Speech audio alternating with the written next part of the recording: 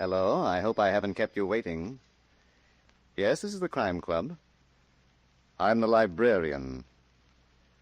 Death at 7:10. Yes, we have that Crime Club book for you. Come right over.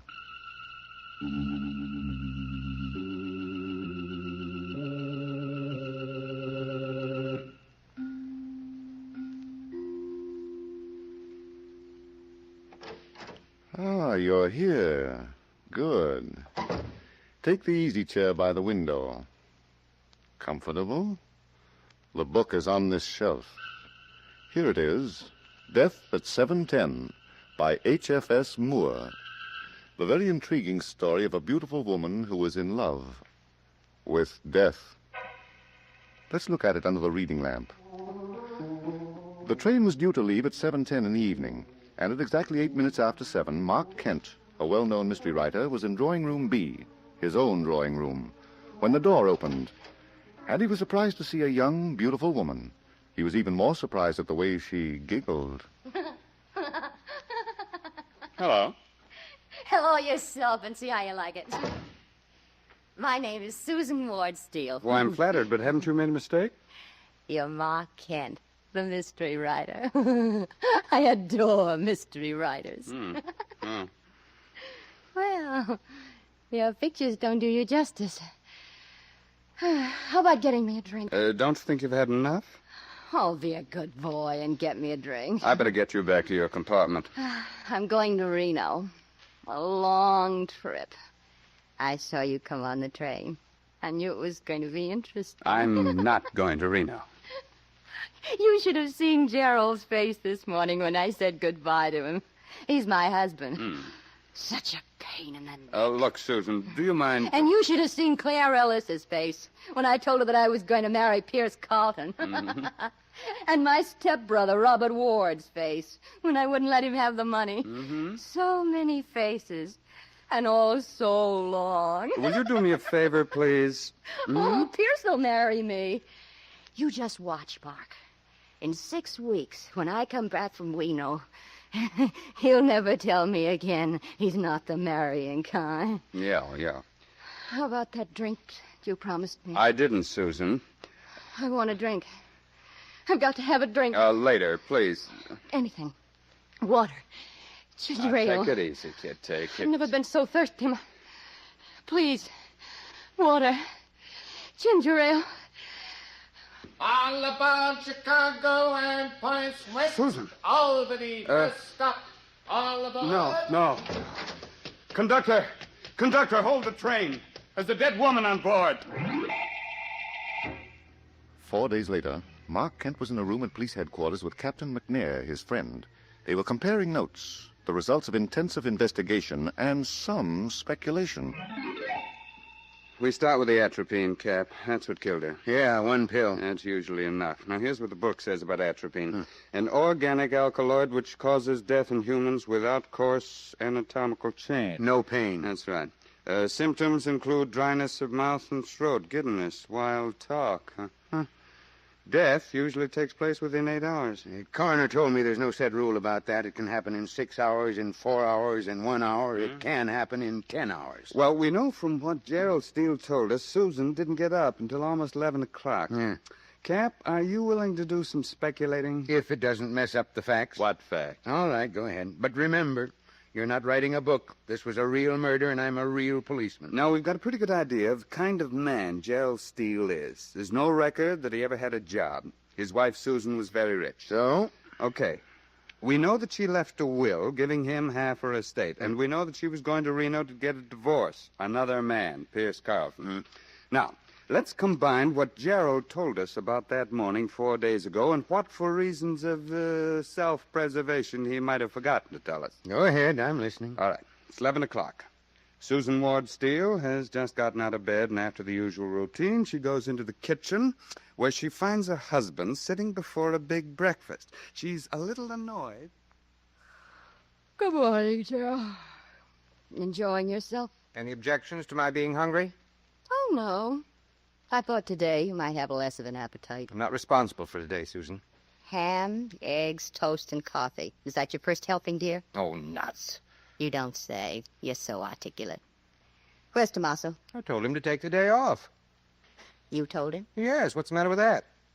But, darling, you don't pay his salary. I had no idea that we wouldn't want any strangers around the house today. You're so sweet. But I'm not spending today with you. Oh? I'm having lunch with Robert, tea with Claire Ellis, and then...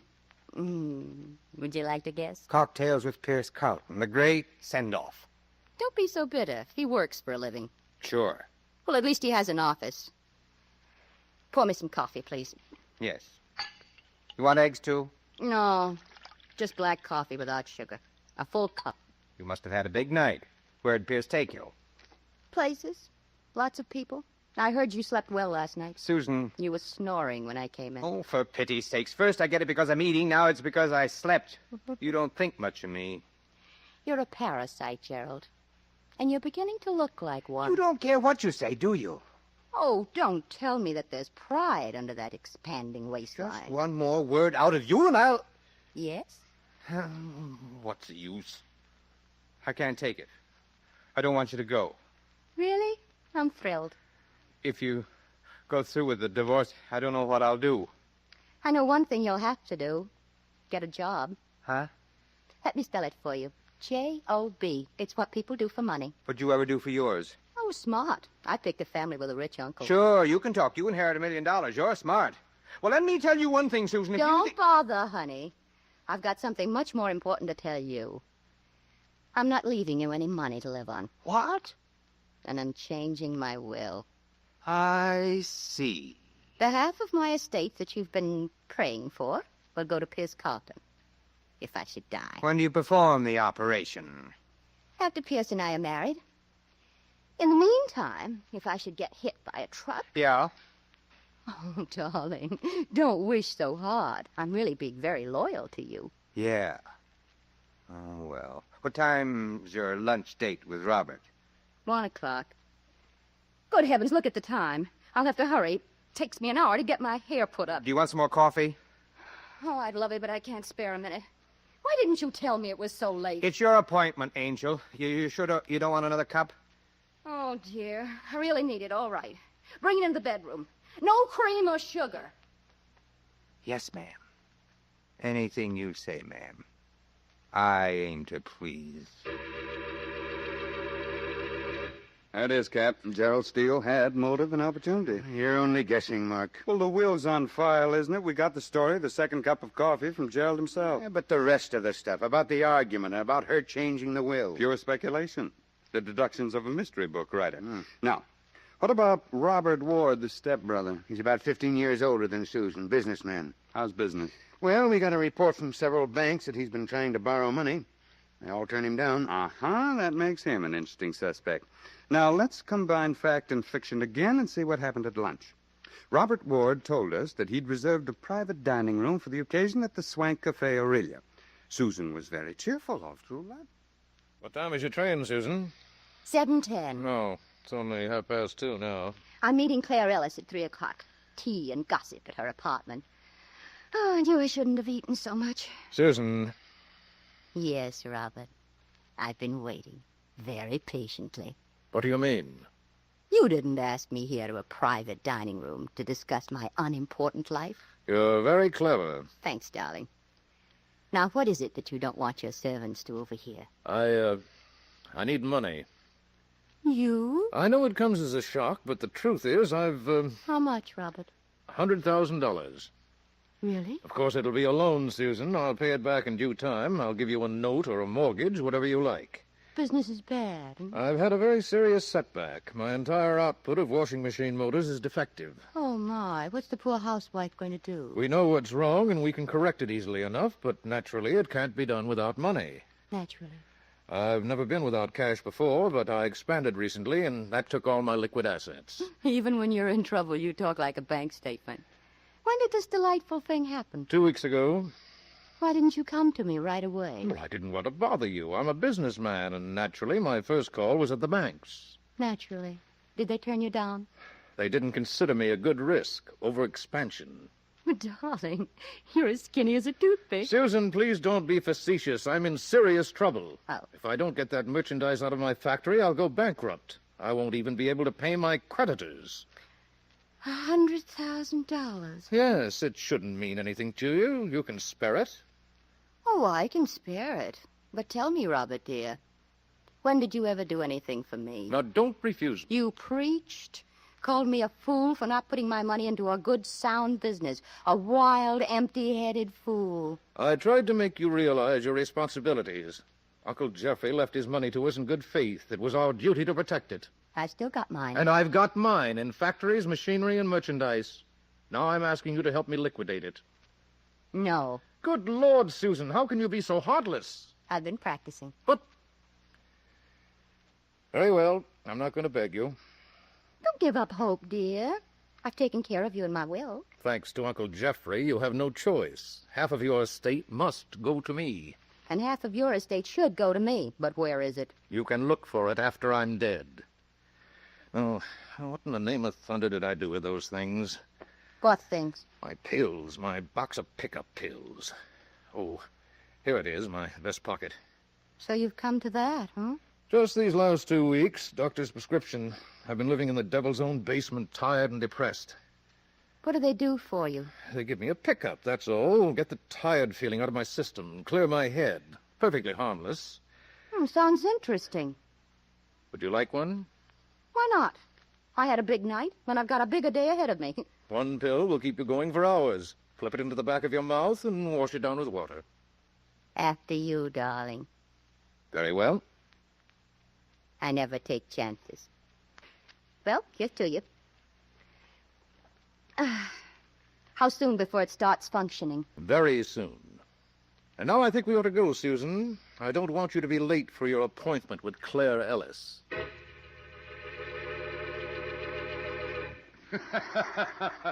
Well, it's a possibility, Cat. Oh, sure, sure. So's a trip to the moon. You better stick to writing mystery books, Mark. If you make a mistake, nobody burns, except maybe your publisher. Did Robert Ward take a pickup pill while you were grilling him 3 days ago? Now, wait a minute. Are you trying to tell me he had a box full of atropine pills when he met Susan Steele? Maybe. And that he passed them off as pickup pills? Maybe. But according to your own speculation, he took one of those pills himself. Now, why didn't it kill him? You might have had one in that box that was harmless. Huh? You know, a real pickup pill. Sure. Put that in your next bookmark. It'll read fine. I will. But for the time being, you won't mind if I keep it a secret from the district attorney, will you? No, I don't mind. Shall we go on? Go ahead. I'm on 24-hour duty. Well, the next stop that Susan Steele made was Claire Ellis's apartment. Now, what do we know about Claire? She served tea and ice cream cake. But not because she liked Susan. Oh, you got a private line to her inner thoughts, huh? Didn't you notice how she was defending Pierce Carlton as you were questioning her? I noticed it. Yeah, he's the man Susan Steele expects to marry. And Claire's in love with him. Now let's see what we can get out of the situation in which two women in love with the same man meet for tea a few hours before one of them dies on a train, the victim of murder by slow poison. I'll get the tea things, Susan. They're in the kitchen. Oh, there's no rush, Claire. I'm not meeting Pierce until 5. The lovely, romantic orchid room. I told this weak boy I must have orchids on our wedding day. Slews and slews of them. Susan, you know why I asked you here? Of course. To plead with me. We used to be good friends. Used to be? I'm sorry to hear that, honey. Susan, don't marry Pierce Carlton. He doesn't love you, Susan. Pierce and I were practically engaged when I introduced him to you. Why did you make a play for him? You had a husband. I was smitten. You were smitten. Believe me, darling, I've been living in a delayed paradise for 3 whole months. You've never loved anyone but yourself, and the only reason you went after Pierce was because he was mine. He was a conquest. Does it make any difference? You'll never be able to keep him, Susan. Pierce is in some kind of trouble. You have money. Did he tell you all about it? Well, he told me. Doesn't that prove something? Well, what is it, Susan? What's wrong with Pierce? It's confidential, dear. Between sweethearts. I'll get the tea if you still want it. Oh, I want it. I'm a glutton for punishment. I hope you won't have to take much more of it. Ever.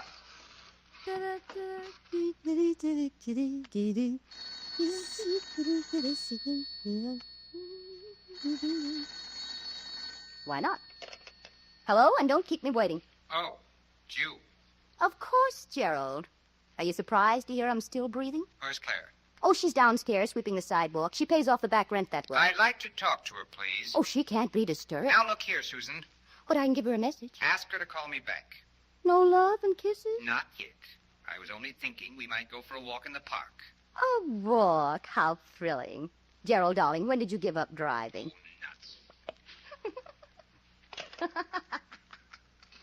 Nuts. You might have held that phone for me, Susan. Who called? Pierce. He simply had to tell me how much he loved me. Claire, dear, watch your manners. Trays were meant to be put down, not dropped. I'm sorry. And those exquisite ice cream cakes, you almost ruined them. That one's for you, Susan. Thanks, dear, for remembering that I adore blueberries. I never forget a lot of things. Motive and opportunity. Love and ice cream cake. Hey, Mark? Well, that's how it looks on paper, Cap. You think Claire Ellis buried the atropine in the cake? Oh, she did. She's darn clever. But I don't know anybody who chews ice cream. If she did. Now, how do you figure out the business about that phone call? Well, Claire Ellis told us that Susan had received a call from Pierce. Go on. Pierce denied it, but Gerald admitted that he phoned Claire and spoke to Susan. Claire didn't know about the call, therefore Susan told her it was from Pierce Carlton. QED. Whoops, not yet, Cap. We've still got to prove a murderer. Now, what about Pierce Carlton? He's in the stock brokerage business with his father. Good, solid family background, old stock. That doesn't keep him from being a playboy, does it? I'm not interested in what he does, Mark, only in what he did 4 days ago. And in what he did before that. That goes without saying. My boys are checking. I think they're going to find that he's in a mess. A money mess. Anything's possible with you around. Okay. What happened the day we spoke to Claire Ellis? Your eyes popped. You saw a beautiful woman. Could be, but she was upset. Every time you mentioned Pierce Carlton, she had jitters. Why? Somebody told me she's in love with the guy. I told you, Cap. Oh, sure, I knew. I couldn't have gotten it from the facts. She kept saying over and over that Pierce was innocent. He had no reason for killing Susan. Cap, that girl knows something. So does everybody else in this case, except me. About Pierce Carlton, I mean. And I'm sure she didn't know it the day Susan was killed. Who told her? I don't know.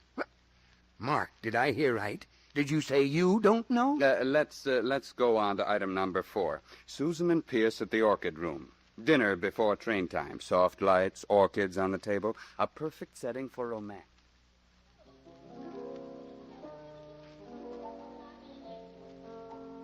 Oh, darling, darling. 6 weeks. 6 long weeks without you. He'll get used to it. Don't laugh at me, please. I'm going to miss you terribly. There's a lot of excitement in Reno. And cowboys. Pierce, how can you say that to me? Don't you like cowboys? I like you better.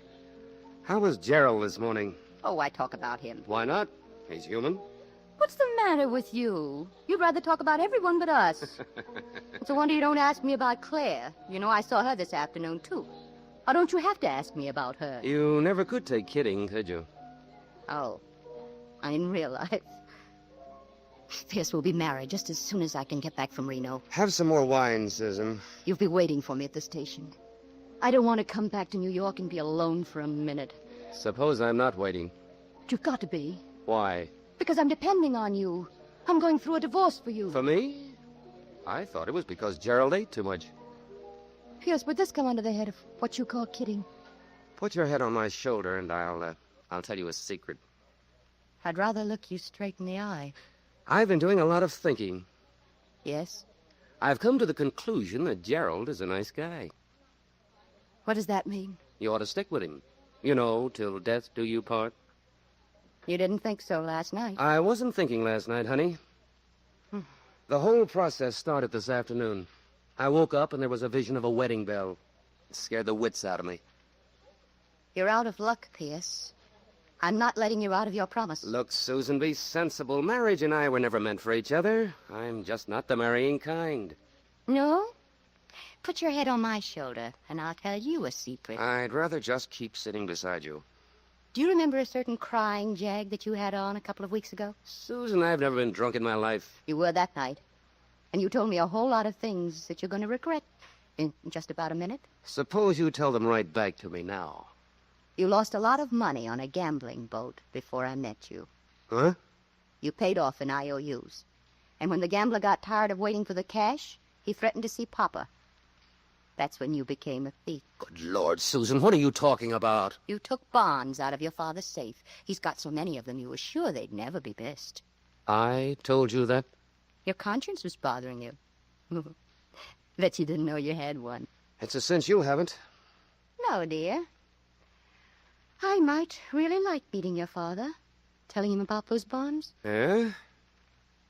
I'm so glad you'll be waiting for me when I get back from Reno. Yeah. Come to think of it, not every woman wants to marry a thief. Oh, I'm lucky, huh?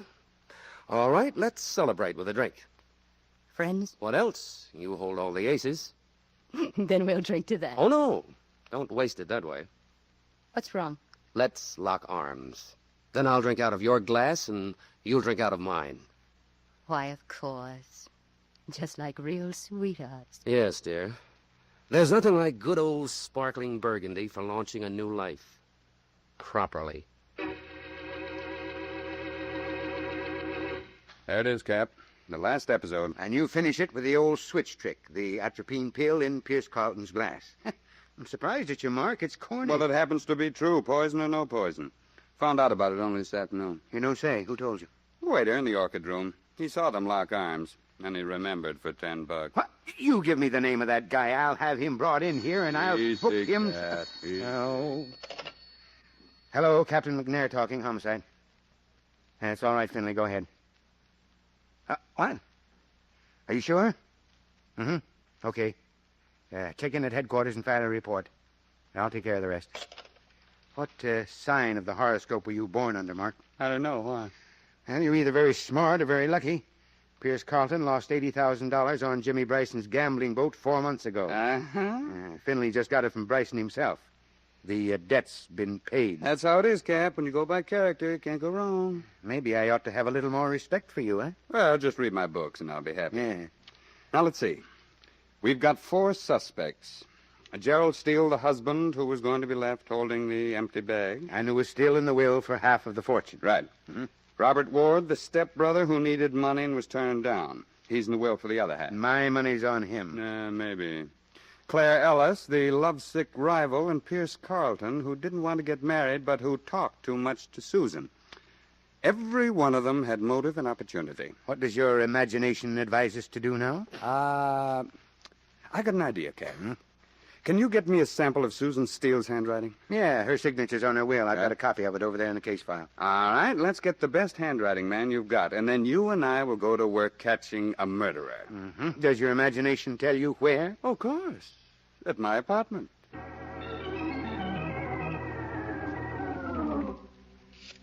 Mark, if this works, I'll buy you a new hat, and I'll eat your old one. Good deal.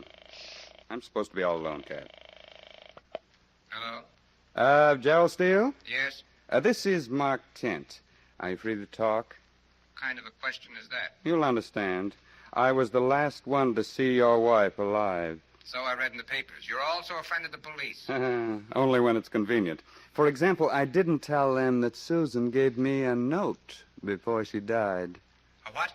There's a name in it, a murderer's name. Look here, Ken, what's that got to do with me? It's for sale, Gerald. I had nothing to do with Susan's death. Oh, of course, but who's going to believe it? Does that note give my name? Is that what Susan's done to me? I'll be in my apartment until 7:10, Gerald. You're going to inherit a lot of money. I'm sure you'll want a partner to help you enjoy it. You certainly got your nerve with you, Mark. I've also got you for protection, Cap. Now we'll just do a repeat performance on Robert Ward, and then we'll go down the line. Claire Ellis and Fierce Carlton. One of them's liable to bite.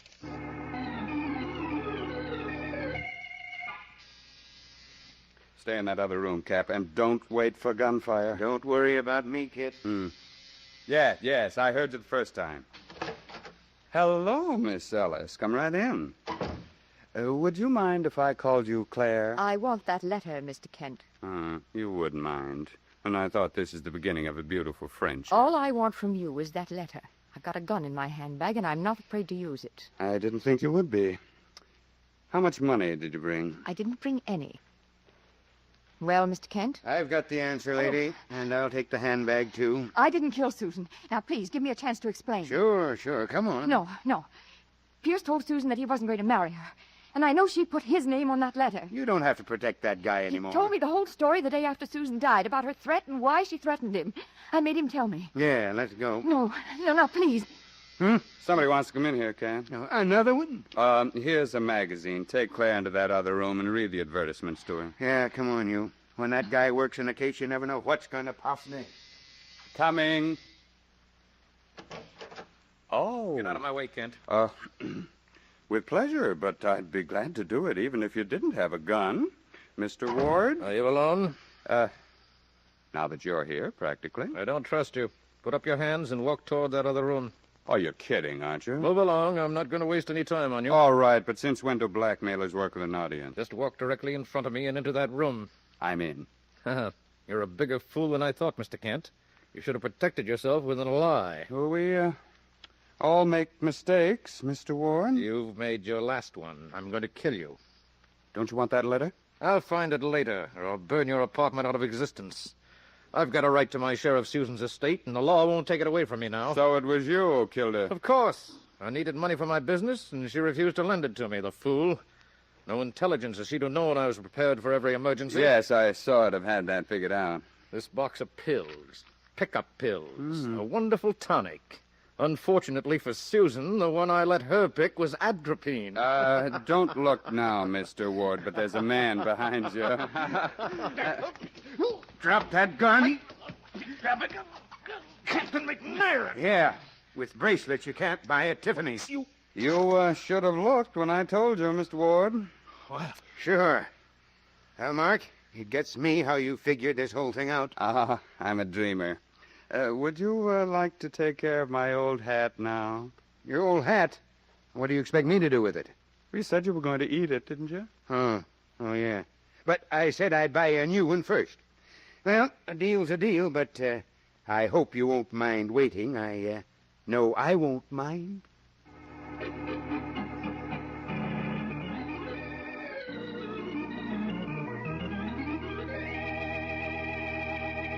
And so closes tonight's Crime Club book, Death at 7:10, based on a story by H.F.S. Moore.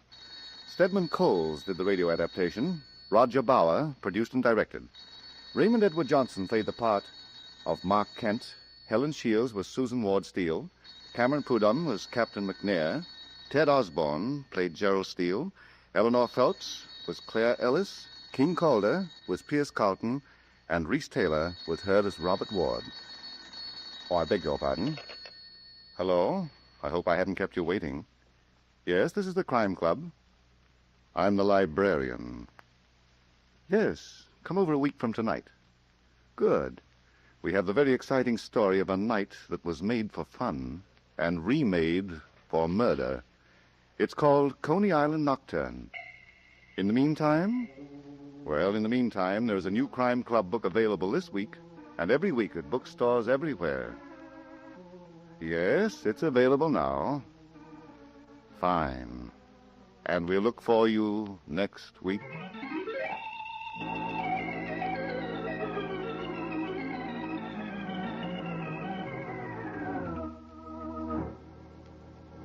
This program came from New York. This is the Mutual Broadcasting System.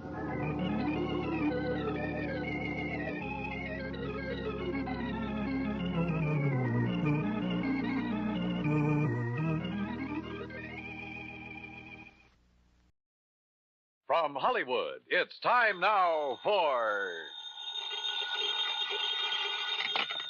Johnny Dollar. Pat Cummings, Inter-Allied Life. Hi, Pat. What's new with you? Johnny, ever hear of Everett Benton? No, I'm afraid not. Investment firm down in New York. Real estate, oil, mining, this and that. What about him? We're carrying a $100,000 life policy on him. So? So last night he fell out of a 14-story window. Oh, that's too bad. Accident, Pat, or was it suicide? Maybe neither. I think he got pushed. I'll be right over.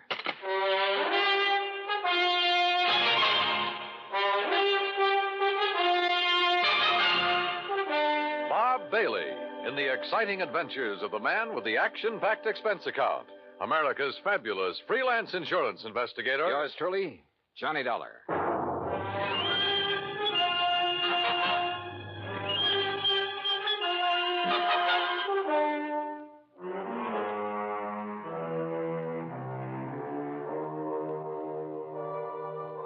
Expense account submitted by Special Investigator Johnny Dollar to the Inter-Allied Life Insurance Company, Hartford, Connecticut. Following is an account of expenses incurred during my investigation of the Killer's List matter.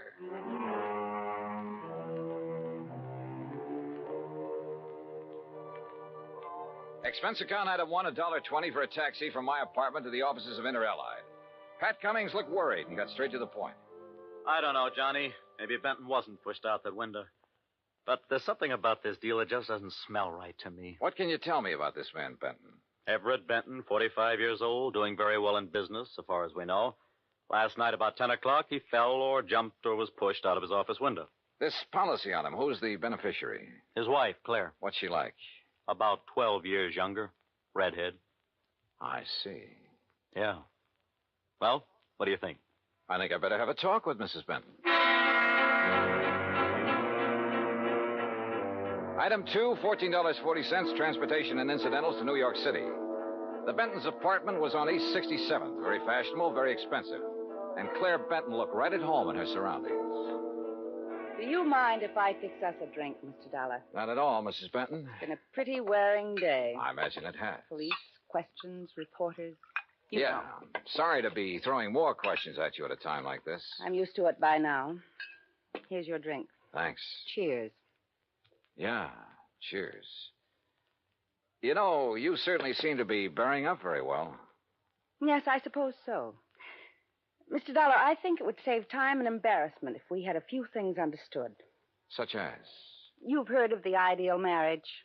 Well, Everett's and mine was not it. Oh. Naturally, I'm very sorry he did what he did, but...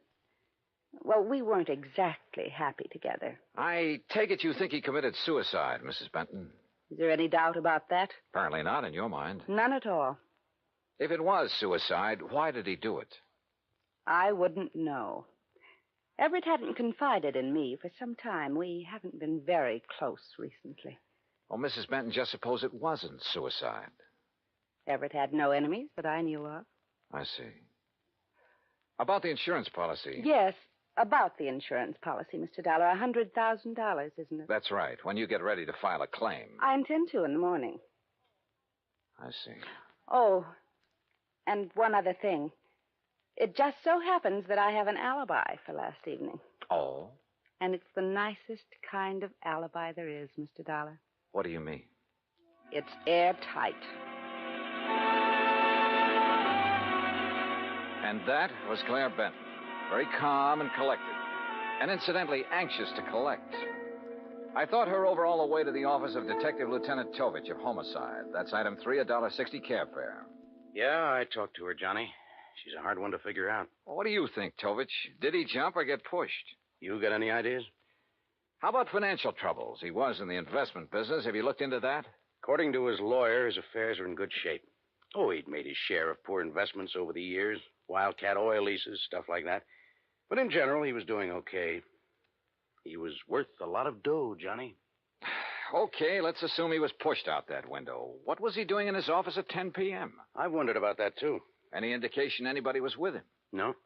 The night watchman was in another part of the building when Benton came in. Let himself in with his own key. There could have been somebody else with him, all right. But who? Claire Benton says she has an alibi. Yeah. Don't know as I care for it much, but I haven't been able to break it down. Who is her alibi? Larry Santis. Santis. Runs a supper club over in the East 50s. Yeah, the Ace of Clubs, he calls it. Larry Santis. Thanks, Tovich.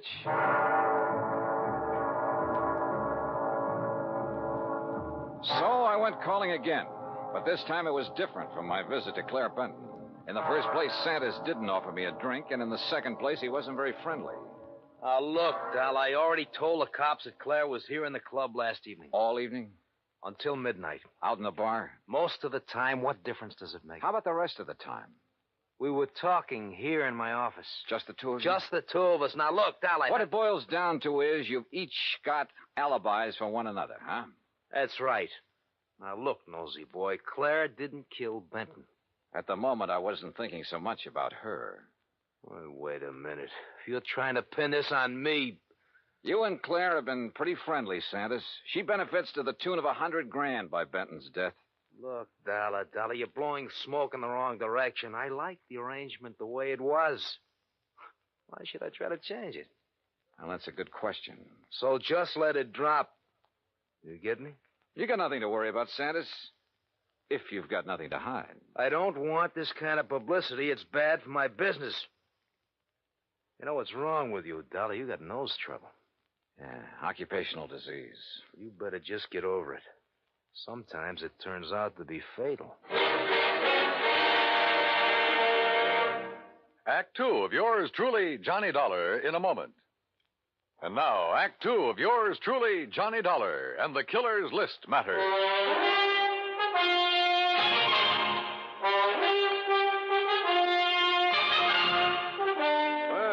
Looks like you didn't get any further with Larry Santis than I did, Johnny. Look, Tovich, both Santis and Claire Benton had a motive for killing her husband. Matter of fact, two motives. Money and getting Benton out of their way. Johnny, I'm with you. But we're not even sure yet it was murder. We do have something that indicates somebody might have been in Benton's office with him, though. Yeah, what is it? We found a cigarette butt in one of the ashtrays. Different brand than Benton smoked. Could it have been left there during the day?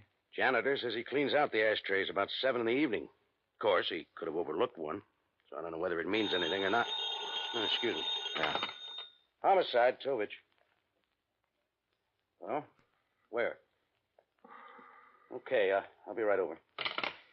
Johnny, looks like we've got ourselves a little epidemic. What do you mean? Ever hear of a guy named Arthur Mayfield, promoter? No, what about him? They just found him in an alley, dead. Wait a minute. Don't tell me. Yeah. Fell out of a 10th floor hotel room.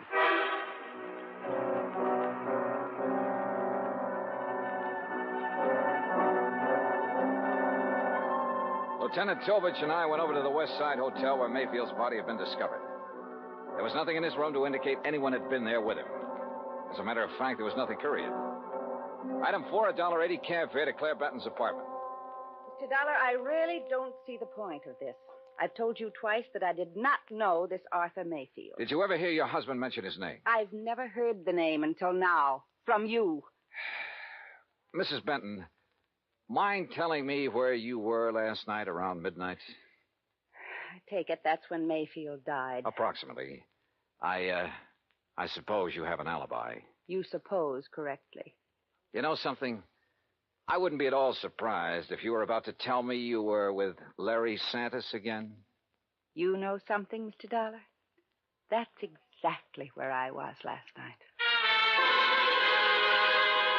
I know, Tovich. I know it could be just a coincidence that two guys fall or jump or get shoved out of windows within 24 hours.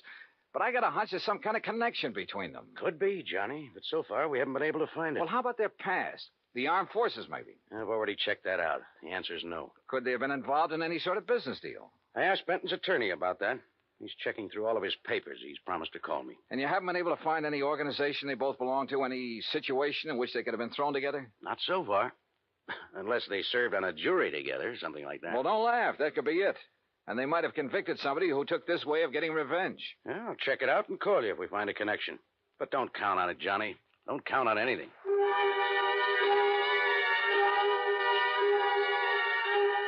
I went back to my hotel room and stretched out on the bed while I rehashed the whole deal in my mind.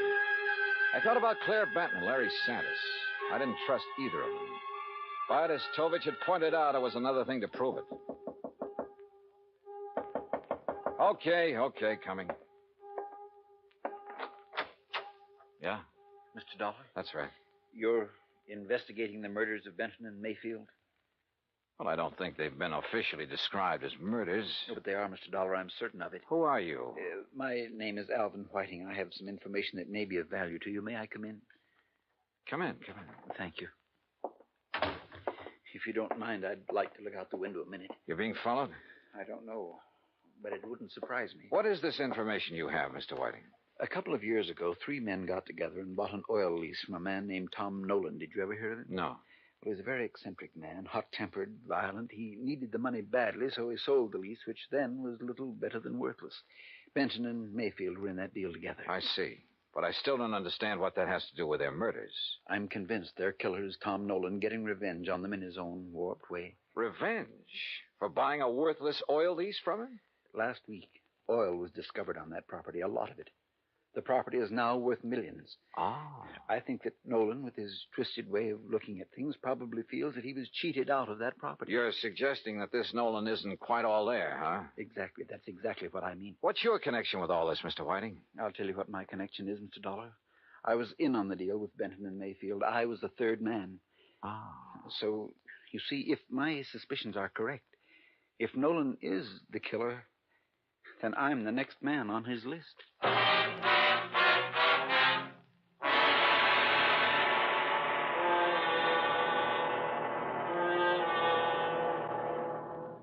Act 3 of yours truly, Johnny Dollar, in a moment. And now, Act 3 of yours truly, Johnny Dollar, and the Killer's List matter.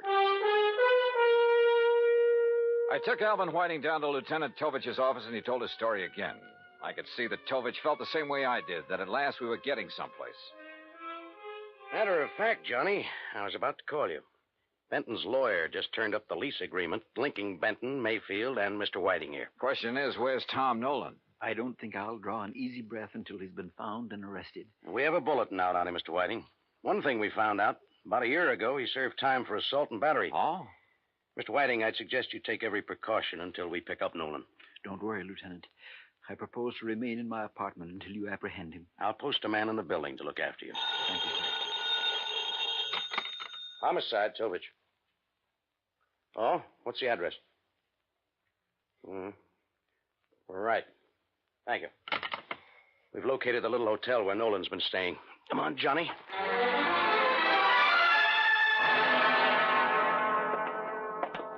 That's Mr. Nolan's room at the end of the hall, Lieutenant. Okay, clerk.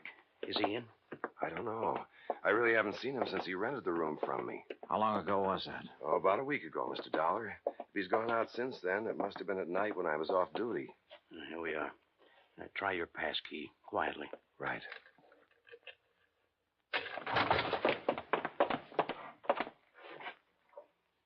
Well, gone.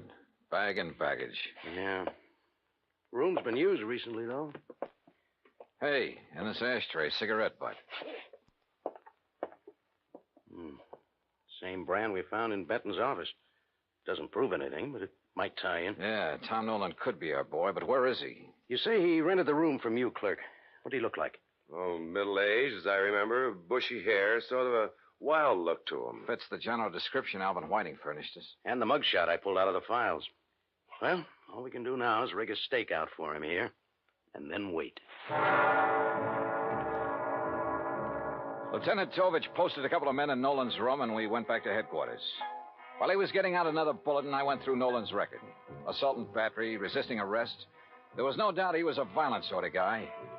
And with the indication Whiting had given us that Nolan was a little unbalanced, the weird revenge motive might fit. Then something in the records caught my eye. I went back to the office of Larry Santis at a supper club.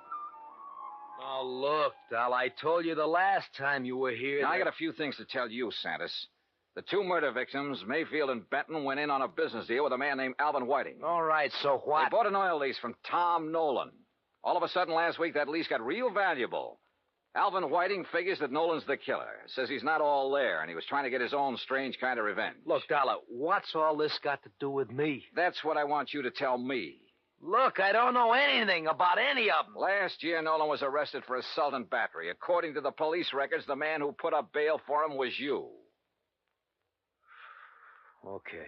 Okay, so I put up bail for him. Look, Tom Nolan's my uncle, Dollar. Sure, he's offbeat, but he's harmless. Assault and battery? Harmless? So he beat up a guy. That doesn't mean he'd kill anybody. How'd he get mixed up with Benton, Mayfield, and Whiting? Well, he was broke. I asked Benton's wife to get her husband and the others interested in buying Tom's lease to get him some dough. I didn't know the lease would turn out to be valuable. After Nolan got out of jail, he left town, moved to Coopersville. That's upstate. Yeah? Well, he's had a room right here in the city for the last week. I didn't know that. Believe me, I didn't. Look, I haven't heard from him for 6 months. That's the truth. Dollar, I've told you all I know. I still didn't trust Santis, but decided to follow up the lead he'd given me about Coopersville. Maybe Tom Nolan had gone back there. I called Tovich to tell him, and he had a nasty little surprise for me. Alvin Whiting had disappeared from his apartment. I didn't know whether Tom Nolan had gotten to Whiting or not, but I did know I had to find Nolan in a hurry. I hightailed it to Coopersville. It was a small town with half a dozen hotels and rooming houses. I made the rounds, flashing Nolan's picture. Finally, I struck pay dirt. Why, yes, I recognize that picture. That's Tom, all right. But he told me his last name was Niles. You say he roomed here, Mrs. Carr? Yes, kept himself mostly, but he didn't make no trouble for anybody as far as I could see. Moved in here about, 6 months ago. Around the end of September it was. And then last week he left us. Sure, he probably found out they'd struck oil and moved into the city. You don't understand, Mr. Dollar. When I say he left us, I mean that last week Tom Niles died. And there I was. But all of a sudden, the deal started adding up in my mind. It was after dark when I got to the graveyard, and my flashlight picked out the simple headstone. Tom Niles. Yeah, Tom Nolan. Resting in peace, right where he'd been, all through the murders he was supposed to have committed. The shot knocked the flashlight out of my hand. I hit the dirt, but the flash had pegged the gun for me.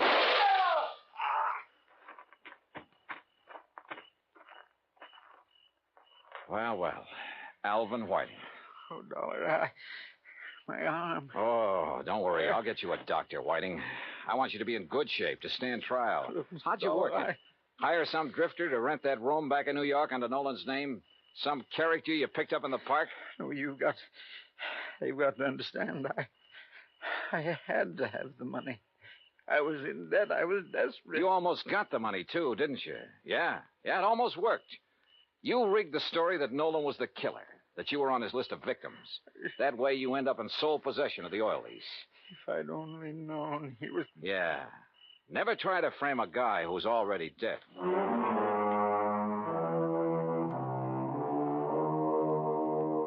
Expense account total $146.50. Remarks? I turned Whiting over to the police, and he made a full statement. Yeah, his motive was money. He was in the hole, gambling debts and bills, high cost of living, you might say. But I guess he knows now it's still a real bargain compared to the high cost of dying. Yours truly, Johnny Dollar.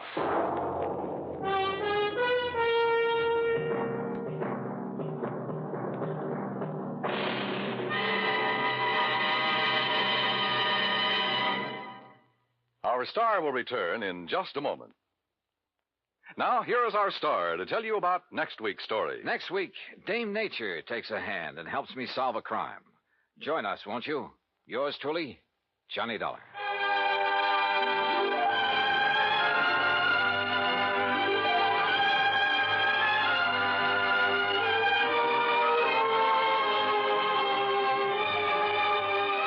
Yours truly, Johnny Dollar, starring Bob Bailey, originates in Hollywood and is produced and directed by Jack Johnstone. Today's story was written by Robert Wright.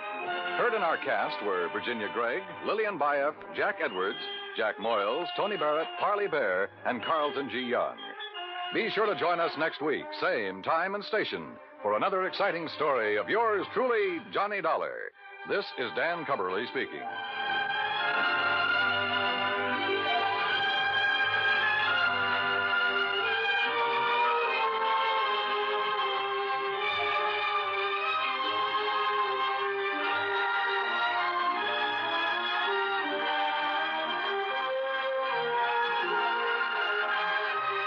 This is the United States Armed Forces Radio and Television Service.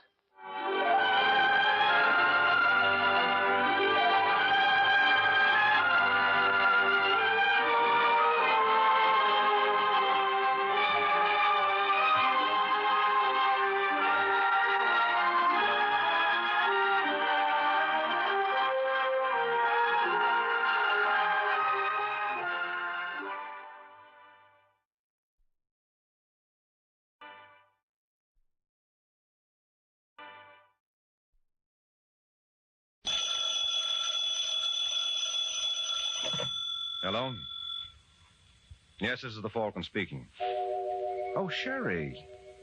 I'm glad you called. Oh, you'll have to cancel me out tonight, Angel. I'm all jammed up. Mm-hmm. Some client of mine wants me to locate a missing girl. He doesn't care what it costs, so naturally I'm going to shoot the works. Once again, the adventures of the Falcon, dedicated to private investigators everywhere. Those hard-hitting detectives who, like Mike Waring, risk their lives to aid law enforcement agencies. So join him now when the Falcon solves the case of the killer's key.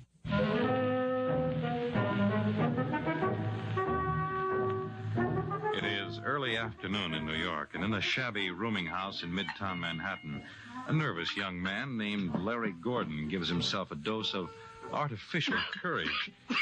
Then, deciding further treatment is indicated, he starts pouring again. Who is it? Me, Larry. Open up. Wait a minute, Claire. Did you get them? Everything. You fly to Chicago. And there I made a reservation for you on the California Limited. What name did you use? Larry Holcomb. Good. When's the plane leave? 8:25 tonight. Couldn't you get me out sooner? No. Listen, Larry, I still think you're making a mistake. Running away is no solution. Are you crazy? Maybe this isn't as bad as you think. It's worse. If Hunt ever lays his hands on me, that's it. I think you're wrong. Look, I worked for the man for 8 years. I know how his mind operates. I never should have opened my yacht to those Treasury boys in the first place. You had to, darling. Why? Was someone twisting my arm? They got enough on him to send him up for 10 years. But without you, they've got no case. And don't think that Mr. Hunt doesn't know it. Now, if you want to help me pack... Larry. Think you could have been followed? No. No, I was very careful. Who is it? Kemper. Internal Revenue. Oh, just a minute, Mr. Kemper. Look, sweetie, they'll be awful sore if they know I told you where I was. What do you want me to do? Get in the kitchen and for Pete's sake, be quiet. All right, darling. I'm coming, Mr. Kemper. Hello, Larry. Mr. Hunt. Yes. But I thought it was... I hope you'll forgive the deception. I did it very well, don't you think? Kemper, Internal Revenue Department. You know, the stage may have lost a great talent. Listen, Mr. Hunt. I'm afraid I haven't time, Larry. I'm pretty busy these days combing Internal Revenue men out of my hair. I wasn't going to testify against you. You weren't? No, I was beating it. See, I've got the tickets right here. So you were bound for California, eh? In my humble opinion, you couldn't have chosen better. Where were you planning to stay? Why? Well, someone should cancel the reservation. Since you're going elsewhere. No, don't. Have a pleasant journey, my boy.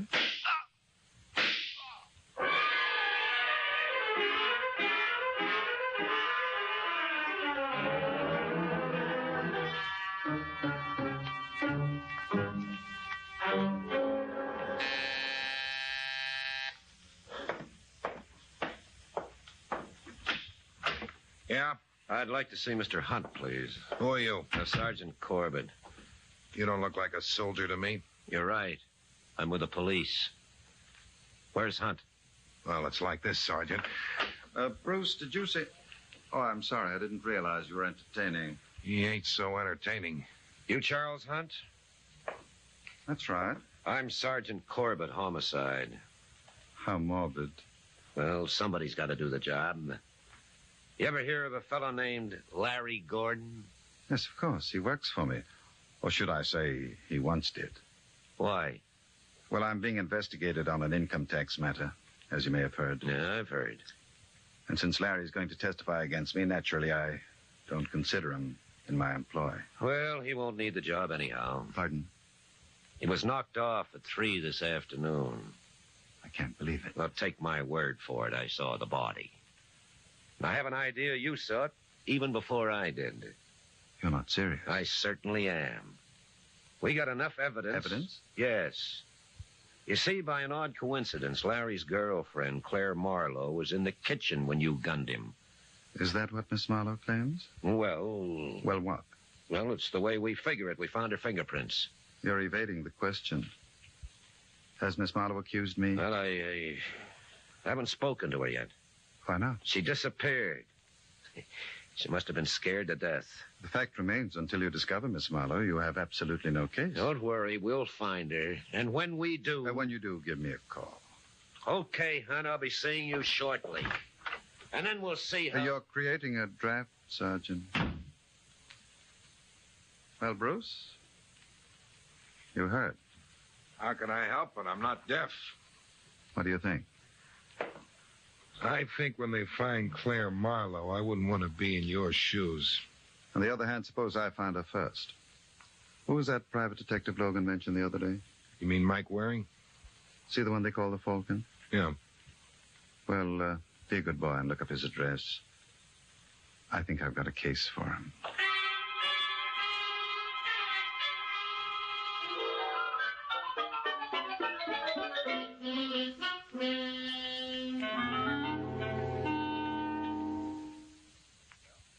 That's the situation, Mr. Waring. So you see my problem. No, I'm afraid I don't, Mr. Hunt. Isn't it obvious? I want you to locate this Claire Marlowe. You said the police are looking for her. Unfortunately, I haven't much confidence in them. Mm-hmm. Well, the jails are loaded with people who thought that. Nevertheless, I'd like to see you take the assignment. I don't like it. Why not? It smells to me of tampering with a witness. Corbett claims this Claire Marlowe can prove you're guilty of Larry Gordon's murder. But there's another side to the coin. If Miss Marlowe saw someone else, she can establish my innocence. Yeah, I suppose that's true enough. What if the police find her first? So much the better. I just want the additional insurance.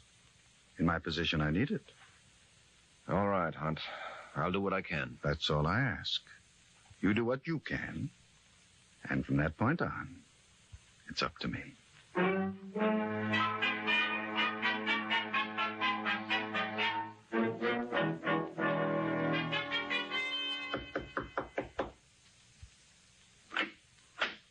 Yeah? You the superintendent? That's right. My name is Mike Waring. Wonder if you could give me some information about one of your tenants. Who? Claire Marlowe. You a cop? Why?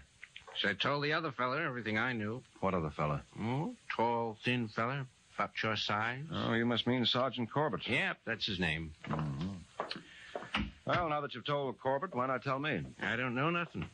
Came home yesterday like she was scared or something, went right to her room. How long did she stay? Oh, maybe 10, 15 minutes. Did she have a grip with her when she left? Nope. Just a pocketbook. And she didn't say where she was going? Nope, and I didn't ask. I believe a fella should mind his own... If it ain't one thing, it's another. Excuse me a second. Yeah, sure. Yeah. Well, what do you know? Special delivery from Claire Marlowe. Yeah, let me see that. Hey, what you doing? Just a minute. Dear Herman, please don't tell anyone you've heard from me, anyone at all. I wonder if you'd be good enough to do me a favor. I've made arrangements with North American Van Lines to move my stuff on Wednesday. They know where to deliver it. My bank book is in the upper right-hand drawer of my dresser. If you take it with the enclosed withdrawal slip, I'm sure you'll have no trouble getting the money. Will you please bring it over to me at the Kenton Hotel? I'm using the name Claire O'Brien. Why does she want to use a name like that for? Kenton Hotel, then. Hey, where you going? Have to report to my client. You've been a great help, Herman. Thanks a million.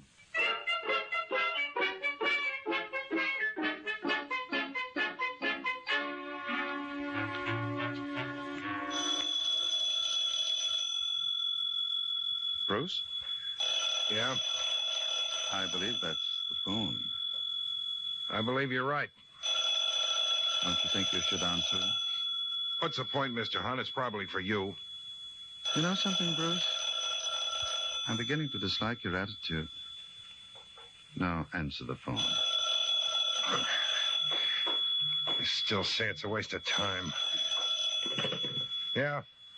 I'd like to talk to Gerald Hunt, please. Who wants him? Mike Waring. Hold it. But I tell you, it's for you. Who is it? The Falcon. All right. Oh, I don't think I'll be needing you anymore today. You mean you want me to leave? That's what I want. Well, far be it from me to hang around when I'm not wanted. Hello? I've got good news for you, Hunt. Really? Really. I've located Claire Marlowe. That is wonderful. She's staying at the Kenton Hotel. She's registered under the name of Claire O'Brien. I needn't tell you how happy I am with your services, Mr. Waring. I was lucky. Let's say we both were. You may have been fortunate to find Claire, but I was lucky to find you. I would have had a difficult time of it without you. I'll think nothing of it. When are you planning to see Claire? Immediately. You're familiar with the old proverb, he who hesitates is lost? Well, in my position, I can't afford to waste a second. Goodbye, Mr. Waring. Thanks ever so much.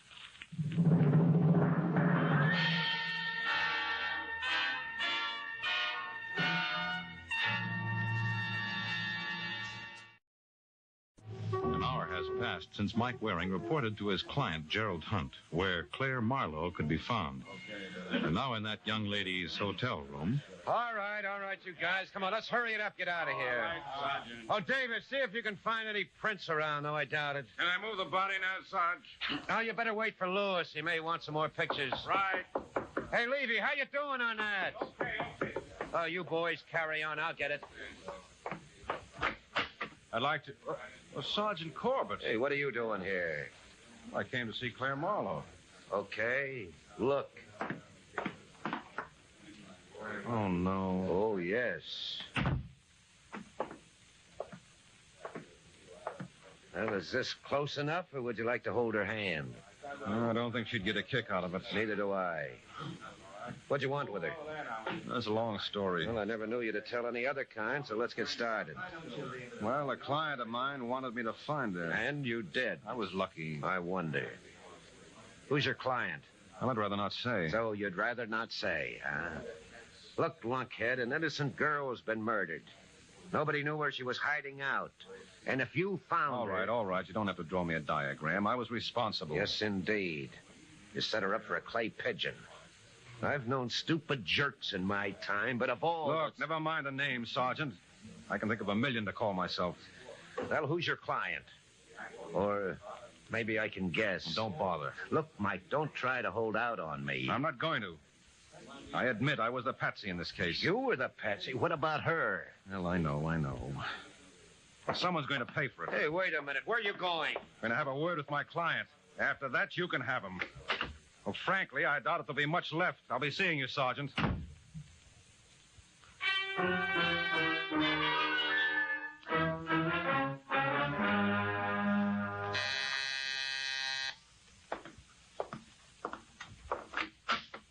Yeah, is Hunt in? Who are you? Never mind, I'll announce myself. Now, wait a sec. All right, Bruce. Come on in, Mr. Waring. Try and keep me out. Bruce, get the gentleman a drink. Sure. What'll you have, Buster? A little privacy. Suppose you leave me alone with your boss. What orders I take from him. You better give him his walking papers, Hunt. Really, Mr. Waring? Aren't you being a bit high-handed? Tell him to blow. All right, Bruce. You may go. As long as you put it that way. All right, now what was the idea, Hunt? What was what idea? Don't give me any double talk. I'm in no mood for it. How dare you? It's easy. I'll show you. No. Look, you made a sucker out of me. You got me to find Claire Marlowe so you could kill her. You mean Claire's dead? As if you didn't know. But I didn't. I suppose you don't remember me phoning you at 1:30 this afternoon. I told you where you could find her. I could blow my brains out for not calling on her first, but you didn't make that mistake, did you? Let me go. Sure, I'll let you go. Now, confessions are in order. You killed her, didn't you? No. Come on, Hunt. I'm going to get the truth if I have to break every bone in your body. You murdered her just as you murdered Larry Gordon. I swear I didn't. Where's your coat? I'm not going with you. Yes, you are. I promised to deliver you to Sergeant Corbett down to headquarters, and that's one promise I intend to keep. Now, will you go quietly? No. Okay, suit yourself. Now, come on. Get up. You got a long, rough trip ahead of you.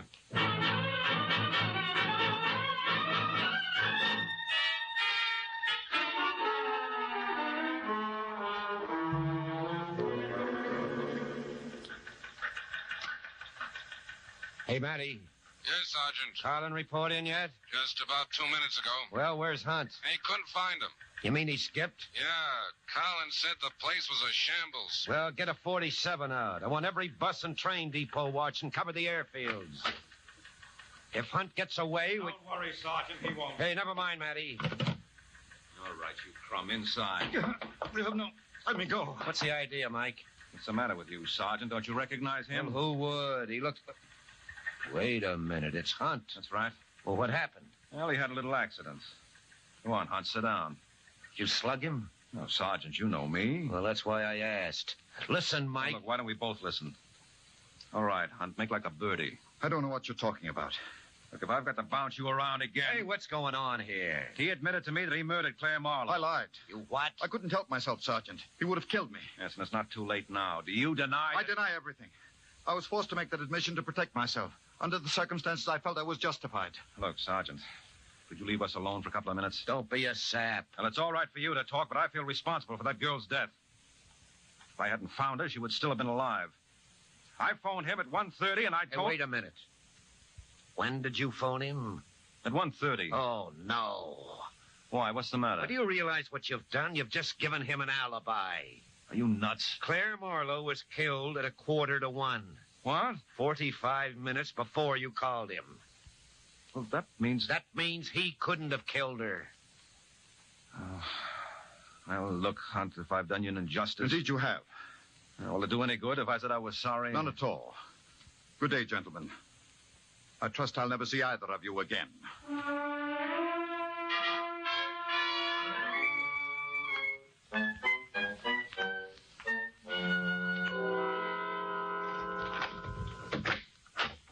Well, welcome home, Mr. Hunt.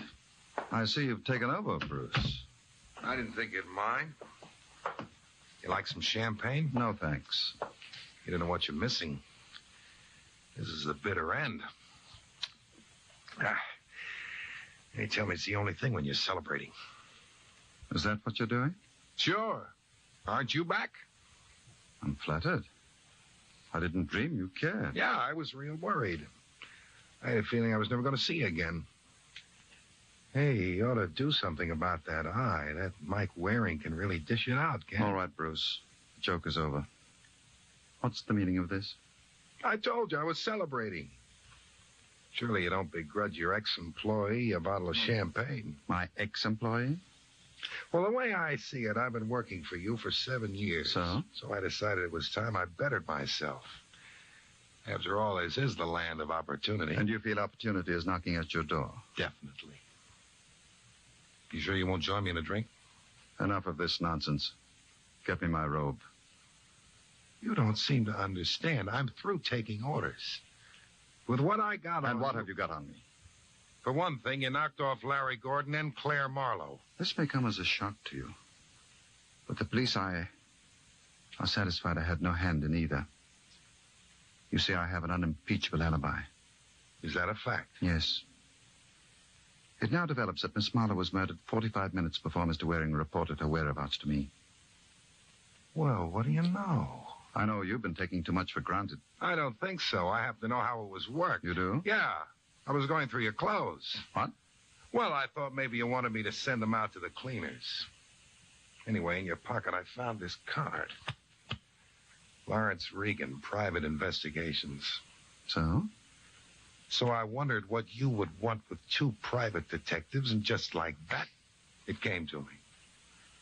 You were going to use Waring as an alibi. You're mistaken. Well, there's an easy way to check. Who are you calling? The boy Sherlock, Lawrence Regan. You're being ridiculous. Am I? Hello? Let me talk to Mr. Regan, please. Speaking. This is Bruce Webster. I work for Mr. Hunt. Well?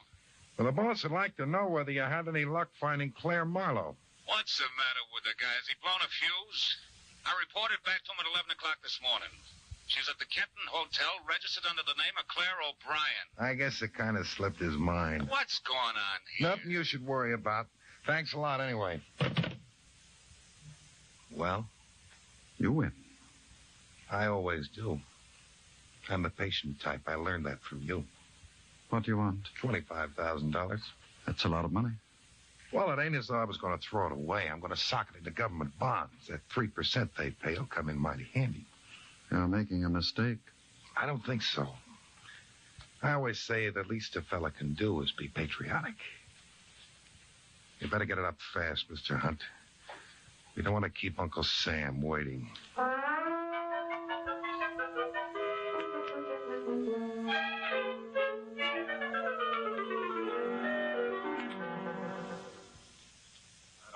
Sergeant, I don't get it at all. Well, you would if I had my way. You ruined everything. Look, are you sure Claire Marlowe died at 1:45? Positive. The desk clerk at the hotel heard the shots. Did she have any other enemies? No. This thing's tied up with the Larry Gordon killing for sure. That doesn't make sense. Oh. There was no way in the world for the... Hello. That you wearing? Yes, who's this? Bruce Webster. Who? I work for Hunt, remember? Oh, yeah. I just thought you might be interested. I'm terminating my employment. That's supposed to mean something to me? It might mean a lot. If you could dig up some cash, I could let you know my reason. What are you talking about? Well, wouldn't you like to know how Hunt made a chump out of you? I certainly would. How much dough can you raise? I'm not in Hunt's class. No, but every little bit helps. Could you lay your hands on 10 grand? Don't be ridiculous. 5? I've got $720 in the bank. Fine, I'll take it. Now, wait a minute. Come on, Waring, make up your mind. Where are you? I got a little place at the Fortuna Apartments on West 93rd. Drop around when you're in the neighborhood. Okay. Don't go away. I'll be in the neighborhood in 20 minutes.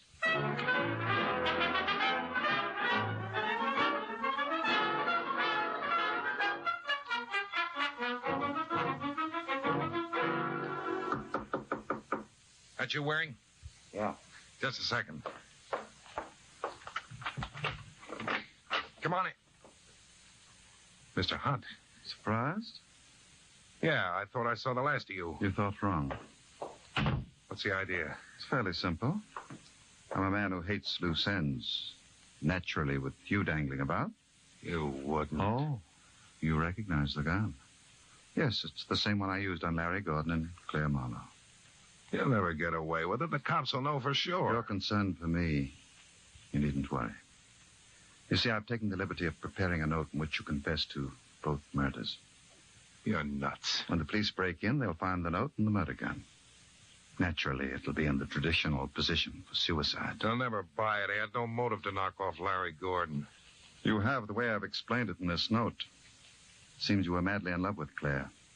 When she spurned you for Larry, you decided to rid yourself of the competition. As for Claire, she was a witness to the act. So regretfully, you had to dispose of her, too. Isn't that poetic? Listen, Hunt. I wish I could, my boy. But time is of the essence. No, don't.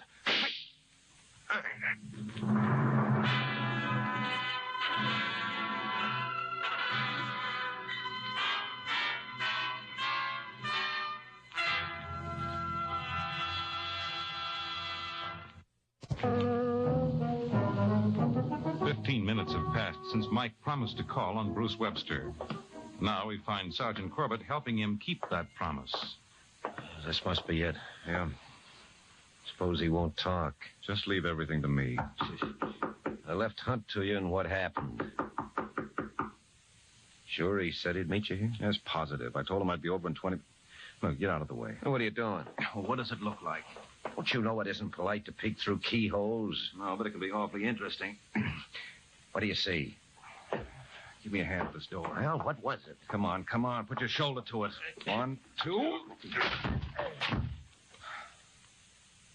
Holy smoke. Yeah. What did he want to do that for? Don't ask me. I'm a stranger here myself. Here, wait a minute. What do you make of this?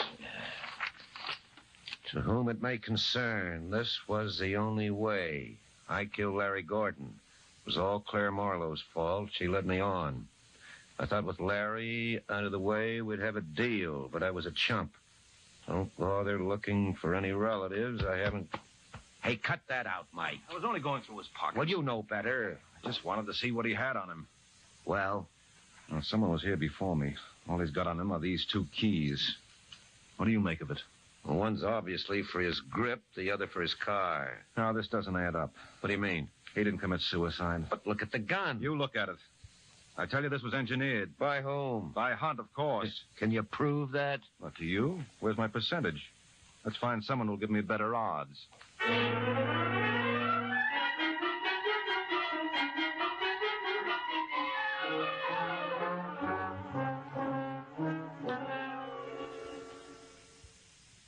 can't believe it. When I was up at Brewster's a few hours ago... And you admit you were there. Why should I deny it? He complained of not feeling well this evening.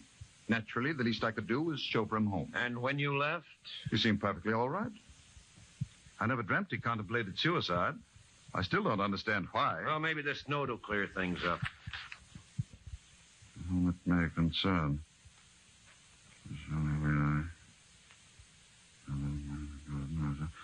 Oh, so that explains it. Yes, it would seem to. I never realized he was involved with Claire. Well, things are seldom what they seem. For instance, when we broke into Bruce's room, it looked as though he committed suicide.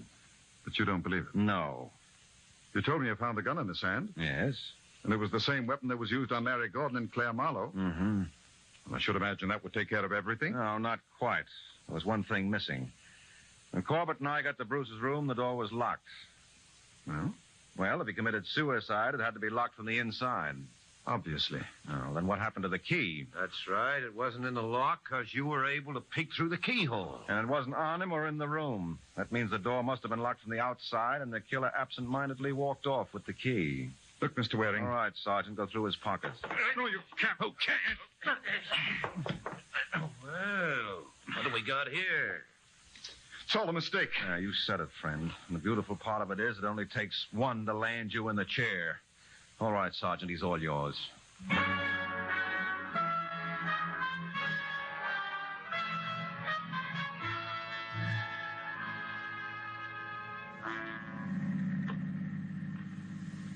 Well, like my father used to say, another day, another dollar. And believe me, you didn't earn this one. I did all the work. Well, you schlump. You should talk. You gave Hunt that alibi. You're out of your mind. If it hadn't been me, it would have been some other private dick. Come again? Look, it all comes down to one thing. Hunt had 2 of us trying to locate Claire. He probably waited until the other boy came through for him before he even hired me. Oh, what was the point? Give himself that alibi. After all, when I told you I reported to him after the girl was murdered, it didn't seem possible he could have been responsible. Well, I still say... Oh, wait a minute. Hold everything. What? What's the matter? I just thought of something. I never got paid. Huh? By Hunt for finding Claire. Sue him. Sue him. He's going to the chair. So what? If I were you, kiddo, I'd really make trouble for him. Good night, Mike.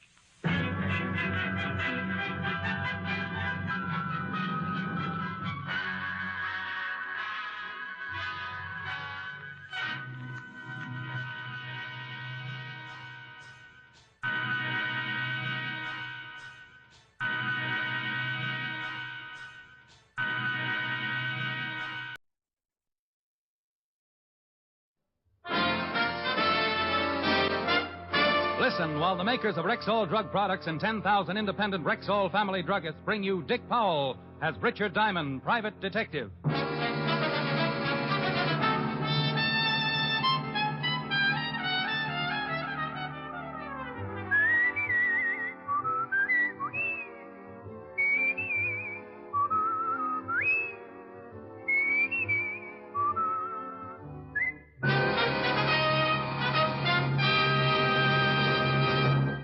Good evening. This is Bill Foreman speaking to you for the 10,000 independent druggists who have made the word Rexall part of their own store names. They've done that because they recommend and sell the 2,000 or more drug products made by the Rexall Drug Company.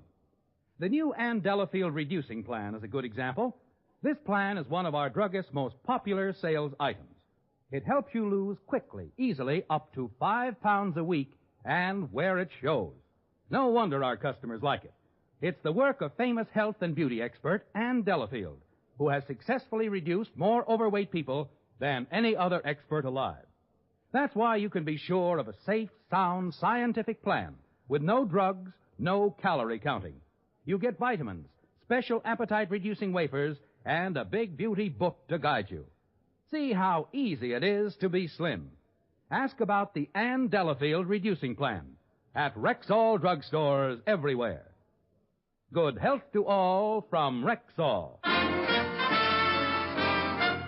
Now, your Rexall family druggist brings you a transcribed half hour with Richard Diamond, Private Detective, starring Dick Powell.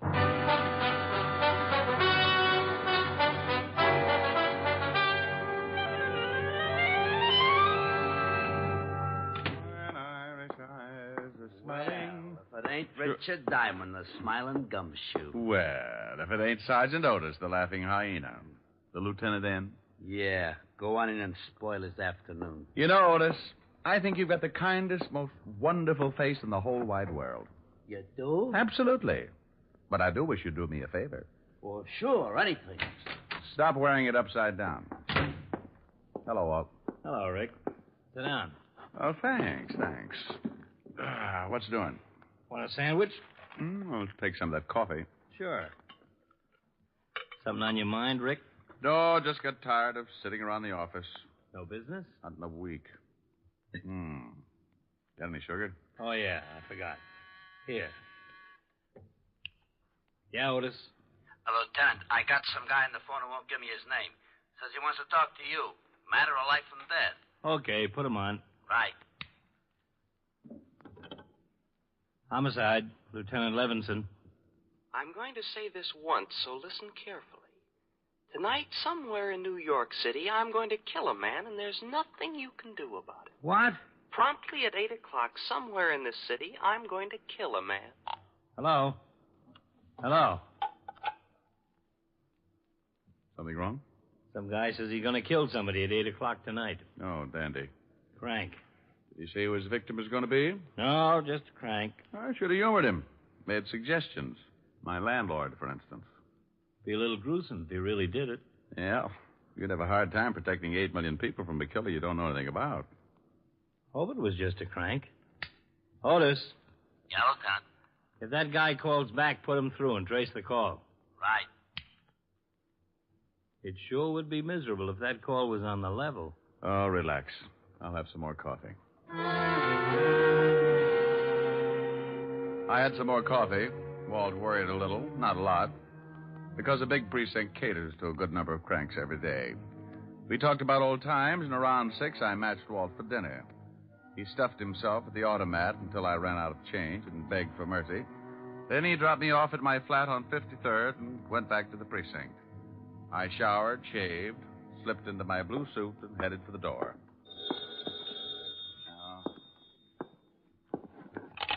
Yeah? Do me a favor, will you, Rick? You got to stop stuffing yourself, Walt. You sound like you got indigestion. I'm down at the morgue. Meet me here, please. Oh, now look, I got a date with a live one. I'm in on the start of some trouble. It's liable to grow. That guy who called made good. He stabbed a man to death on Broadway at 8 o'clock.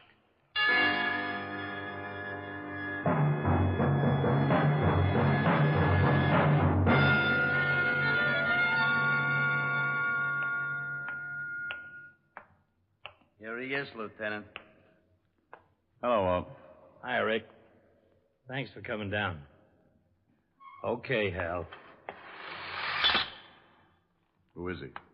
Or, who was he? Brother identified him, Abraham Weiss. Stabbed in the heart from behind with a long, thin instrument. On Broadway at 8 o'clock. That's right. A dozen people saw him stagger to the curb and fall. Most of them just thought he was drunk. You think your boy on the phone did it? 8 o'clock, right on the nose. Whoever did it must have walked up behind him, jabbed him just below the left shoulder blade, and kept on walking. What do you want me for, Walt? If this guy on the phone did kill Abraham Weiss and we can't find a motive, it's a little more than a simple killing. We may be mixed up with a madman. Oh, so I qualify in that league. You're one of the few guys who really is interested in criminal psychology. Well, I think it's the answer. You can't stop something unless you know the cause. Will you give me a hand, Rick? Sure. I've got Weiss's family at the station. Let's go see them.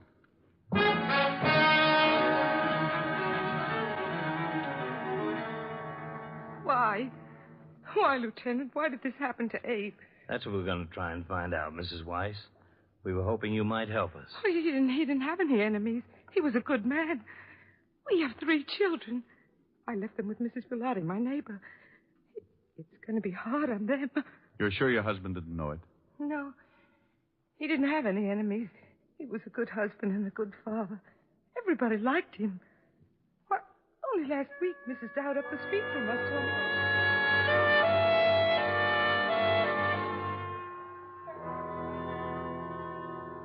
We'd like a list of your brother's friends, Mr. Weiss. Where he worked, people he had business with, anyone you can remember who might give us a lead. Been sitting out there thinking about that. There just isn't anyone that I know would want to kill Abe. He was a good guy, did his job, took care of Louise and the kids. He didn't bother nobody. How long were Louise and Abe married? No, 6 years, maybe a little more. Nice girl, Louise. Oh, the best. Good wife. What happens to her now? I'll take care of her. You're not married, huh? No. Quite a job taking care of a widow and 3 kids. I'm doing all right. It's the least I can do. You got a girl? Yeah, why? Maybe going to get married, huh? Well, I'm engaged. I've been thinking about it. It'll have to wait for a while, I guess. Until Louise gets back on her feet. Okay. Tell us about some of your brother's friends. Well, I guess his best friend was Art Brearley. They was awful close for years. He told us about everyone he could think of. Gave us a dozen names and addresses we could check. Like Louise, Martin couldn't figure why anyone would want to kill Abraham Weiss. The next was Mrs. Rebecca Weiss, tired, the hurt in her eyes enough for all the mothers who had raised a son and lost him. We'll try not to keep you too long, Mrs. Weiss. It's all right, Lieutenant. You want to help. Would you like a glass of water? No. When will I be able to see Manson? It's right that I should see Manson. A few questions first, if you don't mind. I know you're trying to help. Just me a few questions. As many as you like, Lieutenant. Not long with Mrs. Rebecca Weiss. Nothing that would help to catch her son's killer. So we checked the people who had known Abraham, and there were plenty. His boss gave us a few more names to add to the long list. All of them friends who couldn't imagine why anyone would want to kill a nice guy like Abe. At 7:30 the next morning, Walt looked at reports and poured more coffee. Here. I'll put sugar in it. Thanks. If that phone call was on the level, why would a guy kill like that? Call us and tell us he was going to do it. What'd be his reason? Well, couldn't guess. But if that guy who called did do the killing, you can bet he'll phone again. Why? Well, he bragged he was going to do it. He'll want the credit. Well, I gotta get some rest. A couple hours anyway. Let's both get a couple.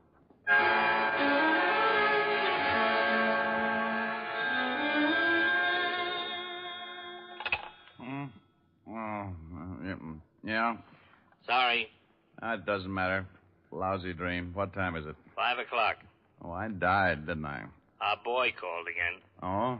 You trace it? Phone booth in Grand Central. What do you have to say? Not much. Wanted to know how we liked his handiwork. What's a good answer to that one? Well, I said a few things, but I guess he figured we weren't satisfied, so he promised he'd kill somebody else tonight.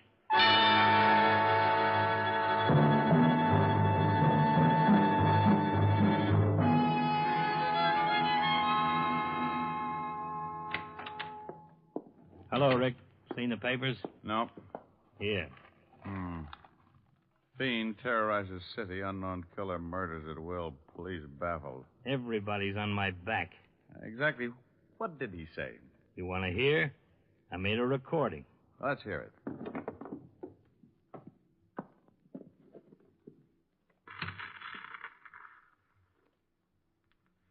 Okay, Otis, put him on. Hello, Lieutenant. Yeah? What do you think now, Lieutenant? I did what I said I was going to do, didn't I? Look, who is this? The man who called yesterday and said he was going to kill someone at 8 o'clock last night. I don't believe it. Well, certainly you do. You'd like to stall so you could have this call traced. Well, you'd better listen. I want everybody to know just how stupid the police force really is. I'm going to kill again tonight, and there's nothing you can do about it. Look, you, whoever you are, if it's the last thing I ever do, I'll... Tonight at 8, another innocent victim will die because the police can do nothing about it. Hello? Hello? Otis. The call came from a phone booth in Grant. He said another innocent victim. Yeah, so he's a nut. For some reason, he hates the police force. There's your motive. Well, I guess it's possible, but something sticks in my craw. Yeah? What? 8 o'clock. Why pick 8 o'clock both times? Well, I guess, like you said, he wants the credit. We're liable to get a couple of killings in an evening. He wants us to be sure which one he did. Okay, so he makes it 8 o'clock the first time. Why the second? Why not 6 or 7 or 10 or... Just following a pattern, I guess. Maybe so. Well, what'll we do? I got every man possible on the streets. But, Rick, let's face it, this is a pretty big city. And at 6-2 and even, if he does kill again, it won't be anywhere near the scene of his first stabbing. I guess we just wait. Yeah. A little over an hour to go. So we waited. Walt got the coffee going, and I went through a whole package of cigarettes. Somewhere in the middle of New York, probably on a crowded street, a man was walking, waiting like we were for 8 o'clock, waiting to stab someone through the heart, waiting for 8 o'clock. Want coffee? No. Give me a cigarette. You don't smoke. Want a bet? Here. Got a match? Got a lighter. This is no good. Yeah? Let's go. Where to? Entrance to Madison Square Garden. Man stabbed to death in the crowd going into the fights. Right at 8 o'clock.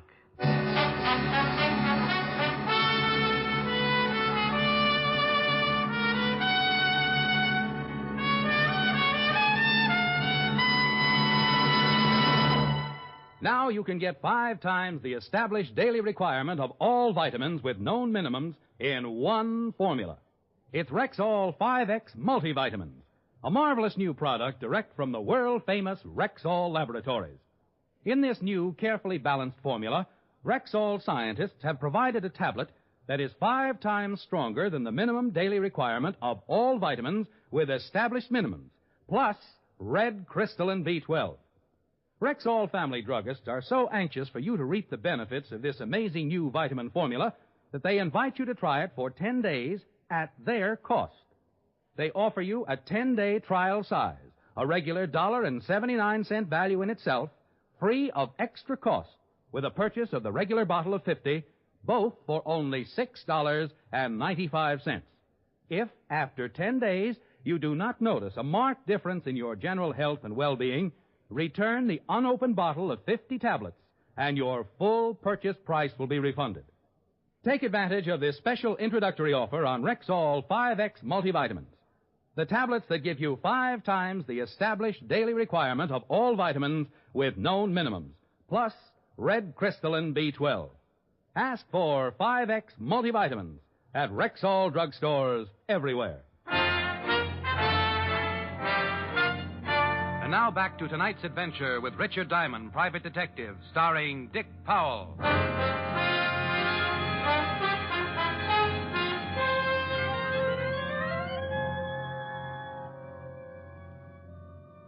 A man murdered going into Madison Square Garden to see the fights, stabbed through the heart while he stood in the middle of the large crowd.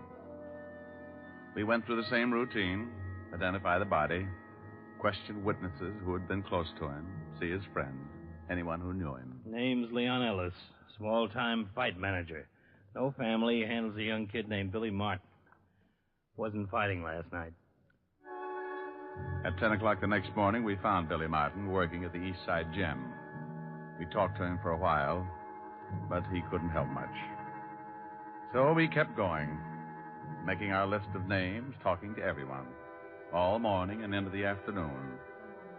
By 4:30, we were holding each other up. Look, we're working with a madman who kills anybody close to him so he can show how helpless we are to stop him. The whole city's in a panic. The newspapers are blasting everybody in the department, yours truly in particular. Yeah? I got him on the line again. He even bragged to me about this last killing. Trace it as fast as you can. Right.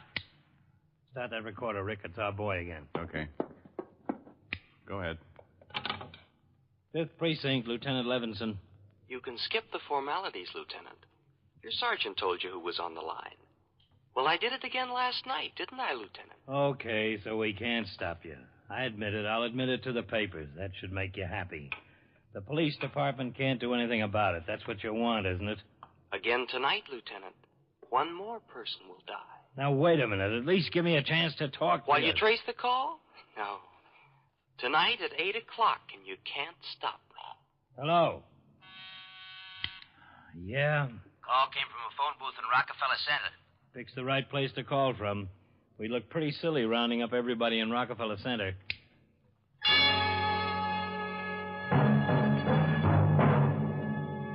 Walt looked sick, and I felt it. What could we do? We knew nothing about our killer or where he'd strike next. Walt called in the reporters and gave them the story. The papers would blast the department, but it was the best way to warn the public to stay off the streets. The department was alerted, radio stations were given bulletins to broadcast, and Walt and I climbed into a prowl car and started cruising. At 8:05, it came in. Attention, all units in the vicinity of Zone 12. A 211 in front of 415 West 64th. 415 William 64. Ambulance, dead body. Car 73, come in, please. 7-3, go ahead. 211 at 415 West 64 is a stabbing, Lieutenant. Roger. That's it, Rick.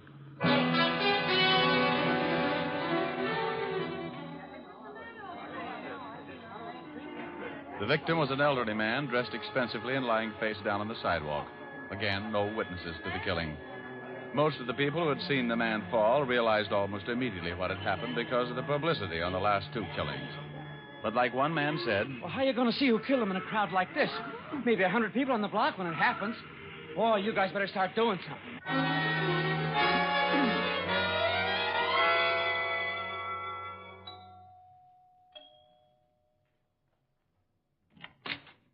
Yes, sir? Does Mr. Arthur Reeves live here? Yes, sir, but Mr. Reeves is not in at the moment. I'm from the police. Lieutenant Levinson, homicide. Homicide? I'd like to talk with everybody in the house. Certainly, sir. Has something happened to Mr. Reeves? He's been murdered. Oh, no. No, not Mr. Reeves. How many people in the house? Myself, the maid, and Mr. George Reeves, Mr. Reeves' nephew. Tell him I'd like to talk with him. And we talked with the 3 people in the dead man's house. The maid, the butler, and George Reeves, the nephew. I warned him not to take his walk tonight. I showed him the papers. Did he usually take walks at night? Has for the past 15 years. Know why anyone would want to kill him? Mr. Reeves? Of course not. You know very good and well it was that fiend what did it. How about you? Can you think of why anyone would want to kill your employer? No, sir. I've been with Mr. Reeves for over 20 years. I'm acquainted with most of his friends and associates. Look here. I can assure you that my uncle knew no one who would want to kill him. You're his nephew? That's right. Your uncle took walks every night? Yes, every night. Well, if you don't mind, we'd like you all to come down at the station to make statements.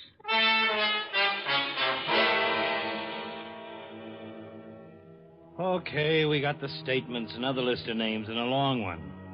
None of these killings tie together. Nobody on the first list has any connection with anybody on the second list. Let's face it, if that madman calls again, we can't stop him. Oh, take it easy. Well, can we? I want to talk to the maid, the butler, and the nephew again. Why? It's just the same as all the others. I want to talk to them, okay? I'm sorry. Getting jumpy. No, you're tired. So am I. Otis, send in the maid. What are you doing? Fixing the recorder. I may want to listen to it again. So we again talked to the maid, then the butler, then the nephew, and the tape recorder picked up everything they said, and it sounded very much like everything everybody else had said after the first 2 killings. Walt let them go home and went up to talk to the commissioner. When he came back, he looked pretty discouraged. I'm sure on the griddle. Salvador, turn in my badge. I want you to listen to something. Oh, sure. I've cut out sections of tape, stuck them together. Mr. Reeves took walks every night after dinner, and dinner was always at 7? That's right. Then he always left sometimes close to 8? Yes, 7:30 or 7:45. He was never gone more than half an hour? No. What time did he leave tonight? About 7:45. Weren't you worried when he didn't come back within half an hour? Well, certainly. Both the maid and I were very anxious. Were you all in the house between 7:45 and the time we arrived? Yes, sir. Where was Mr. Reeves' nephew? In his room. He went up right after dinner. How wealthy was your employer? He was very wealthy. Mr. Reeves, who inherits your uncle's fortune? Why, I do. Was Mr. Reeves ever longer than half an hour with his walks? Never more than a few minutes, one way or the other. Who handles your uncle's affairs, Mr. Reeves? Well, Richard B. Gregg. He's been my uncle's attorney for many years. Young Mr. Reeves has always been excitable. Gotten a lot of trouble in the past. Yes, he argued with his uncle many times. No, Mr. Reeves didn't come down and ask why his uncle had been gone so long. Certainly I worried about my uncle, but I thought he might have stopped along the way for something or other. Okay, so you took out pieces of the testimony and stuck them together. So what? Just this. Every one of these killings have taken place at 8 o'clock.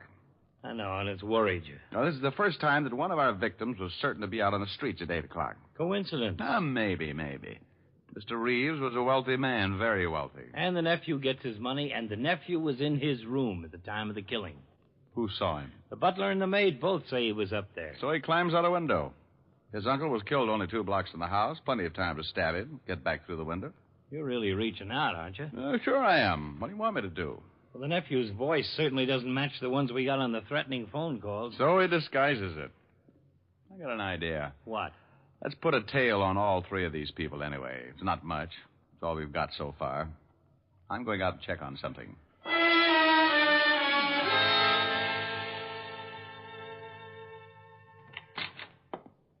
What? Here's something that'll make your hair curl. I just saw the attorney for the Reeves estate, and he said the old man was planning on changing his will, leaving all his money to charity, not his nephew. He was supposed to meet with Mr. Reeves this morning. And Reeves gets killed last night. Pretty convenient for the nephew. We can't arrest him on that. No, but it makes a good motive. You think the nephew would kill 2 men and then his uncle, just so it would look like a madman had picked out another innocent victim? You gotta admit it'd be pretty clever. There's an understatement. Yeah? He's on the line again, Lieutenant. I'm tracing it. Oh, no. Our boy again. There goes your theory. Hello? You can't do anything, Lieutenant. I've killed 3 men, and you can't stop me. I'm going to kill again tonight at 8. Hello? Was him, all right. Tonight at 8. Rick, we've just got to do... Yeah? Call came from Grand Central again. Okay. Well, what happens to your theory now? Well, he might do it again. Expect you to react just this way. Who's tailing George Reeves? Harrison. When does he report in again? Checks in on the hour. Last time was about 20 minutes ago. 40 minutes to go, huh? No way of contacting him? No. Okay, we wait.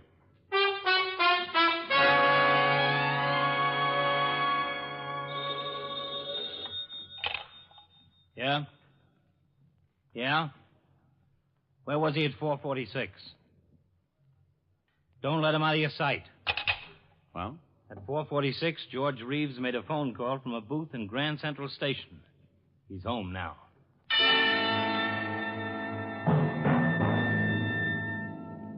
Well, we had something. A motive and a man calling from Grand Central, but not enough to make an arrest. We waited until 7 and then headed for the Reeves house. The area is surrounded. He'll have 2 men on him no matter where he goes. He's still in the house? According to Harrison. No, I want to do more than pick him up with a knife. Here he comes. Yeah, climbing into his car. Attention, cars 31415. Suspect heading east. Proceed east on your streets. We tailed him, keeping in contact with the other cars as they stayed parallel. When Reeves turned off, we went on ahead, notified the car in our right or left to pick him up. That way Reeves wouldn't suspect a tail. About 7:30, we got a call that Reeves had parked. We headed for the spot in a hurry. Suspect is heading north on Coulter. Oh, get ahead of him. Park at the corner of Davis. We'll pick him up there.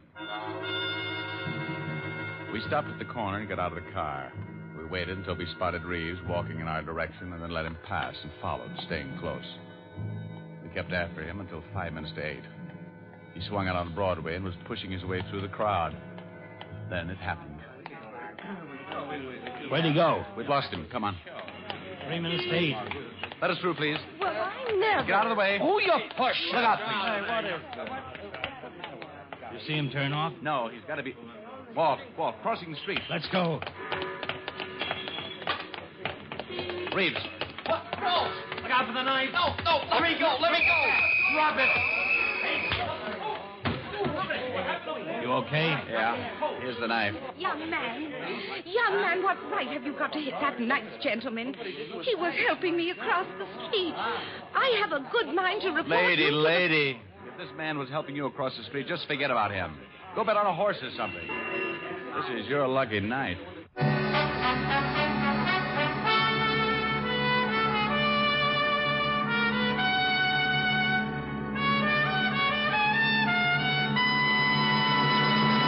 Right when you need it most, Rexall scientists have developed a wonderful new product, Rexall Sunburn Cream, available now at Rexall drugstores everywhere.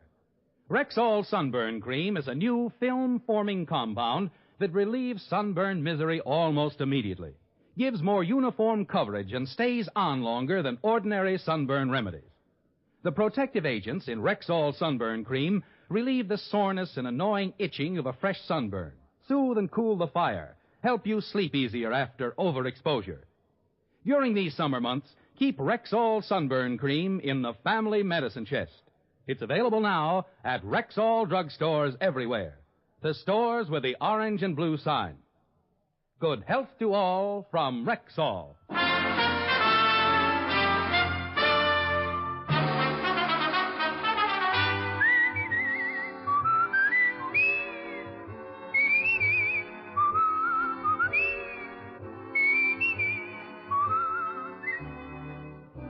Richard Diamond, Private Detective, stars Dick Powell in the title role and was written by Blake Edwards with music composed and conducted by Frank Worth. Dick Powell directed the RKO production Split Second, which is now in release, and his latest film appearance was in the Metro-Goldwyn-Mayer award-winning The Bad and the Beautiful.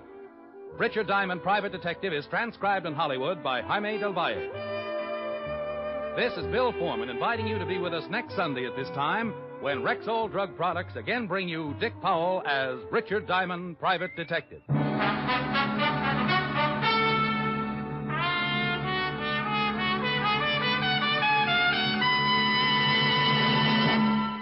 Attention people on sugar-restricted diets.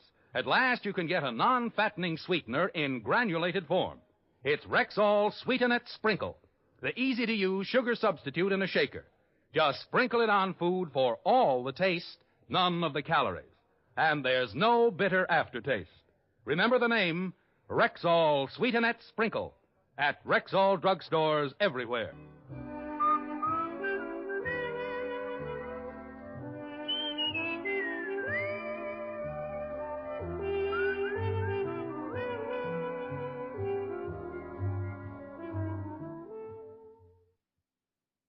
First on the scene, crime photographer. Got it. Look for it in the Morning Express.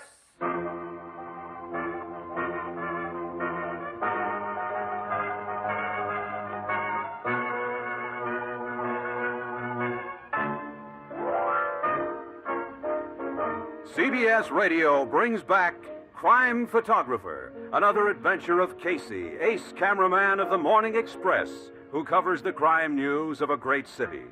With the original cast, author and director, Crime Photographer, played by Stotts Cotsworth and written by Alonzo Dean Cole, tonight presents Road Angel.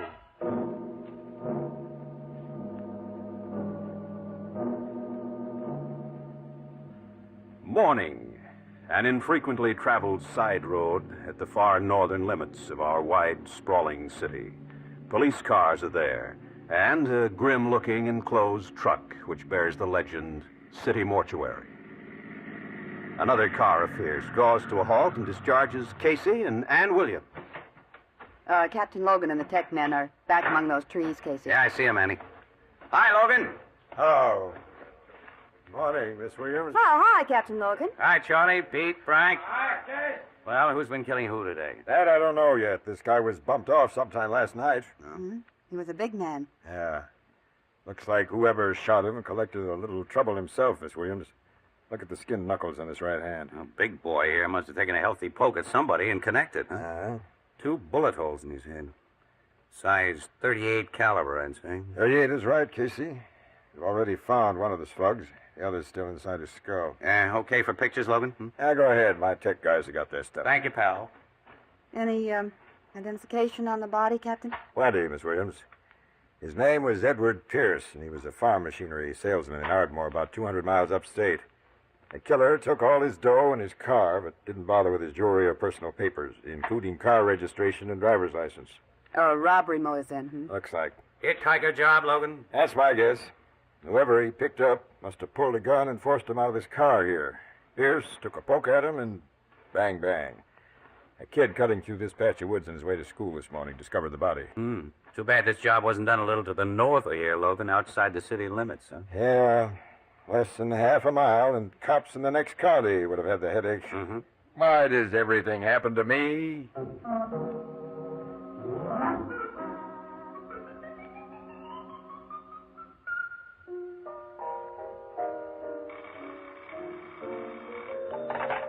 Blue Note Cafe, Ethelbert the bartender speaking. You want Doyle and Kirschbaum's dry goods store? I'm sorry, lady, but this is one of the wrongest numbers you could get. Dry goods store. Hi, Ethelbert. Oh. Oh, hello, Casey. Hi, Ethelbert. You got any coffee in the kitchen, huh? Sure, Casey. Walter, bring out a cup of coffee and bring out some more olives. You just coming to work, Casey? No, I've been out on assignment already this morning, and way out, too. Anything interesting? Hitchhiker robbery and murder, apparently. Gee, where's Miss Williams? She's across the street in the city room banging out her story. Now, here you are, Casey. Thanks, Walter. Tell me about this hitchhiker murder. Was it very gory? No, pal. Just run-of-the-mill. As it stands now, it'll rate no more than a few sticks on page 4, and maybe one of the pictures I shot in 2 columns for you. Oh, that's too bad. Morning, Ethelbert. Here's Miss Williams. Oh, Annie, didn't take you long to finish your job. Well, you know how little it was to write. But now we gotta do some follow-up stuff. Burke wants us to stick around homicide and get any inside dope that comes in. Okay, Burke's the editor, so Burke's the boss. But he ought to know by this time that any on-the-record inside dope we get from Logan is also what every other paper gets. Well, Burke says to feed the captain truth serum.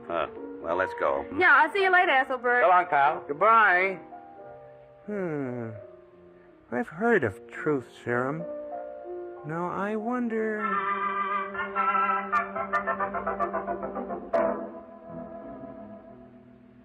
As I've just informed several of your competitors, Miss Williams, the state police found Pierce's car, undamaged and containing some very interesting exhibits. Well, how nice for our competitors, Captain. What are the exhibits? A fully loaded 9mm Italian Beretta pistol. It was wedged out of sight between the cushions of the front seat.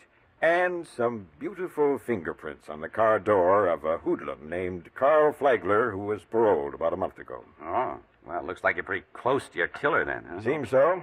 There's an 8-state alarm out for Flagler. Yeah, it'll be a relief to have an easy one for a change. Now, excuse me. Go ahead. Homicide, Captain Logan speaking. Put him on. State police again, Casey. Yeah? Hello, Colonel. You have? Oh, that's just swell. Say, that really does it. Now, what did the punk say? Sure, they're all innocent. Oh, you bet I'll come up. And see you this afternoon, Colonel, and thanks a million. They've got Flagler at headquarters barracks in Clinton County. And when he was picked up, he had cartridges for that 9mm Beretta pistol in his pockets. Well, looks like everything's over but the execution. You know, it's a nice day for a drive up to Clinton County, Annie. We'd be getting away from some humdrum work. Maybe the boss... I'll call Burke right away and ask him. Yeah, tell him we can go to Logan's car and save the paper gas mileage. You chiseler. Hey, Logan, you know, tying Flagler up with a 9mm foreign pistol kind of unties him from the 38 revolver slugs that went into Pierce's head. I've been trying not to think of that. What are you trying to do, spoil a beautiful day?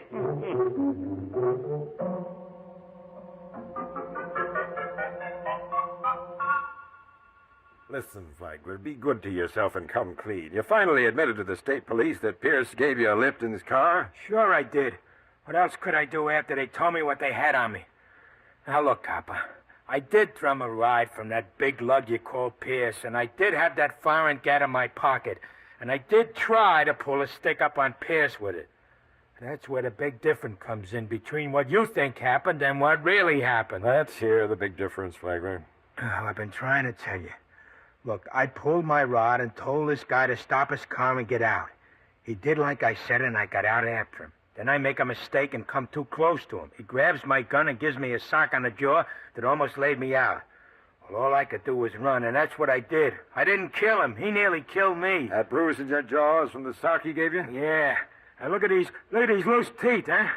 They prove I'm telling the truth, don't they? We can prove enough to burn you, Flagler. No jury will doubt that you killed Pierce. But I didn't. He was alive the last time I saw him, and he had my gun. I didn't have nothing to kill him with. You could have had 2 guns, couldn't you? I didn't. I swear I didn't.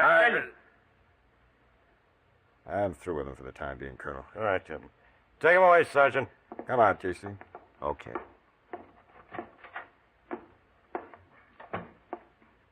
What do you think, Colonel? Well, about the same as you do, I imagine, Captain. Maybe yes, maybe no. Casey?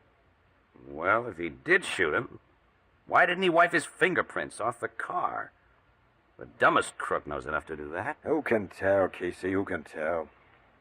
Colonel, you sure your tech man didn't find even a trace of any prints on that car excepting those of Flagler and Pierce himself? Only a few smudges that couldn't be developed. Pierce had washed and polished the car himself just before he left his home. Only a few hours ago, Casey. This looked like a beautiful day.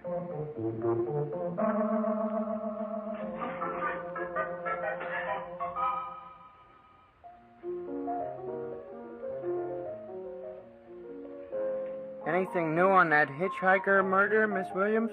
Well, plenty. Ethelbert, haven't you seen the Morning Express yet? Why, no. A fella left a Morning Globe on the bar here, so instead of buying your paper, You know, just imagine this fella. He'd rather save a nickel than read fresh news, Eddie. I gotta be saving, Casey, when a certain friend of mine has owed me $16.50 for 2 whole weeks. Look, I've told you, you'll get it out of my paycheck this Saturday, and incidentally, it's $15.60, not $16. Casey, I distinctly remember. Oh, so do I. $15.60. What's plenty new on that case, Miss Williams? Well, another robbery and murder. Apparently by a hitchhiker on the same highway between here and Ardmore. Yeah? Yeah. Guy's body was found last night. He was shot by the same .38 that killed Pierce. And Carl Flagler was in jail when it happened. That proves... But at least proves that Flagler didn't pull the second job. Yeah. Is this new killing up to Captain Logan? No, it's outside of his jurisdiction. You know what I can't get through my head is how could Pierce have been dumb enough to pick up another hitchhiker after Flagler had tried to stick him up just a little earlier? Well, maybe he didn't. Maybe he picked up somebody he knew. Well, either that or... What's the big for? You know, most guys will pick up a woman, Annie, and under any circumstances, especially if she's reasonably young and good-looking. Oh, the voice of experience. Well, I've never seen you turn your back on a handsome guy unless there was a handsomer one just behind you. That's because the wise female knows that the predatory male must be carefully watched. Sure. Listen, few guys will squawk to the cops when a dame puts something over on them. Often they got good reason to keep their mouths shut. No doubt. Look, Annie, if the boss will give me a go-ahead plus expenses, I'm going to give this idea a play. How? Well, by burning up some gas along the highway between here and Ardmore, leisurely, on the lookout, and alone, and in search of company. I don't think I like your idea. Neither do I. Supposing you get bumped off like them other fellas before Saturday when your paycheck is due. Well, you can omit the flowers, pal. You know, ordinarily you'd spend at least $15.60 on my funeral. $16.50. $15.60. I'm on my way to Proposition Burke right now. I'm going to see you later, Ethelbert. $16.50. $15.60. But if he gets... Say, he can't do that to me.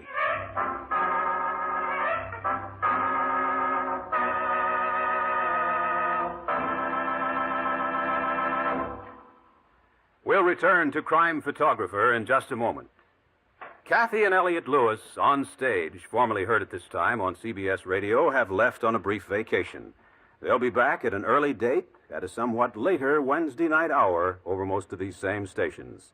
If you've enjoyed the original dramatizations and fine performances of this outstanding Hollywood acting family, be listening for the early return of Kathy and Elliot Lewis on stage at the Star's Address.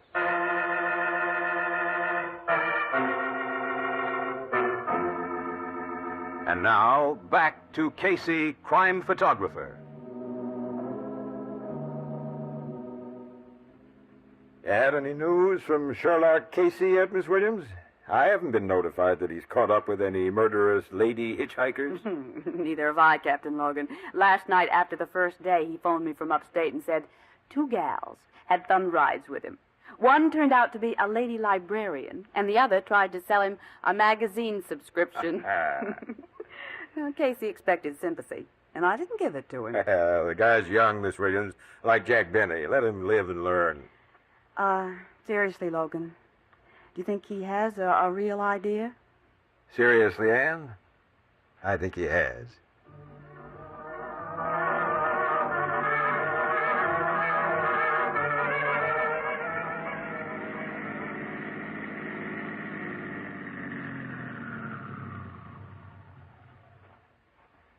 Fill her up, sir. Yeah, please. You and the water's okay. Yeah, you look tired, mister. Was driving a long way? Mm-hmm. 4 days, pal. From way out west or way down south? No, just up and down. 1 lady librarian, 3 discontented wives, and more sales ladies. What say? Huh? Oh, I'm just talking to myself. If you hear me answer myself, call the white coats. I don't understand you, sir. Ignore it, pal. Uh-huh. Okay. Say, did you ever hear of a gal hitchhiker along this highway who puts the big B on guys who pick her up? No. That's what they all tell me. You a cop? No. That's a dumb newspaper guy who's getting desperate. Charge the gas you put in. Here's my credit card. Casey's the name, huh? That's right. Address, morning. Say, you ain't the fellow who takes all those crime pictures. Well, I'm one of the fellows who takes some of them. You up here about that killing of Ed Pierce? I was. Now I'm about ready to fold my tent like the Arabs and silently blow. Excuse me, but that line is, and as silently steal away. Oh. I like poetry. That's nice. Yeah. I like Mr. Pierce, too. He's a nice fella. What? You know him? Oh, no, not well, just as a customer. Oh. That Carl Flagler was arrested. Couldn't have killed that second fellow who was bumped off. No. And I don't believe that Flagler bumped off Pierce either. Neither do I. Mr. Casey, I have heard something about a girl hitchhiker. You have? Yeah.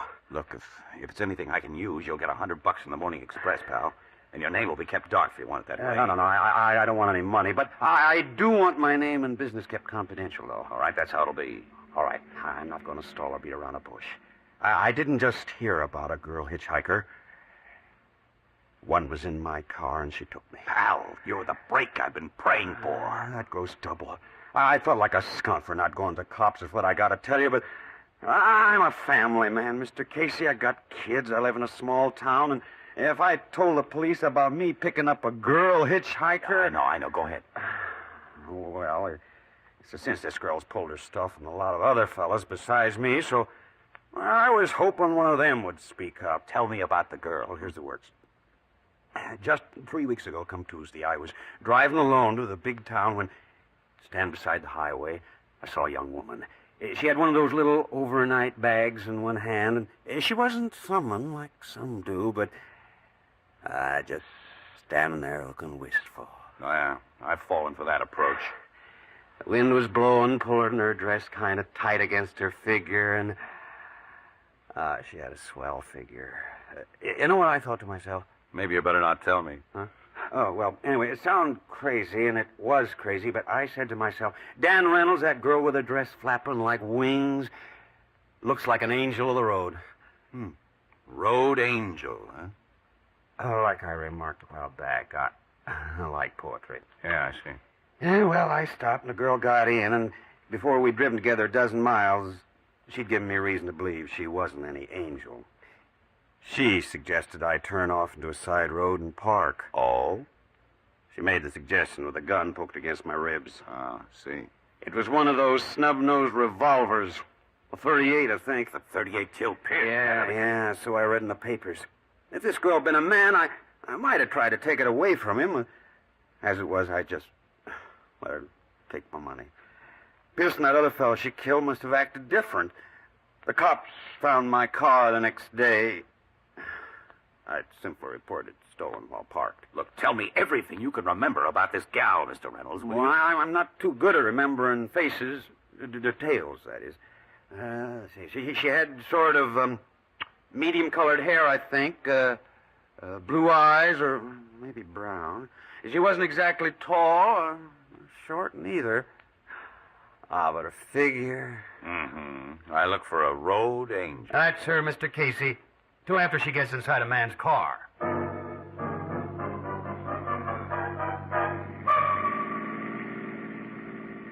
Oh, 300 more miles up and down. And no road angel. Bah. This job is driving me nuts, I think. Oh.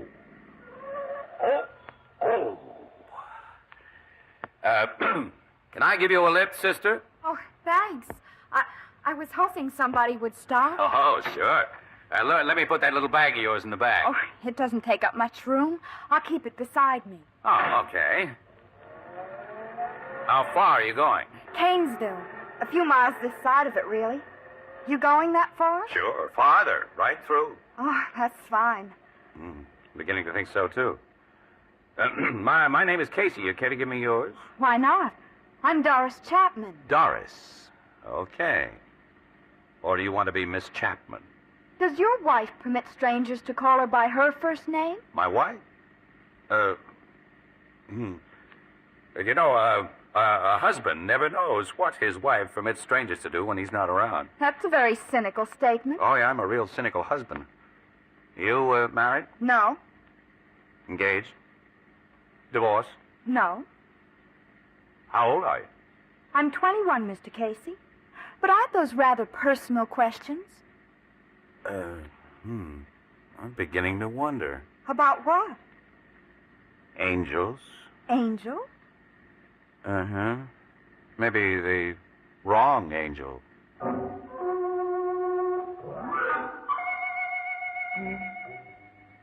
Well, Mr. Casey, I had to leave college several months ago and take a full-time job. Uh-huh. Luckily, I found a nice one with a lovely family. The job pays well, but supporting my younger brother, I must economize. Oh, sure. Well, that's why I try to save bus fares I've done with you. Oh, I didn't mean to tell you all this, but you've been nice. Not like a lot of men I've met, so I owed you an explanation. Oh, no, you didn't. That's all you did. Gee, I'm mighty glad you felt like giving it to me, though. You're an okay kid. How often can a guy be wrong? Men are always wrong. What? This is a gun you feel in your side, Sap. Why, I see it is. It's a 38, snub-nosed. Turn right. You're calling the turns. I always do. Boy, you really fooled me with that act of yours. I've got different acts for different men. You know your men, huh? I've had reason to know them. They're all lousy. Now stop your car. Now get out. Okay. Give me your dough. Here's my wallet. Help yourself. Thanks. Now take a night-long walk. That's what a man told me to do one time when he threw me out of his car. So long, Sap.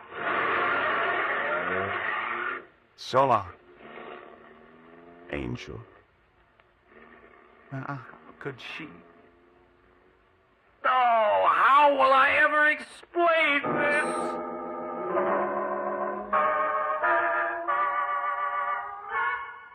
Okay, all right. Razz me. Go ahead, needle me, Annie. Give me the complete works. I had the girl right there in my car, and then she took me like, oh, nuts. I'm not even going to ask you how it felt to get out and walk, Casey. Oh, why not? Go right ahead. Only had to walk about 5 miles before I was able to thumb a ride. Yeah, the bad publicity you newspaper people have given hitchhikers must make the racket pretty tough. Oh, Logan. Calm down, Casey. I'm not going to rub it in. No, neither am I. Well, thanks. You know, I'd have taken a chance on getting that 38 away from her if I don't know, I just couldn't sock even her sort of a gal. Casey, you remember pretty exactly what she looks like. Oh, I haven't been photographing people all these years without looking at them. I can even tell you the shade of lipstick and nail polish she uses. You didn't have that sort of description to go by. Miss Williams will have it. Huh? Annie will Me? have it? Casey, from what you told us, this road angel is very anti-man, which has given me a kind of a sort of a idea.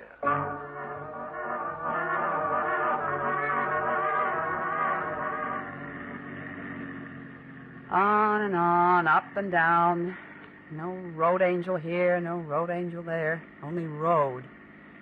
And the... Well, Casey said he began talking to himself after a few days of this. And I gave him the red... Uh-oh. It's her. It couldn't be anybody else. You're looking for a ride, sister? No, thanks. I'm waiting for somebody. Huh. A driver wearing pants and a wolfish grin? Not necessarily. Oh, sure you are. I know you. You know me? Same as one soldier knows another, by the uniform. I used to play the road myself in a tight-fitting dress and clutching the little overnight bag. Yeah? Mm-hmm. I gave it up a couple years ago for a better racket. The road's small time, kid. There's too much risk for too little income. Come on, hop in. Let's get acquainted. Okay. Tossed your bag in the back on top of my luggage. Swell-looking suitcases you've got back there. Yeah, a lot of them. Filled with swell clothes. I do all right. Close the door. Let's get rolling. My name's Annie Johnson. Present, that is. What'll I call you? Doris will do. Doris Larkin. What college you out of? College? Yeah. I got graduation papers from Tehachapo myself. Oh, that's the woman's prison in California. Mm-hmm. You a reformatory gal? I was in Elmira for a while. You're a liar. They don't put kids in there. I'm over 21. Save that for guys who are afraid of minor trouble. You're San Quentin Quail, under 18. You're really pretty smart. Yeah, with my background, I ought to be. What's your racket now? Oh, same as yours, men. But I make 'em pay thousands while you collect dimes. I collect more than dimes. Oh, sure, yeah. You rope a sap for as much as a century now and then. But your average is small. And sometimes you hit a guy who hits back. No guy hits back at me and gets away with it. Yeah, I've heard you punks talk big before. I used to do a little bragging myself, as I remember. Does this look like I'm bragging? Oh, you lug around that 38?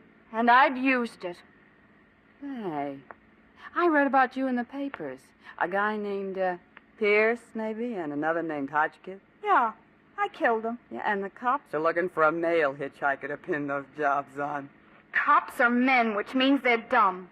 I hope they burned some man for those 2 jobs I did. You never admit things like that, do you, Doris, except when you're alone with a friend like me?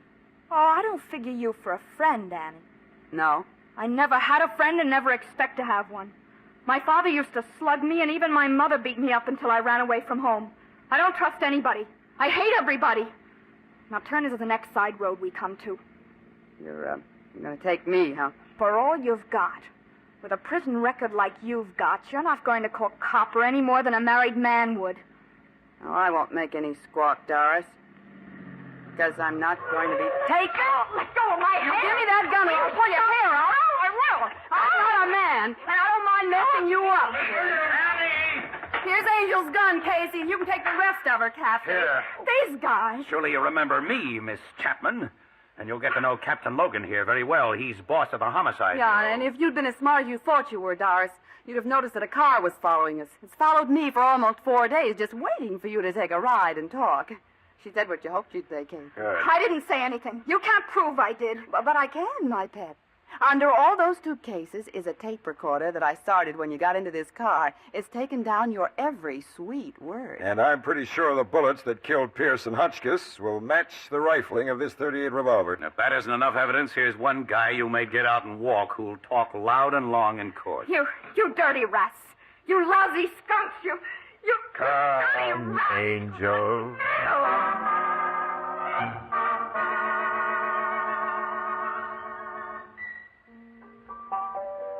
That Doris's .38 revolver proved to be the one which killed them fellas, huh, Casey? Yeah, Ethelbert, that's right. And that, plus the confession that Miss Williams got, will bring a conviction from even the dumbest jury. Meaning all male jury. Oh. And Doris is just a little over 18, so she won't go before a juvenile court. She gets the works. Any girl as bad as her deserves the works, I suppose. Well, the people who made her bad deserve it, Ethelbert, too. Kids like her don't just happen, you know. No, they don't. But no matter what it is that makes mad dogs, they can't be allowed to run loose. Yeah, let's talk about something else, huh? I know what. That money you owe me, Casey. Oh, never mind. While you was out of town, I couldn't expect to collect it, but now... Well, I haven't forgotten it, pal. Here. There you are, $16.50. $16.50? Well, that's right, isn't it? Sure, it's right, but $16.50. Miss Williams, did you feed Casey some of that truth serum you were getting for Captain Logan?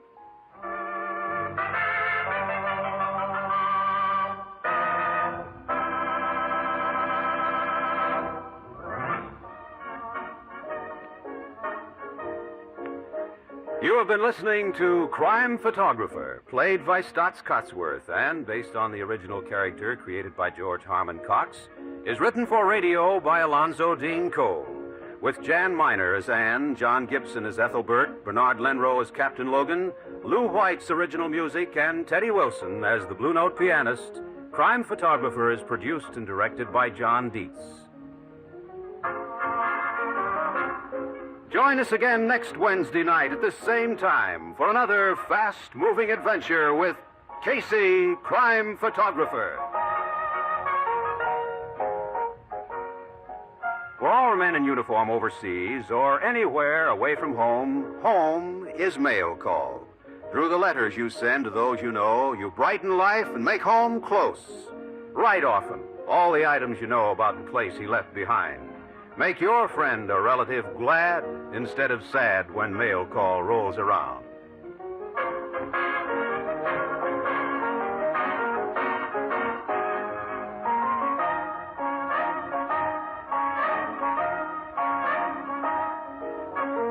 Gangbusters go into action Saturday nights on the CBS Radio Network.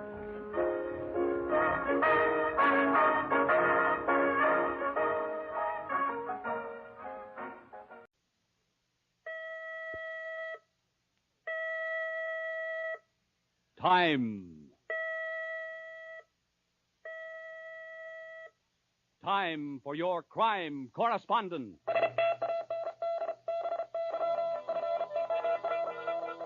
Good evening, citizens. This is Larry Mitchell with the latest news of the world. The Underworld Bulletin. Los Angeles, California. Police tonight were close to the solution of the lurid Black Dahlia killing. After several hours of intensive grilling, Harry Forbes, 28, broke down and admitted he had known Elizabeth Short intimately.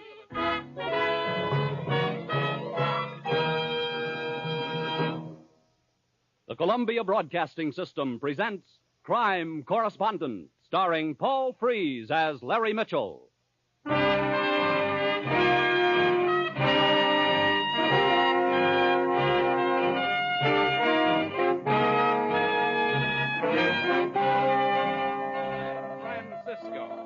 Police broke up attempted tavern robbery tonight, but a running gun battle ensued in which 2 policemen were wounded and 1 bandit was killed. To Officer Ryan, we say, good shooting. Exclusive. Now it can be told. The dramatic inside story, which I call The Chair for Dino.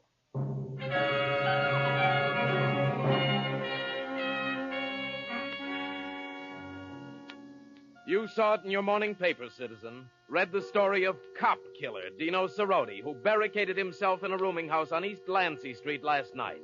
Kept the police of your city at bay for almost 2 hours. Yes, it was there in your morning paper. And on page 1, you saw the photograph. You saw the figure of a man sprawled out on the front steps. He was Sergeant Frank Vixen of your police department, who died by a killer's gun. And here, by tape recorder, is how he died, as told to your crime correspondent by the witnesses. First, Mrs. Dillon, the landlady. Well, it was a few minutes after 8 when the 2 police officers came to the house and asked about Mr. Cerati.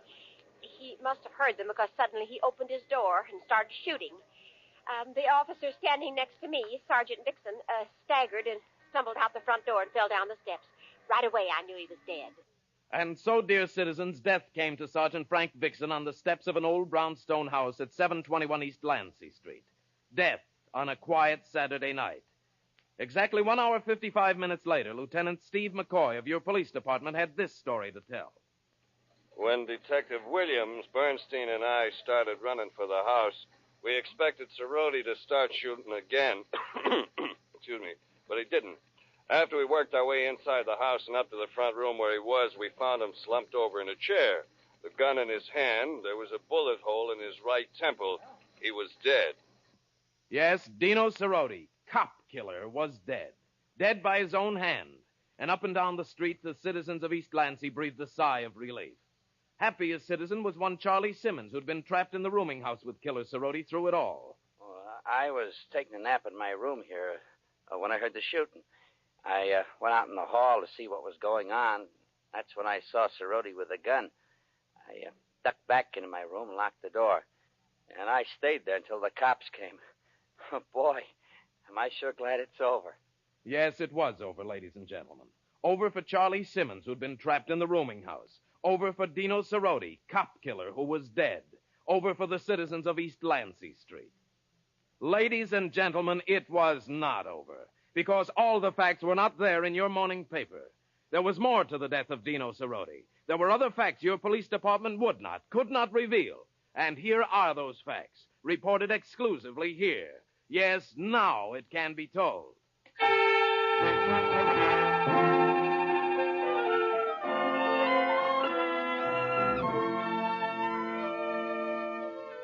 When the peace and quiet of East Lancey Street had been restored, the body of Dino Cerati delivered to the morgue, there was one question on everybody's mind. Why? Why had the police come to Mrs. Dillon's boarding house in the first place? What had they wanted with Dino Cerati? Well, that question was on my mind, too, last night when I dropped around police headquarters. I was certain Lieutenant McCoy could give me the answer. Look, Mitchell, I've already told this to every reporter in town. We only wanted to ask Cerati some questions. Like what? I can't go into that. Now, run along like a good boy, huh? I got things to do. Oh, come on, McCoy. Break down. Cerati was wanted for questioning. Let it go at that. Kind of touchy tonight, McCoy. Your ulcers again? Beat it, will you? Okay. Oh, who's Joshua Spear? Spear? How'd you know about Joshua Spear? Surprised? My leg man, Jeff Hayes, collared him down at the morgue half hour ago. He got his name before you boys whisked him inside. Maybe Spear went in to take a look at Cerati, huh? Maybe. Friend? Relative? Call it morbid curiosity. Look, McCoy, what's going on? What's all this hocus-pocus? Who's Joshua Spear? What's he to Dino Cerati? Why don't you go back to the morgue? Maybe the boys there will tell you. Only you don't think they will, huh? Okay, McCoy, I'll give it another try. See you later.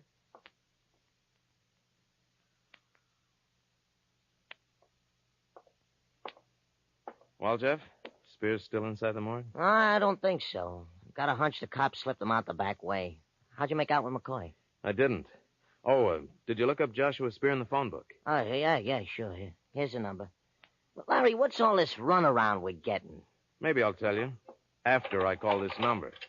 Don't get it. Hang around the morgue all day, look up a guy's number. Maybe he knows what he's doing. I don't know.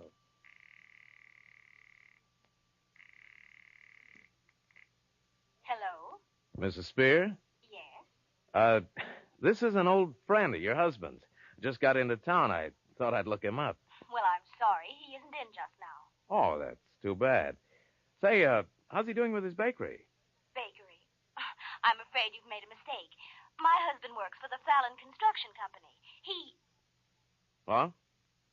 Mrs. Spear? Who's this? Hello? Hello, who is this?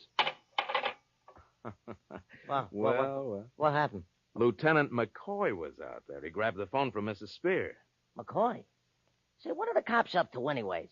Maybe Mrs. Spear said something she shouldn't have. Yeah, like what? Ever hear of the Fallon Construction Company? Well, sure. They're building that new cutoff, the tunnel road up. Hey, wait a minute. Yeah, 2 nights ago, somebody broke into the storage sheds, tied up the night watchman. A guy named Spear, that's right. Spear was the night watchman. And now the cops bring in Spear to have a look at Cerroti. Why? You think Cerroti is the guy who broke into the storage sheds? Could be, Jeff. Come on, let's get back to Mrs. Dillon's boarding house. She might have something interesting to tell us. Well, I can't say I ever really felt at ease, with Alexis Cerroti in my house. There was something about him that, gave me the creeps. Are you sure, Mrs. Dillon, that you didn't see Cerroti leave the house night before last? No, I didn't. But I did see him go out tonight. Oh, well, it was around 6, just getting dark. Had 2 suitcases with him. Oh? Oh, I was so relieved I didn't even ask him for the rent. He owed me a day, But I didn't care. I was so glad he was checking out. As it turned out, he wasn't checking out. Came back about an hour later and stayed in his room. Then around 8, the police showed up. About the suitcases, Mrs. Dillon. Did he... He didn't have them with him when he returned. I see. I don't know what he was doing with those suitcases. All his clothes are still in the room. Now I ask you, Mr. Mitchell, what am I supposed to do with these things? And who's going to pay for my chair? It's ruined, completely ruined. What was that, Miss Dillon? Well, my chair, the one Cerroti was sitting in when he killed himself, covered with blood stains. It's no good to me. Oh, yes, good. Well, thank you, Mrs. Dillon. Are you leaving? Sorry to rush off like this. I suddenly remember I have some business to take care of down at police headquarters. That's what I said, Rourke. Get every squad car in that neighborhood on it right away. We haven't got all night. Well, you back again? You find the TNT yet, Lieutenant? What did you say? I said you find the TNT. The stuff Cerroti swiped from the Fallon Construction Company night before last. I don't know what you're talking about, Mitchell. Let me try this on you for size, McCoy. You had Joshua Spear brought down here to see if he could identify Cerroti as the guy who broke into the sheds of the construction company the other night, right? Go on, smart boy. Cerroti was the guy, wasn't he? Sure, maybe you had a hunch, a lead on Cerroti. So that's why you send a couple of your boys around to Mrs. Dillon's rooming house. That's when the shooting happened. You're in a weed field, Mitchell. What happened after that we can all read about in the papers, can't we, McCoy? Except there's one little item you didn't mention to the press. You didn't tell us about the TNT. You didn't find it in Cerroti's room, did you? You're raving. I don't think so. I think it'll make a great story. See you around, Lieutenant. Wait a minute. Wait a minute. Come back here. All right. Let's have it. Why did he steal that TNT, McCoy? I don't know. But there's one thing I do know, Mitchell. If you let that story out, I'll see to it personally that you never get near another microphone as long as you live. Oh, Lieutenant, do you think I'm that stupid? If that story gets out, we'll have the biggest panic on our hands this town has ever seen. So Cerroti did plant the stuff somewhere? Yeah, here. Take a look at this. We found this piece of paper in Cerroti's hand. You'll be hearing from me again, coppers. Too bad you'll never find it in time.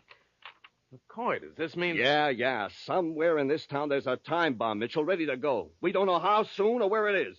It's ticking off right now, and there's enough TNT in that bomb to blow up an entire city block.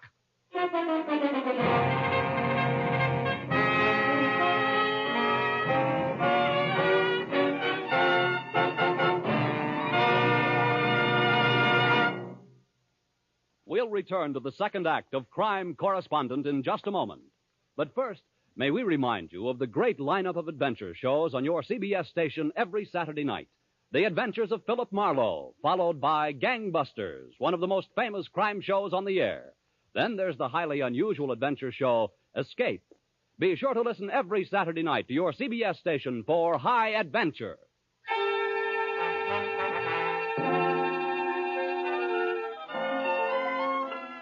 Now, back to Larry Mitchell, your crime correspondent. Yes, citizens, last night, somewhere in your city, a bomb had been planted. A bomb that would blow up an entire city block. Only one man knew where it was, DINO Cerroti, cop killer. But he couldn't talk for a very good reason. He was stretched out on a marble slab at the morgue. Why had he planted that time bomb? That was the very big question. And there was another important question. Would your police find it in time?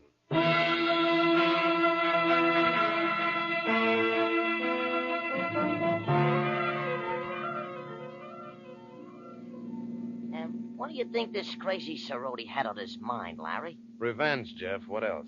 Had a grudge against somebody, huh? Any idea who? No. No leads at all, huh? Not a one. Oh, fine. And that bomb's liable to go off any second. Yeah. Oh, there's the Dillon boarding house up ahead, Jeff. Oh, okay. Hey, isn't that somebody sitting there on the steps? Yeah, Charlie Simmons, the guy who was trapped in the building with Cerroti. If I was him, I wouldn't be sitting on my rooming house steps. I'd be out getting drunk. Wait for me, Jeff. Oh, and Jeff, if I leave here without you... Sure, I know. I'll follow you. Right.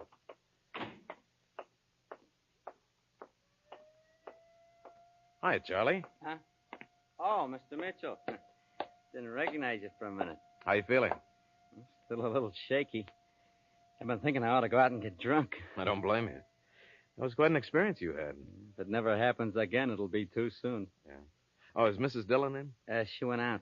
Be back soon, though. Why don't you wait? Oh, thanks. By the way, I understand this Cerroti wasn't much of a mixer, was he? That's right. It wasn't a friendly sort. Yeah, the rumors here stayed away from him. Didn't you? No. Maybe it was because I felt sorry for the little guy. He really wasn't so bad. Oh, sure, he acted kind of crazy at times.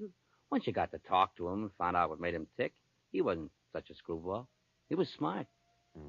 You get to know him pretty well? I didn't say that, Mr. Mitchell.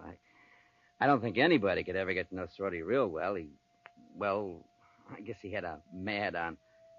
Somebody must have done him a bad turn once, I guess. He didn't happen to mention who it was, did he? Nope. The police asked the same thing.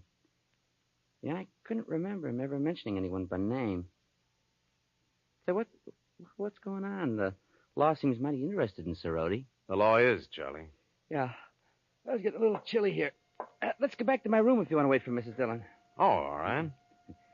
Police sure are busy tonight, ain't they? It sure sounds that way. Go ahead, Mr. Mitchell, after you.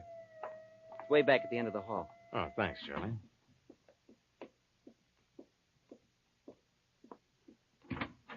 I'll turn on the light. Yeah.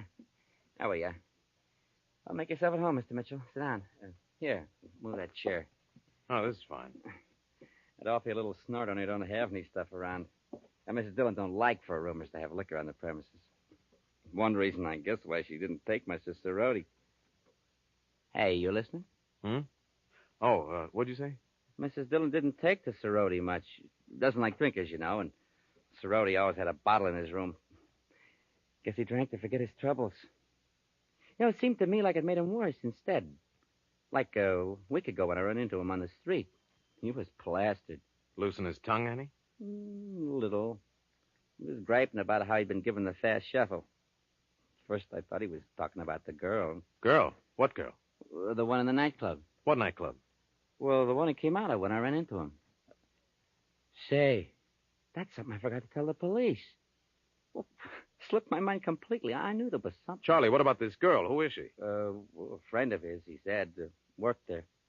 A cigarette girl, I think. I can't remember her name. Where is this nightclub? Oh, well, let me see now. It seems like it was back a few blocks near 54th, I think. Charlie, could you find it again? Oh, I suppose so. Say, I hit on something important? You certainly did. Come on, Charlie. The drinks are on me.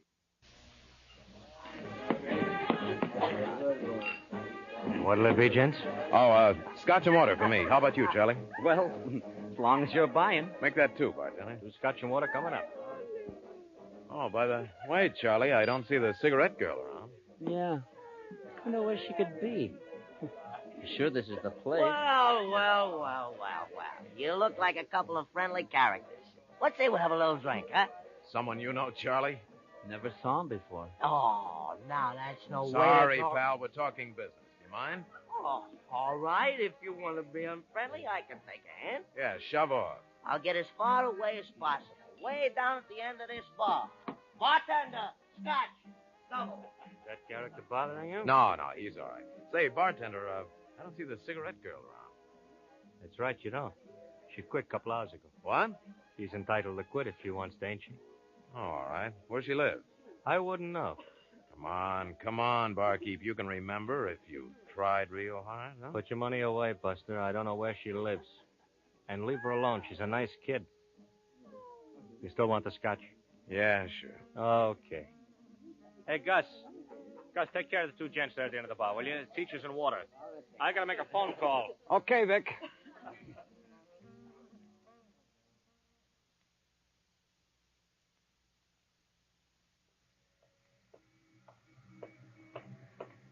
Well, you get the phone number, Jeff? Sure. Sure. How could I miss with that bartender dialing the phone right under my nose? Here it is. That was a good act you put on. Okay, let's go. Hey, where's friend Charlie? Leave him in the bar? Yeah, I think he's in the mood now to tie one on. Come on, let's get down to headquarters. I want McCoy to trace this phone number.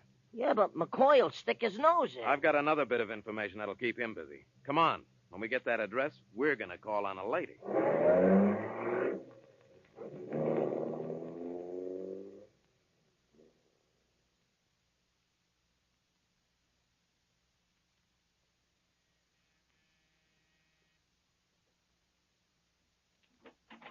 Yes. Hello? Do I know you? No. I'm just curious about a guy called Cerroti. You police? Just a reporter, Larry Mitchell. Oh. Look, I don't know anything. Sure you do. I'll get out of here. Give me a break, will you? I don't want to get mixed up in this. You won't if you'll answer a few questions and fast. I'll tell you anything you want to know, only you gotta keep me out of this. Was he your boyfriend? No. No, but he kept coming around to the club bothering me. He wouldn't leave me alone. We used to go around together back east years ago. Before I got married. Oh, married? Yeah, my husband's been overseas. He's coming back in a week. Look, I don't want to get mixed up in anything. Okay, relax. Cerroti carried a big fat grudge around with him. He was good and sore at somebody. Who was it? A grudge? Oh, sure. Sure, that'd be a man named Malcolm. Yeah. J.V. Malcolm. Malcolm Wholesale Drugs? Yeah. It was something that happened several years ago back east. Dino said the company had gypped him. Wait a minute. This doesn't add up. Malcolm lives in New York, doesn't he? No, he and his family moved out here a week ago. Oh, this is it. You sure? Yeah. Dino told me a couple of nights ago. They're living out on River Road. That's all I wanted to know, honey. I hope you're telling me the truth. Oh, I am. All right. Mr. Mitchell, you promised you wouldn't involve me. Yeah. You know something, honey? I've already forgotten your name. Good night. Good night.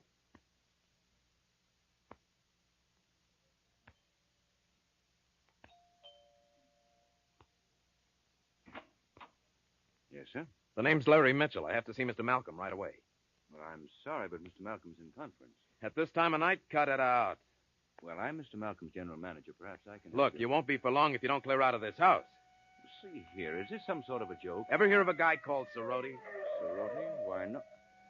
Say, what's going on out there? Those cars pulling into the driveway. The police. I called them 10 minutes ago. I've got a good hunch there's a load of TNT somewhere in this house, and we're going to find it before it finds us. TNT? Oh, great Scott. Come along, Mr. Mitchell. Mr. Malcolm's in the library, executive board meeting. Mr. Malcolm's selling his interests, retiring. All the big shots of Malcolm drugs collected under one roof, huh? That figures. Perfect setup for a guy with a grudge. Cerroti had it all figured out. Who is this Cerroti? It's a long story, Mr. Gargan. Let's get everybody out of this house first. I'll fill you in on details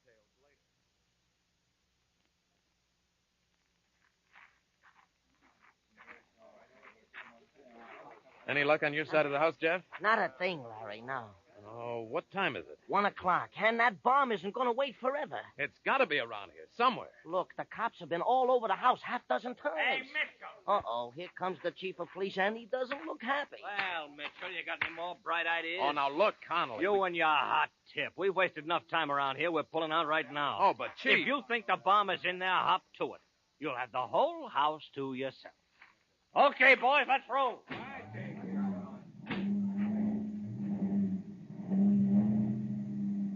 Come on, Larry, let's get back to town, huh? Yeah, sure. The car's right over here. Huh? Where to now? We're not licked yet, Jeff. We better see if we can locate McCoy. I want to find out if we made any headway with that tip I gave him. Larry, you think there's really something to that... Hey. What? Hey, isn't that somebody sitting in our car? It looks like a girl.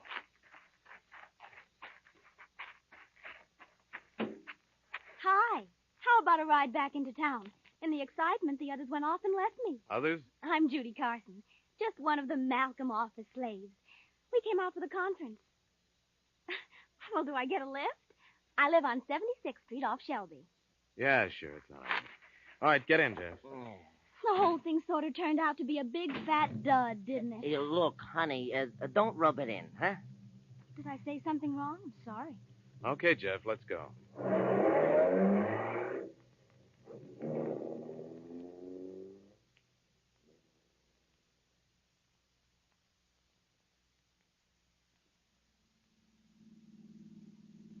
Well, that's my apartment house up ahead. Okay.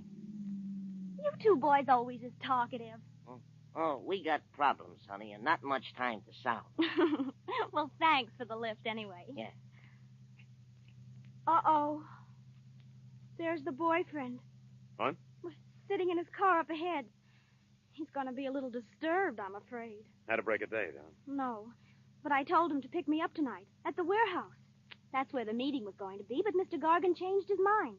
Decided at the last minute it would be nicer to get together at the Malcolm estate. Well, I'm sure your boyfriend will understand. Good night. Night.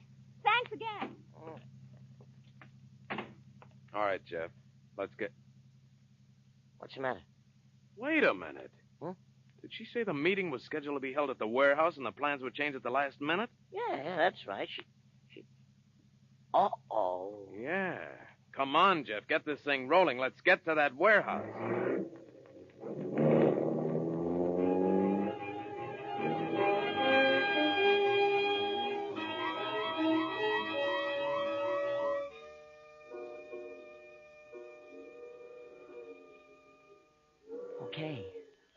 Okay, Larry, so here's the warehouse.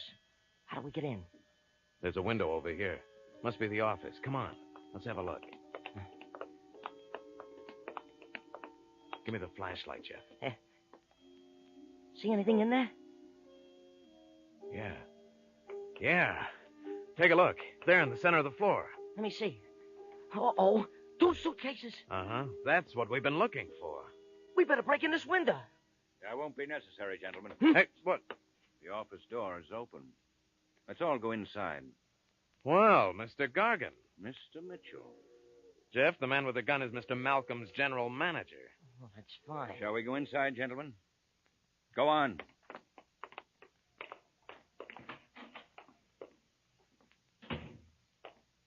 Go right on through. Into the warehouse. Anything you say, Gargan. Too bad you got here so soon, Mitchell. I'm afraid you'll have to be detained.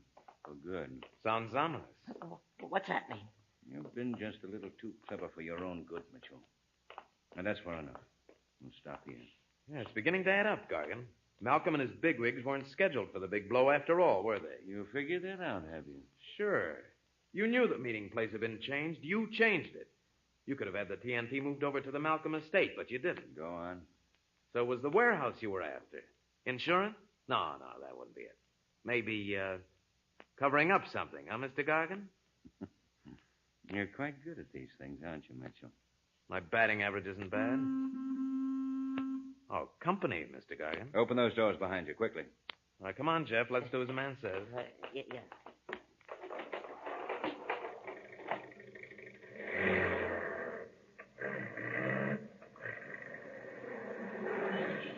Larry, you see who's driving that truck?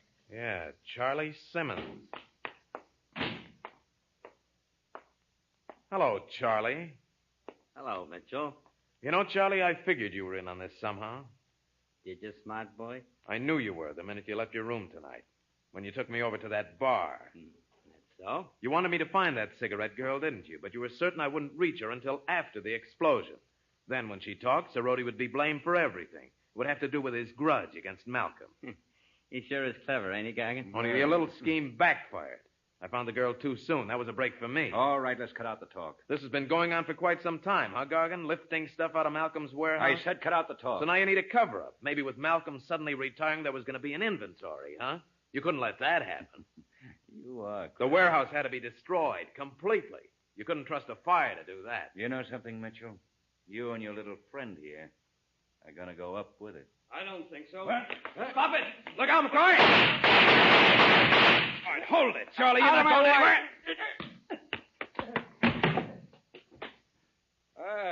That's a pretty good lift you have, Mitchell. Thanks, McCoy. Thanks for showing up. Don't mention it. Look, are we going to stand around here gabbing? What about those suitcases back there? Relax, Jeff. I've already taken care of them. What? Before Charlie and Gargan arrive. Oh. Okay, Charlie. On your feet. You're not hurt. Go on me. Looks like your tip paid off, Mitchell. I've been tagging Simmons ever since I got your lead. Took a look at his room. What are you talking about? You overlooked something, Charlie, when you killed Cerroti. What? You did kill him, didn't you, Charlie? Maybe Cerroti got panicky, wanted to give himself up. You were afraid he'd spill everything to the police. You're crazy. He shot himself. No, you shot him in your room. My room? Look, the cops found him in his room. That's right, only because you moved him there. You had to move the chair, too, because it was covered with blood. You didn't want anyone to find it in your room. So you just switched chairs, Simmons, took the one in Cerroti's room and brought it back to your own. You didn't think anybody would notice the switch of chairs because all of them in the boarding house are exactly alike. You're crazy. There was one thing you didn't notice, Charlie. There was a small hole, a bullet hole, in the back of the chair you took from Cerroti's room. What? That's right. And when I spotted it in your room, I wondered how it got there. With a gun battle raging at the front of the house, how could a bullet have lodged itself into a chair in your room at the rear of the house? But don't worry, Charlie. You'll get your chair. A hot one.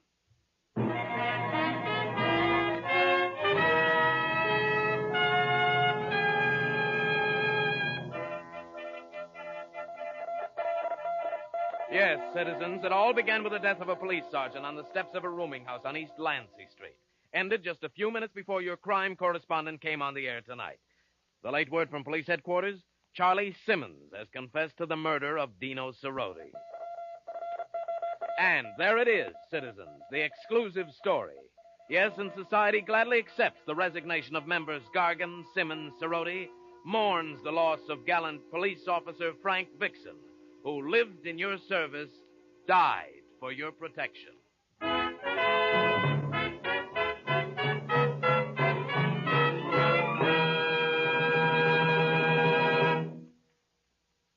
Crime Correspondent is produced and directed by Gordon T. Hughes and stars Paul Frees as Larry Mitchell. Script is by Adrian Jondot and original music by Marlon Skiles.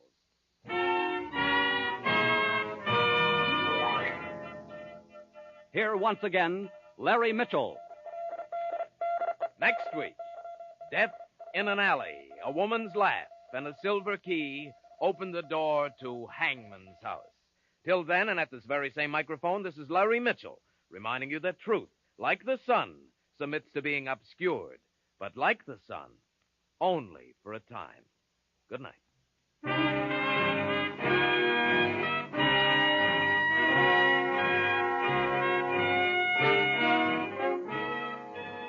This is CBS, the Columbia Broadcasting System.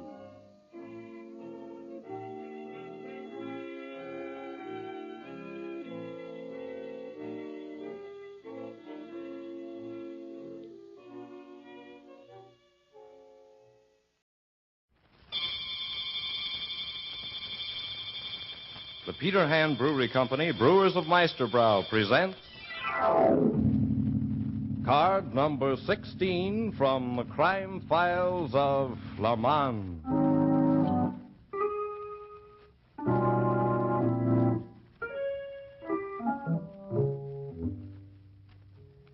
A new file card, Miss Lake. Popular nightclub comedian suspects someone of trying to ruin his act. Case more serious than it seems.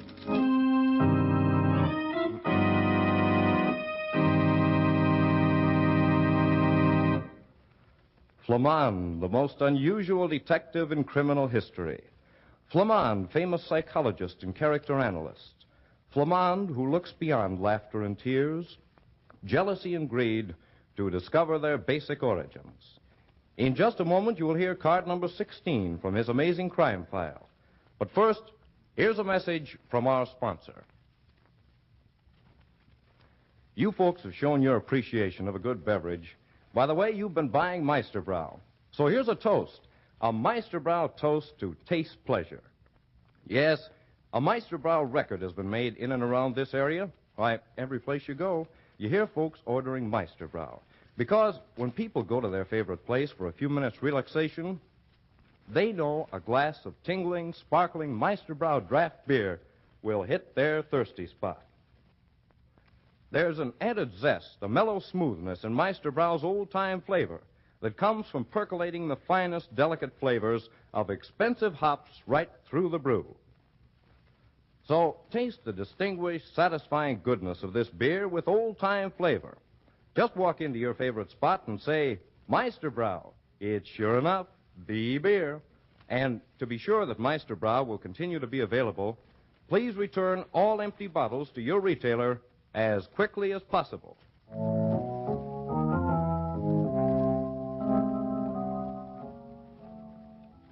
And now, card number 16 from the crime files of Flammonde. Tonight's story opens in Flammonde's office with Danny Dole, a nightclub comedian, pouring out his trouble. My name's Danny Dole, Flammonde. I guess I don't have to tell you any more, do I? No, not unless you want to, I suppose. Oh, you're the nightclub comedian. Yeah, nightclub, musical comedy, movies, radio. I guess they know me just about any place. Well, I don't go in for nightlife much. That's right, Mr. Dole. Doggone it. Honestly, though, Flammonde, Danny Dole really is a nightclub celebrity. Yeah, I suppose I am. And, you know, I always think the celebrities come to watch my act, but I guess I'm a celebrity, too, huh? Why, certainly. But people don't ordinarily come to see me unless they have problems, Mr. Dole.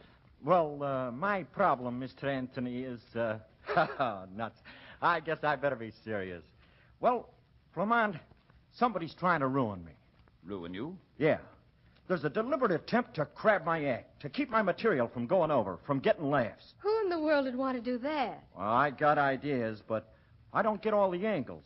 That's what bothers me. Mr. Dole, why would anyone, by the wildest stretch of the imagination, want to spoil your act? You know what I'm drawing down at the Club Lazetta, huh? No, I wouldn't have the faintest idea. $1,500 a week, and that ain't newspaper story dough. It's cash. But who would be interested in getting you fired? Well, for one, that crack-voiced sister that drools songs into a microphone, Sheila Ray. If it wasn't for her face and figure, her voice wouldn't get her a job calling trains in Winnipesaukee, North Dakota. You think she's jealous? Well, she had the top spot till I came in. She had her choice of leaving or taking a cut and staying on. Well, she stayed. Well, theatrical jealousies are a bit out of my line. Unless they get to the point of physical violence. There'll be physical violence if I get my hands on the louse that's trying to kill my stuff. Fine. When there is, come around and see me. One of the best gags in my whole act. Killed deader than a stiff on a moored slab last night. What was it, Mr. Dole? I'm telling a story about duck hunting, see? Oh, it's a wow the way I do it. Never fails to get solid laughs. Usually stops the show cold. Why, the critics say Let's forget the critics. Yeah, okay. They ain't so hot anyways. You're hunting ducks. Yeah, and I go through all the imaginary movements of getting ready to shoot. I'm crouched down in the duck blind, shotgun up to my shoulder. All make-believe, you see. And then I make with the trigger. When does the laugh come? When I make with the trigger, a dead duck drops down from the ceiling over the heads of the customers. Oh, how cute. Flammonde, wouldn't it be a scream to get a dead duck in your soup? That's the laugh. Nobody gets the duck. It's suspended by a thin wire. You can't see what's holding it, but it quits falling about 10 feet above the folks' heads. Yes, I can see how that might get a laugh. The discomfiture motive. Yeah, it's Sacco. But last night, it was strictly from hunger. I pull the trigger, nothing happens. There I am with my pants caught in the sprocket and my new departure coaster brake not working. And did you look over the mechanical contrivance that releases the duck? Sure. Somebody'd put in a new spring and release lever that was too strong to let the duck fall. Any idea who did it? I know who'd have liked to have done it. That singer, Sheila Ray. But do you have any proof? Not a iota. Mr. Dole, I think this is serious. Extremely serious. Flammonde, you're joking. No, indeed, Sandra. When somebody tries to kill your laughs, it's always serious, miss. And, Mr. Dole, I think whoever's responsible for your trouble is interested in killing more than laughs. Well,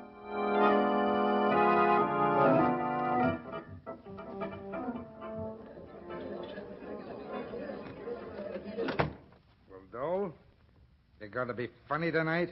I ain't had any complaints till I hit this beanery, Gus. At these other places, they must have been giving away dishes.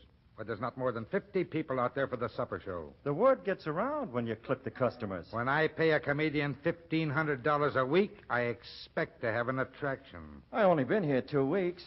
Folks will get wise. About the way you miff your stuff? I got nothing to do with the things that's been happening. You're not liable to take care of yourself very well, are you? I got a contract for 10 weeks. An airtight contract. That ain't doing so bad. Suppose I throw you out and refuse to pay off. Why, your joint would be closed in 2 hours. You couldn't get a band or an act. Suppose you leave. Suppose you jump your contract. That's not the way the number's written in my script, Mr. Clum. There are ways of making people change their minds. I have some friends. What about them? They don't like people who get in my way. Sometimes they get mad about it. You don't say. Yeah. And when they get mad, they do funny things. A lot funnier things than you do in your act. Like trying to kill a comedian's laughs? Like maybe trying to kill a comedian. Period. Come in. Danny, Joe said to tell you that you go on 5 minutes early tonight. Oh, hello, Gus. Evening, baby. How's the voice tonight, Sheila? Good as ever. No improvement? Oh, that's a pity. It's good enough to get an encore in 5 bows, you ham. Sheila, how come you bring Danny his messages about going on early? Well, Joe asked me to. You're doing what the head waiter says now? Well, I was coming backstage anyway. To Dole's dressing room? No, to my own. What's eating you anyway? How long were you standing outside that door before you came in? Answer me. Hey, let go of my wrist. What did you hear? Nothing. I'd remember that if I was you, kid. Exactly that. Nothing.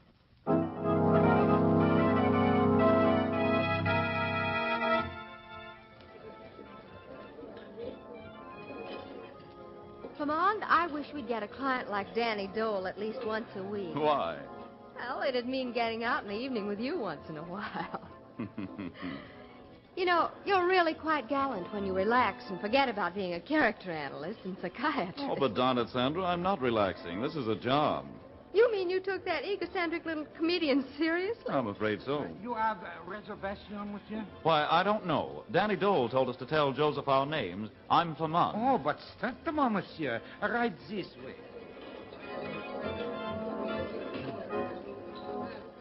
Well, Mr. Dole certainly got us a good table. His vanity wouldn't permit anything else. You're a fine one, talking about vanity. Oh, but I'm not vain, Sandra. Really, I'm just sure that I know what I know, that's all. Gee, this is fun. Say, that's a gorgeous evening gown, Sandra. You see? A night out even brings you to life.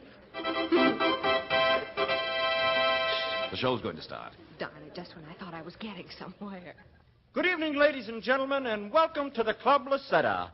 The Club Lucetta, where you pay plenty for what you get. Ha ha, such happy faces. You know, for a bunch of 4Fs, you're the healthiest looking gang I ever saw. Oh, say, waiter. Yes, monsieur?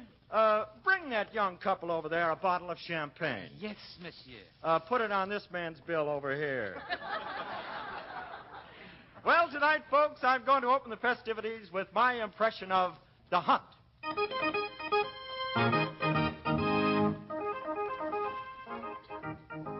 Yerks! This is the Brooklyn Hunt Club. Imagine them bums chasing a little fox. I'm not a fox man myself. I'm a duck man.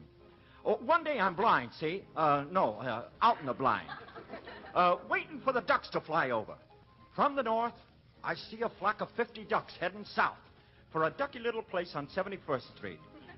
These are southern ducks. I hear them quacking as they get closer. Quack, quack, you all. Quack, quack, you all. Well, I pull my shotgun out of my pocket.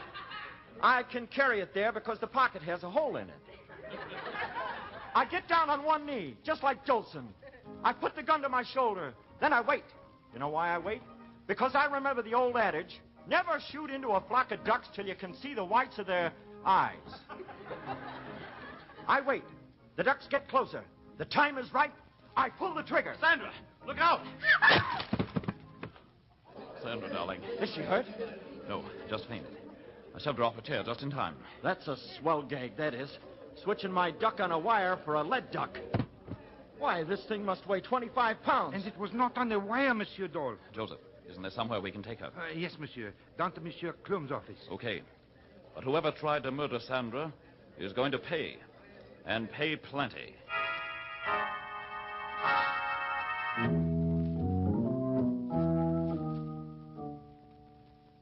Sandra, dear, it was all my fault. I shouldn't have brought you here. Monsieur, her eyelids, they are flicker. Oh, I've been all right for a couple of minutes. But I didn't want to stop that pretty speech. Deceitful wretch. Well, I know one thing. After this, when you tell me that interfering with the comedian's laughs is serious business, I'll believe you. I don't get it. I think maybe I do. Joseph, why did you seat us at that particular table we occupied? Why, Miss Ray, the singer, she came to me. Came to you and what? She say, Monsieur Klum, the manager, he have ordered this table for the guest of Monsieur Dole. I heard that, Joseph. You're getting the habit of listening in on other people's conversations, ain't you? It looks like a healthy thing to do around here. She's the one. She told me. How about that, Miss Ray? Well, you're not pinning this on to me. Do not you dare to deny it. You have told me. You hated me, Sheila, because I kept you from getting top billing and top dough. I'm not denying that I told Joseph about the table. Oh, you admit it. But what could you possibly have against me? You don't even know me. You're forgetting one thing. One awfully important thing. What's that? I told Joseph that Gus Klum told me to tell him. And Gus told me it was very important. It is funny, that. Very funny. What's so funny? That Monsieur Klum is not around with all this excitement. Say, I haven't seen him at that. The last time I saw him was across the room when we were bringing Miss Lake down here. But he must still be upstairs. He wouldn't dare try getting away. Come on. Monsieur, do you have a revolver? Never carry one. Don't worry. Oh, but Monsieur Klum is dangerous person. The frog ain't kidding, Flammonde. Say, somebody tapping on that window. Your nerves are getting the best of you, Sandra. Just the same, I'm going to pull up that shade and see. Gus Klum with a rope around his neck. Oh, yes. We'll have to get him in here. The rope's tied to a little exit balcony upstairs. Here, I'll cut the rope. You two fellows pull him in. I have him. So he committed suicide when he saw he was going to get caught. Suicide? Oh, no, Miss Ray. There's the impression of a knife point against his stiff shirt, right over his heart. Gus Klum was forced out the window. He was murdered.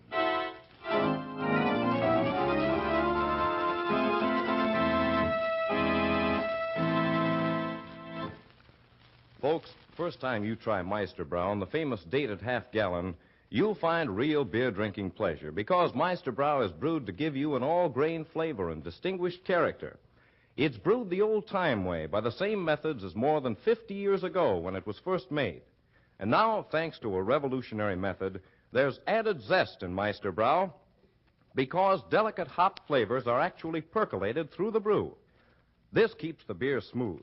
And besides all this, in Meister Brown there's natural sparkle and life that's a joy to behold. For this old-time brew is bottled with only natural draft beer carbonation.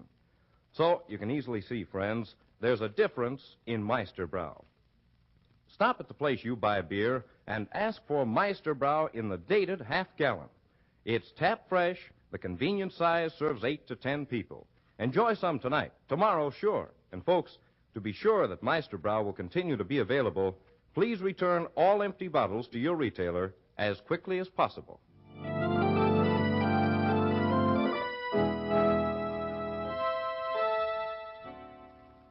The second act of tonight's story opens in Gus Klum's office in the nightclub. All the patrons have left as Flammonde continues his search for Klum's murderer. So it was Gus Klum who told you to have me put the detective and the girl at table 16. That's what I said, isn't it? Oh, certainement. Well, it's true. You don't believe Miss Ray, Joseph? I always believe a lady, mademoiselle. But it is unfortunate, is it not, that Monsieur Klum is dead? Unfortunate or convenient? Me, I wouldn't know which. I'd keep that funny mouth shut if I were in your big shoes, Danny boy. Yeah, why? I heard the row you had with Klum tonight. I thought you wasn't listening. I was listening, all right. It was quite a thing to listen to. What was it, Miss Ray? Gus Klum tried Shut to... up, you. I'll make you sorry you ever opened your mouth. Like you made Gus sorry? Go ahead, Miss Ray. What did you hear? Gus tried to get Danny to tear up his contract because the act wasn't going over. Gus was losing money on it. That's a lie. He told the funny man that if he didn't quit, things would happen to him. Sure, he threatened me. So what? I called his bluff and he tried to crab the act. Why, you big ham. You think that lead duck took its dive to crab your act? Just how important do you think your act is? I agree, mademoiselle. A man does not attempt murder to spoil a nightclub act. All right, voice of experience. I'm getting mad. I'll give you a thing or two to think about. You'll have to get it out of a book. Gus Clum was standing across the dining room when the rest of us came down here. Joseph and Flammonde and his secretary and me. None of us left this room. Flammonde. You was still upstairs, Cracker Voice. And after you came down here, we found Clum had done a one-way stretch. No, you can't pin it on me. I didn't do it. There's only... Oh. What were you going to say, Miss Ray? Nothing. I'm afraid maybe I've said too much already. I see what you mean. I think I'll have a few private interviews.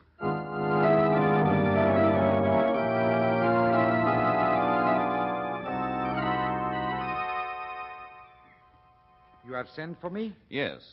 Tell me, Joseph, how was the Club Lisetta doing? Very badly, monsieur. Then I don't see why Clum hired an expensive act like Danny Dole. That was the reason, monsieur. Monsieur Clum have been doing a little less than, break even. He reasoned that he needs a big-time act, something terrific. So, Danny Dole. Smart business. Unfortunately, no. Instead of losing a little, he started to lose $1,500 a week. Where did Clum get all his money? We had some very unsavory friends who used the Lisetta as a meeting place. It was worth something to them. And I hardly know how to say... How to say what? He owed me nearly $6,000. You loaned him $6,000? Oh, but yes. How does a head waiter get that much money? A good head waiter make a great deal. And I am a very good one. With the club doing so badly, how come you risked your money? The club was not doing well, but I was doing all right.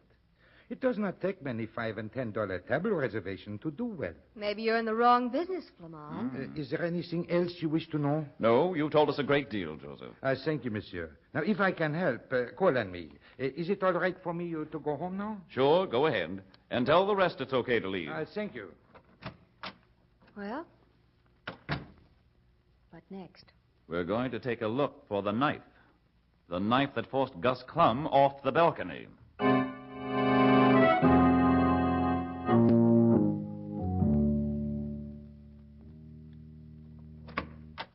Hello there. Drafty back here, isn't it? Yeah. No one here. Everybody's left. And I don't see what you expect to find. That knife, with any luck. Where's Dole's dressing room? Dole? Flammonde, you surely don't think he... I have to take every possibility. Where is it? Right next to Sheila Ray's. Here. Fine. Come on. Hey, just a minute. Thought I heard something. Oh, just your imagination. No. Somebody's watching us. Following us. Sandra, your imagination. Funny, there's no lock on the door. Evidently, Gus Clum didn't want his performers to have any secrets. Well, the devil's a light switch. What was that? Somebody threw a knife at us. And missed, fortunately. The door. Forget it. Whoever did the knife-throwing act is gone now. Hey, maybe this is the light switch. Danny Dole. He's dead. No, not dead, Sandra. He's breathing. Just been hit over the head. And here's the knife. Well, that's something. I don't get it. But of course, Sandra. This is the same knife that was used on Gus Clum. Well, fancy Danny. What's happened to him? Oh, he'll be all right. But I thought you'd gone home. Well, I thought I'd do a little investigating of my own. Oh. Where am I? What happened? You know where you are, all right. And you know what happened. You came here to get rid of the knife. Knife? What knife? The one stuck in the wall. You were going to hide it. You heard the detective come in, you threw the knife, pulled the door shut, and pretended to be knocked out. Yeah? Somebody was in here when I came to lock up my stuff. I was hit over the head from behind. Not too hard. Not any harder than you could hit. You arranged the whole business to keep from looking bad. I never looked bad in my life. You knew Gus was going to give you the bounce. The publicity would have ruined you. And so you figured you had to make him look like a murderer and get rid of him at the same time. You tell me how I could hang Gus while I was down in his office and him upstairs, and I'll get you 52 weeks booking. I don't know how you did it. But you figured out how to drop a lead weight on somebody's head. You're crazy anyway. Arrest her, Flammonde. She told Clum to seat you and your secretary at the table under the lead duck. She came down after Clum was hung. It had to be her. So, you have caught them.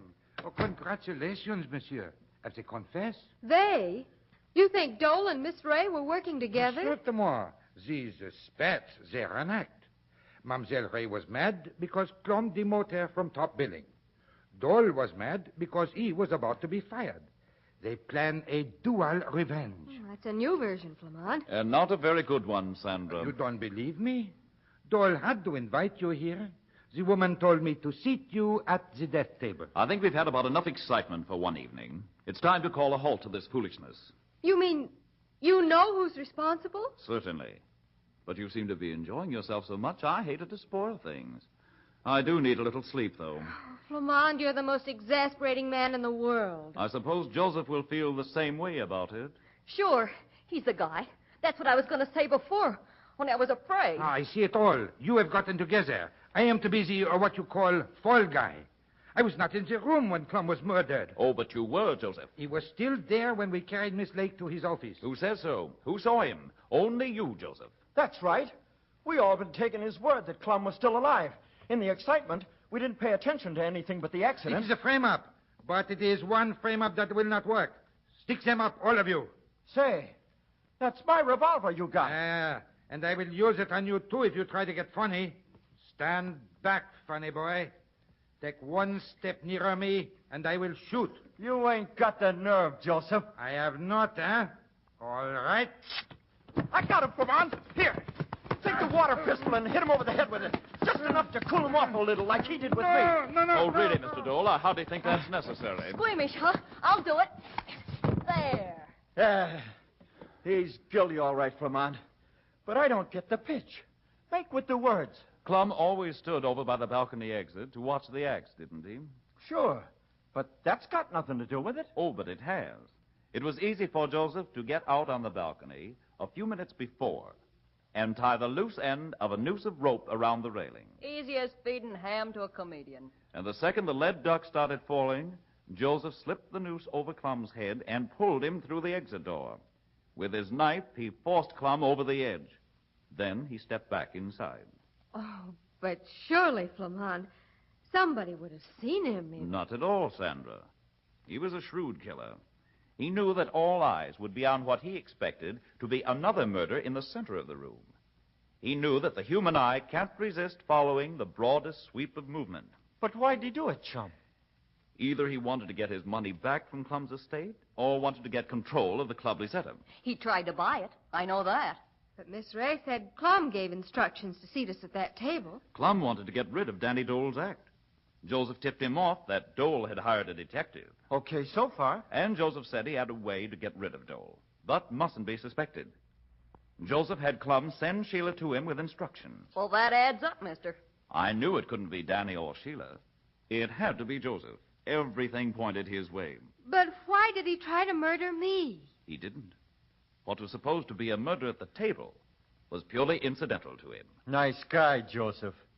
Say, he was the guy that was killing all my jokes. You can't murder the dead, Danny.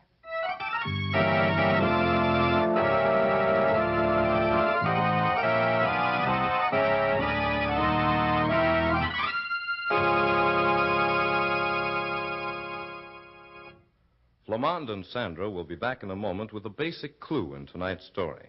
But right now, here's some information that can help everyone. Folks, it's a fact that Meisterbrow rhymes with the scheme of good, enjoyable living. So make evenings at home more pleasant by keeping a couple of big, economical, dated half-gallons of Meisterbrow, genuine, tap-fresh draft beer in your refrigerator. Meisterbrow has a full, tingling, satisfying flavor that makes it an all-year-round drink. For Meisterbrow is a beverage of moderation, brewed the old slow way of more than 50 years ago. Next time you order beer, get Meisterbrow. And as you pour out a foaming glass of this fine old-time brew, notice its natural sparkle and life, along with the old-time all-grain flavor. And when you taste it, notice that added zest, for Meisterbrow has mild, tasty hop flavors percolated through the brew. Yes, the first time you try Meisterbrow, you too will say, Meisterbrow rhymes with my way of living. And to be sure that Meisterbrow will continue to be available, please return all empty bottles to your retailer as quickly as possible.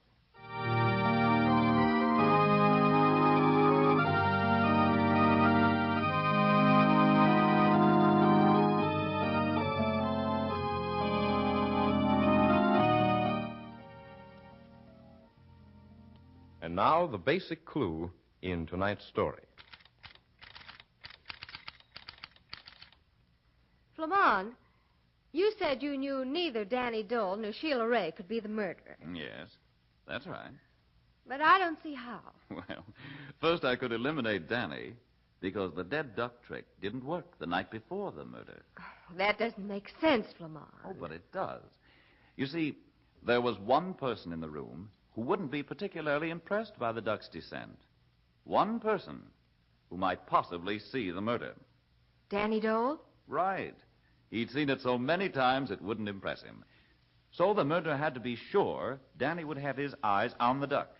He made sure by fixing things so the duck wouldn't work. Oh, and then Danny had to watch it the next night, huh? Of course. But Sheila Ray, how could you be so sure she didn't do it?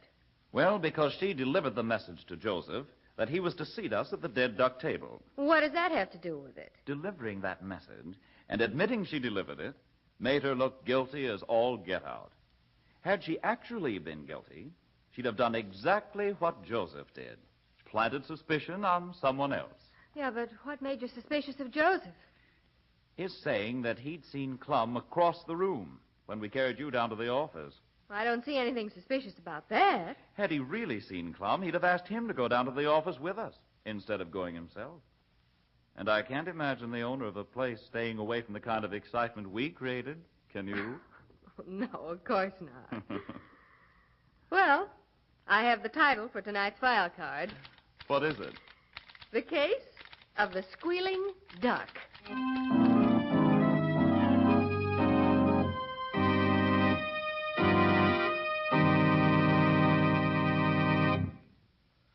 The Case of the Squealing Duck, card number 16 from the Crime Files of Flammonde, featuring William Everett as Flammonde and Patricia Dunlap as Sandra.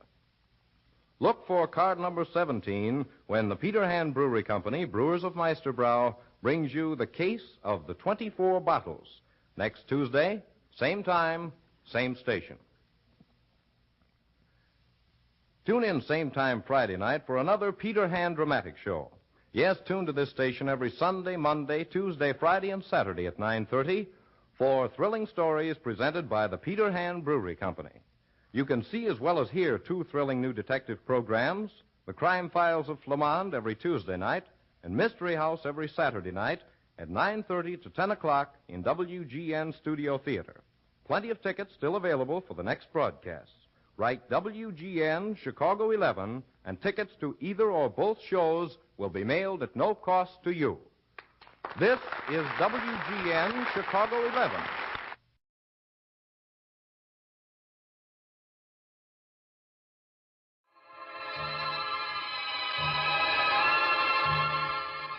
Mystery in the Air, starring Peter Lorre, presented by Camel Cigarettes.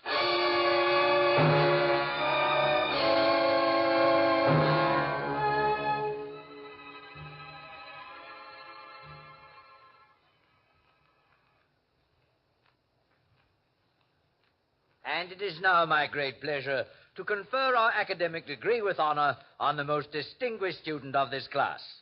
Roderick Raskolnikov, step forward.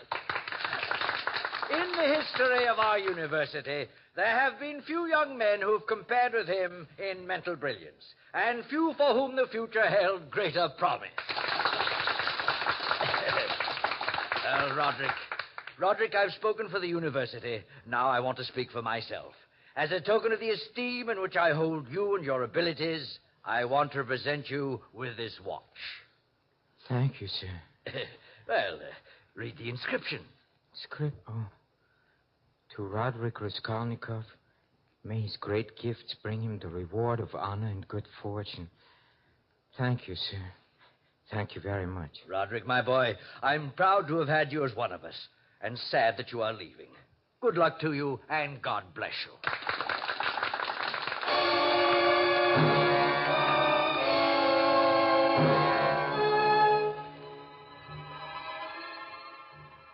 Again tonight, Camel Cigarettes bring you Peter Lorre in the excitement of the great stories of the strange and unusual, of dark and compelling masterpieces culled from the four corners of world literature. Tonight, Crime and Punishment, adapted from the motion picture starring Peter Lorre and based on the novel by Fyodor Dostoevsky. Mystery in the Air, starring Peter Lorre. Brought to you by Camel Cigarettes.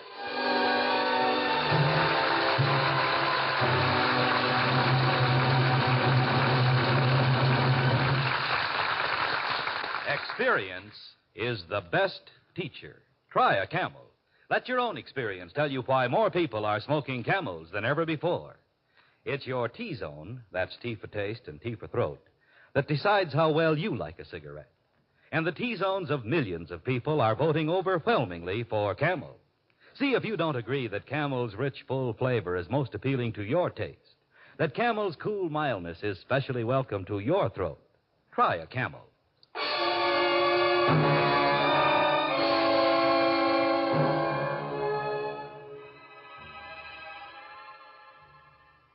So I, Roderick Raskolnikov, went to the city to achieve honor and good fortune. But 1 year later, I had achieved neither. Oh, I had written one book, a book on crime, which I had to sell to a publisher for barely enough money to pay my first 6 months' rent. Oh, the reviews were very nice. Yes, one of them said, the subject is handled with such brilliance that one wonders whether it's the work of a genius or a great detective, or both. Genius or great detective. Can't eat reviews. All the time I was starving in a garret room. Come in. Oh, it's you, Mrs. Barnum. Yes, it's me. I haven't had a penny out of you in 6 months. I know. How much longer do you expect me to wait for my rent? Well, can you stand the strain another half hour? Oh, so you're going to pay me in half an hour? Yes. Just how are you going to raise the money? Oh, that's very simple. I'm going to rob a bank. Think you're funny, huh? Well, I don't. You're a disgrace to my house. Maybe, but someday they'll put a sign on this house that I, Raskolnikov, had the privilege of starving here.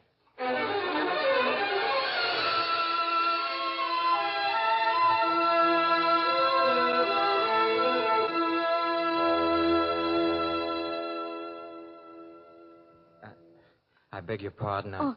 Is there a pawnbroker? I think it's an old woman by the name of Leona. Does she live here?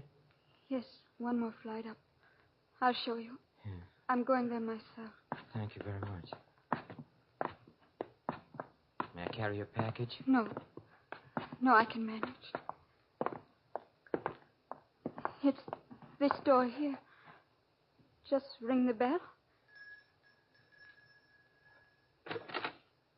What do you want? Oh, it's you, Sonia. Come in. Who's this? One of your gentleman friends? No, I met him on the stairs. Well, what have you got this time? This Bible. And where did you steal this? I didn't steal it. It's been in our family a long time. What do you want for it? The cover's inlaid with mother of pearl. Stones are garnets. It's worth at least 100 rubles. I'll give you 6 rubles for it. But If you don't want it, leave it. What have you got, mister? I have a watch. I'll take the 6. Here you are. You said 6 rubles. You gave me 1. That's right, 6 rubles. Less 3 months' interest for your shawl and 2 months on the necklace and silver buckles. That makes 5 rubles. 5 from 6 is 1 ruble. Well, what are you waiting for? Want your Bible back?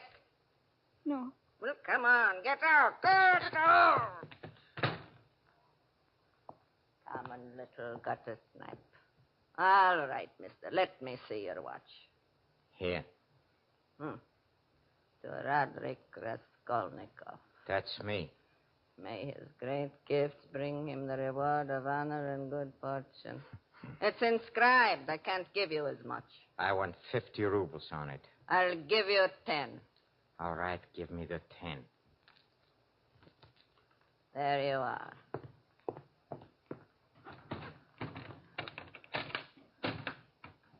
What are you staring at? Don't look at me like that. I'm not looking. I'm not staring. I was watching you put the young lady's Bible and my watch into that trunk, that's all. But I've got nothing in here. Nothing but a lot of trash. A lot of trash. Get out of here. As you say.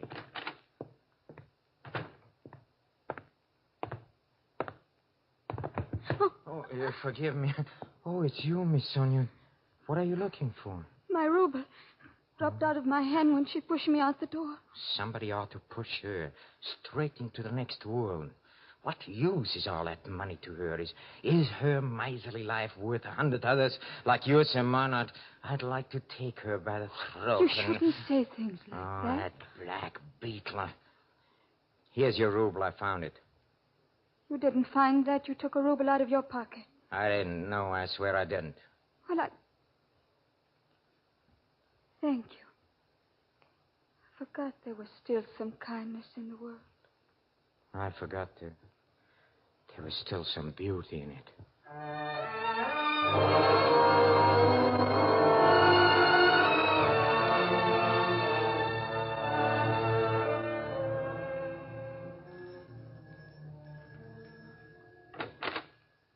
What do you want at this hour? It's after midnight. It's me, Raskolnikov, don't you remember? I've got a valuable vanity case this time. Fine hour this is to come around with your rubbish. But come in.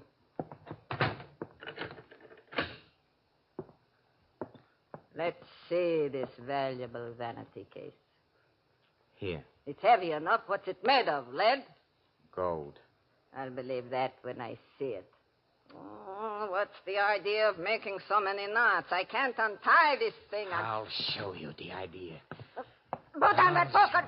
Put down that poker! I will. Please. On your head, you dirty, you old hag!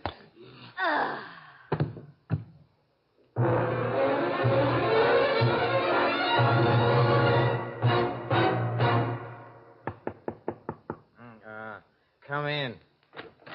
Oh, good morning, Miss Possum.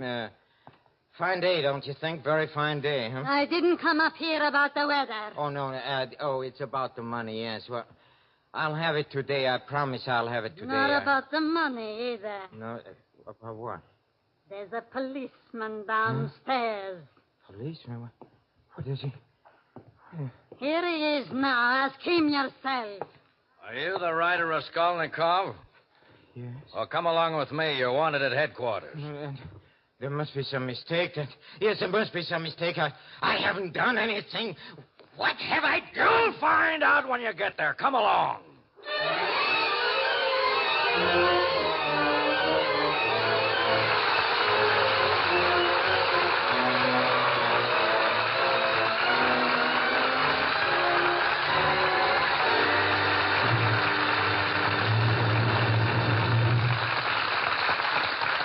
In a few moments, Mr. Peter Lorre will bring us the climax of tonight's Mystery in the Air, when camels present Act Two of Crime and Punishment. You've got to be good, really good, you know, to be a champion. You've got to have what it takes, and it takes plenty of skill, plenty of training, and above all, plenty of experience. Yes, sports champs have proved it time and time again. Experience is the best teacher. Cecil Smith, the polo star, thanks experience for his goals. Don Whitfield says experience made him what he is today, the world's outboard speed champion. That goes for Jerry Ambler, too. He says it took experience to win his bronc-busting crown. Yes, the champions agree that experience is the best teacher in the world of sports. And millions of smokers agree that experience taught them plenty about cigarettes. Back in the days of the wartime cigarette shortage, folks smoked brand after brand. They had to take whatever brands they could get. They compared those brands, became experts on the differences in cigarette quality. And that experience convinced thousands and thousands of smokers that Camels are their first choice. They learned that Camels are the cigarette with a rich, full flavor and cool mildness. Yes, smokers everywhere learn they prefer Camels to all other cigarettes. Result? More people are smoking Camels than ever before.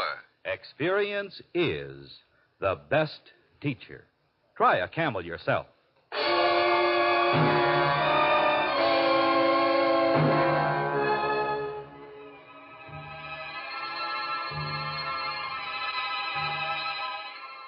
Roderick Raskolnikov, trembling with fear, now stands before the clerk in the police station.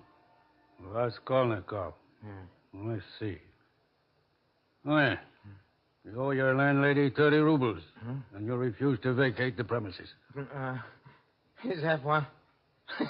Is that why I've been brought here? Yes. Are you going to pay, or must we throw you out? No. I'll pay. I'll pay tomorrow. No, it's my rent. It's not funny. Quiet. No, it's the rent, you see. Quiet, I say. 30 rubles.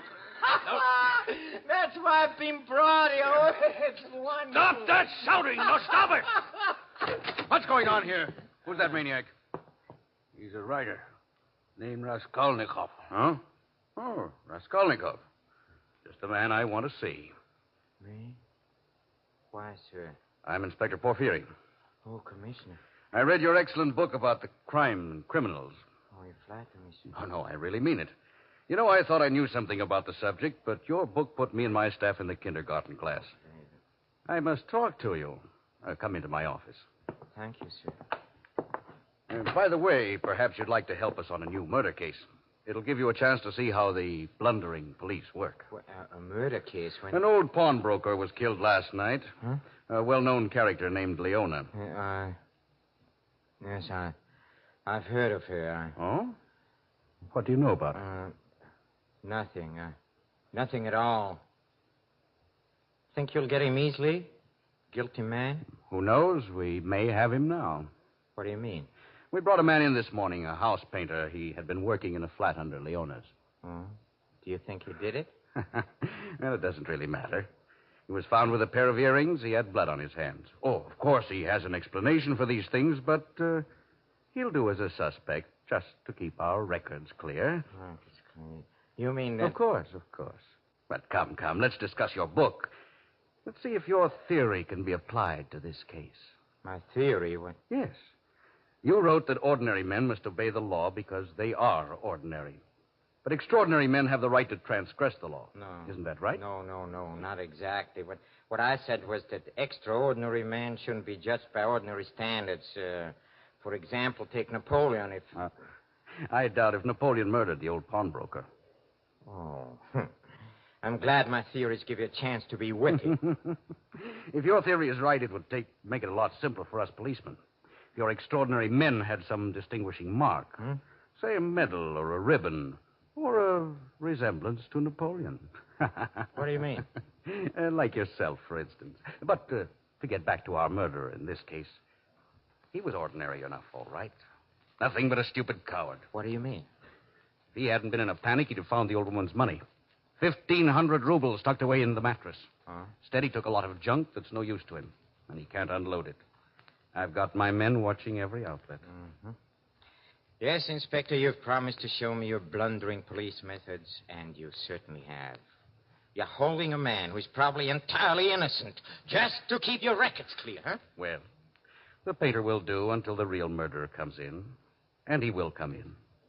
He'll give himself up through fear. Fear of the law or of God. Oh, yes? In the meantime, I'll just wait.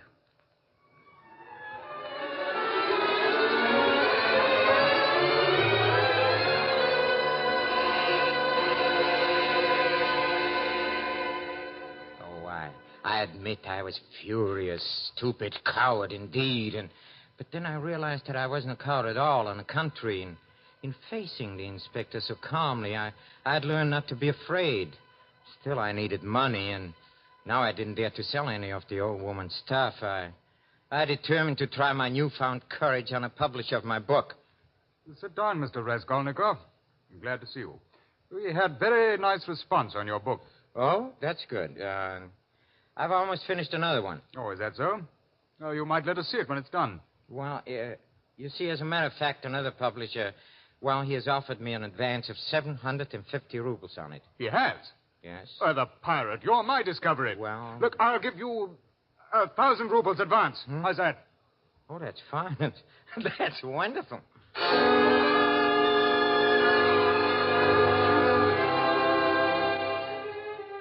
Yes, it's wonderful. I took the money. I paid my landlady in full. I bought myself a whole new outfit of clothes. Oh, I was riding on top of the world. But then a disturbing thought occurred to me. Of course, the inspector hadn't suspected me for a moment, but undoubtedly he would find my name in the old pawnbroker's books. He might think it curious I hadn't mentioned it myself. I decided to go and see him again, voluntarily, yes, out of my own free will. That's what an innocent man would do, or would he? Well, anyway, I'm going.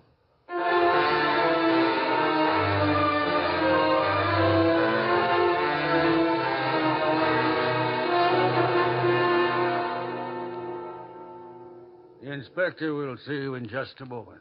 Thank you. I'm in no hurry. Oh, Mr. Raskolnikov. Sonia, what are you doing here? The inspector sent for me. He returned my Bible. He asked me a few questions. Questions? What kind of questions? About the day I went to the pawnbroker. Did he want to know anything about me? Yes, What did you tell him? about the money you gave me. Oh, And then he wanted to know. why? What did he want to know?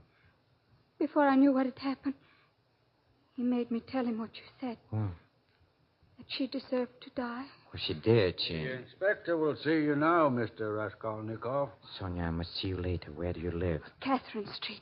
First house from the bridge, second floor. I'll be over as soon as I can. Wait for me. This way, sir. Thank you. Ah, Mr. Raskolnikov. I'm delighted to see you again. Come to claim my watch. Your watch? Come on, let's not beat around the bush. I hated to part with it, but I need the money, so I took it to the old woman and... What old woman? Oh, you know, the pawnbroker, the one we were talking about. Oh, did you have dealings with her? Did I? You know I had. You know I was there. I mean, isn't my name in her book? Oh, wait a minute. Why, so it is. Funny, I didn't notice it. What are you trying to do, upset me? Upset me? No, not at all. And I'm sorry, but there's no watch listed among her effects. I'm afraid it's still in the murderer's possession. Well, thank you very much. I must be going out. Oh, by the way, that's a new suit, isn't it? Yes, it is. What of it? Why shouldn't I be wearing a new suit, huh? Things have taken a turn for the better, eh? Yes, things have taken a turn for the better. I sold another book. Congratulations. I hope you'll have some theories in this one that'll help me solve this murder. We're still holding that poor wretch of a painter. Oh. Your real murderer hasn't come in, huh? No, not yet. But I haven't given up hope. Oh, you're very optimistic. That's good. Suspect anyone in particular? Oh, I suspect anyone and everyone. That's good. I'll admit now that for a time I even connected you with the murder. Me? Yes. You know how a policeman's mind functions. No, I don't. I began piecing things in a pattern. Your desperate poverty, the fact you almost fainted when I mentioned the murder the first time. Your talk of supermen being above the law. Oh, now I can see. Your going around town flashing all that money, which I didn't know until just now came from your publisher. You had me followed, huh? Well, a matter of routine. Yeah. Well, let me tell you something. If I were the guilty man, I'd be too smart to try to sell that junk. I'd have gone into the country and buried it under stone. You hear me? Yes, under a big, heavy stone. So? Come on, accuse me of murder if you like, but don't insult me by believing that I'd overlook 1,500 rubles in a mattress. Try your clumsy methods on half-wits, like that poor fool you're going to sacrifice, just to keep your records clear. But I'm not accusing you. I don't accuse a man I think is guilty if I have no proof. I just sit and wait. Yeah, you sit and wait. Stop playing this cat-and-mouse game with me.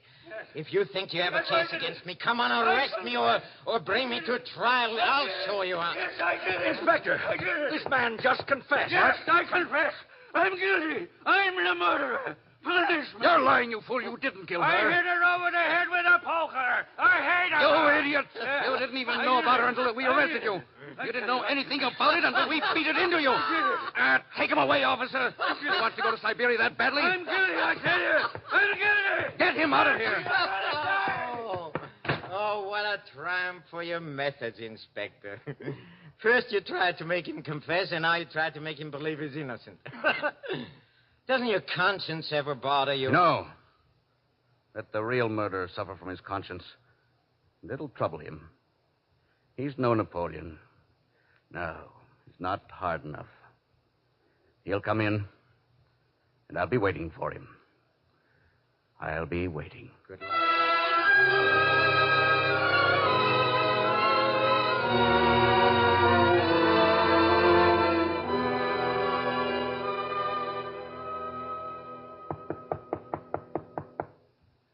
Who is it? It's me. Oh, where have you been? No, I'm walking the streets. I don't know how long. I know it's late. I had to talk to you, Sonia. I may never see you again. You're going away? Yes. Where are you going? I don't know. And why? Because I'm free now. Yes, I'm free. Free to go where I please and do what I please. And Free? From what? police, they suspected me of the murder. Oh, it's all over now.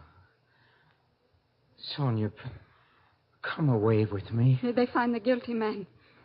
They had him all along. He confessed this morning. Who was it? Oh, a painter who worked in a house. Why all these questions? Leave me alone. I've been questioned enough. Please put that Bible away. I don't want to be reminded of that old hag. And Jesus said, take away the stone. What stone? What stone are you talking about? How do you know I hid it under a stone? It's the stone under which Lazarus was buried. Huh? Then they took away the stone from the place where the dead man was. And Jesus lifted up his eyes and said, Father, thou hast heard me. And when he had thus spoken, he cried in a loud voice, Lazarus, come forth. And he that was dead came forth. Sonia. Sonia! You should kneel to me. Have mercy on me, Sonia. I killed that old woman. Yes, I killed her. Why did you do it? I was mad. What shall I do now? I don't know what to tell you. Because you have no faith. What if I did have faith? Then I would tell you to confess. Huh? Atone for what you've done. Confess to the police? How else can you save the one who's being punished in your place? Confess and go to Siberia and rot in prison, Sonia? How can you ask me to do that?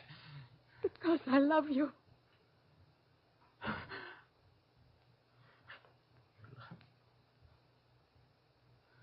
Sonia, I know it. I know it now. I have faith. You have given it to me. You have made me see myself, yes, as I really was, and just a coward who thought himself brave. All right, Sonia, I'll go and do as you say. Oh, my darling. I'll wait for you. I'll always wait for you. Forever.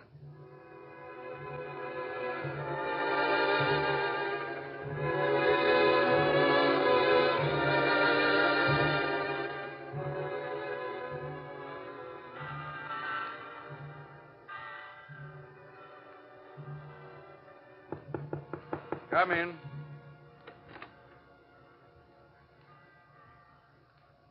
Good evening, Inspector.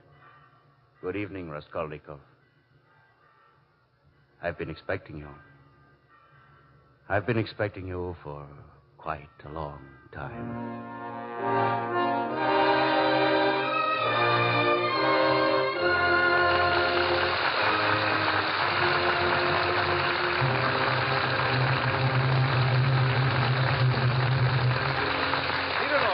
back in just a moment for Camel Cigarettes. Each week, the makers of Camel Cigarettes send free Camels to servicemen's hospitals from coast to coast. This week, the Camels go to Veterans Hospital, Muskogee, Oklahoma, U.S. Army Tilton General Hospital, Fort Dix, New Jersey, U.S. Naval Hospital, Key West, Florida, U.S. Marine Hospital, Memphis, Tennessee, and Veterans Hospital, Tucson, Arizona. When three leading independent research organizations asked 113,597 doctors living in every state of the Union, what cigarette do you smoke, doctor? The brand named most was Camel. According to a nationwide survey, more doctors smoke Camels than any other cigarette.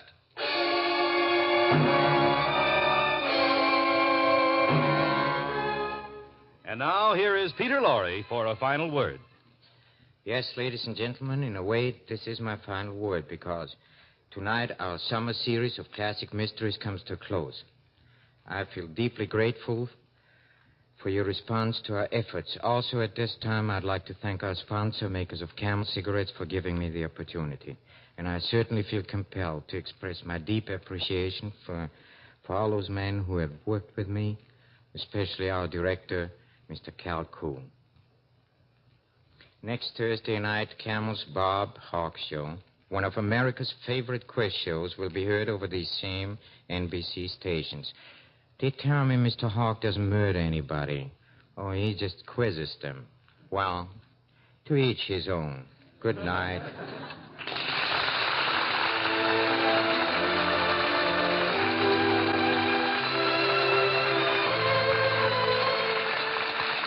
Men, shopping around for just the right tobacco for your pipe? Don't miss Prince Albert, the tobacco specially made for smoking pleasure. Prince Albert is a mild tobacco with a rich, full, mellow taste. Its choice tobacco is specially treated to ensure against tongue bite. Crimp cut to burn slow, smoke cool. More pipes smoke Prince Albert than any other tobacco. So see if PA doesn't give you more pleasure from your pipe. If your community did not observe daylight saving time this summer, listen in for the Camel Show 1 hour later next week when the Bob Hawk Show will be heard at this time over these same NBC stations. Crime and Punishment has been adapted from the screenplay Crime and Punishment by arrangement with Columbia Pictures, producers of the Technicolor musical Down to Earth. Listen next Thursday at 10 p.m. Eastern Standard Time, 9 p.m. Central Standard Time, 8 p.m. Mountain Time, and 7 p.m. Pacific Time for the Bob Hawk Show over these same NBC stations. Music for Mystery in the Air was composed and conducted by Paul Barron. The artists supporting Mr. Lorre tonight were Henry Morgan, Peggy Weber, Joe Kearns, Ben Wright, Louis Van Ruten, Gloria Ann Simpson, and Herbert Butterfield. This is Michael Roy in Hollywood wishing you all a pleasant good night for Camels. This is NBC, the National Broadcasting Company.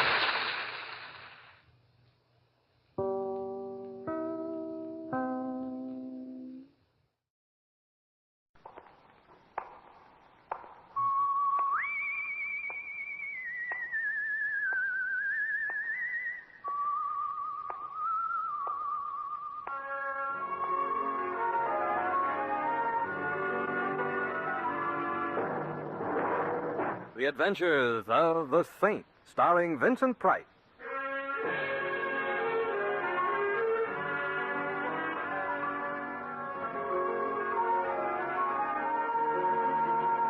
The Saint, based on characters created by Leslie Charteris and known to millions from books, magazines, and motion pictures. The Robin Hood of modern crime now comes transcribed to radio, starring Hollywood's brilliant and talented actor Vincent Price as the Saint. Templar? Mr. Templar. I'm asleep. Mr. Templar. Noisy dream. You're not dreaming, That's Mr. what Templar. You say. I'm alone in my bedroom. I'm in bed. It's dark. But you're not alone. I'm here. Go away. I'm sorry. I didn't climb into your bedroom in the middle of the night merely to go away again. What did you expect? A 21-gun salute? I expect your attention. You can't see me, can you? No, I'd be even happier if I couldn't hear you. But I can see you, however. You're silhouetted against the window behind you. That was cunning of me. It helps me aim the gun I'm pointing at you. I'm so glad. I'd hate to have your aim suffer. What do I do now? Get up, put the lights on? You don't do anything of the kind. No? Why? Are you shy? Yeah. Let's say I'm shy. That's why you insist on holding this conversation with me in the dark. The conversation, obviously, that wouldn't be about the weather. What would it be about? Well, I'm a writer. A writer and shy? Nonsense. I need some advice. The only advice I can give all writers is don't. I'm writing a book about murder. I'm calling it The Story of a Perfect Crime. Sounds interesting. Thank you. What I came here for was to have you tell me whether or not the murder my book deals with is really a perfect crime. Go on. The man to be murdered, in my book that is, suffers from heart disease. He's a completely unpleasant character, a financier and a crooked one, a man who deserves to die. And he suffers from heart disease. For this condition, he takes daily at stated hours capsules containing medicine, capsules upon which his life depends. Now then, the murderer, in my book that is, decides to poison the financier. Oh, that's not cricket. No, it's murder. Murder that will be poisoning without poison. I'm waiting breathlessly for the next chapter. The murderer steals one of the capsules, pours the medicine out, and replaces the medicine with powdered sugar. He returns the capsule to the financier's pillbox. In due course, the financier reaches the capsule, takes it. His weak heart, lacking the medicine he needs, fails. And there you have poisoning without poison. Very ingenious. I think so. The poisoner can't be traced to the poison he purchased because he didn't purchase any. The murdered man is assumed to have died a natural death. An autopsy will show no poison in his body since there wasn't any. Well, is it a perfect crime? I can't see any flaws in it. Good. Then if you can't, I don't imagine the critics will. Don't you mean the police? Why should the police be interested in a book I'm writing? And why should the critics be interested in the murder you're committing? You're not serious. You are. I rather think I must leave now. Be getting light soon. No, don't move. I still have the gun pointing at you. If I had to shoot you, it wouldn't be a perfect crime, but you'd be dead nonetheless. But that wouldn't interest you, would it? Well, good night, Mr. Templar, and pleasant dreams. Thanks. Loads.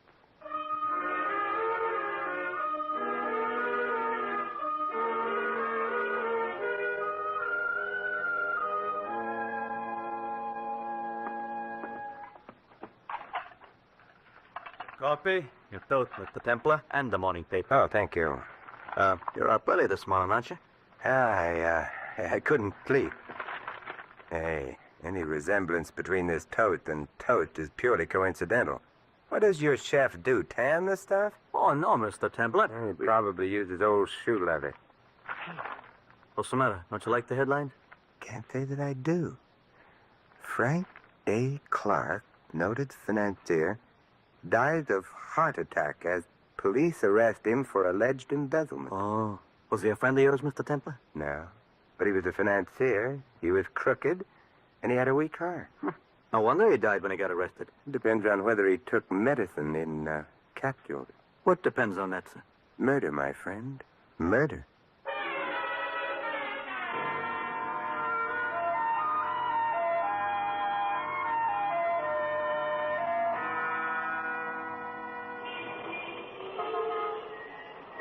Taxi! Hey, taxi! Oh, no, Louis. Oh, yeah, Louis. Out of all the taxicabs in this city, why do I keep getting yours? Out of all the fares in this city, why do I keep getting you? You have a point there. I'll go right home and shop. You stay where you are. You want to go home with me? No.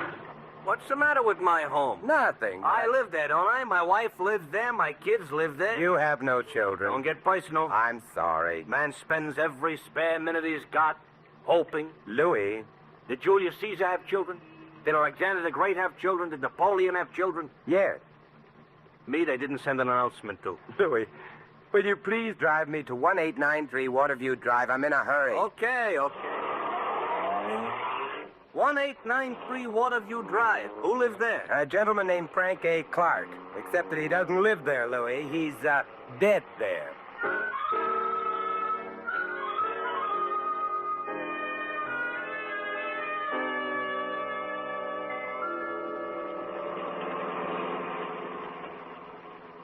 You're going to keep company with a corpse, Mr. Templar? I am going to visit his surviving relatives, if any. Why? Does it occur to you that it might be none of your business? Sure. It's none of your business? Well, now that we got that clear, why are you going to visit his Louis, stop the car, quick! No one stop. What happened? We've reached 1893 Waterview Drive. Oh, I'm careless about little details like that. Here, Louis, and don't forget to mention it to your income tax collector. I'll write to him. Hey, don't you want me to wait? No, but you will, Louis. You will.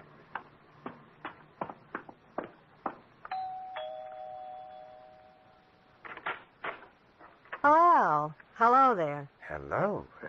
This is the Clark home, isn't it? Sure, and I'm a Clark niece.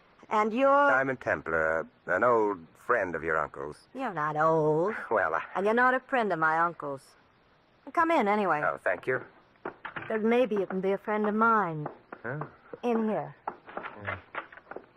Tell me, do you need a friend? No, but I like 'em when they're as tall as you and... Oh, my name is Inez. Inez Francis. I'm very glad to know you, Miss Francis. It probably won't be when you really get to know me. I realize perhaps I shouldn't have come today. You must be all broken up by your uncle's death. Who, me? Well, perhaps the family. Oh, that's me. I'm the family. Your uncle must have been a lonely man. No, he didn't mind. He had me in the market and all those people he was swindling.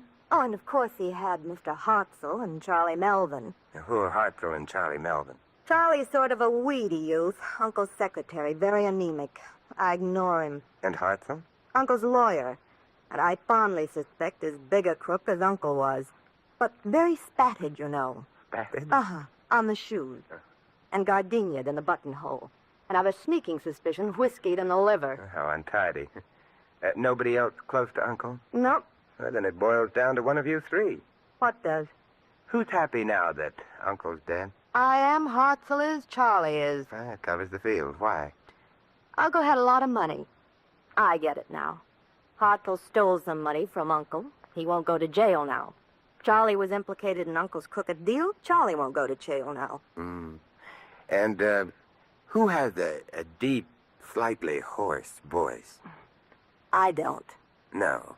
Which means that you're not the one who came to my room last night. No, but if you act prettily, perhaps I'll come tonight. I know. Look at your etchings. I don't have any etchings. I'll bring some with me. Are the others around? Sitting around practicing grief-stricken looks for the funeral. That happy event is this afternoon. I'd better get dressed for him. But you are dressed. But not for a funeral. Would you excuse me for just a minute? Oh, of course. Oh, here you are, Inez. Greetings, Mr. Templar. This is Charlie. Charlie, this is Mr. Templar. Glad to meet you. How do you do? He doesn't. Entertain Mr. Templar for me, Charlie. I gotta find a dress that's sad-looking. I'd like to stay and entertain you, but I've got to hurry. You see, I'm Mr. Clark's secretary. In his position, he doesn't need a secretary. Well, I'm Mr. Clark's former secretary.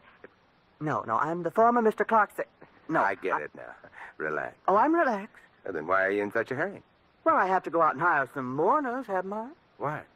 Well, it wouldn't look nice if there were only three of us at the funeral. Inez, Mr. Hartzell, and myself. No, especially since you'll all be grinning from ear to ear. May I ask you a question? Of course. Has your voice ever been deeper? Deep? Heavens, no. Ta-ta. Goodbye. Charlie, my boy. Or is he my boy? Oh, good morning. Good morning. My name is Templar, and I'm... Hartzell is my name. I'm sorry. I can't talk to you now. I'm in a hurry. Why? My tailor's expecting me. Your tailor? You'd hardly expect me to attend Mr. Clark's funeral in this, would you? Impossible. You see? So, if you don't mind, I'll just run along. Oh. Yes? What are you doing here? Looking for a man with a deep voice. Oh, sorry, mine isn't. But why are you looking for a man with a deep voice? He told me how Mr. Clark was murdered. Well, that explained it. What? Yes, he was murdered. But Mr. Clark died of heart failure. Indeed. You must be I demand an explanation immediately. You've forgotten one thing, Mr. Hartzell. What's that? Your tailor is waiting. But And tailors are sometimes very temperamental. Besides, we can discuss this some other time. This evening? This evening. Here's my card. I'd appreciate your coming. If Mr. Clark was murdered, something must be done about it. Something will be.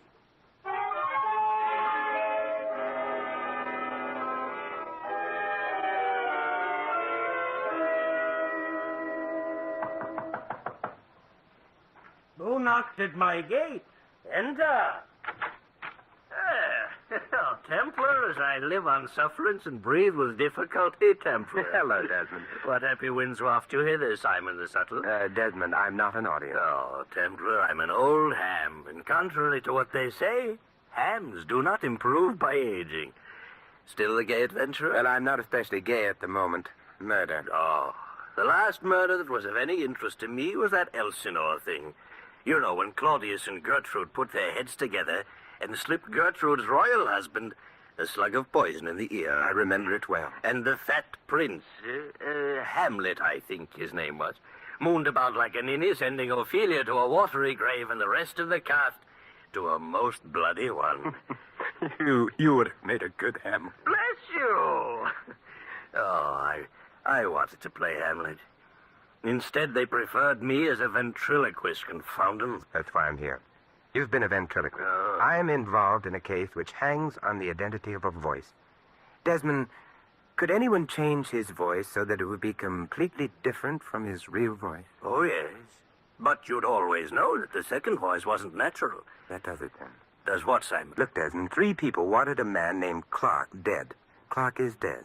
Presumably, therefore, one of the 3 killed Clark. Yes. Now, I was told of the method whereby Clark was going to be killed. By a very distinctive voice in the dark. Therefore, the problem was simple. Find which of my 3 suspects had a voice like that and go on from there. Well?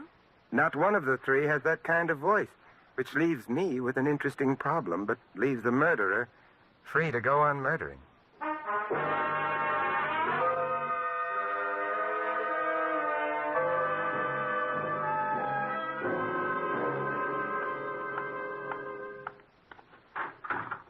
How is the corpse, Mr. Templar? Dead. Louis, I want the nearest bookstore. You can't have it. It belongs to a guy named Pestlethwaite. Would you please drive me there quickly? Okay. What's the matter? Suddenly decided you want to curl up in front of a fire with a good book? For that, I'd rather have Inez. No, Louis, I merely want to find out how a man can die of poisoning without being poisoned.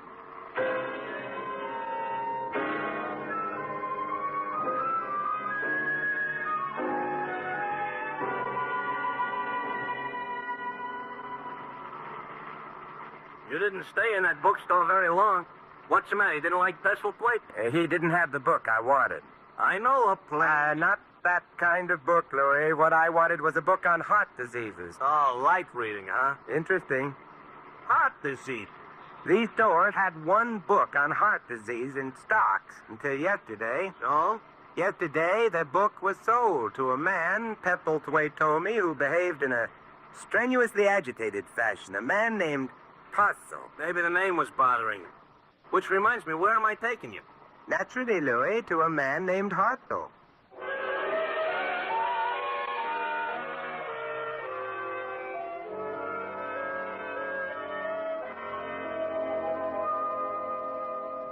Hartzell in, or on his way to Mexico, or in? Mr. Templar. Yes, Mr. Hartzell. Come in at once. Oh, thank you. Oh, I'm jittery. That funeral this afternoon. I see. Well, have you tried reading? It's very soothing. I have no patience with books. Now, please tell... Not even books on heart disease? Hmm? Oh, why? Excuse me. Hello? Oh, yes, Inez. What? Oh, how dreadful. Oh, yes, at once. Goodbye. And you're pale. I'm shocked. Charlie Melvin. You know him? Mr. Clark's secretary? Yes, well, it seems that something's happened to him. What? He's dead.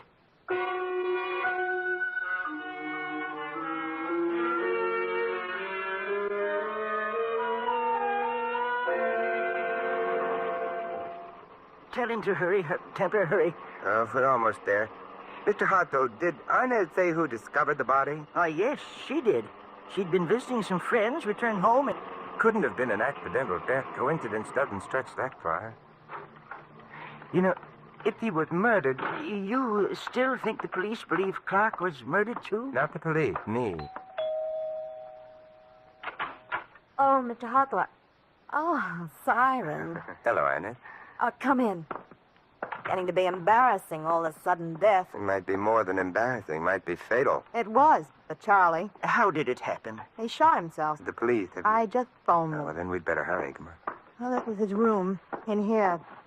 I heard the shot. And When? about an hour ago. But you phoned Hartzell here only 15 minutes ago.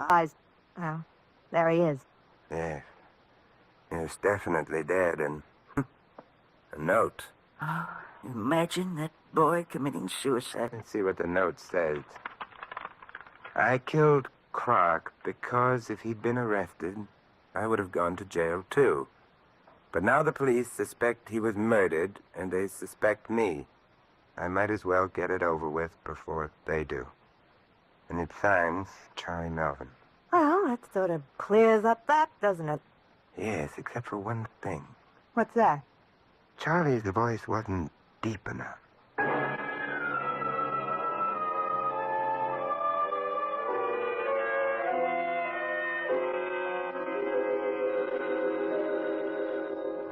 Alexander Graham Bell's little invention should sometimes be strangled. I'm asleep, and so should you be. Templar? Yes, Hartzell? Listen, I'm at the Ensign Club on Trocadero. Yes? I couldn't go home. Charlie's death so soon after Clark's.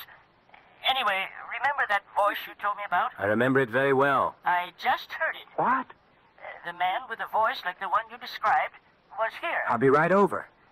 He's gone now, but I followed him outside and heard him give the cab driver his address. Good boy. I have my car. I'll pick you up immediately. Fine. We can go right after him.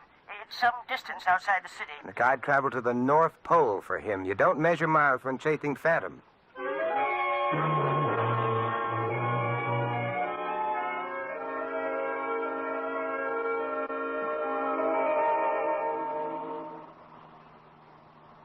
Of course, I can't be absolutely sure it's the man you want. Me, I'm grabbing at straws. But his voice did sound like your description. It was at a club to which Clark belonged. I'll make it worth a try. All I needed to hear him say something, anything, a word, a phrase, and I'll know. Oh, that shouldn't be difficult once we get to him. Once we get to him. Only thing worries me is... Yes? that his voice can still be heard by the time we get to him.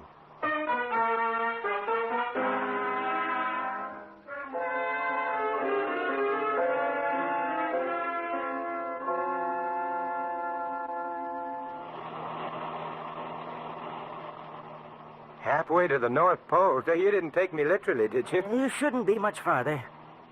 Templar. Yes? I don't understand about Charlie. I can't see him murdering Clark somehow. You don't believe he did it? Do you? Not especially. Oh, why not? I don't know. Intuition, maybe. Ooh, our little stranger likes the collusion, doesn't he? Evidently. You know, the police accepted that suicide note without question. Did they? There's the house. Oh, there aren't any lights showing. Well, he must have got here sometime before us. Went to bed, I guess. Yeah, probably. I wonder. Do you think he'll recognize you? Well, probably. I couldn't see him, but he saw me. Well, that might be bad. Are you armed in case he tries anything? No, but we'll manage. Or suppose he refuses to say anything at all? Well, that in itself would answer our question, wouldn't it? We ring? Certainly. Nothing if not courteous. It's so dark out here. So far from anything. Yeah, dark and lonely. You put it beautifully. He doesn't answer. Try the door. Very well. It's open. Good. Then we can walk right in. I can't see a thing. Yeah, wait a minute. I'll light a match. There, the light switch to your left, Hartzell. Oh, yes, of course. Oh, that's much better. Now then, it's a very charming house you have here, Mr. Hart. What did you say? I said you have a very charming house here. My house? Well, you didn't really think I was fooled, did you? That voice you heard in your club was a fiction. It had to be. Our trip here was planned by you, so that we'd be alone here. Well, why would I want that? The better to kill me, my friend. Kill you, you say? That's what I say. Why would I want to kill you? And because, like yourself, I think that suicide note of Charlie's was a fake. Oh, I never said... I did. It is a fake. How did you know? The note ran to the effect that Charlie was committing suicide because the police suspected him of murdering Clark. But the police didn't suspect Clark of being murdered. Perhaps not, but you did. Yes, but Charlie didn't know that, Mr. Hartzell. I didn't tell him. Oh, very well. Just stay right where you are. What a handsome revolver. I did kill Charlie, so that there wouldn't be any investigation into Clark's death.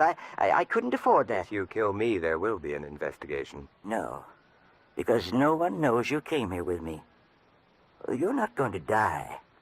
You're going to disappear. Oh? In my furnace. I wouldn't like that. Too warm. I'm afraid your likes can no longer be considered. Well, in that case, I'll have a cigarette. Let me see now, which pocket? Hey, hold on. Oh, Mr. Hartzell, you won't.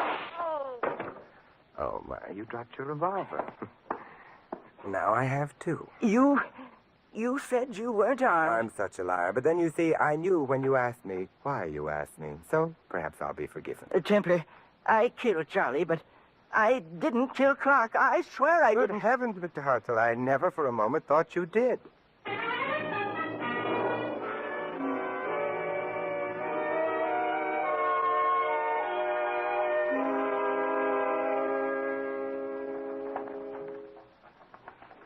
A beautiful night time. Poor Mr. Hartzell, all shut up in a dungeon cell. Yes, I'm afraid the beauties of the night are lost to him. Those beauties are also lost to Charlie and Mr. Clark. Don't be morbid. They're better off dead. Well, it would have been nicer to leave that decision to them. Mr. Hartzell, bless his fussy old soul, was really an impulsive man. And a foolish one. Let's not talk about him anymore. Let's talk Of your uncle. Why? Because Hartzell didn't kill him. Oh? A man came to me in the middle of the night, in the darkness, so that I never saw him, and told me of a plan to murder Mr. Clark. It was a good plan, absolutely undetectable. Man left. All through this case, I've been looking for a man with a voice like the one that told me of murder. And? There were three people involved. Yourself, who'd get the money if Clark died. Charlie, who'd be saved from jail. Hartzell, who'd be free of embezzlement. Uncle certainly spread a lot of joy when he died. Charlie was murdered by Hartzell, but Charlie's was not the voice that spoke to me, nor was Hartzell's. Then whose voice could it possibly have been? That's the central problem. All right, why did the man come to me in the first place? Well, according to you, to make sure his method of murder would never be detected. But in coming to me, my dear, didn't he make sure of the very opposite? Oh. Well, then he must have wanted you to... That's right. He wanted me to detect murder, but why? Obviously not because he was going to murder anyone. I don't understand. The only voice in this case that I haven't heard is the voice of your uncle. My uncle? He was murdered. But why? Why did he do it? Because nobody was going to murder him. What could he hope to accomplish? What he did accomplish. Inez, your uncle was an old man with heart disease on the verge of being arrested for theft, swindling. He knew he wouldn't survive even the shortest prison term. He probably suspected that the strain of the arrest itself might be fatal, and it was. But before he died, he wanted revenge on the lawyer who cheated him and on the secretary who deserted him. So he came to me with his story, figuring that when he died, perfectly naturally, murder would be suspected where no murder had taken place. And it worked, didn't it? Because Hartzell killed Charlie. Hartzell himself is going to die for him. Yes. Your uncle must have been quite... Simon. Yes? There's a moon. We've talked of unhappy things long enough. Mm-hmm. Got any aching? Mm-hmm. Hey, wait a minute. I thought you didn't have any the last time I asked you. The last time you asked me, my dear, you were a suspect for murder. Now... No? Now you're beautiful, you're blonde, and... Yeah? It's just plain murder.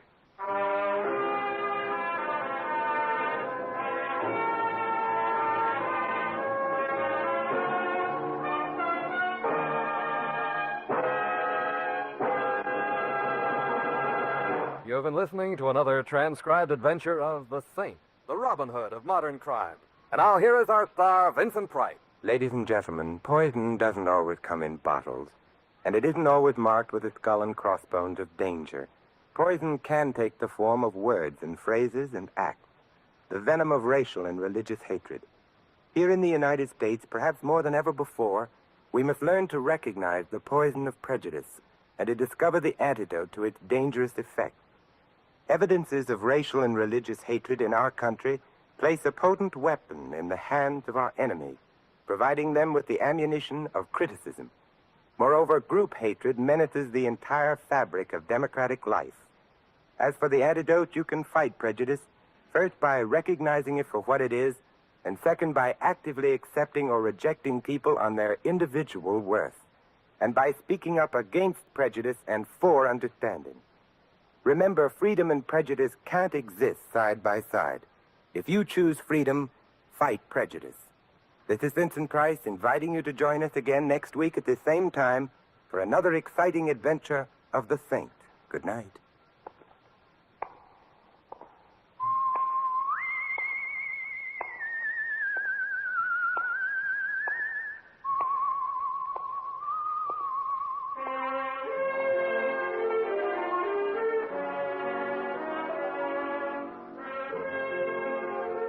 Tonight's script of The Saint was written by Louis Zitties. Our cast included Gene Bates, Lou Merrill, Fred Howard, Jack Edwards Jr., and Larry Dobkin. The music was composed and conducted by Vaughn Dexter. The Saint, based on characters created by Leslie Charteris, is a James L. Safier production and is directed by Helen Mack. Vincent Price is soon to be seen co-starring in RKO's production of His Kind of Woman. All you Saint fans will be glad to know that the Saint comic books are now on sale at all newsstands. Your announcer is Don Stanley. Programs, get your programs here. Tomorrow night, hear Night Beat, the adventures of newspaper reporter Randy Stone as portrayed by Frank Lovejoy. Listen as Randy works the night beat of a newspaper in search of unusual, interesting stories. That's Night Beat tomorrow night. Next, Pam Spade cut the caper. Then Dino Franciscati plays on NBC.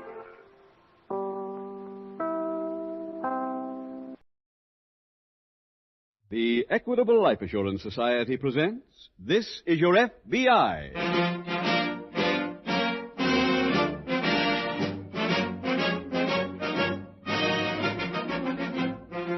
This is Your FBI, the official broadcast from the files of the Federal Bureau of Investigation. Presented transcribed as a public service by the Equitable Life Assurance Society of the United States and the Equitable Society's representatives in your community.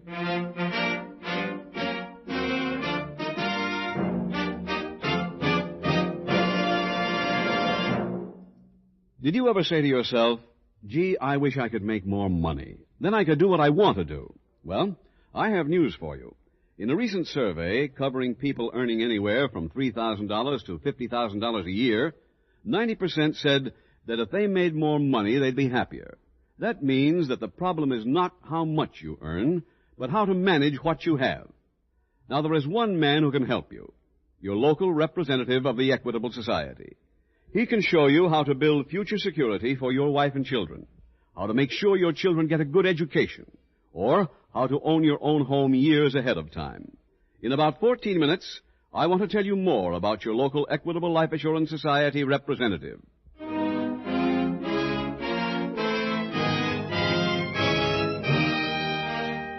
Tonight, the subject of our FBI file, Homicide. Its title, The Sightseeing Killer.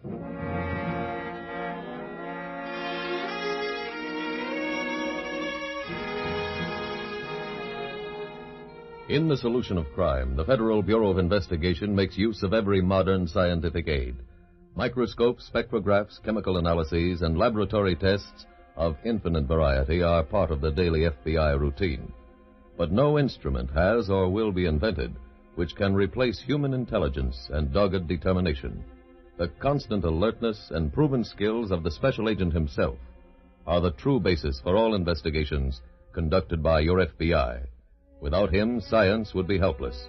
Together, they form the combination which brings the criminal to inevitable justice. The case you are about to hear is an example of these two forces acting in conjunction to ensure the arrest of a killer within a few hours of his crime. Tonight's FBI file opens at a small eastern resort lodge. In the sitting room, the owners of the inn, two elderly gray-haired women, are placing white sheets over the stiff Victorian furniture which lines the walls. Oh, be quiet, Jenny. Quiet, quiet. You'll have to cover her up, Cora Sue. But Clara, she isn't bothering anyone. They've all checked out. Now, Jenny, you be a good bird. Come on, dear. Come on. There, that's better. You're just lonesome, aren't you, poor Jenny? You get used to having people around all summer, and then when the season ends, there's nobody to talk to. Jenny, want a cracker?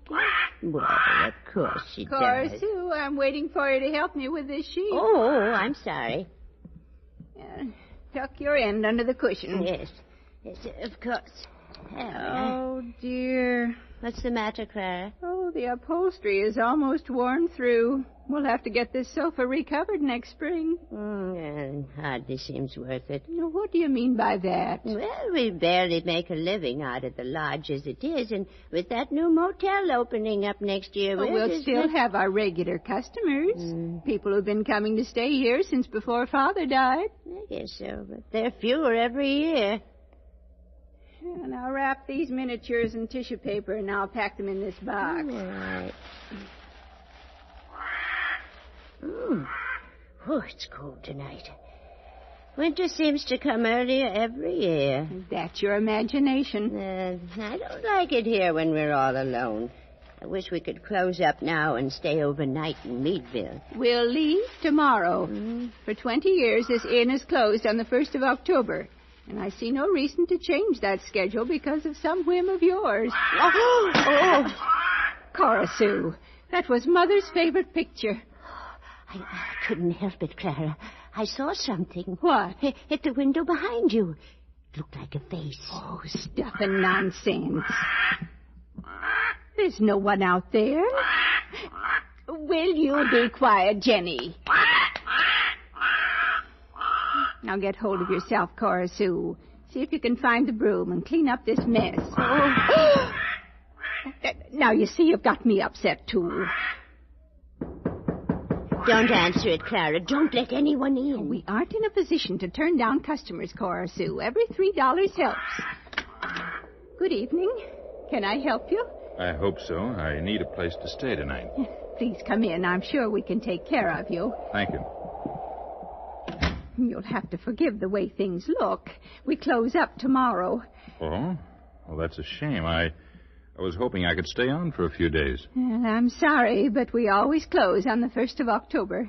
Well, I guess I'm lucky to get in at all, even for one night. Oh, hello. This is my sister, Mr. Johnson. Sam Johnson. How do you do, Mr. Johnson? My name is Clara Dalton, and my sister is Cora Sue Dalton. Pleased to meet you both. How do you do? Is there something wrong with me? Oh, no. You were giving me such a strange look, I was beginning to wonder. Oh, don't pay any attention to Cora Sue, Mr. Johnson. She's been carrying on all evening. Just a few minutes ago, she thought she saw a face at the window. Clara. Oh, she saw a face all right. It was mine. What? I took a chance you'd have a vacancy and put my car in the garage. Then I happened to glance in the window as I came up the path. I'm sorry if I frightened you, Miss Dalton. You see, Cora Sue, I told you were fretting about nothing. Well, who's this? Another member of the family? That's Cora Sue's parrot. Her name is Jenny. Hello, Jenny. How's the girl? Oh, I hope she didn't bite you, Mr. Johnson. She just took a nip. It's my own fault for putting my finger in the cage. I told you to cover that bird, Cora Sue. Yes, Clara. Come on, Jenny. That's a good girl. Now, Mr. Johnson, you just sit over there by the fire and warm up. I'll uncover a chair. Well, I left my suitcase in the car. I'd better bring it in before I settle down for the night. Oh, you can go out that side door across the porch. Oh, thanks. Be right back. Seems like a nice young man. Do you think so? Well, of course I do, don't you? Well, he acts sort of shifty to me. Now, why on earth do you say that? I don't know exactly. Jenny didn't like him either. She doesn't usually nip people. She's very friendly to her. Boy, you know, that wind's darn cold. Oh, there's some coffee left over from supper. I could heat up a cup if you'd like, Mr. Johnson. Well, that's very thoughtful of you. As a matter of fact, I didn't get a chance to stop for dinner tonight. If you could fix up a sandwich, too, I'd be glad to pay for it. Why didn't you say you were hungry? I don't like to be a bother. It's no bother at all. Cora Sue, would you go out and get him that sandwich I made for you earlier? The one you didn't eat. Clara, I would If you please, Cora Sue. No. You don't live around here, Mr. Johnson? No, I drove up from Pennsylvania. Oh, did you stop at that cave on the way? Cave? Yes, Echo Cave. It's just down the road. You must have passed it. Well, I think I did see a sign, but I didn't turn off. It was so late. Oh, that's too bad. It's really quite a remarkable phenomenon. Well, maybe I can find time for it on my way back. There you are. You can use this end table to eat on, Mr. Johnson. Aye, that looks wonderful. I'll turn down your bed and take your suitcase upstairs. No, leave it here. I'll take it up myself. Oh, Just but is it... leave it where it is. Whatever you say. Yeah, this is good, Miss Dalton.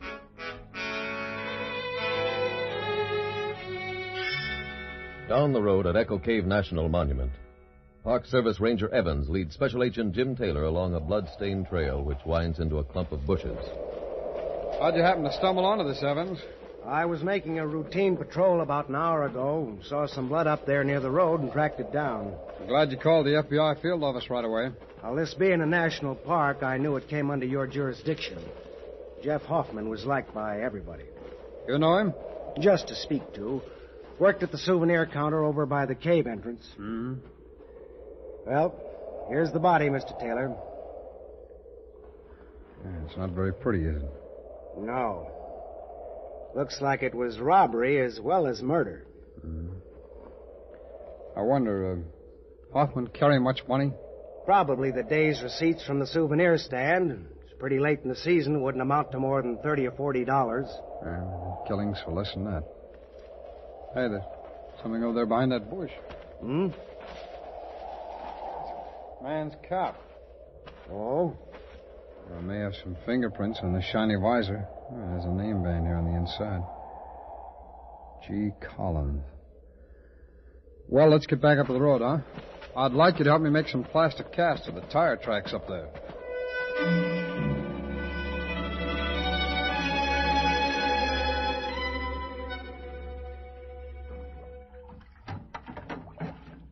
I must say, Mr. Johnson certainly was hungry. Oh, don't just stand there, Cora Sue. Dry the plate and put it in the cupboard. Oh, yes. What are you daydreaming about now? Nothing, really. I was just wondering what he has in that suitcase that's so important. The same thing most folks have in suitcases, I imagine. Clothes. Then why did he get so upset when I started to take it upstairs? It probably was too heavy. It wasn't heavy at all, Clara. Oh. What are you so jumpy about? The phone startled me. But it isn't our ring. I know, but it still startled me. Now, don't you go out there and listen in. I've told you time and time again, the Logans don't like it. Maybe somebody's sick or something.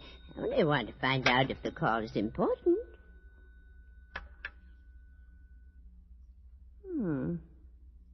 That's funny. Well, as long as you're going to eavesdrop, you might as well tell me what they were saying. But I only heard a couple of words, and then the phone went dead. Like it was out of order. Mrs. Logan probably heard you come on the line and hung up. No, she was right in the middle of a sentence when it happened. Oh, here, let me try it. All right. Hello? Hello?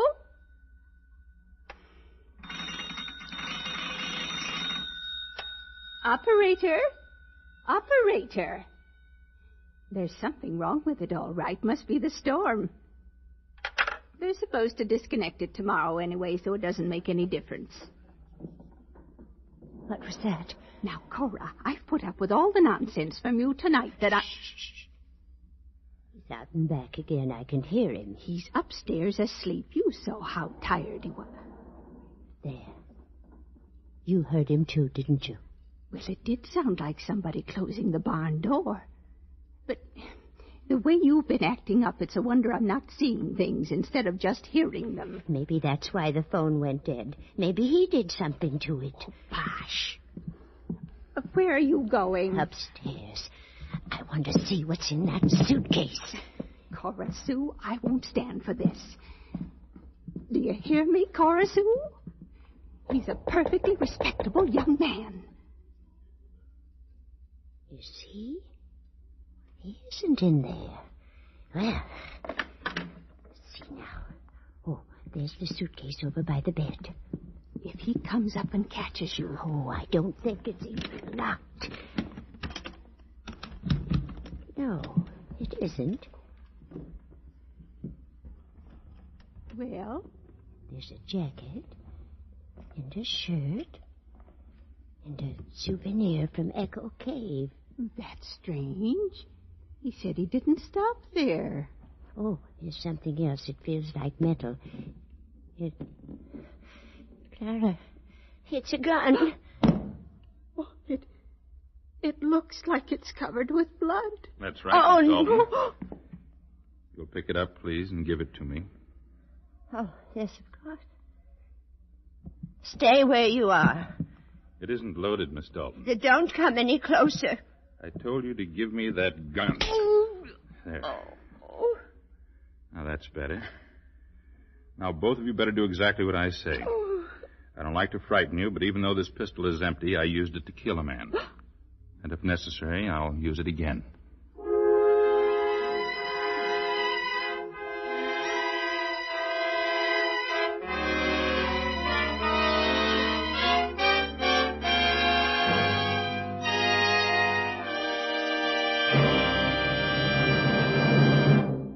We will return in just a moment to tonight's dramatic case from the official files of your FBI.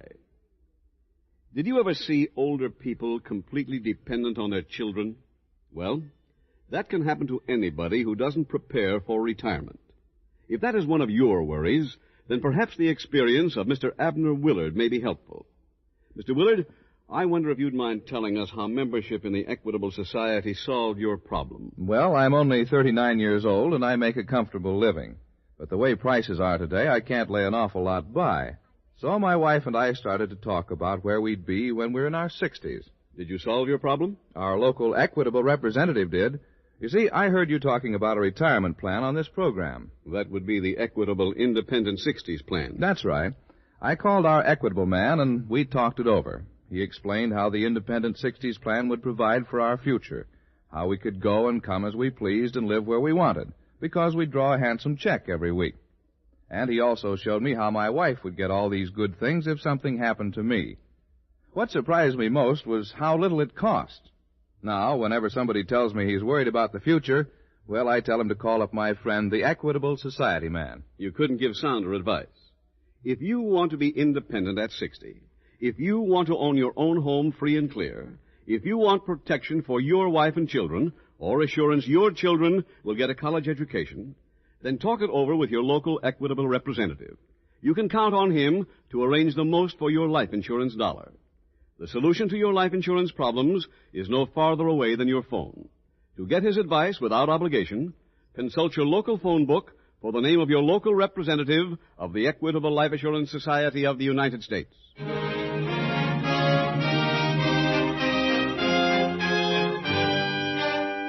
And now back to the FBI file, The Sightseeing Killer.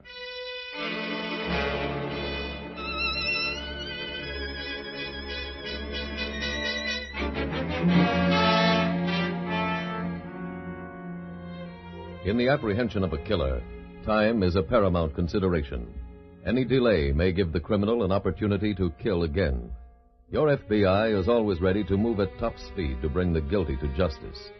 But a mistaken arrest would only delay the final solution of the crime. The Federal Bureau of Investigation never acts unless and until it is satisfied that the right person has been found and that the evidence against him is overwhelming. Statistics show that convictions in FBI cases brought to trial average well over 95%. Both swift action and cautious investigation are the factors which have produced this remarkable record.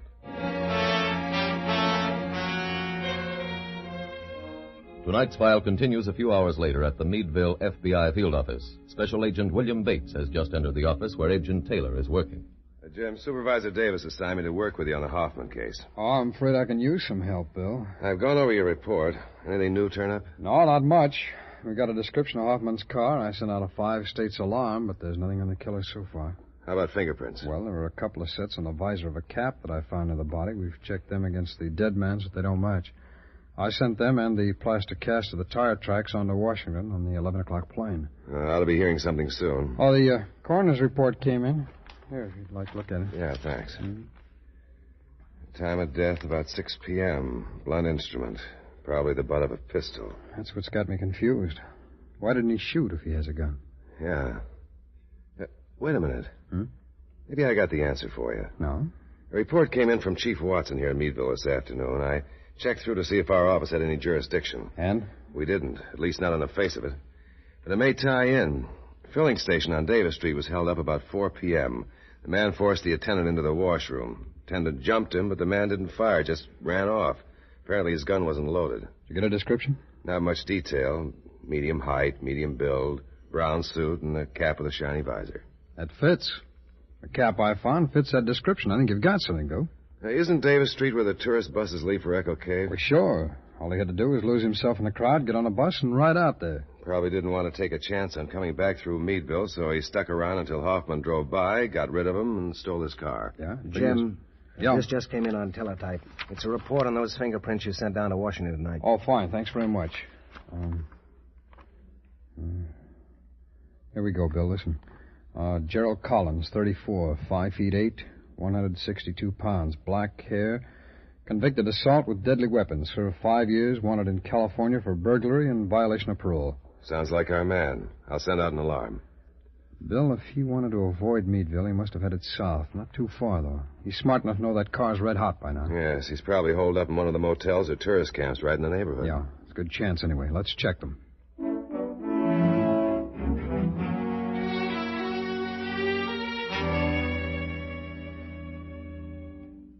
Where do you think you're going, Miss Dalton? Why, I wanted a drink of water. I'm sure you're not really very thirsty. Aren't you ever going to let us get some sleep? It's nearly 2 o'clock. You'll be able to sleep in the car. What are you talking about? We'll be leaving when the highway traffic quiets down. But you don't intend to take us with you. Well, I can't very well let you stay behind, can I? Well, that's kidnapping. I know. Oh, by the way, we'll have to go in your car. I don't think it'd be wise to continue on in the one I've been using. Oh, Clara. Don't make any noise. Whoever it is has seen the light. He knows there's somebody here. I'll answer it myself. Don't either of you move. Yes? I hate to bother you this late, but I ran out of gas about a mile down the road. I wonder if I could use your phone. I'm very sorry the lodge is closed for the season. The phone's been disconnected. Oh. Well, then maybe you could let me have a little gas if you can spare it. I'm afraid not. There isn't even a car here. We're completely shut down. Oh, I see. Well, thanks anyway. I guess I'll have to hoof it down to the next station. Wish I could have been of more help. Good night. Good night. Well, I think we can start getting underway now. I'll bring down my suitcase. You'd better put on your things. Clara, what are we going to do? I don't know. Whatever he says, I guess. I'll get our coats out of the... What's the matter? I just remembered the hall closet. That's where Papa always kept his pistol. It must still be there. I saw it when we were doing our spring house cleaning. But, Clara, you couldn't fire a gun. You couldn't shoot a man. Maybe I could, Cora Sue. At least maybe I can frighten him off. He told us his pistol wasn't loaded. Now, where did I put Papa's gun? I thought it was on the top shelf, right behind this hat box. Is this what Clara? you were looking for, Miss Dalton? Where did I thought you might have an overcoat I could wear, so I glanced through that closet while you were in the kitchen. You should never leave a loaded gun lying around. It can be very dangerous.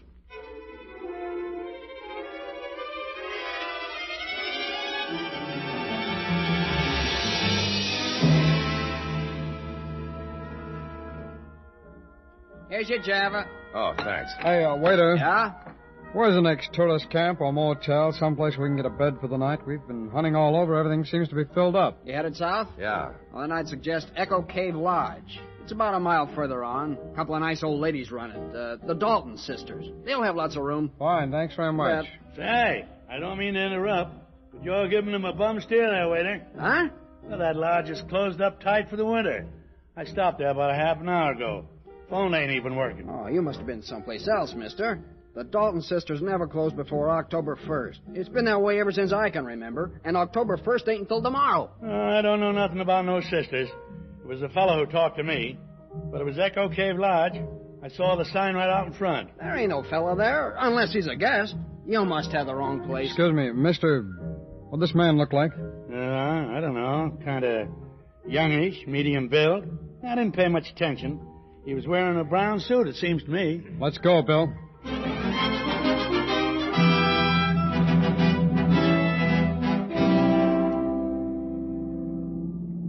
There's a sign, Jim. Echo Cave Lodge, 100 yards ahead. Yeah. Yeah, I see the place now. Hey, look. There's a car pulling out from the Lodge Road. Yeah.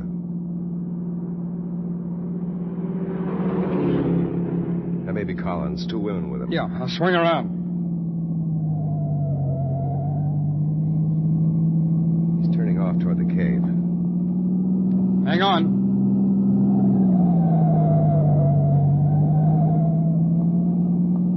Looks like we lost him around that last curve. Well, he can't get very far. This road dead ends right at the cave entrance. There's a car. It stopped.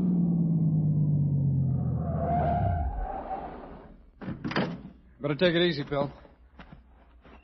Watch yourself. Ladies are getting out. Guess they're all right. But I don't There he goes, running up into the cave. Come on.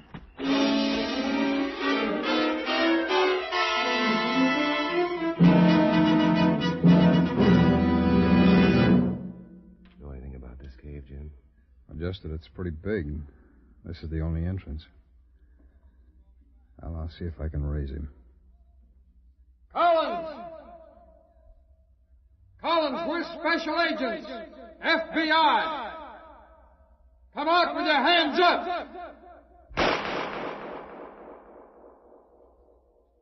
He's got bullets this time. Yeah. Collins! Give yourself up. You'll never hit us in the dark. Give yourself up. All right.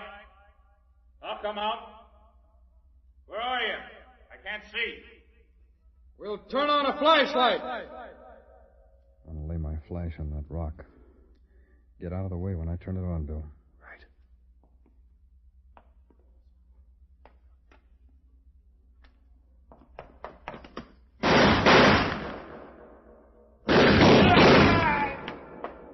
I think you hit him, Jim. Yeah, come on, let's move in. Here he is. Out cold. How bad's he hurt? His shoulder. Yeah. Okay, let's take him outside.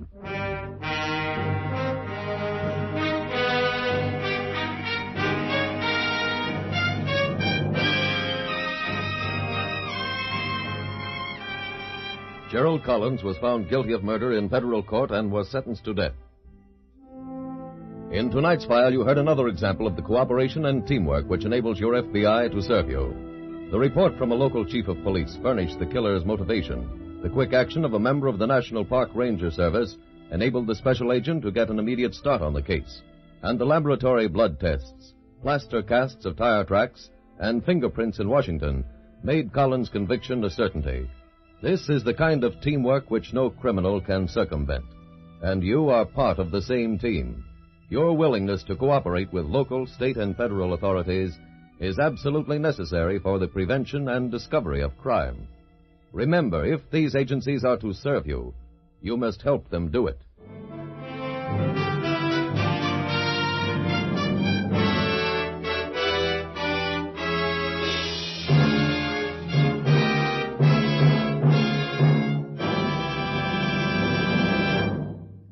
Worried about home ownership? Talk your worry over with your neighbor, your local Equitable representative. He's a man who can help you solve almost any life insurance problem you may have. Perhaps you want protection for your wife and children against eventualities. Perhaps you'd like to find a way to enjoy life in comfort and independence when you're 60. Maybe you want to assure a college education for your youngsters. Well, call that friendly, helpful neighbor of yours. Consult your local telephone directory for the name of your local representative of the Equitable Life Assurance Society of the United States.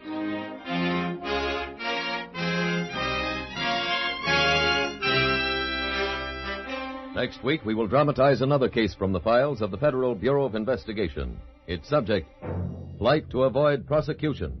Its title, Roundup. The incidents used in tonight's Equitable Life Assurance Society's broadcast are adapted from the files of the Federal Bureau of Investigation. However, all names used are fictitious, and any similarity thereof to the names of places or persons, living or dead, is accidental. Tonight, the music was composed and conducted by Frederick Steiner. The author was Frank Burt. Your narrator was William Woodson, and Special Agent Taylor was played by Stacey Harris. Others in the cast were B. Benaderet, Walter Catlett, Dal McKinnon, Helen Cleve, Steve Pendleton, Barney Phillips, and Carlton Young. This Is Your FBI is a Jerry Devine production. This is Larry Keating speaking for the Equitable Life Assurance Society of the United States and the Equitable Society's representative in your community, and inviting you to tune in again next week at this same time when the Equitable Life Assurance Society will bring you another thrilling transcribed story from the files of the Federal Bureau of Investigation. Roundup on This Is Your FBI. Stay tuned for the adventures of Ozzie and Harriet. There's fun for the whole family when Ozzie and Harriet come your way next. This program came to you from Hollywood.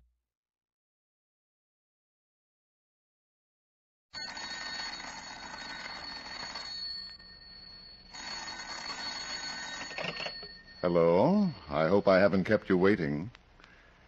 Yes, this is the Crime Club. I'm the librarian. Death never doubles. Yes, we have that story for you. Come right over.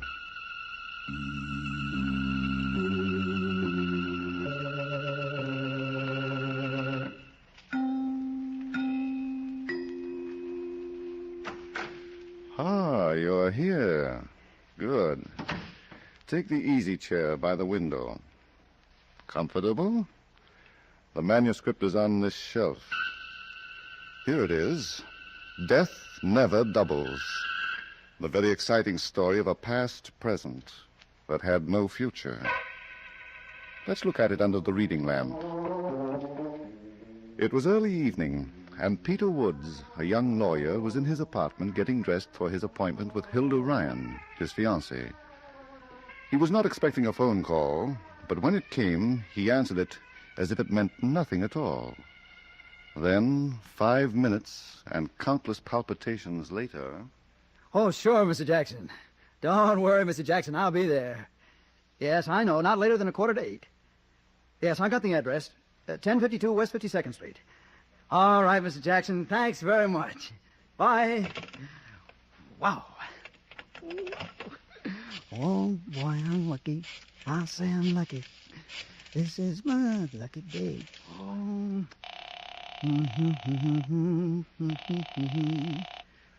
Hello? Hilda, honey. Yes? Oh, my sugar-coated Cupid doll. Guess what? You're going to be late again. You're drunk. I'm delirious. I just fell into a pot of gold. Did you say gold? Uh-huh. Mr. Jackson just phoned me. Steve Jackson. Who's he? Oh, I don't know. But he's going to do a big operation and he needs a lawyer. He promised me $5,000. 5,000? Who recommended him to you? Nobody. Just picked my name right out of the phone book. Uh-huh. Oh, what's the matter? Oh, nothing. Now, you know I've gotten several clients that way. Did they pay you $5,000 fees? Oh, Hilda, now look, I know it's a lot, but it isn't fantastic. After all... Yes, honey. After all, he may be a nut with a bolt loose. He sounded perfectly all right to me. So do you, when you're not listening. What time will you pick me up? What? Oh, well, honey, I'm afraid I can't make it tonight. Mr. Jackson? Yeah, 7:45. And I gotta be on time. Of course. Would he mind if you brought your secretary along? Now, what's the idea, Hilda? You know I haven't got one. Oh, but you have, darling. An amanuensis from now on, who's going to keep an eye on her man.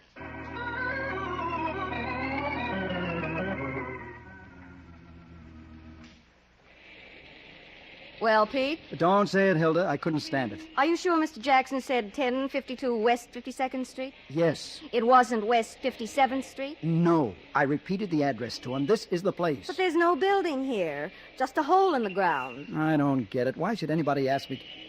Wait a minute. Why? They're excavating here. That hole in the ground is where they're going to put a foundation of a building. So? Anybody can see that. All right. Now, suppose Steve Jackson is the guy. You know, the builder. He'd have an office, Pete. I'm going to find out. Come on. Darling, can't we forget the whole thing? There's a pool room on the second floor of this building next to the light. Pete, I'd rather have dinner and go to the movies. We'll go upstairs and we'll ask about Steve Jackson. Somebody ought to know him. I'm not going. What are you afraid of? Trouble. And I think the sooner we get away... Hey, you're blocking the doorway. Huh? Oh, I'm sorry. We didn't see you. I walk like a cat. Now, if you don't mind, I'll just go inside. Duke Masters. What? Pete, is he talking to you? Gee, Duke, I didn't recognize you in this bad light. We wasn't expecting to see you for 6 months. Now, look, When did they let you out? I'm Peter Woods, and I'm looking for Steve Jackson. A new moniker, eh? Culture, too. Why, you're even talking like Park Avenue. Okay, maybe it's a good idea. We can all start from scratch. I'll change mine from Marty Green Pete, shall we go now? Wait a minute, sister. What's the rush? Marty, sister's name happens to be Hilda Ryan. I'm tickled. Hey, Duke, what are you going to say to Trixie about this doll? Trixie? Yeah, she's still... Hey, what goes here? Just a couple of the wrong people. Come on, Hilda. Did you know I was working all night in a dump upstairs, or did you come here by accident? Marty, now it's you who's blocking the doorway. We ain't taking no double cross, Duke. We've been having hard times for the last year and a half. Oh, that's too bad. What do you want me to do about it? Okay, so you took the rap for all of us. Me, Flip Morgan, and the rest of the mob. You got 2 to 5 years in Leavenworth, and we didn't. But you got caught, and we didn't. Now, listen, Marty. No, you listen. You got 200 grand soaked away someplace that's going to be split. You ain't setting yourself up as no millionaire on our dough. Marty, when was the last time you were pushed through a wall? Yeah. Okay, pal. But I'm telling Flip Morgan and Trixie I seen you. Yeah, do that little thing. And, brother, if you got any real ideas about spending that dough yourself, you're going to give a big chunk of it to some undertaker.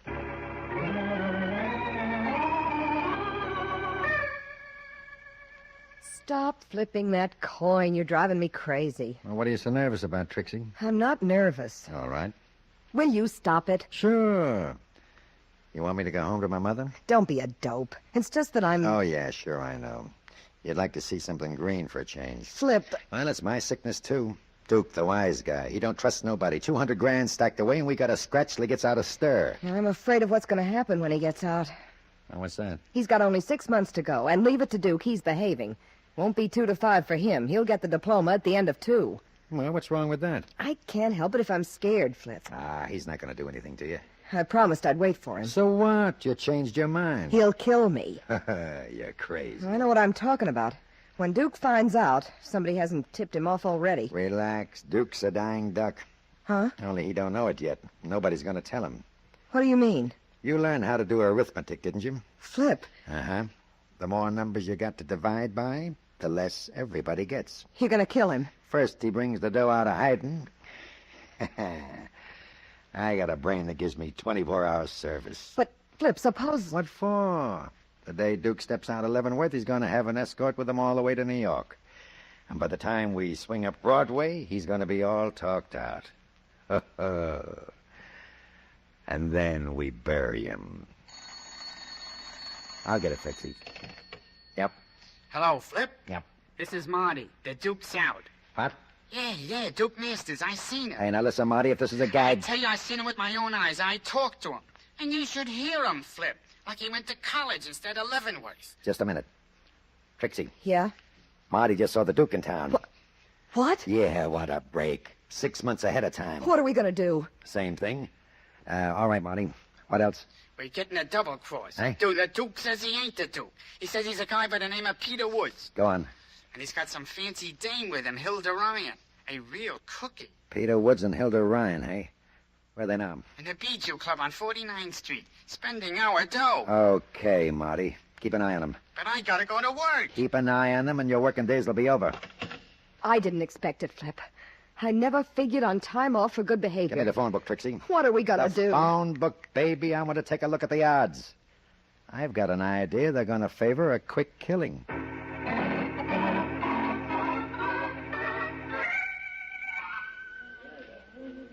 I can't help it, Pete. I've got to say I told you so. Yeah. Going haywire because somebody picked your name out of the phone book and offered you $5,000.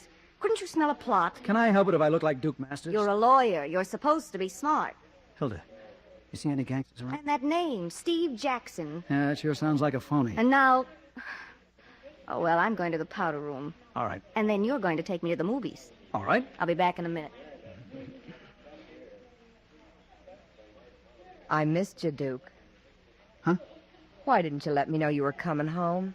Now listen, Miss, whatever your name is, I want you and your gang to get one thing straight. I'm not Duke Masters. So I heard. Is it on account of that girl? Now, I'm warning you, if you don't leave me alone... What'll you do? Scream? Huh? Yeah. It shoots. Why, the restaurant's full of people. There's nothing safer than a crowd. You ought to know that, Duke. Yeah. When you and the boys stuck up that mail truck, there was a big crowd all around. Didn't keep you from getting the money, did it? Oh, now listen, you got me all wrong. It won't keep me from pulling the trigger. I've got my identification card. Look, if you give me until tomorrow, I'll get you my birth certificate. Why the double-cross, Duke? What's the use? Is it because you heard some stories about me and Flip Morgan? I never even heard of you. They're not true. I said I'd wait for you, and I've been waiting. I don't care what anybody's been telling you. I've been on the level with you. Sure, I believe everything you say. Oh, Duke. Duke. But let's keep it strictly impersonal. Okay, I can wait until we're alone. Listen, Duke, I got an idea. That 200 grand. If you don't want to split it with the gang... Why, Trixie. By the way, that's your name, isn't it? You'd rather be a clown, huh? Maybe we better go now. Where to? Your apartment. The one I never saw. Are you serious? You don't hear me laughing, do you? But I can't leave now. Hilda wouldn't understand. Duke, did you ever see such a cute little gun? A few minutes ago. It disappears in the palm of my hand, see? Trixie. Are you ready? No, and I'm not willing either. I'll overlook it, Duke. As long as you're able.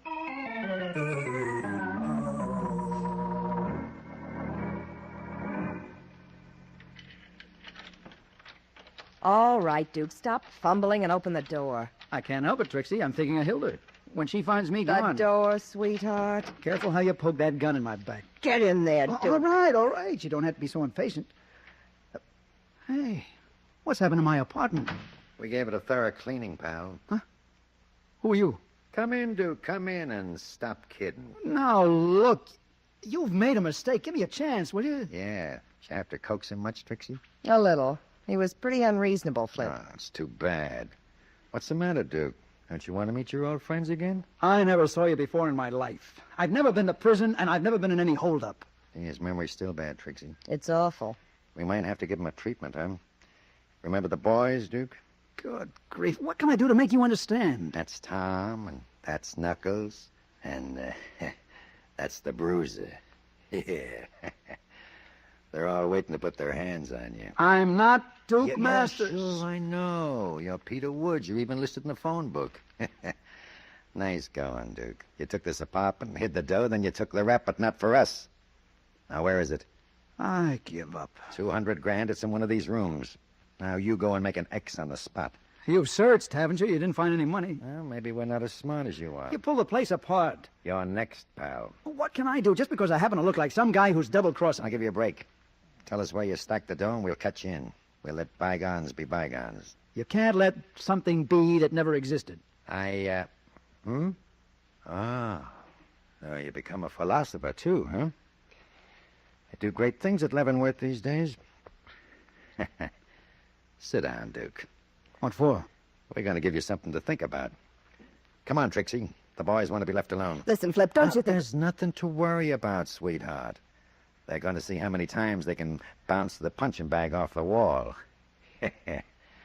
Before the air goes out of it.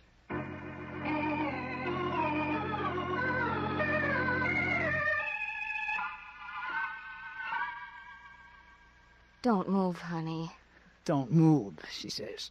As if I could. Oh, if I could only get my hands on the men who did this to you. It's no use, Hilda. I'll have to leave town. Oh, Pete, how could they have beaten you up like this? Your face. Sorry about that, lady. Huh? I'm not Duke Masters. No, Mr. Woods. I am. You... Why, Yeah, you... I know how you feel. It's tough. You got born with the wrong face. But it's not only the face. You're not human, Duke. Okay. Maybe you'll change your mind when I pay you off. What? You mean you're gonna... After all you've done to me already? I promised you $5,000, didn't I? What? Hilda! I know, Pete. That's Steve Jackson. Yeah. I hope you'll excuse the masquerade. It had to be done that way. Are you trying to make us understand? I don't want you to consider me a bad guy, lady. When I got expelled from Leavenworth last week, I never thought my luck was going to change, but it did. So did mine. A couple of days ago, I spotted Marty Green going into a pool room on West 52nd Street. I found out he works there. It was always a second-story mug. You ought to know your friends, Duke. Yeah, I know him. Well, yesterday was my big day. I was walking along Madison Avenue when who should I see coming out of an office building? You, Pete. So I followed you all day, my head spinning with ideas. Too bad it didn't spin Shut right up, off. lady, and let me talk to my lawyer. I'm not your lawyer, Duke. Don't kid yourself. You're either my lawyer or you're going to be my corpse. Well, that doesn't give me much choice, does it? Doesn't give you any. Would you like to know how I got your name? I'm sure you're going to tell me. The doorman of this house gave it to me. I walked in and he says, "Good afternoon, Mr. Woods." What was I going to do? Well, I did it. I went right to a phone book and looked up Mr. Woods at this address until I found one with a Peter in front. That was you, pal. Duke, you're almost as smart as the devil. Smarter, Cookie. I get what I go after. But what do you want? You got $200,000. No, Pete. What? I had it. Sold it away in a little cabana I own at the beach, my own private get-away-from-it-all place. Nobody knew, not even Trixie. Were you planning to keep it all for yourself? I wasn't telling them where to find it, not until I got out of stir. I was taking no chances. Not much I wasn't. What do you mean? A couple of months ago, Trixie wrote me about tough times. What was I going to do, let her go hungry? So I told her to take a few grand and keep a trap shut about the rest, but she took the pile. And she never wrote again. Naturally. She's been too busy flipping with Morgan. She's double-crossing him, too. All right. You don't have to get mad at me. I wasn't sure of it until tonight. Flip Morgan hasn't seen a dime of that 200 grand. How do you know? Take a look at your face in the mirror. Oh, you mean... You get the idea. I see. Well, Duke, as your lawyer, my advice to you is to go to... Pete. No, look, Duke, I was only kidding. Get him up, lady. He's got a lot of work to do. Not for you, he hasn't. You go and get yourself beaten up for a change. We gonna have an argument? There's no shortage of guns, is there? We're going over to Trixie's apartment. She lives in a rooming house on West 49th Street. What are we going to do there? Not we, Cookie, him.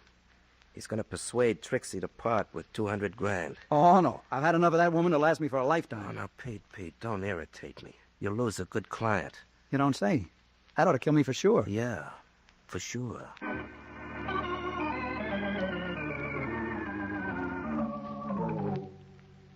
All right, here's the key, Pete. Don't we knock first? Oh, you'll never get to first base with Trixie, being formal. But suppose That's she's... her tough luck.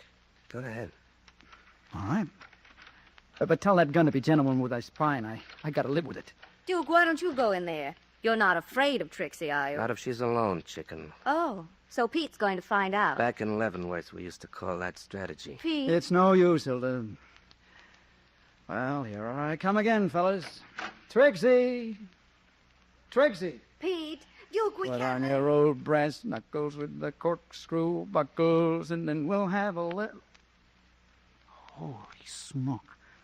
Duke, Hilda. What's the matter, Pete? Flip Morgan. Is he dead?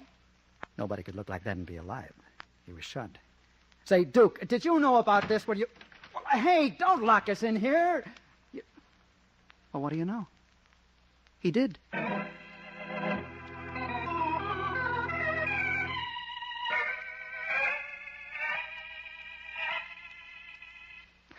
Oh, I'm sorry, Hilda. I can't get it up. Oh, dear. Of all the windows to be stuck, it has to be the fire escape window.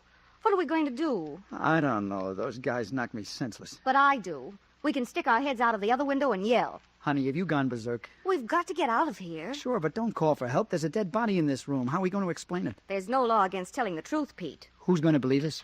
Pete. Shh. There may be Duke coming back. What are you going to do with that chair? Come on, quick. Behind that door. Hey, you two. Trixie. Put on that chair, Duke. No, while you're still behind the door. Okay, you can close it now. But how did you know we were... Look over there. Oh. I guess there's nothing like a well-placed mirror, is there? But, Pete, darling, there certainly is. What? Hilda, what are you talking about? A well-placed bullet. Have you forgotten? You know, in that corner. Flip. Never again, Trixie. Flip has flopped. You killed him, Duke. You and the dame. No, wait a minute. Let her rave, Pete. You sent me a phony telegram to get me out of here. Said you had something to talk to me about. I thought you wanted to make up. How did you get around Flip? He didn't see the wire. I read it in the hall. I told him I had... Hey, since when do I have to answer your questions? Where's the telegram, Trixie? I threw it away. I wasn't going to keep any messages from you to me. Uh-huh. I thought it was on the level, Duke. I was ready to go back to you anytime you wanted me. But you don't want me. You killed Flip and you were waiting behind that door to brain me with a chair. We thought you were Duke. He was here. Sure. You're still Peter Woods. You'll kill us one at a time, and then you've got 200 grand and no partners. Well, it's not working, Duke. Not this trip. Duke says you have the money. Did you hear what I said? I'm not even listening. Well, what are you going to do? I'm calling the cops. You're through, Duke. All right. Call them. Let's sit down, Hilda. I don't mind. It'll be a pleasure to see a blue uniform. No, never mind, operator. What's the matter, Trixie? Cold feet? Duke, how was Flip Morgan killed? He was shot. Right through the heart. You know, Trixie. Don't you dare. And you were gonna let me... You didn't even try to... Hey, I'm getting out of here. Oh, wait a minute, Trixie. No. I guess she means no, Pete. Yes. Well, let's call the police. They always like to be told when a murder's been committed.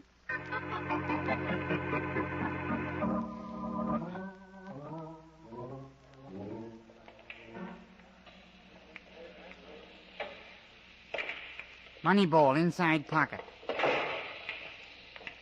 Marty. Hiya, Trixie. I hear they gave Duke a facial. Did he come through? I've got to talk to you, Marty. Let's go someplace. Sure. How about the office here? It's built solid. All right. Hey, how come you're here alone? Where's Flip? In my apartment. The Duke, too? No. Who figured Duke would turn out to be a rat? The most honest guy in the mob. The guy that took the rap for all of us. He's dead, Marty. What's that? Who's dead? Flip. Oh, you're kidding, Trixie. Then go see for yourself.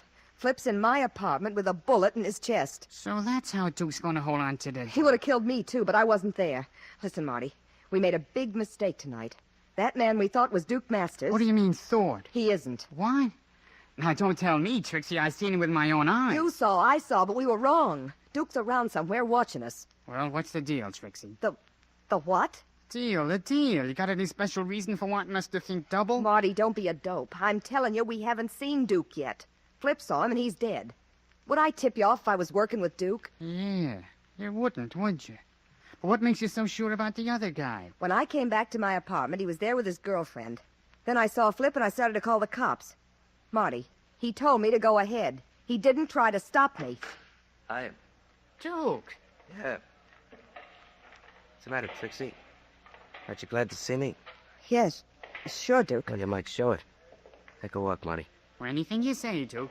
It's good to see you again. Don't go too far. I'll be here all night, Duke. That's the kind of a job I got. And don't send for any help. The boys are all downtown being questioned by the police about Flip Morgan. But, Duke, I wasn't going to do nothing like that. Yeah. It's amazing what protection a nickel will get you. Go on, beat it.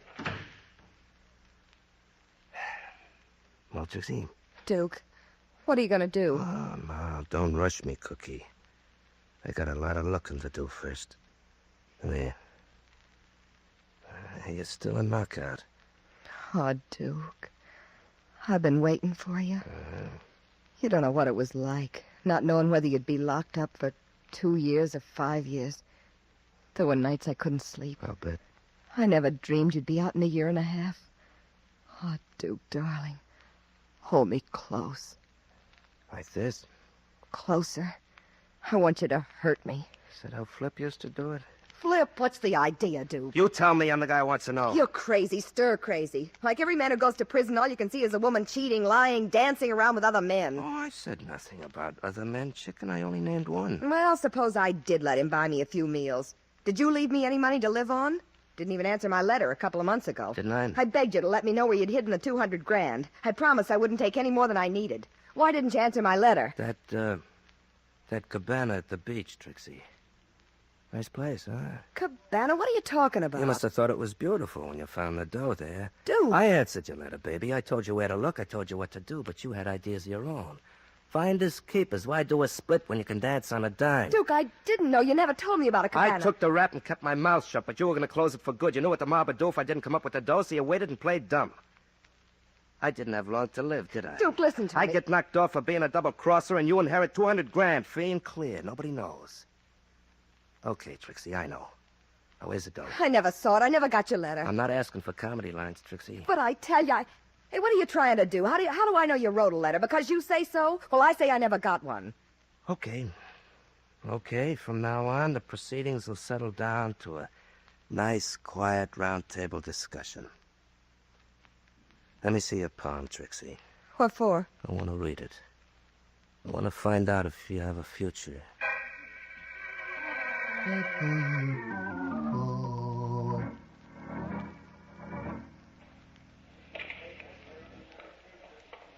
Okay, buddy, you take table 6. Table 6 ready? Hello, Marty.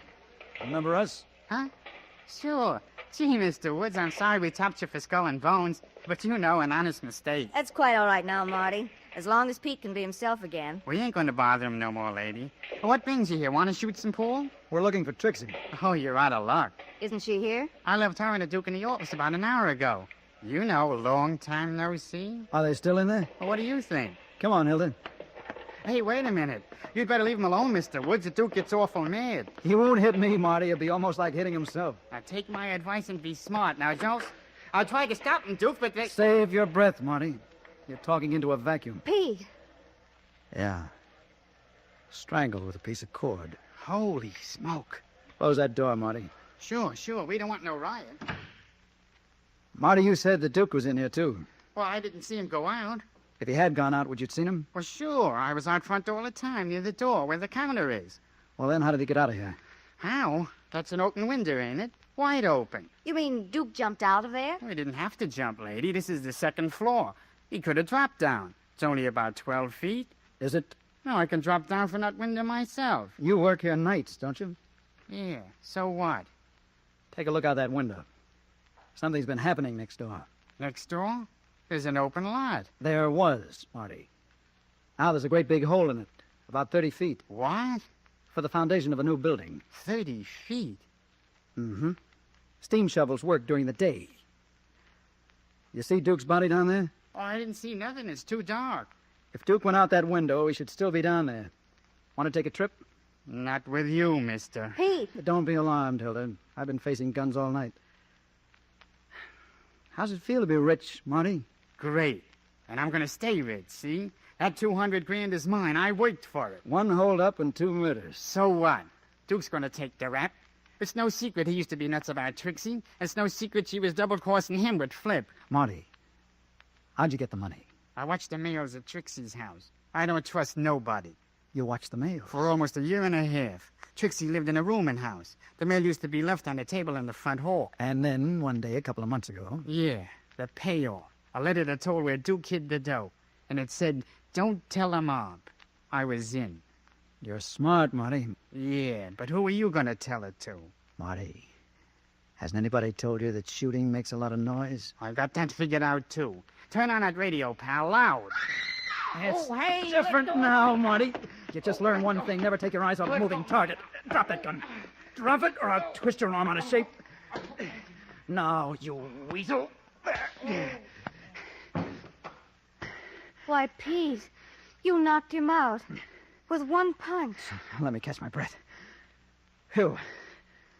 You're a bright girl, Hilda. You took an awful chance screaming that way. I had to, darling. It was now or never. And I figured if it had to be never, why not now? Oh, no, don't faint now, Hilda. I need you. Hilda! Hilda?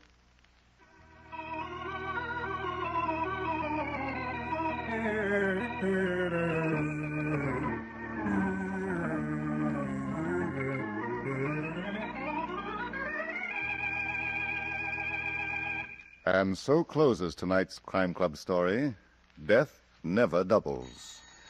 Stedman Coles wrote the radio script. Roger Bauer produced and directed. Tonight's cast included Chet Stratton as Peter Woods, Larry Haynes as Duke Masters, Julie Stevens was Trixie, Arthur Vinton played Flip Morgan, Phil Kramer was Marty, and Charlotte Lawrence was heard as Hilda Ryan. Oh, I beg your pardon. Hello, I hope I haven't kept you waiting. Yes, this is the Crime Club. I am the librarian. Yes, come over a week from tonight. Good. We have the very unusual story of a flight into fancy that took off from murder. It's called Death at 7:10 by HFS Moore. In the meantime? Well, in the meantime, there's a new Crime Club book available this week and every week at bookstores everywhere. Yes, it's available now. Fine. And we'll look for you next week.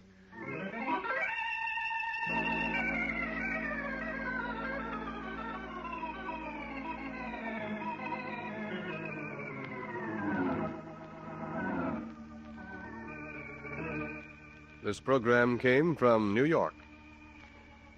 This is the world's largest network, the Mutual Broadcasting System.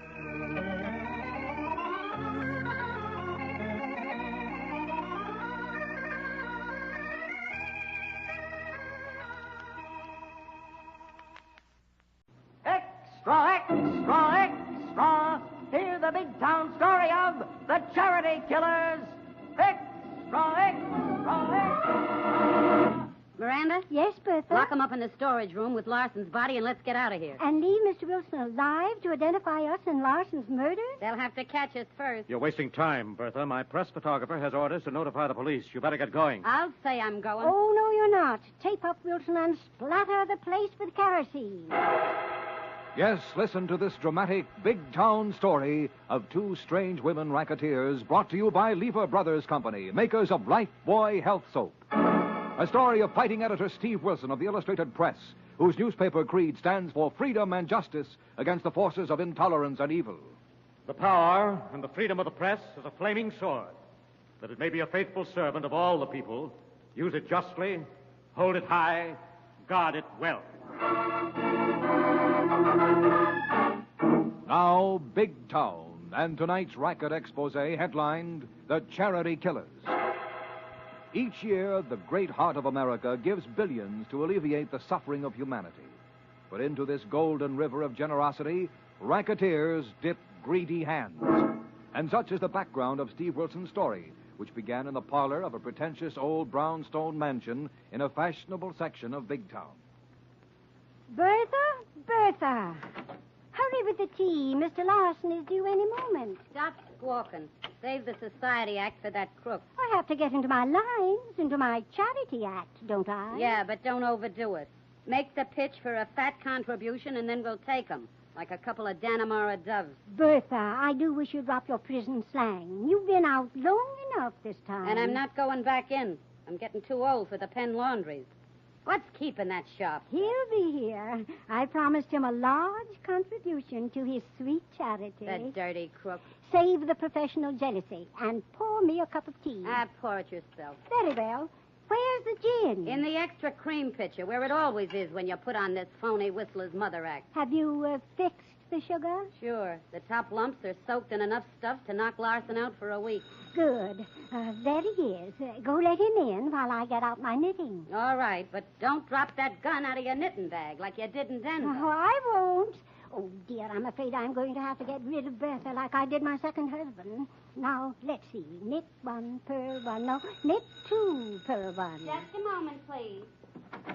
Good afternoon. I'm Mr. Larson, calling on Mrs. Miranda Adams. Oh, yes, Mr. Larson. Madam Adams is expecting you. This way, please. Who is it, Bertha, dear? Mr. Larson, ma'am. Oh, yes. How do you do? Good afternoon. Charmed to meet you, Mrs. Adams. I hope the pleasure will be all mine. You may go, Bertha. I'll go tend the furnace, ma'am. I'll call you if I need you. Very well, ma'am.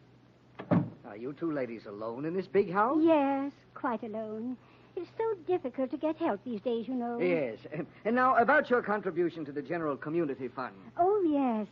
Please sit down. Have a cup of tea? Tea? Oh, yes, of course. Thank you. I hope you brought your list of prominent contributors. Oh, yes, I have them all right here. But this list is quite confidential. Most of our large contributors wish to remain anonymous. Don't want to get on the circle list. I mean the list of unscrupulous fund collectors. I understand. And I assure you the list will not leave my hands. Oh, but I can't leave the list. Very well. I'll have Bertha make a copy. Oh, no, I'm sorry. You wouldn't care to have me give out your name and the amount of your contribution, would you, Mrs. Adams? Decidedly not. No, of course. Now, and how large a donation did you have in mind? Would 1,000... 1,000? Oh, dear, your tea is getting cold. How many lumps of sugar? Oh, no sugar, thank you. I'm putting on weight. I never touch the stuff. Well, 1,000 would be fine. great help to them, any worthy cause. Oh, I'm sure it would. And a little sugar won't hurt you. It's energy building. Yes, I know, but no thanks. I'll just take it as is while you make out your check. No, let me... Oh, dear, I'm sorry. So clumsy of me. Bertha. Oh, it doesn't matter. Don't bother. Yes, ma'am. What's the trouble? Mr. Larson won't take sugar in his tea. Oh, he won't he? Hey, what's the idea? Sit down, Mr. Larson. Hey, what's the idea of that gun, Mrs. Adams? Now, put it away. I didn't come here to rob you. Yes, you did, you dirty crook. Bertha, don't slight our profession. This dope is a disgrace to any profession. Hey, you two are con cookies. This is a plan. A scheme to get a hold of my sucker list. Exactly, Mr. Larson. Take that list, Bertha. No, wait a minute. Listen. Let's make a deal. We can work this charity racket together. Why, we'd make a great team. Milk this town dry. That's what we're gonna do. Without you. Oh, dear. You dented the teapot, Bertha. Never mind the teapot. I think I've dented his head. What are we gonna do with him? Drag him down in the cellar. Lock him up in the storage closet. We don't want him disturbing the neighbors while we work on his sucker list. Wait a minute, Miranda. Maybe he ain't gonna disturb nobody. Why not? I think I cracked his skull. I think he's dead. Oh, dear, oh, dear, oh, dear. My first husband went that way.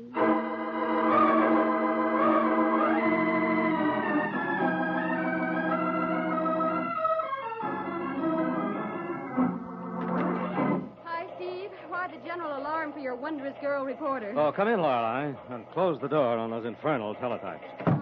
Now what have I not done which should have been done, as Harry the Hack would be wont to say if he weren't down with a grip? How would you like to impersonate the confidential secretary of a wealthy philanthropist? Anything for a story. Who's the philanthropic gent? Well, I'm going to impersonate him. What are we going to play, charades? Yes. I've had a tip, Lorelei. A couple of Larson's ladies have set up a fake charity racket in Big Town, and I want to get the goods on them before they make a mockery of one of man's finest impulses. I'm all for that, but how? Well, your suitcase is all packed and ready right there on the table. The battery recorder. Where am I weekending? You're just going to call on the ladies. Well, how do I explain the disguised talk box? You're on your way out of town and just stopped in to tell the ladies I'm calling to make a fat contribution. Oh, why don't I just phone? I'm very eccentric. I have to be humored. Okay. Where'd you get this tip? From our friend, Showboat. Showboat, shades of Shakespeare. How did he spot these female charity racketeers? Saw them on the street. They're lively ghosts out of his own colorful past, Laura. Good heavens. Not out of trooping days aboard his Mississippi paddle wheel namesake. Yes, one of the ladies. The other is a more modern version of feminine larceny. That's a charming combination. Where... That should be Showboat at the hall door. Let him in, Laura. Or he'll knock the door off the hinges. Hail and hello, Brother Wilson. Hello, Showboat, come in. Thank you. And the Lorelei, lovely lady of the linotype. Hello, Showboat. I hear we're going on a charity racket safari. Ah, yes. 'Tis been my good fortune to espy amongst humanity's flock 2 elderly female wolves in sheep clothing, preparing to pounce upon the innocent lambs in the name of sweet charity. Yes. I've given Lorelei the setup and the facts, Showboat. She's ready to go. Aye, but stay a moment, Miss Kilmer. Though these barges be cloaked with lavender and lace, and though they dwell in marble halls, they are as the scorpion whose sting is verily the kiss of death. Thanks for the warning, Showboat. I'll be careful of them. Where is this marble hall? A gloomy relic of the 90s, leased as a lair for the unsuspecting. A stage upon which these demon damosels weave their wanton web upon sweet charity's warp of woe. A perfect setup. What's the address, Showboat? Park is the street, and the number is 9. Number 9 Park. What names are they using, Showboat? My thespian contemporary, the Ophelia to my Hamlet, Lady Macbeth to my immortal Thane, the little Eva to my Uncle Tom. Once went by the name of Memphis Mary, shot one gambler husband and drowned another in the muddy waters of the Mississippi. Now, silver-haired and mild of mien, she plays her trade in the guise of Madame Miranda Adams. Golly, Miranda Adams. Who's her present partner? Judicious inquiry reveals only the name of Bertha, a muscle-bound, matronly alumni of many of our better houses of correction. Well, that'll be enough to work on, Showboat. How much time are you giving me to get their crooked charity pitch on the tape recorder, Steve? 10 minutes should be enough, Lorelei. Take Dusty and his camera, but have him wait outside until we arrive. Well, good heavens, Steve. Madam Adams will surely recognize Shobo. Exactly, Lorelei. And a recording of her reaction should be evidence enough to smash the racket and send the ladies to jail.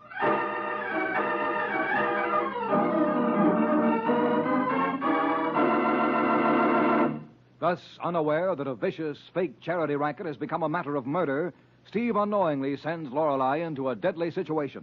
And for the exciting developments, we'll return to Big Town in just a moment. Lifebuoy gets skin cleaner.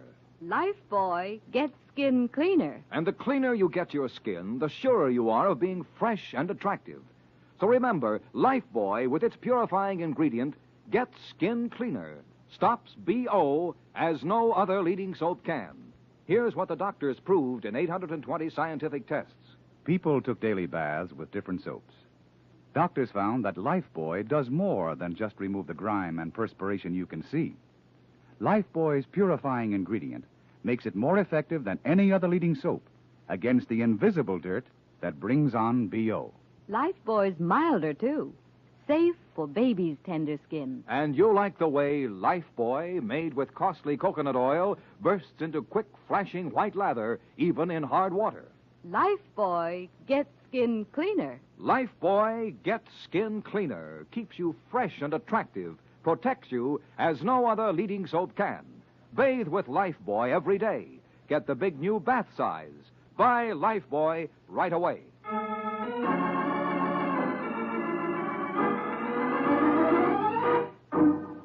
Now back to Big Town and tonight's spine-chilling expose of a vicious racket captioned The Charity Killers. Following up a tip on two elderly women working a charity racket, Lorelei Kilburn arrives at their rented mansion, unaware that a murder has been committed.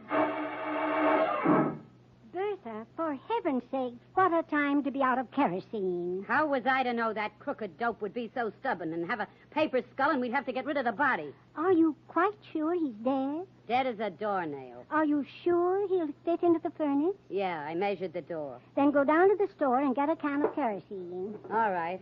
This gallon can should do. Oh, dear, I do hope he doesn't overheat the house.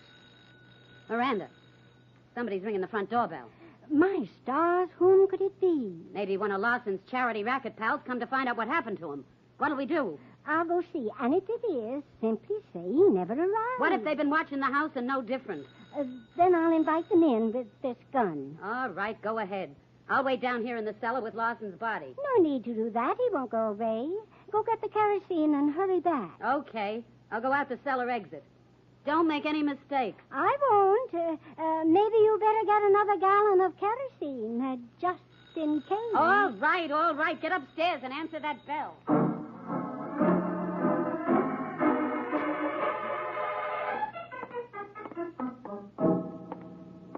Do come into my parlor, my dear Miss Kilburn. Thank you, Mrs. Adams. Mind if I put my weekend bag right here? Not at all, my dear.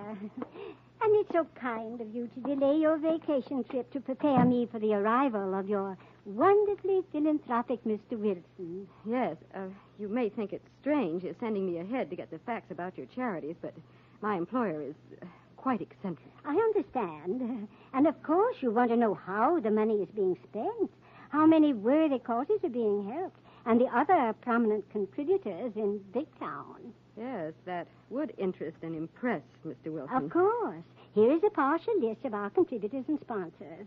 My, you have quite an impressive list. What's the matter, Miss Kilburn? Nothing. But it must be. You're white as a ghost.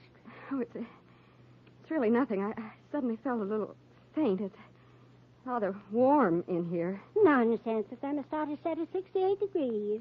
Then it must be something I ate. I'm sorry. I'm afraid I better go. No, my dear. It's something else. Something that has startled and upset you. Something you saw on the carpet. Yes, Mrs. Adams. What happened here? Whatever do you mean, my dear? Who was hurt? Left that fresh stain on your carpet. Oh, that. Yes, that. Oh, that isn't what you think. I had the most frightfully clumsy housekeeper. She spilled some catsup. Catsup? For tea? Yes, I just sent her out to get some cleaning fluid when you called. That's why I answered the door myself. I see. And you're alone in the house? Yes. And what do you see, Miss Kilburn? Just who are you and why are you here? Well, I came to ask you a few questions about your charity fundraising activities, But now you are no longer interested in sweet charity. Why not, my dear? I have a feeling something much more important has happened here. And I have a feeling you're not what you pretend to be. Give me your handbag, Miss Kilburn. Uh-oh. That's a rather large gun for such a charitable little lady, Mrs. Adams. Don't get up. Just give me your handbag. I'll save you the trouble of looking. I'm a newspaper reporter. A reporter? Oh, dear. Yes, I'm investigating a tip on your charity racket. All alone? In the hope of getting a scoop for your newspaper, no doubt? Not quite.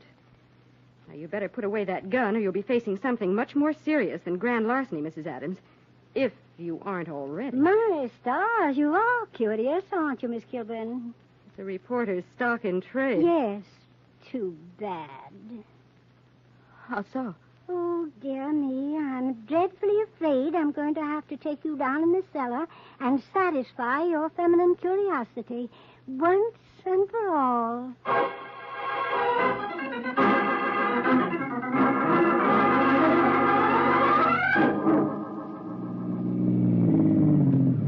Is this the place, Showboat? Aye, Mr. Wilson. Yon musty mausoleum is the lair of these lady leeches. Not that I myself am a model of civic virtue, nor above a little modest chicanery in pursuit of the almighty dollar. Well, your tips have been very valuable, Showboat. Let's go in and see how this one pans out. Hey, Steve, Showboat, just a minute. Yes, what is it, Dusty? Well, I don't know exactly, but something is from Denmark around here. What, is Laura Lyons that? Yep. Little old lady let her in about 10 minutes ago. What's worrying you, Dusty? Well, just about the time the little old lady let Miss Kilburn in the front entrance, a buxom battle axe slid out the cellar exit. And she was carrying an empty can that she might fill with kerosene. She ought to be back any time now. Well, in that case, I think we'd better change our plan of action, Showboat. How so, Mr. Wilson? You better wait here with Dusty, out of sight. I'll go in first, play my part, and then call you in for the showdown. As you wish, Mr. Wilson. A climactic third act entrance is meet enough to test my thespian talents. Go set the stage. Prepare the downfall of these demons of deception. I'll do my best. Meanwhile, keep out of sight in Dusty's car until I call you, Showboat. Very well. I go to the wings to await my cue.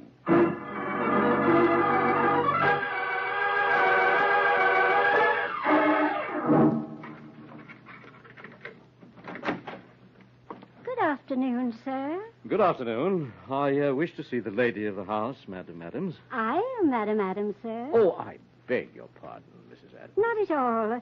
Ordinarily, I do not answer the door myself, but my housekeeper has gone to the store for some supplies. I quite understand. And what can I do for you, sir? Well, I'm Stephen Wilson. Hasn't my confidential secretary arrived to acquaint you with the fact that I wish to make a sizable donation to the many worthwhile charities I understand you're sponsoring? Why, no, Mr. Wilson. No one has called all afternoon. No one called on you? No one. Perhaps she was delayed and will arrive later. But no matter, for I think these things are much better discussed between the principals. Don't you think? Yes. In this case, I think I do. Then please come in, Mr. Wilson. Thank you very much. Forgive me for locking the door, Mr. Wilson. I have many valuables, and I understand the police are most lax in this neighborhood, and there are sneak thieves and footpads about. So I hear. Makes one nervous. But do come into my parlor. I was about to have tea. Won't you join me? It will be a pleasure, Madam Adams. Sit down, Mr. Wilson. You may find it a bit chilly, but my housekeeper will be back in a moment, and we'll have a lovely fire. That will be nice. You've no idea how cozy a nice fire will make this gloomy old place. I can imagine. Please sit down, Mr. Wilson. You seem restless, preoccupied. Have a cup of tea. No, thank you. Let's get something else settled first. Oh, your your charitable contribution. No. Where is Miss Kilburn? Miss Kilburn? Yes, my so-called confidential secretary. But I told you she hasn't arrived. And you lied. Otherwise, you wouldn't have known my confidential secretary was a woman. Oh, dear, that was a slip of the tongue, wasn't it, Mr. Wilson? And not the only mistake you made. That weekend bag standing there with the couch belongs to Miss Kilburn. Oh, dear, I'm getting careless in my old age. All right, Mrs. Adams. Let's stop playing games. You apparently know who I am, and I know who you are, and what you're doing in Big Town. Very well, Mr. Wilson of the press. Like all newspaper persons, you're insatiably curious. And I'm frightfully afraid I'm going to have to gratify your wish to see Miss Kilburn. Quit stalling. Where is she? What have you done to her? Merely satisfied her curiosity about a regrettable stain on our landlord's lovely rug there. Stain? Good grief. Yes. Unfortunately, we had a gentleman caller just before Miss Kilburn arrived. What happened? He refused to allow us to muscle in on his charity racket. And Bertha, my impulsive housekeeper, was compelled to knock him cold and overdid it slightly. Killed him? Oh, yes. He's quite dead. Where is Miss Kilburn? Keeping company with Mr. Larson's body. Are you fiendish holes? Just a moment, Mr. Wilson. Sticks and stones will break your bones, and this gun will kill you quite as dead as Mr. Larson. Yes, that's a rather large gun for such a sweet, gentle little old lady. Yes, so your Miss Kilburn said in those very words. What have you done to her? Just taped her up until Bertha gets back. Where is she? Down in the cellar. Go on, Mr. Wilson. Walk out into the hall and down the stairs. It's quite chilly up here. It'll be much warmer down with the furnace.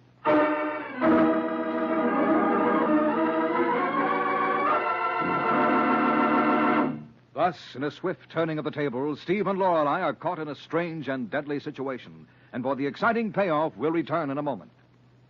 Lifebuoy gets skin cleaner. Lifebuoy gets skin cleaner. Lifebuoy, with its purifying ingredient, gets skin cleaner. Stops BO as no other leading soap can. Doctors have proved it. People took daily baths with different soaps. Doctors compared results. They found that Lifebuoy, with its quick, rich, purifying lather, cleanses and protects better than any other leading soap. And Lifebuoy is milder, too. So bathe with mild, refreshing Lifebuoy every day. Remember, Lifebuoy gets skin cleaner. Stops BO as no other leading soap can. Buy Lifebuoy right away.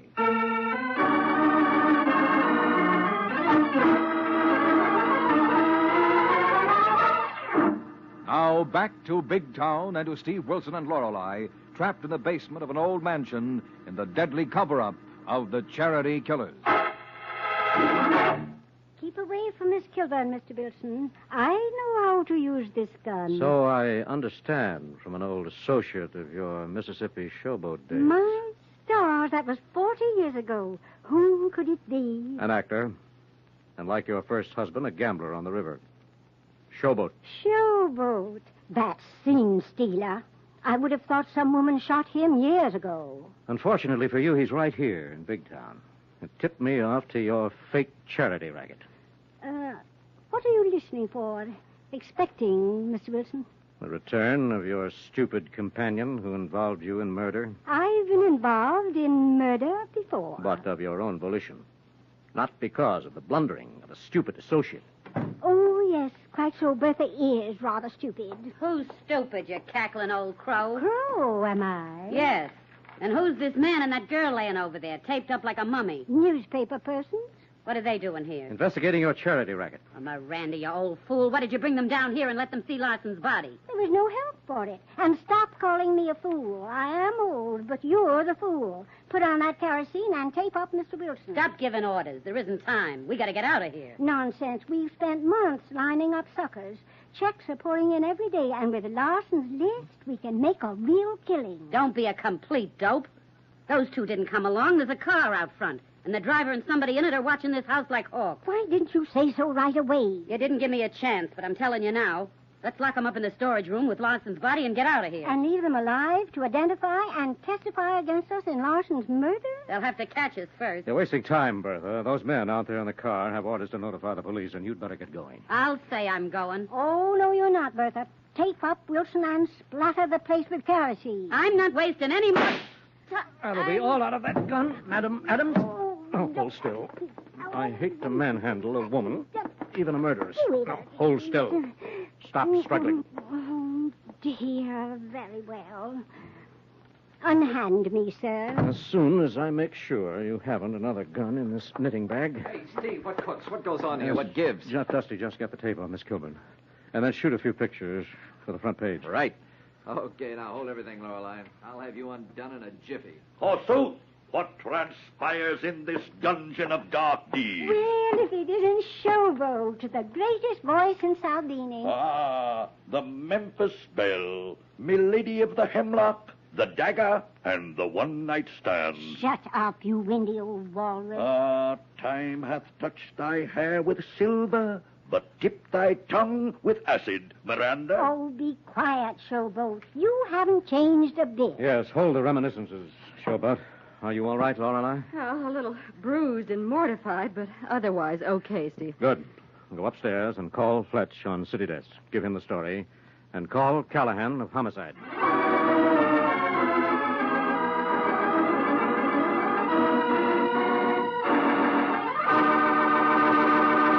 Now, before bringing you the final payoff in tonight's story and the headline news about next week's big town adventure, here are Steve Wilson and Lorelei. Friends, hurry, hurry.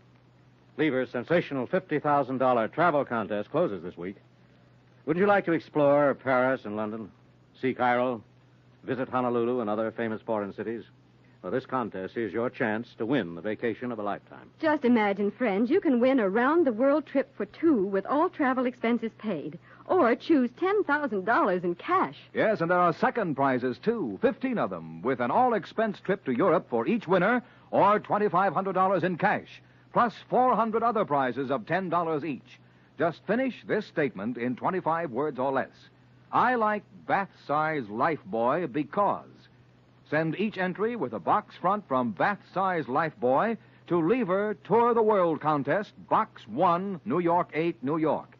That's Box 1, New York 8, New York. But hurry, entries must be postmarked no later than this Saturday. Only residents of continental United States, Alaska, and Hawaii are eligible. Get a free entry blank with complete rules at your store right away.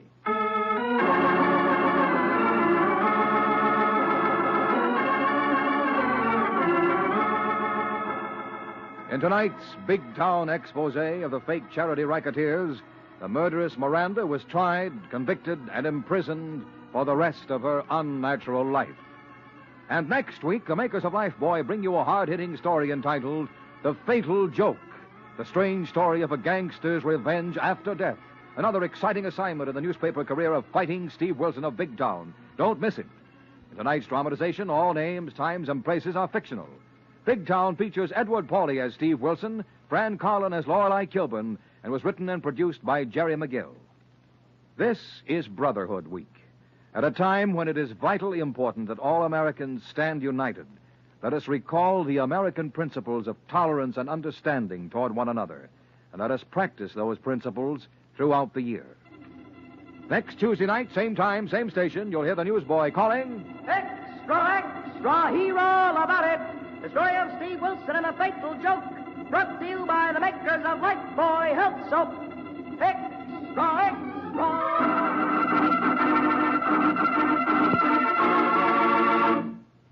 Lever Brothers Company have amazing news. New 1950 Rinso with Solium. It's here a year ahead of time. New 1950 Rinso has 3 times the whiter washing action of any other soap. The sensational new washing action of 1950 Rinso gets white clothes whiter than new, washable colors brighter than new, and keeps them whiter, brighter than any other soap. Rinso is so safe for clothes, so kind to hands. Get new 1950 Rinso at your dealers now. Be sure and be with us again next Tuesday at the same time when Lever Brothers Company will again present Big Town. This is your narrator, Dwight Wiest, bidding you good night.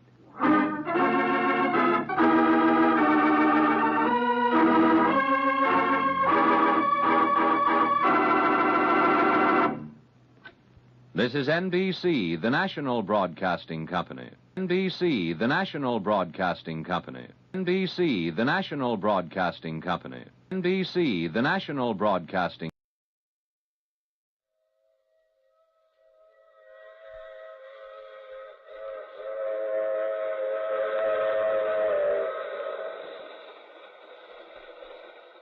The Mutual Broadcasting System presents The Mysterious Traveler. Written, produced, and directed by Robert A. Arthur and David Cofen. And starring tonight two of radio's foremost actors, Ralph Bell and Charlotte Holland, in Killer at Large.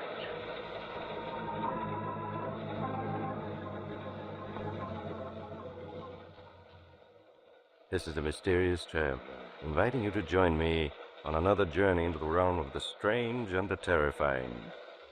I hope you will enjoy the trip, that it will thrill you a little and chill you a little. So settle back, get a good grip on your nerves, and be comfortable, if you can, as we drop in on a very clever gentleman.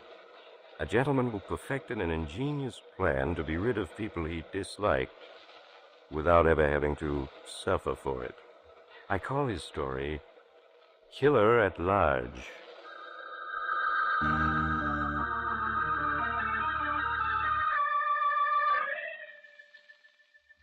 My friend, Mr. Jeffrey Andrews, is temporarily confined to a hospital, so we're going there to meet him. He's just been given a routine checkup by a new staff physician, Dr. French. Well, Dr. French, how am I? You seem to be in fine physical shape, Mr. Andrews. Guess you'll have to be letting me go soon, eh? I certainly hope so. Well, I've had a good rest, but I look forward to getting back in the harness again. I'm Andrews First, you know. Andrews First? That's the name of my business. You see, my name is Andrews. Yes? So I named my firm Andrews First. And all my advertising carried the line. When you think of building materials, think of Andrews First. Oh, yes. Very clever. Used to drive my competitors crazy with my advertising. Yes, I pulled off many a smart deal, and I always let the world in on it. After all, what's the use of doing something smart if no one knows about it? Well, the urge to boast is certainly human. For instance, you probably don't know why I'm here. Haven't had a chance to study my case yet, I suppose. No, not in detail. Oh, then sit down. I'll tell you. It's really one of the cleverest deals I've ever swung. Now tell me, have you ever wanted to get rid of someone? Get rid of someone? You mean, kill them? Exactly. Kill them. No, I don't believe I have. Why? Because most people have at one time or another. But they don't do it. They're afraid. Afraid of the law and of being punished. That's what the law is for. To restrain people's violent impulses. Exactly. Unless you happen to be smarter than the law, as I was. Because, you see, I figured out how to get rid of not just one person, but of two. Two people I disposed of and can't ever be punished for it. That's an unusual achievement. You disapprove? But I'm going to tell you how I did it. As I said, what's the use of being clever if people don't know about it? And since the law can't touch me, why not? To make it clear, Doctor, I'll go back to the very beginning. To that evening when I arrived home from work to find my wife Judith and my best friend and personal physician at that time, Alex Hearn, deep in conversation. They jumped apart guiltily as I entered the room and closed the door. Oh, Jeff, it's you. Yes, I left the office early. Hello, Alex. How are you? Fine, Jeff. And you? Oh, a little tired. I've been working late quite a bit recently. Yes, so Judith was saying. What's this about you buying a share in a new invention that's going to make you richer than Rockefeller? I've picked up a half interest in a new system of television, Alex. 3-dimensional television. In color. Sounds big. Big. It's colossal, man. It's still in the blueprint stage, but we'll iron the bugs out soon. But what were you two plotting so busily when I came in? Plotting? Dear, we were just talking. Nothing serious. I was giving Judith a little professional advice, that's all. Oh, don't you feel well, darling? It's nothing, Jeff. Nothing at all. Whatever it is, I want to know about it. Well, it's just that I've been having headaches lately. That's all. But why didn't you tell me, Judith? I didn't want to worry you over nothing. It's really nothing serious. I've given Judith a prescription that will help her. Well, I think I better run along now. Got another call to make. You take care of yourselves now, both of you. As Alex left, I knew from his manner he and Judith had not told me the truth. They were keeping some secret from me. Could Judith be seriously ill and they didn't want me to know? Or was it possible Judith and Alex were... No, that couldn't be. A thing like that might happen to other couples, but not to Judith and me. And yet, they were concealing something, and I had to know what. So I took steps to find out. Mr. Andrews, I'm from the Apex Detective Agency. I have here the report on your wife you asked for. Yes, please sit down. Thank you. What have you learned? Your wife left the house at 11:30 this morning. She caught the noon train into town. From the station, she went directly to the Union Department Store. Whom did she meet there? Oh, she didn't meet anyone, Mr. Andrews. She just looked around, then had lunch in the restaurant. But afterwards... Yes, go on. She made a telephone call. A few minutes later, she's picked up at the entrance by a man in a dark green car. You got the license number, I hope? Yes, sir. The car belongs to Alexander Hearn, who lives... Never mind. I know his address. We need to handle hundreds of such cases, Mr. Andrews. I suppose you'll want me to keep following it till I get all the necessary evidence. No. I know what you're thinking. It's not so. Yeah, and naturally I sympathize, Mr. Andrews. Of course, it's a shock to learn your wife is deceiving you, and... Why, you... Stop! You're choking me. It isn't so, do you hear? My wife loves me. There's nothing between them. Nothing! I didn't mean anything. I just thought you'd want me to... Get out of here. There's nothing between them. How easily I'd said that. And yet, why should Judith meet Alex secretly in town? Where had they gone after they had eluded the detective? I wanted to trust her, but what was their secret? I had to find out. That night, when I returned home, I casually questioned Judith. What did you do with yourself today, darling? Oh, I got so bored I went into town for some inexpensive window shopping. Oh, why did you phone me? I'd have taken you to lunch. Well, I knew how busy you were, dear, so I ate by myself. What did you do after lunch? Taking a show? No, just window shopped. Then came home on the 4 o'clock train. Huh. Sounds like a lonely day. You, should have taken someone with you. Well, I didn't decide to go until the last moment. Anyway, I like to window shop alone. Jeff, you look so strange. Aren't you feeling well? I'm all right. Just a little tired. Oh, poor darling, you're working much too hard these days. You must stop it, Jeff. Really, you must. I settled down, pretending to read, but my mind was spinning tormentedly.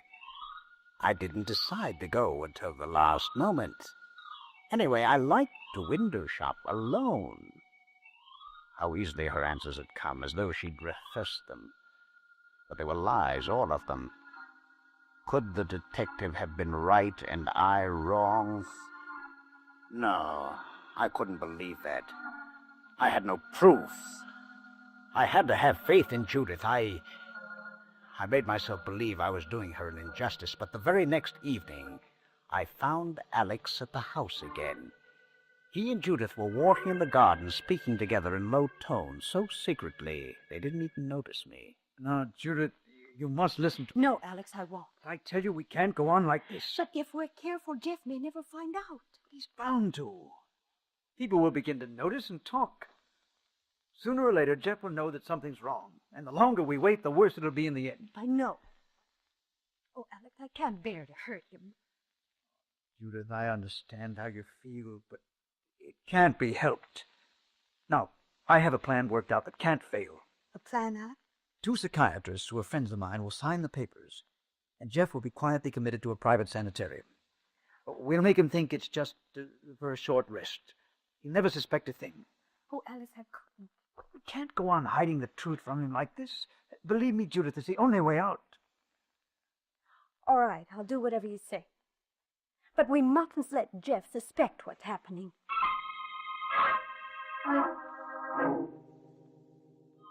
And I'd had faith in her. I thought I was misjudging her when all along she and Alex had been scheming to railroad me into a sanitarium. Oh, it was a clever plan. Alex could manage it through his professional connections, and Judith would become administrator of my fortune. I almost let them know I'd overheard them, and then I got control of myself. There was a better way to handle the situation. I had to think about it and decide what to do, so I slipped quietly away.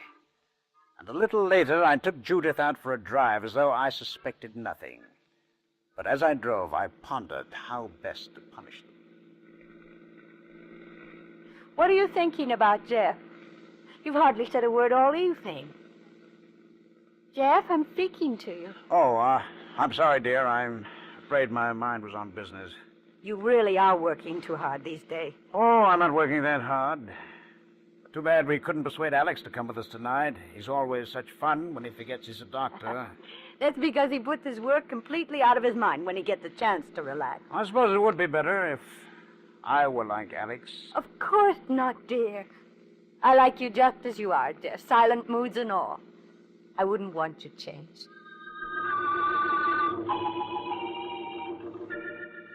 She lied. I knew she was lying. By now, I found it impossible to believe a word she said. I had too much evidence to the contrary. Boss, Mr. Andrews, it's sharp to learn why there's two time in here. But if we're careful, Jeff may doubt. I have a plan worked out that can't fail. Two psychiatrists who are friends of mine will sign the papers, and Jeff will be quietly committed to a private sanitarium. I like you just as you are, Jeff. Silent moods and all. I wouldn't want you changed. How easily she said that. How smoothly she continued her deception. Bitter rage burned inside me, and deliberately I stepped hard on the throttle. We went faster and faster until Judith became frightened. Jeff, why are you going so fast? We're doing more than 60, and there are a lot of curves in the road. Don't worry, Judith. I'm a good driver. Yes, but darling, we're almost up to 70. Now, Jeff, please slow down. We'll be killed. Too bad Alex isn't with us. He'd enjoy this. Now, Jeff, please, darling, slow down. There's a crossroads ahead, then a curve. Jeff, you'll kill us both. I kept my foot hard on the throttle. I knew there was a curve ahead, and behind it a 300-foot drop into a canyon. I made up my mind. I'd drive over the cliff and end everything for both of us. If only I'd had Alex in the car, everything would be perfect.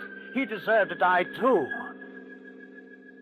At the thought, my mind cleared abruptly. How stupid it would be to kill myself and leave Alex unpunished when I knew perfectly just how to make him pay. I slowed the car as I planned all my moves. They were going to try to commit me to a home, were they? All right. I'd fall in with their plot. I'd actually help them by pretending to be unbalanced. I'd make it easy for them, and in a few days, a week perhaps, see who was the cleverer. We'd see.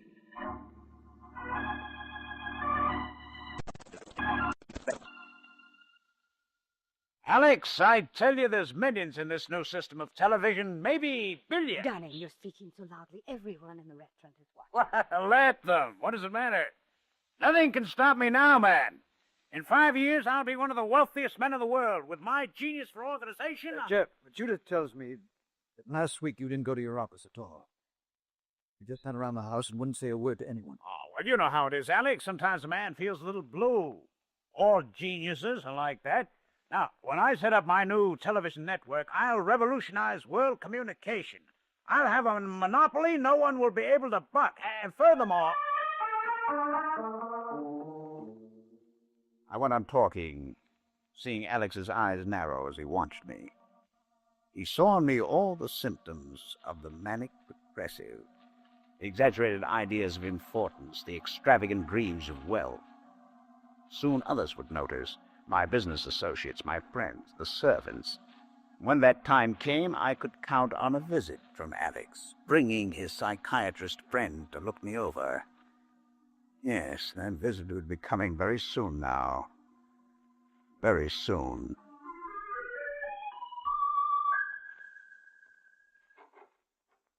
Yes, darling. Alex has come to see you. He has two friends with him. Hello, Jeff, old man. How are you? Oh, just fine, Alex. For the last month, I've been working on the plans for my television network. It's going to be the biggest thing of the century. Jeff, I want to talk to you, and I want to meet some men I brought with me. Oh, Alex, I've no time to talk with strangers. They're two doctors, close friends of mine. Oh, what do they want? With my plans taking up all my time, They're here because of your new project, Jeff. You see, Judith has been afraid you're working too hard these days. Probably just being silly, darling. But I would like you to have a thorough examination before really starting on your new enterprise. You don't mind, do you? Oh, I haven't time to bother with such things, dear. I have too much to do. Jeff. Oh, well.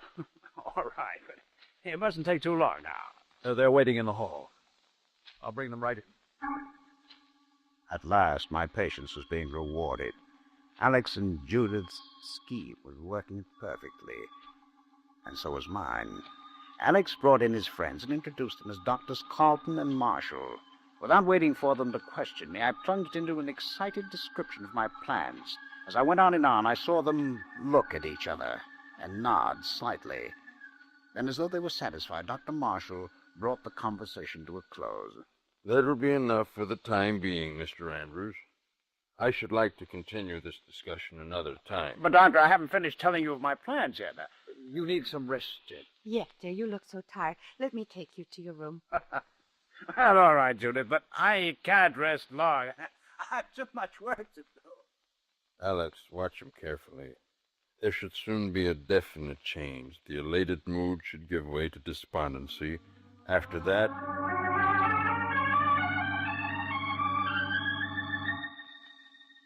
I couldn't help overhearing Dr. Marshall's words as Judith led me out of the room.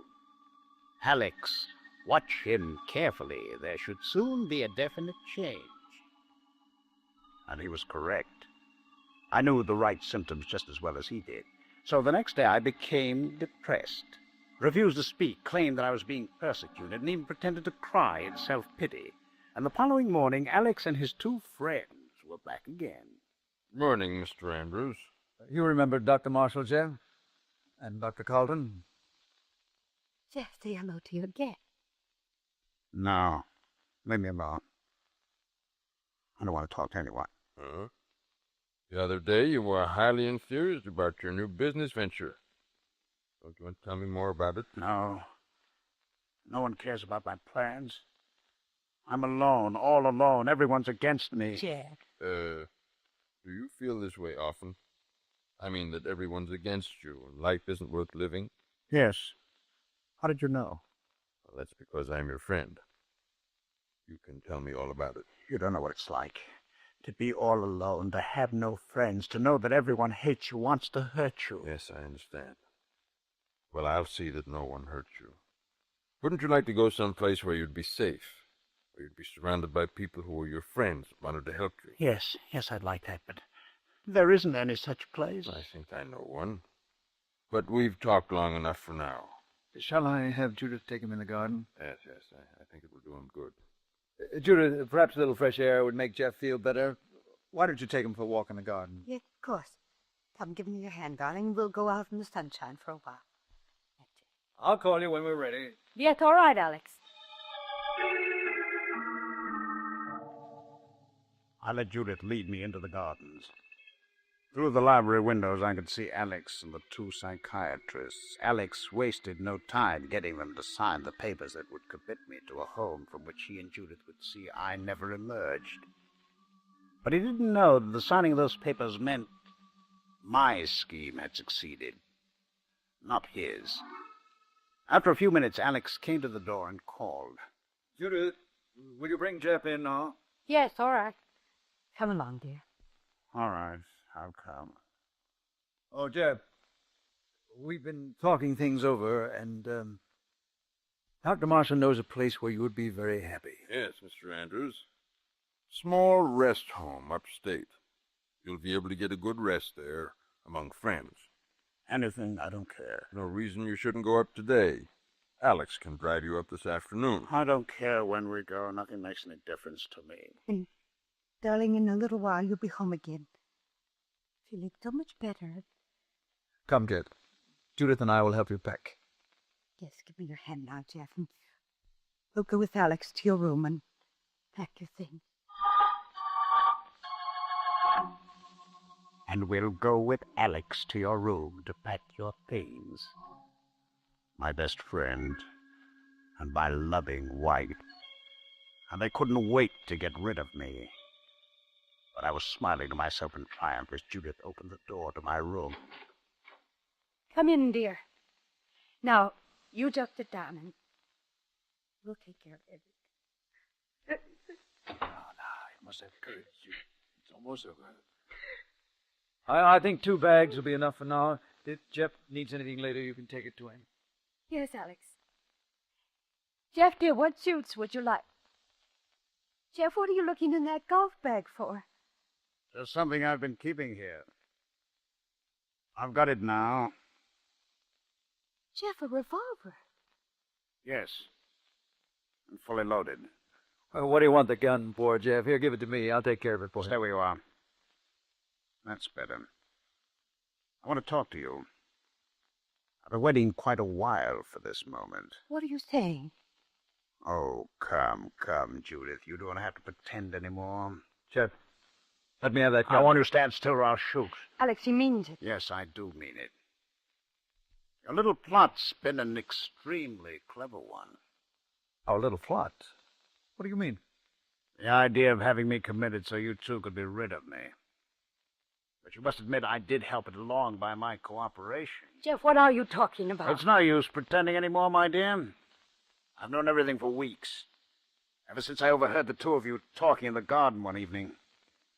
You heard us talking in the garden? Then that was why you almost killed yourself and me that night when you were driving so fast. Yes. I changed my mind because that would have left dear Alex still alive. Jeff, you don't understand that conversation you overheard. My best friend and my loving wife. Well, you'll be together without me, all right? But we'll be in different worlds. You're mad, really mad. Of course I am, my dear, of course. Haven't 2 reputable doctors signed papers testifying to the fact? Which in the eyes of the law relieves me of responsibility for my actions. You aren't going to... But I am. Oh, no, Jeff. Yes, my dear, yes. I'm going to give you both what you deserve. Death. Oh, no, Jeff, no. You're wrong, darling. You must There's listen. nothing to listen. But I shall be as considerate as possible, my dear. I shall punish Alex first. No, Jeff. We have been keeping a secret from you, but it's not the secret you think. You're wrong about the whole affair. I don't think so, Alex. Jeff, put that gun down. Jeff! Jeff! Jeff, you should have listened. You've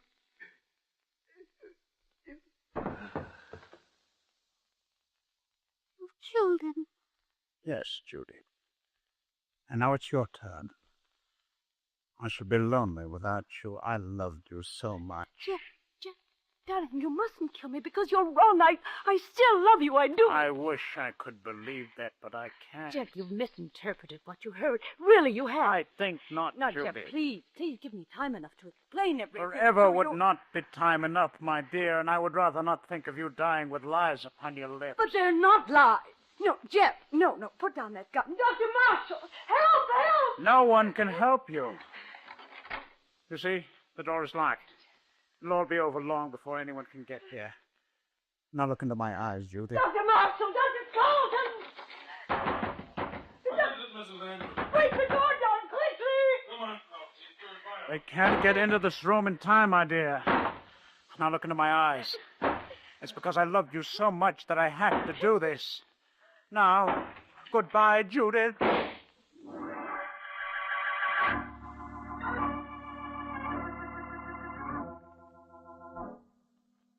So, Doctor, that's how I did it.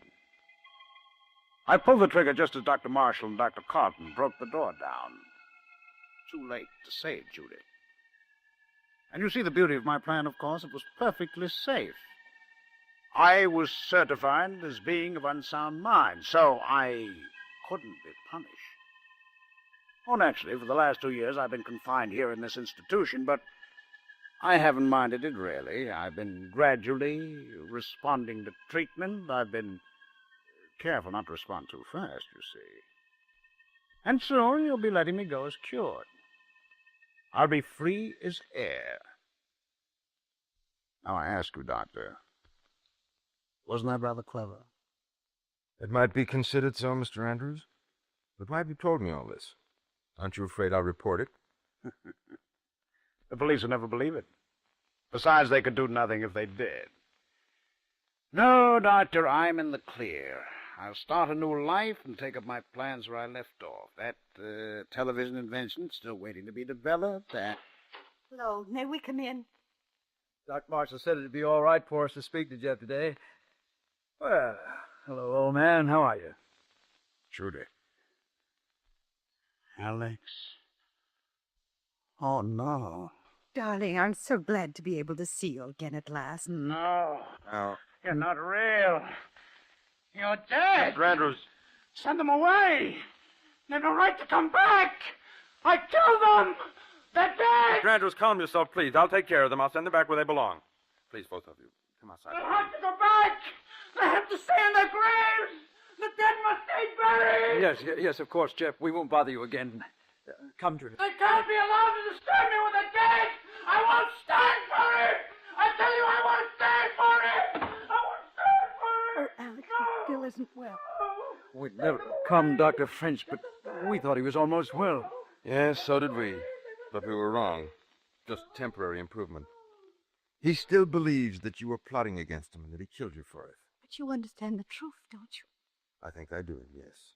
Well, he overheard us talking about his mental condition and trying to decide what to do about it. And he completely misinterpreted what he heard. And then he tried to shoot us and had to be brought here. Of course, Mrs. Andrews. But I'm afraid we'll never be able to make him believe the truth. Oh, Doctor, no. You see, in his mind, he's killed you. As far as he's concerned, you're dead. I'm afraid you must never see him again. He'll live out his life here, believing he has committed a murder for which he cannot be punished.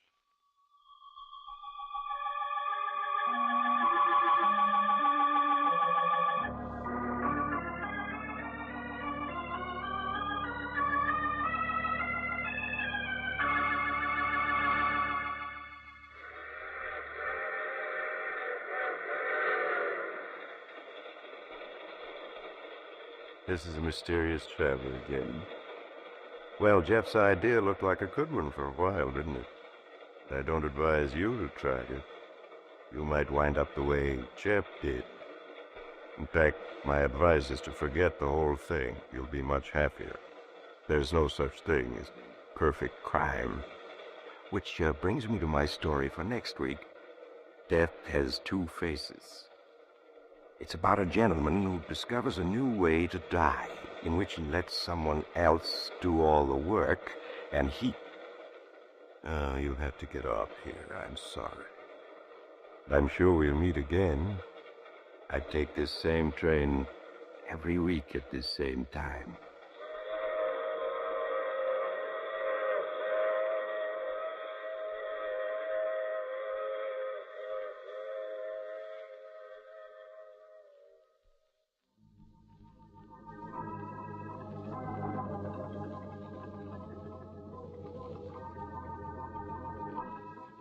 You have just heard The Mysterious Traveler, with a title role played by Maurice Tarplin.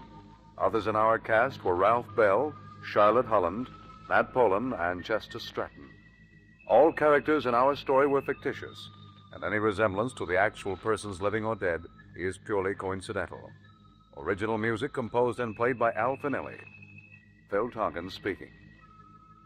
This is the world's largest network, the Mutual Broadcasting System.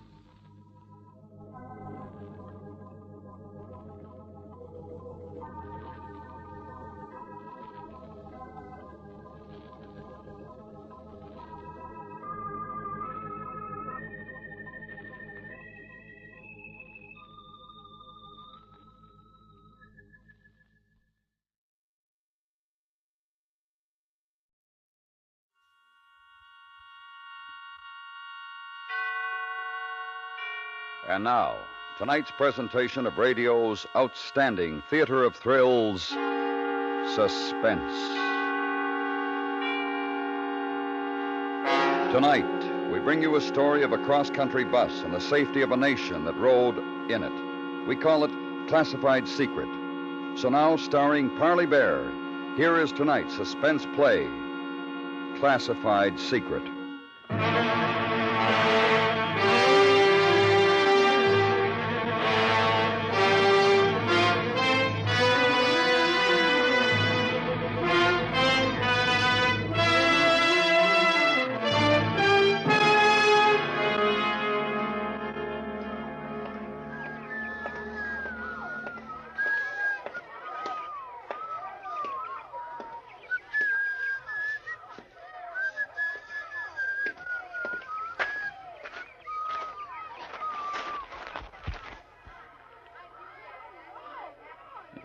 Nice day. Yes. Kids sure know it's getting on to Christmas. Look at them. I've been watching them. Yeah. Kind of glad, though, I haven't got any. Oh? Well, you know, world conditions, things the way they are. Who wants to bring a kid into it? I suppose so. Do you have a match? Oh, sure. Here you are. Thanks. Have you got it? What's the matter? Oh, you don't look the type. I almost hoped you weren't. Have you got it? With me? No. But I'll take you to where it is. All right. The money's in 10s, 20s, and 50s. In the sack with the groceries? Yes, I thought it would be safer that way. Yeah, I guess so. How much? 10,000. 10. Well, that's what you agreed to. Mm-mm. I said 20. I was told 10. They made a mistake then, didn't they? Sorry. Say, what are you trying to do? Nothing. Not a thing. I was told you were with us. I am. But I get paid for it, too, don't you? Well, I can't sit here any longer. We might be watched. Will you please give me... Sorry, it was a misunderstanding. But... Unless you want to take me to the head man. Maybe he can straighten it out. I haven't got any instructions for that. How can I reach you? Well, as of about 2 hours from now, you can't. I'm leaving town. Will you give us 24 hours? It'll take that long. I'm sorry.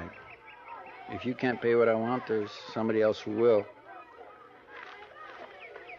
I'm going. Okay. So long. I was sitting on a bench in a little park in North Hollywood, California. The late fall sun was warm, and for a change, there wasn't any smog in the air. I watched the woman I'd never seen before walk off down the path.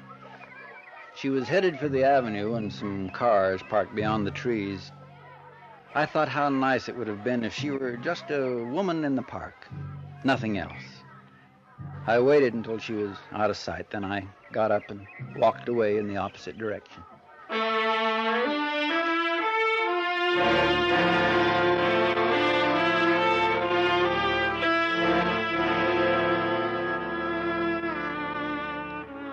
I got the bus at the Hollywood station. I had a train ticket in my pocket, but with the new development, it looked safer to ride the bus. Just before we pulled out, a girl climbed aboard and came down the aisle looking for a seat. Excuse me, is this number... 18. Oh, thank you. Oh, let me put your case up. Oh, thank you.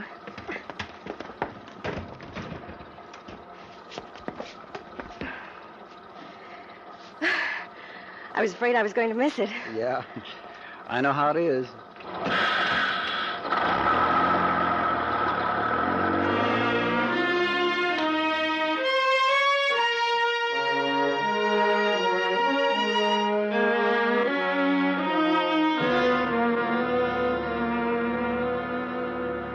I settled back and watched the city drift away into desert country. As buses go, it was pretty quiet. There was a 6 or 7 year old kid with his mother a couple of seats forward, but he dozed off almost as soon as we got running. I took a look at the girl sitting next to me. Oh, not in the way you might think, but because in my business you get to learn to look at people. You never know who it might be. She must have felt me watching, and she lowered the magazine she was reading. Would you Care to look at one of these? Oh, well, that's nice of you. I always forget to buy them. This one's a mystery. I don't usually read them, but on a long trip, they kind of pass the time away. Yeah, they do. How far are you going? New York. Oh, that is a long trip, all right. I'll say. I haven't been back for 10 years. Bet it's changed. I guess so.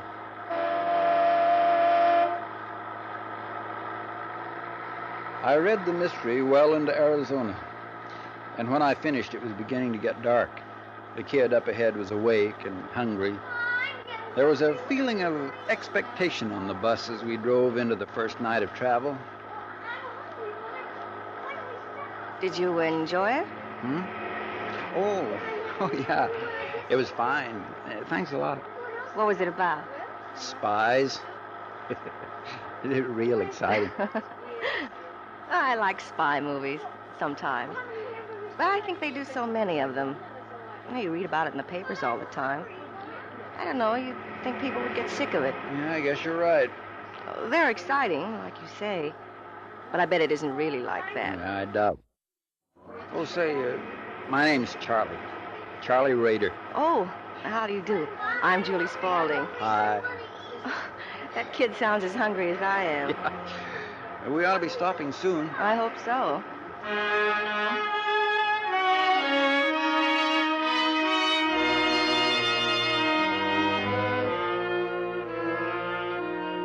About 15 minutes later, we pulled up at a restaurant terminal and went in for food.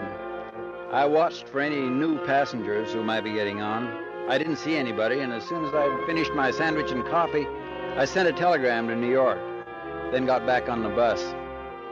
The girl, Julie, and I seemed to be hitting it off, and it was pleasant enough to pass the time.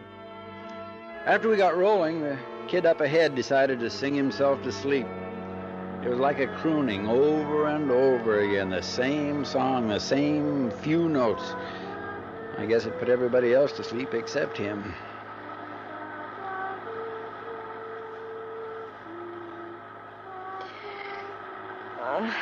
Makes you sleepy, doesn't it?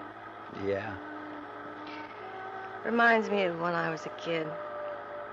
I used to do that. Kids are funny. How? I don't know. I'm going back to New York for my sister's wedding. She's getting married next week. She says she wants lots of kids. I don't know. Yeah, I know what you mean. Mind if I ask you something? I don't mind what. Are you married? No. I don't mean it the way it sounds. I'm always interested in trying to guess about people. Now, I would have figured you were a married man with maybe 2 or 3 kids. No, I'm not married. I hope you don't think I'm nosy. Oh, no. Well, that kid singing fixed me. I'm going to take a nap. Good night, Charlie. Good night.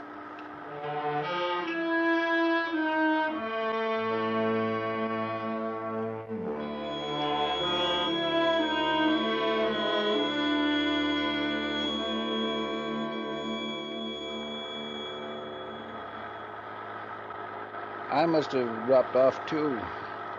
And when I woke up, she had her head on my shoulder. A lock of her hair was falling over her closed eyes. And then I knew something was different on the bus. Somebody on the other side of the aisle, watching. Excuse me, mister. Have you got a match? I'm clean out. Oh, sure. Just a minute. Here. Thank you. No, keep them. Oh, fine.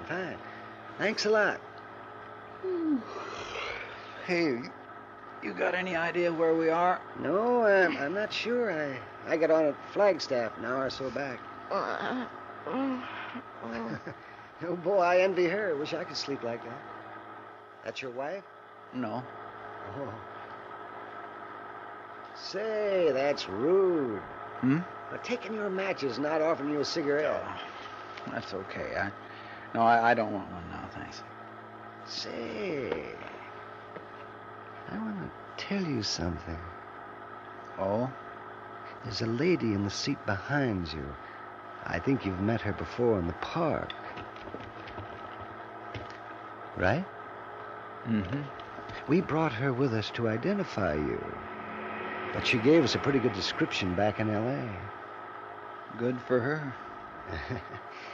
Yeah, well, it's going to be a nice trip. Nothing like traveling with people you know, is there? Oh, nothing like it. I don't suppose you've got any reading material you could let me look at? How about a mystery? It's a spy story. Pretty good. No, I was thinking something else. I think you know. Something more, say, scientific. I'm very interested in airplanes. Jet motors. Sorry. He looked across at me, smiling, pleasant. And to anybody watching, it was nothing more than the casual conversation of two strangers brought together by the night and sympathy of loneliness. Then he leaned back, and reaching inside his jacket, brought out a small automatic, which he kept very carefully hidden from any eyes but mine. I always carry this with me on a trip. You never know. Oh, I knew all right. If they couldn't buy what they wanted, there were other ways. That's what he was telling me. And I saw in the man's smiling face that I'd never reach New York unless I killed them before they killed me.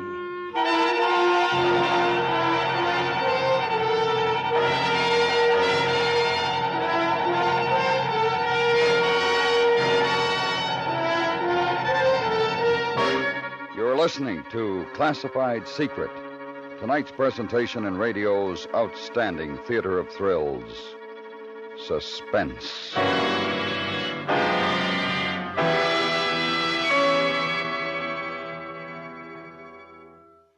9 solid years of applause. That's the wonderful record of popularity that belongs to Arthur Godfrey's Talent Scouts, now in its 10th year. Enjoy the fun with the inimitable redhead this Monday night on most of these same stations. You'll hear promising young performers compete for a golden chance at fame. Enjoy the suspense as you wait to hear which entertainer will be singled out by the studio audience. Don't miss Arthur Godfrey's Talent Scouts this Monday night at the Star's Address. And now, we bring back to our Hollywood soundstage Parley Bear, starring in tonight's production, Classified Secret. A tale well calculated to keep you in suspense.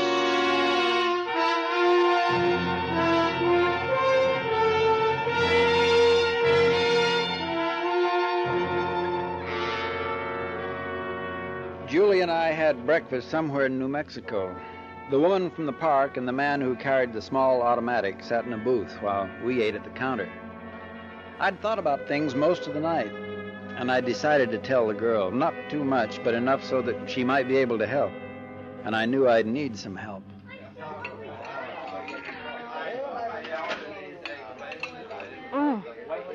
Coffee's pretty good here. Yeah. Cigarette? No, thanks. Julie. Yes? I want to tell you something. Oh? Now, I don't want you to turn around and look. Just pretend we're talking about the weather, the coffee, anything. But listen. Well, sure, Charlie. There's a couple sitting in the booth behind us. They're spies. Oh, you. I'm not kidding. I can't tell you much, but as you love your life, you will believe me. Oh, you're kidding. Spy? Don't turn around. Smile and just listen. But They're trying to get hold of the plans for a new jet motor. It's faster than anything anybody else has got. You are kidding. No, I'm not. How do you know? Well, how do you know about it? I'm working for the government. FBI? Well, in a way. But now I need you to help me. Me? They think I've got the blueprints, the plans, and they're going to try and get them from me. But can't we get the police? No. Well, but why? Because we're trying to get the head man. And if those two are arrested, we'll have to start all over again. They think I'm working with them. But I got tough about the money they offered, so now they're going to try and get rid of me and get the secret for nothing. Did they follow you from L.A.? Yeah, they got on during the night in Flagstaff. All right, folks, let's go. Well, I don't see... Well, what can I do? Just stick with me. I'll explain at the next stop. We can't talk about it on the bus because she's sitting right behind and he's across the aisle. Listen, are you pulling my... No. No, you're not, are you? I'm not.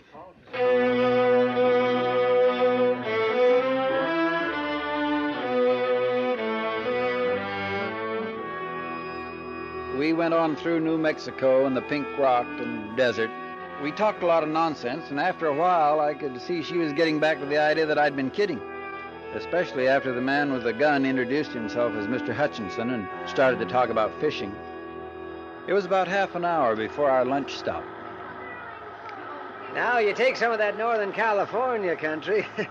So you talk about trout and steelhead. Oh, boy, I tell you. My dad used to take us up, my sister and me. He'd take us up to a place in Maine. Oh, gee. Dad always wanted a couple of boys, I guess. When he saw what he got, well, he figured it wouldn't spoil his plans anyway, so he took us fishing every summer. You should have seen the fishing up there. Oh, I'd like to someday. Yeah, I'd like that. How about you, Mr. Rader? You like fishing? No, not much. Ever try it? A little, when I was a kid. You ought to take it up again, if you have time. Well, I might do that. You know, if a man had a little money put away, he could do a lot of fishing. Oh, boy, that's the way to live. Have about, say, $10,000. Go all over the country, fishing, no work, no worries. How's that sound, Miss Spaulding? What a life. It would take more than 10,000. Oh, I don't know. 10's better than nothing. Say, have you ever been up to the road? They went on talking, and I did some thinking. He was smarter than I'd thought. Looked like a nice, average guy and behaved like one. That's one thing I'd learned. The more ordinary you can be, the less you're going to be suspected. And these people had it down to a science. It wasn't going to be easy because I was going to have to convince Julie all over again. I could see that. My chance didn't come until that evening after our dinner stop. By that time, the woman in the park, who went by the name of Lisa Nyland, Hutchinson, the girl, and myself, all four of us were buddies. We'd pulled up over the Colorado border. There was some kind of trouble up ahead, a slide or a wreck, and the driver told us we'd have half an hour or so before we went on. You want to take a walk for a while? There's a cafe a couple of 100 yards back. I'll give you a call when we're ready to move on. Here, watch your step, Julie. Oh, thanks.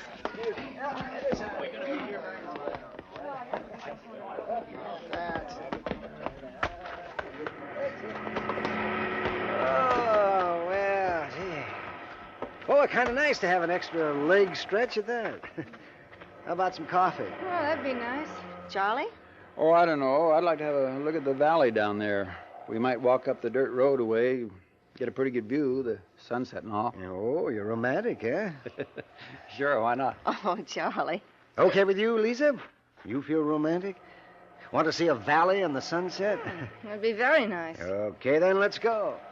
Now, girls, wait a minute. Now, be careful. There's snakes. We walked away from the bus and up a narrow ranch road.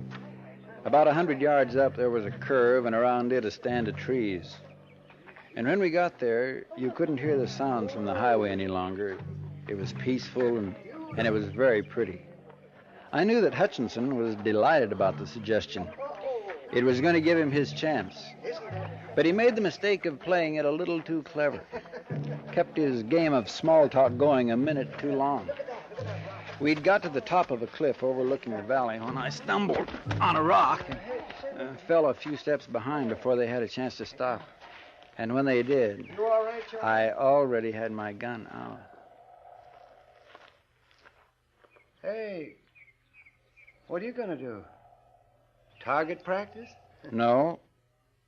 You two stay where you are and keep your hands behind your head. Julie, get over here.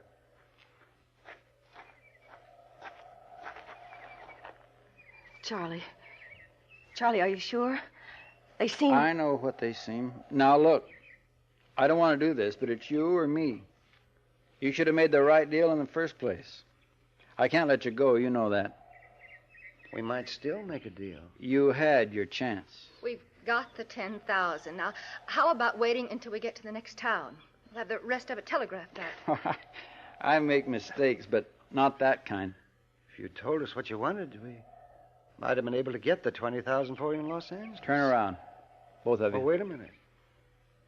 We're all in this together. We all want the same thing. You figure you can get more money from the people in the East. Okay, give us a chance to get it for you.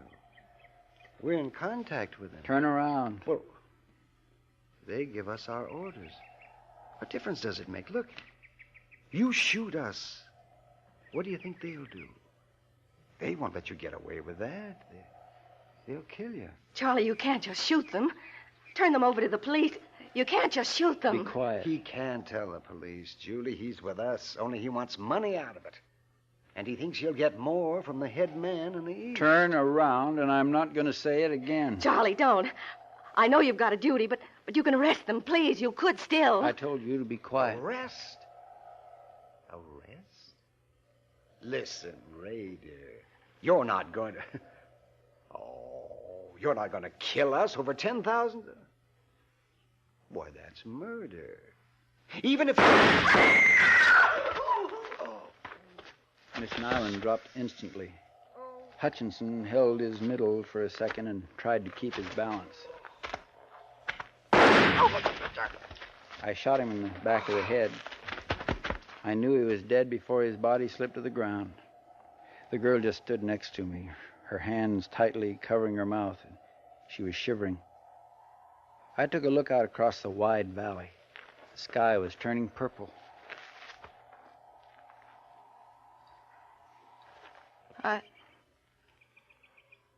I've never seen anybody killed before. I'm sorry. Couldn't you have arrested them or something? Couldn't you? Did you have to? I had to. They wouldn't have stopped at killing both of us if they'd had the chance. What are you going to do? What are you going to do now? I've got to get the money for evidence. What are you going to tell the driver? He'll ask where they are. Charlie? Driver's going to wonder where they are. Charlie, what are you doing? I've got to put them over the cliff. Oh, no. No. I've got to. Oh.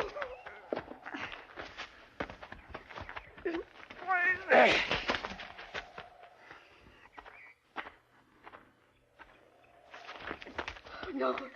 You can't, Charlie. Not her. No.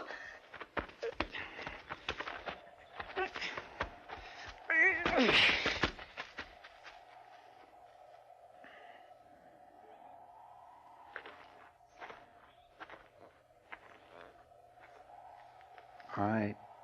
Come on.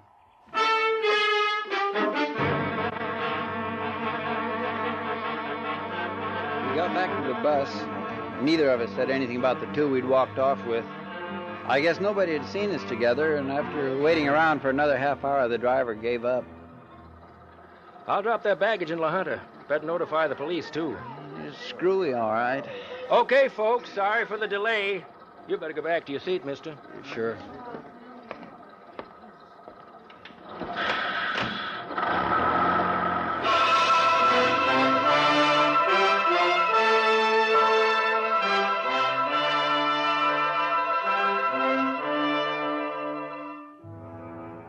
I was starved when we pulled into the depot at La Junta. I'd already made up my mind to lay over and take a detour on another bus. The girl wasn't going to be able to keep quiet much longer, and I had to get rid of her. We got out of the bus, and two men were standing alongside waiting. Just a minute, please. We're special agents for the FBI. Search them, Larry.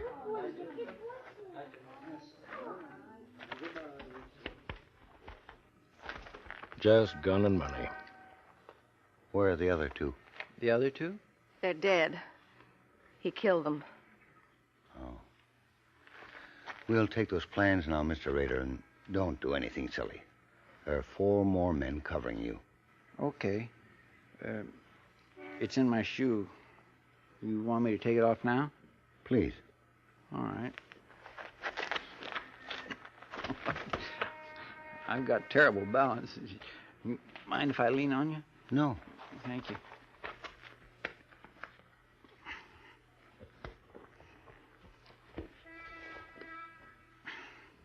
Here we are. Thank you, Mr. Rader. This isn't worth anything, really, you know. We planted it in the factory in L.A. for someone to steal. What we wanted was to be led to the top man in New York, and when you sent that wire to him from Arizona, we got him. Uh-huh.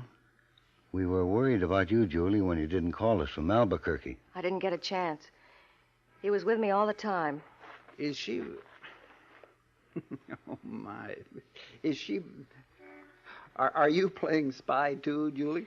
I'm working for the government, Mr. Rader. She's been following you since you stole the plans.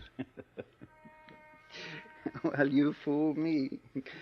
I'll bet you fooled Hutchinson and Nyland, too. It won't matter to them, though, will it? Well, that's the way it goes. Take him away, will you? I had to watch him murder those two. I don't want to hear him laugh about it. Come on, Rader. We've got a car waiting. Sure. So long, Julie. Nice to have met you.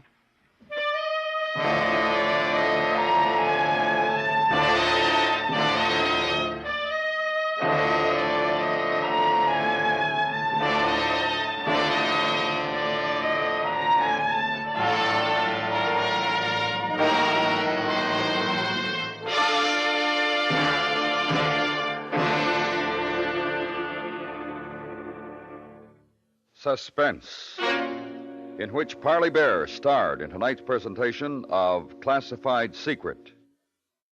Be sure to listen next week for another presentation of radio's outstanding theater of thrills, Suspense.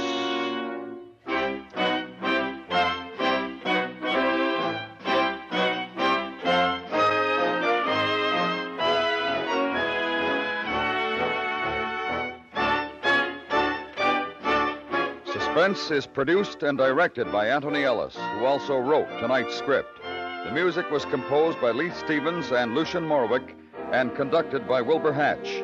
Featured in the cast were Virginia Eiler, Charlotte Lawrence, Richard Beals, Howard McNear, Charles Seal, and Jim Nesser. Listen Friday night for the 21st Precinct. The hard-hitting 21st Precinct Police will give us another graphic view of big city protectors at work. There's danger every minute, human interest every second, when Metropolitan Police try to unsnarl personal problems, hunt the missing, solve the crimes, protect the public, sometimes from itself. Remember, Friday nights on most of these same stations. Hear the 21st Precinct.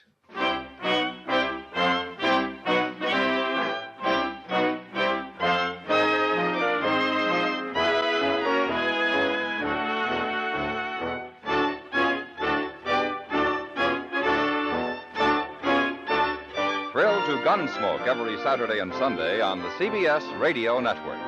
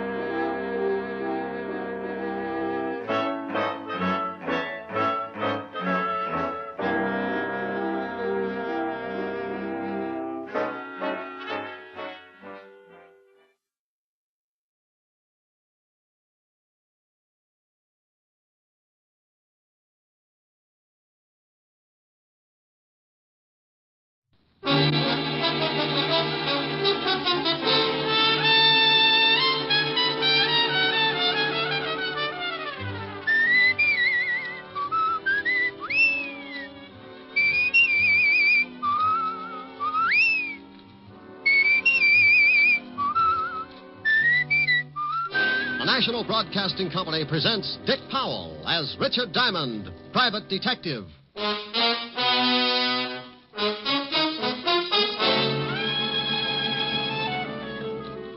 Before I was a private detective, I was a cop.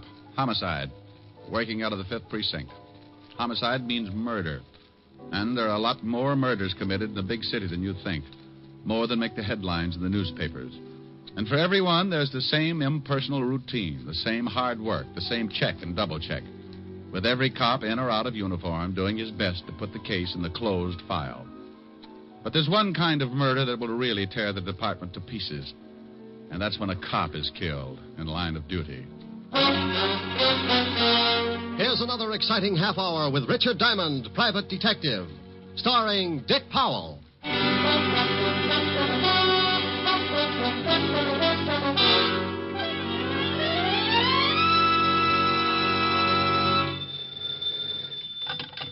Diamond Detective Agency. If your husband's dead and you pull the trigger, Diamond will help, but the fee is bigger. Hello? Oh, Rick, what can I say? Hello. Hello. Oh, no, that's nice. Now try Hello, Rick. Hello, Rick. Oh, dandy. Call back tomorrow and we'll start on Hello, Rick. This is Helen. You idiot. Hi, baby. Hi. What's doing? Oh, I was just a little lonesome. Wanted to know if you were coming by tonight. Oh, you know it. Should be there around 8. How about a little... Hey, Rick, what's that siren? Is there a fire? Could be. Sounds like it's pulling right up here in front of my building. Wait a minute. I'll open the window. Rick, if there's a fire, you get right out of there. Honey, if this building caught on fire, I'd be Mr. Unquintine of 1950. Well, what is it? Ambulance. Oh. Oh, and here comes a prowl car. Must be a traffic accident or something. Well, thank goodness. Well, somebody probably playing in the traffic. Oh, Rick. Okay. Some guy forgot to step down getting into his new Hudson. You know, I make remarks like that. I'm not trying to be... Oh, wait a minute. No combination, friend. Just turn the little old knob and push. Who is it? Somebody at the door. Well, Pop. What? Pop Scholes. Oh, the nice old blind man who sells pencils on the corner. Yeah. Hello, Pop. Please, Mr. Diamond, I've got to talk to you. I ain't got much time. What does he want, Rick? Oh, to talk to me. I'll call you back, dear. Bye. Bye. I'm sorry to have bothered you, Mr. Diamond. Well, not at all, Pop. Not at all. What can I do for you? I can't stay long. I have to hurry, but I was wondering if you'd come to my place later on. It's pretty important. How important, Pop? I can't explain now, but I got a big trouble. I sure could use some help for old time's sake. Huh? Sure, for old time's sake. Where do you live, Pop? A little shack on the waterfront, end of River Street, 622 and a half. When do you want me to come down? About an hour. I got to be going now. Okay. Oh, wait a minute, Pop. Here, let me give you a hand. Thanks. I could make it with this stick, but it takes time. I ain't got a lot of that. Ah, there you are, Pop. See you in an hour. Thanks, Mr. Diamond. Name's Rick. Okay. See you in an hour, Rick.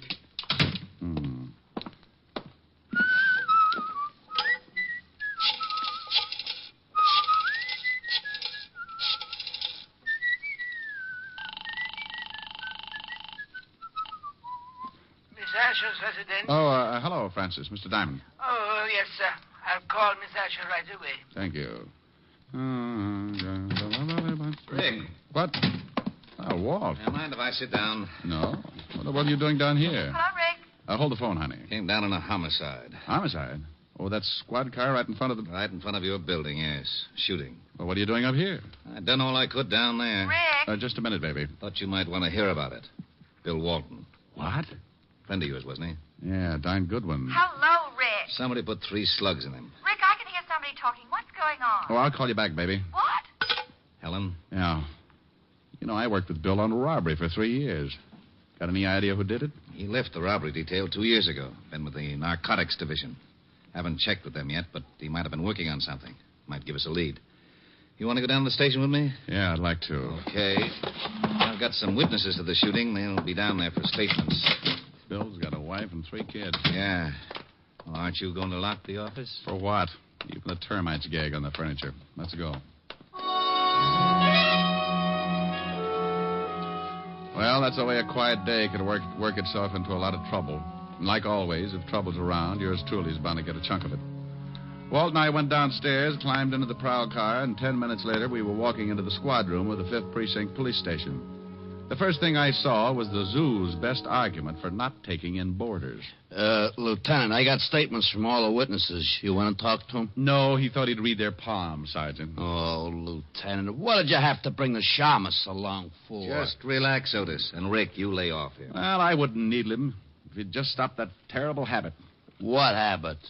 Living. Oh. Come on, Rick. Oh, look at that, Walt. 4 heads, and they all need haircuts. Come on, Rick, come on. This is a swell time to make jokes. Can you think of a better time? Okay. Otis. Yeah, Lieutenant. Send in the first one. Then check with narcotics and see what Bill Walton was working on. Right. Boy, I hate things like this. What about his family? Oh, I know all of them. I guess I'll have to go over and tell them.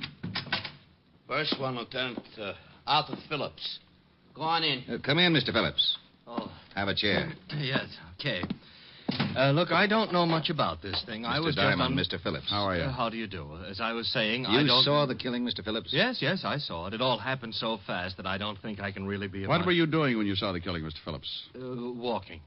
But I Walking didn't see... where, Mr. Phillips? Up the street to my office. Oh, look, I gave your sergeant my statement. You'll find it all What's in your order. business, Mr. Phillips? Insurance. Liberty Insurance Company, 41st and Broadway. You saw Officer Walton killed? I saw a man. His name, I didn't know he was killed. You heard the shots? Well, yes, but it was all so fast. Just what did you see? Well, like I said, I was walking down the street. To work? Yes, Liberty Insurance We've Company. got that. Oh, yes. You were walking? Yes, and I heard this noise. The shots? Yes, but I didn't know it at the time. It was just a loud noise, but it made me jump, and I looked. You just jumped, Mr. Phillips? Yes. Well, then I saw this guy grab his stomach and fall flat on his face, and then I saw the guy with the gun. What did the guy with the gun look like, Mr. Phillips? Well, it all happened so fast. Sergeant Otis showed you our rogues gallery. Did you see anybody who looked like him? No. I didn't see anybody who looked like him. I didn't get a good look at his face. How tall was he? Tall. Like 6 feet? Yes, or close. What was he wearing, Mr. Phillips? Brown suit and hat, brown hat. Stocky? Well built? Yes. Anything else, Mr. Phillips? No, Thank that's you, Mr. all. Phillips. We may want to talk to you again. Don't leave town on a business trip or anything. Oh, I can go? Good day, Mr. Phillips. Thank you again. Oh, anytime. Oh, if you ever need any insurance, Lieutenant. Liberty Insurance Company. Yeah, I'll remember. Yeah, well, so long. Cigarette? Thanks. We still work pretty well together, Rick. Why don't you come back on the force? Lieutenant. There's your answer, Walt. What is it, Hammerhead? Well, I went over and talked to Fisher. He told me Bill Walton was working on a narcotics case, but he had no leads. Stuff's been flooding the city. Bill must have picked up a lead and got shot for it. Well, that's all, Otis. Fisher doesn't know anything else. Walton just started on the job. You got some more witnesses? Yeah, a lady, Mrs. Margaret Walker. Okay, you can come in. Thank you. Come in, Mrs. Walker. Take a chair. Thank you. Anything else? No. This is Mr. Diamond, Mrs. Walker. How do you do? How do you do, Mrs. Walker? Do you work, Mrs. Walker? All the time. I'm a housewife. You saw the officer killed? Oh, yes, but I didn't know it was an officer. He wasn't in uniform, you know. Would you mind telling us just exactly what you saw? Well, it all happened so fast.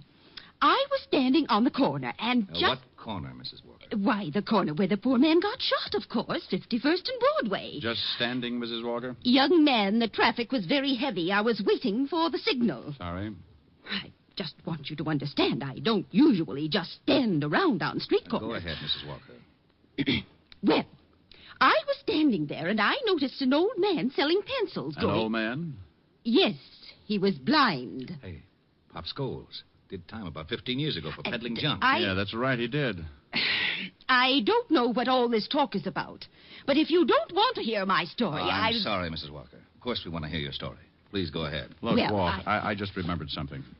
I was supposed to see a client in an hour, and the hour's just about up. What? I'm sorry, Walt, but this is business. Now, you wait a minute. I'll talk to you later. Well, I never... Now, that's only because you don't have any friends named Diamond. All right, Mrs. Walker. Go on with your story. I went out of that station like Noor in the stretch. The minute the little old lady had mentioned a blind beggar, I remembered Pop Scholes in my office, and I grew the biggest hunch of my career. Something had really been bothering Pop, and a cop killing could have been it. I grabbed a cab, and 20 minutes later, I was standing in front of an old weather-beaten shack at the end of River Street.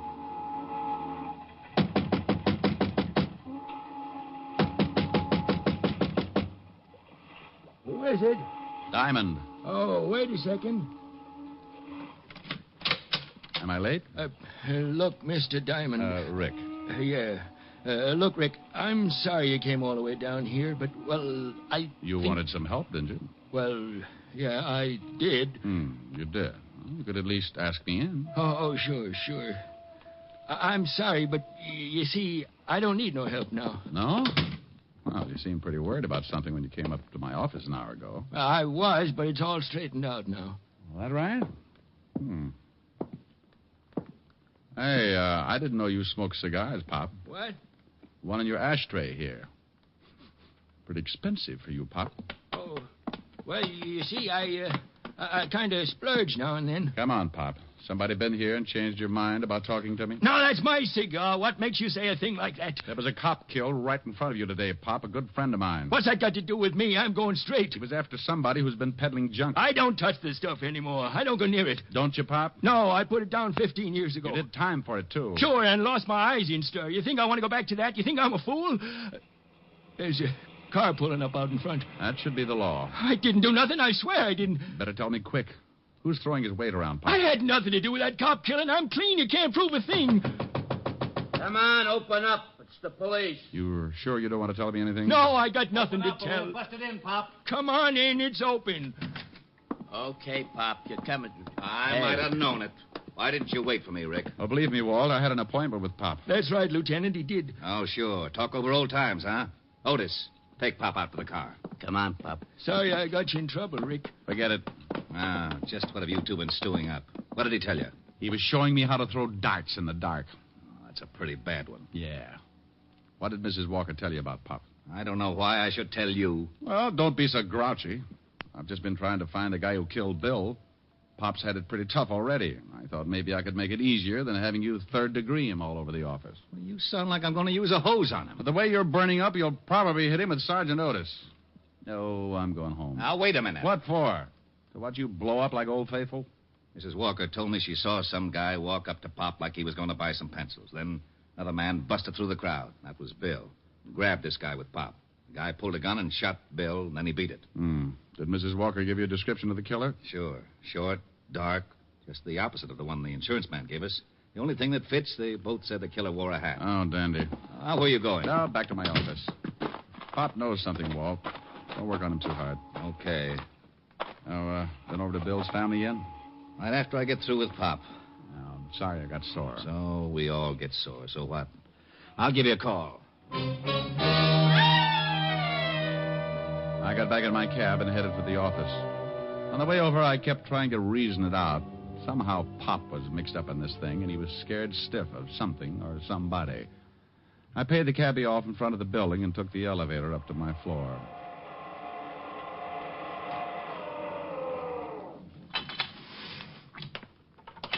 I headed down the hall to my office, still thinking, still trying to put two and two together. That was a mistake. I never could add. When I walked in, I was too busy to notice much.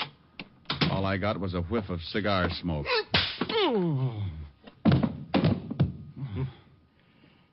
You fall easy, Shamus. Now, let's see how you bruise.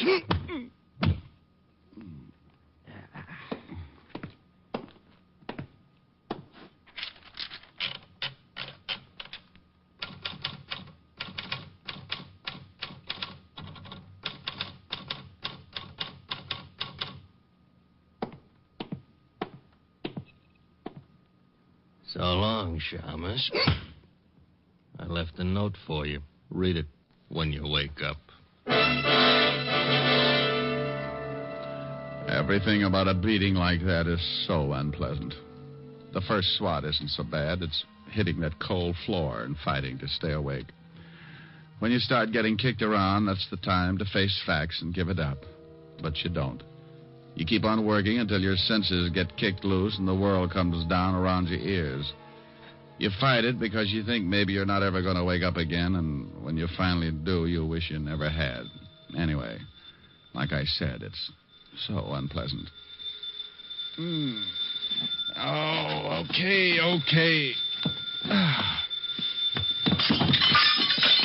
Oh, well, that lamp was pretty silly anyway. All right. Don't jump, but you're talking to a ghost. Rick? At the sound of the groan... What's the matter with you? Well, that's a pretty good question. I don't know how to answer it without a head. What happened? Somebody worked me over. Oh, and how they worked me over. You want me to send an ambulance? No, just a shovel. What's this? What's what? There's something in the typewriter here. A note. Well, I'll put my eyes in straight. Now, Rick, if you're hurt badly... Oh, I'm not hurt that bad, Walt. Well, what about this note? Says, lay off the cop killing. That's all. Oh, and, yeah, look at this. Find something else? A souvenir. Butt of a cigar in my ashtray. There was one just like it in Pop's place. Well, hang on to it. All right, sure. What about Pop? Won't tell us a thing. Well, I'm getting sick and tired of this. Now, I got an idea. Wait 10 minutes and then take Pop back to his house. Look, Rick, if somebody knows you're working on this thing, they must have found out when you went to see Pop. Probably spotted you going in. They certainly must know that we picked up Pop, and if they think he told us anything, they'll sure try to get him. I know it. Now, you drive Pop home, pretend to leave, but don't. And what'll you be doing? I'll be inside when he walks through the door. Okay, but I hope you know what you're doing. So do I. 10 minutes, Walt.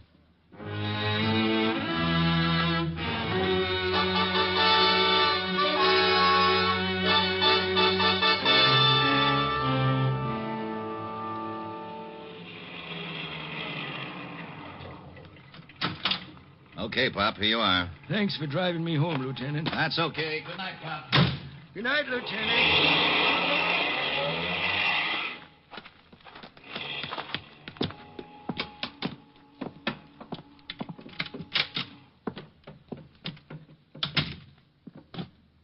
Who's in here? Who is it? Chick! I know you're here. I can smell your cigar smoke. Chick, please, I didn't tell the law a thing. Chick, say something. Honest, I didn't crack. Look, if you want to get rid of me, okay, but not the girl. Please, I swear I didn't say anything to anybody. I'm an old guy. Go ahead, knock me off, but don't do anything to the girl. Please, Chick. I'll peddle your stuff for the rest of my life if you leave the girl alone. Chick! Relax, Pop. What? You're not... No, Pop. Diamond. Didn't like to do it this way, Pop. But that cigar... The guy who saw you earlier came up to see me. Left me a cigar, too, along with a few bruises. Well, you just about know everything. Who's the girl you're protecting, Pop? I can't tell you that. Who's Chick? I can't tell you anything. Look, Pop, a cop's been killed. A great guy with a wife and kids. Now tell me, who's Chick? I ain't going to say anything. If the girl is a reason you won't talk, Pop, I'll find her. And if it's the last thing I ever do, I'll make you both sweat. Well, I'm on my way. Wait a minute, Rick. All right. Go on. Okay. If you'll give me your word, you won't say nothing about what I'm going to tell you. I give you my word about nothing yet, Pop. Now tell me, and if I think it should be kept quiet, that's the way it'll be. I got a daughter, Rick. What? That's right. Right after I went to stir, my wife had a baby. My wife died, and the kid went to live with relatives. Rich relatives. She's getting a good home and good schools. She doesn't know about you? Panhandling, no. She don't know about me, and she ain't going to. Go on. Only one guy knew about her. My ex-partner, Chick Russo. He got away when they picked me up, and after 15 years, he comes back operating again. The guy with the cigar, huh? Yeah. How did you figure? The stuff was in the pencils. He delivered it to me, and I'd pass it. Why would you pass it? Chick had me over a barrel. He told me if I didn't play along with him, he'd tell my daughter who her father was. I'd do anything to keep from ruining her life. Now, what about Bill Walton? Well, he was going to grab Chick, but Chick shot him. That's why I came to see you. I didn't want no part of a cop killing, but I couldn't say anything then because I had the stuff on me and I wanted to dump it. I didn't want to go back to stir. Then Chick came to see you here, huh? Threatened you. Told you to keep your mouth shut? Yes. Told me in plain words that if I cracked, he'd kill my little girl and me. That's why I froze on you. You going to say anything? About your daughter? No, Pop. Oh, thanks, Rick. No, I don't care what happens. Well, I do. This guy's still loose, and he's done a killing. I want him. I don't know where you can find him. He never said. Well, maybe I can find him. Take off your clothes, Pop. Take off my clothes? Yeah, you're going to get yourself a new suit. I'm going out and see Lieutenant Levinson. I'll be right back. You sure you know what you're doing? No, but why spoil a good surprise? Rick. Where are you, Walt? Over here by the pier. What's that with you? That's Otis. Well, tell him to hide his tail. Some guy from Oklahoma's liable to shoot him. Oh, that's very funny. Shut up, Otis. Okay. Seen anything, Walt? Very quiet. Now, look, here's the idea. I'm going down to 51st and Broadway and stand with Pop's clothes and dark glasses on. You're what? From what Pop told me, Chick Russo will certainly try and get him. Chick Russo? Are you crazy? He's been out of circulation for 15 years. Well, I got a big flash for you. He's back.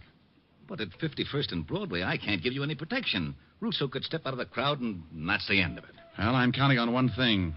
That he thinks I'm Pop. He knows Pop's blind, so he'll get in close to do it. Maybe even with a knife. You're crazy. Walt, not in front of Otis. Oh, that's all right, Diamond. Now, I'm going down and change clothes. And then you, Walt, drive me to the corner and let me off. Then beat it.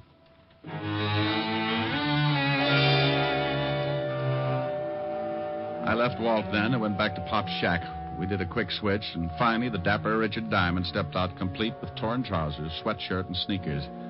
I carried his cane with a white tip and kept his old hat pulled down over the dark glasses.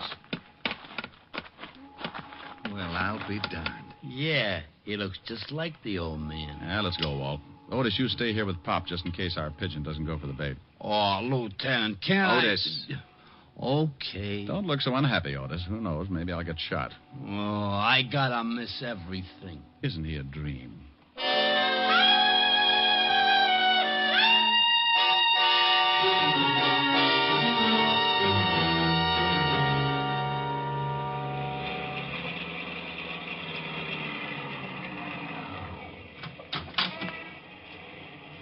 Okay, here you are, Rick. Thanks, Walt.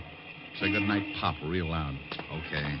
Good night, Pop. Sorry if we caused you any trouble. Oh, that's all right, Lieutenant. Thanks for the lift.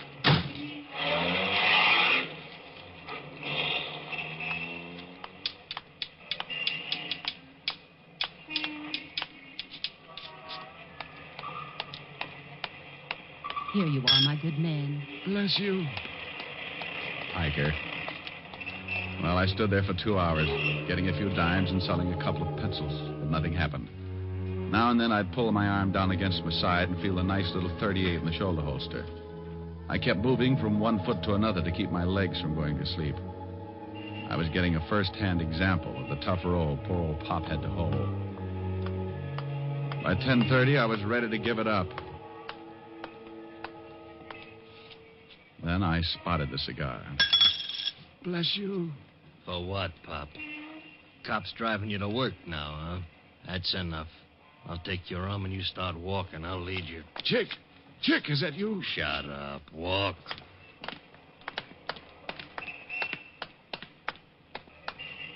All right, we're going in the building. Down in the basement for a little talk. And that's just what we did. Chick held onto my arm and led me into my own building and down into the basement. I could have taken him right there, but I kept remembering Bill Walton. So I let it go until just the right time. Okay, Pop. You know what's coming. Yeah, Chick. I know what's coming. Don't act much scared. I guess it ain't so tough for a blind man. You can't see it coming. You'd be surprised what I can see. What did I tell you? Busted my arm. You hit me with that cane like you could see you hit me. You go for that gun, I'll break your fat skull. You ain't Pop. No, Buster, I'm the fellow you gave the bruises to. Just returning the favor. Boy, you dirty... Don't do it! Papa spank. My shoulder. All right. Now let's go back up where we can find a cop. Oh, no, you're not going to take me. Come back here, Russo. Stop, Russo. I've got a gun. Nuts to you, Shamus. Skeptic.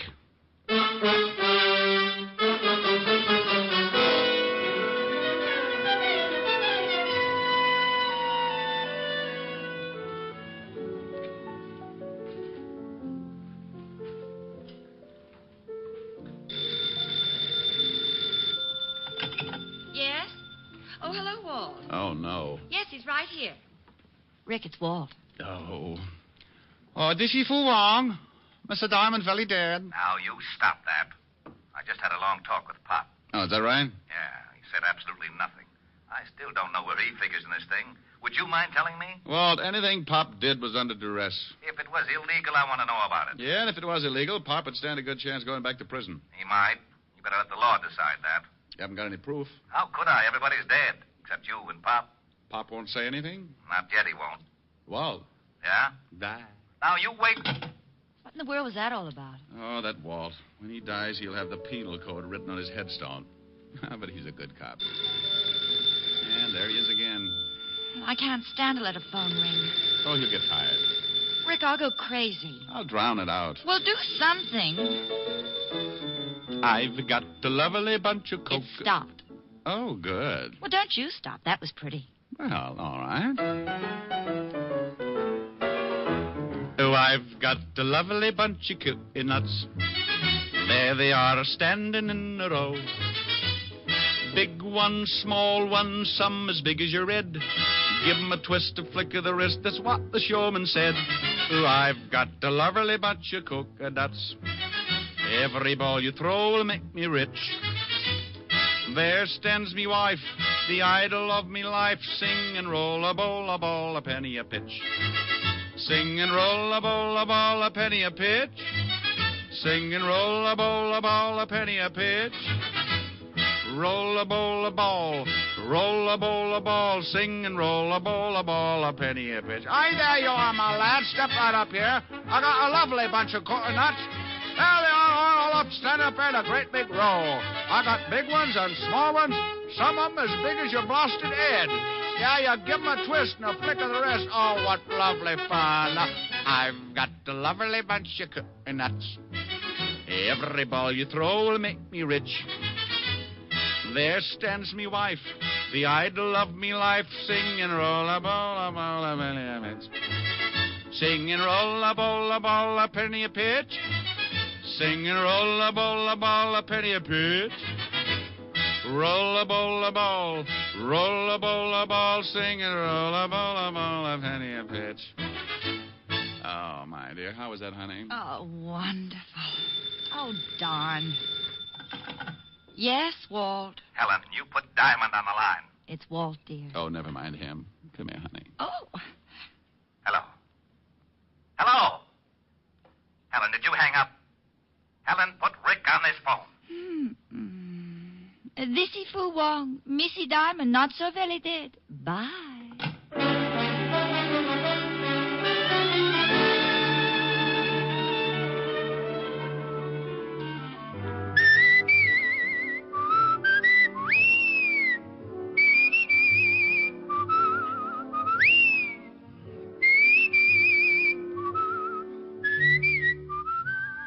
You have just heard Richard Diamond, Private Detective, starring Dick Powell.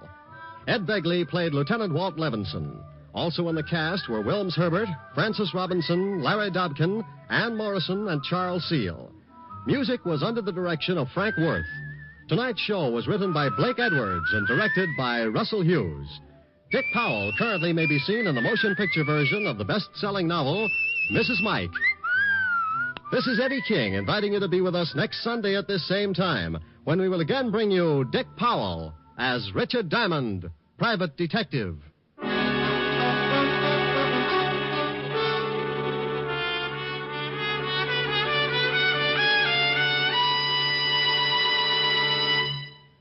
Later today on most of these NBC stations, you'll want to hear two great stars, Kirk Douglas and Walter Houston, in the Theater Guild on the Air presentation of Heaven Can Wait. This is the comedy fantasy which you may have seen as the motion picture, Here Comes Mr. Jordan. It's a great comedy, yours for the listening, today on Theater Guild on the Air. And for another fine mystery program today on NBC, listen later to the adventures of Sam Spade, as Sam slams his way through another of his amusing and mystifying capers. Hear the lovely duet from Madame Butterfly on Harvest of Stars, next on NBC.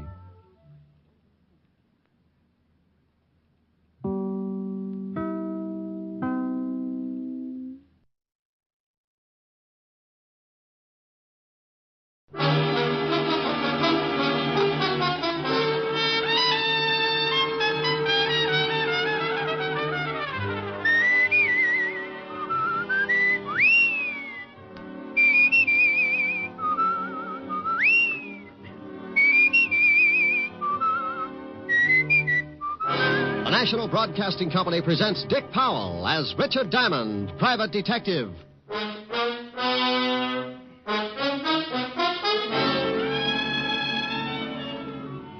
All right, Shamus, hand it over. Let's have it. Have what? I ain't got time to play games. This time you got to believe me. This time I'm unhappy, so hand it over. You're not making it very easy. I'm going to make it a lot tougher. How much tougher can things get? You'd be surprised. I've waited a long time for this.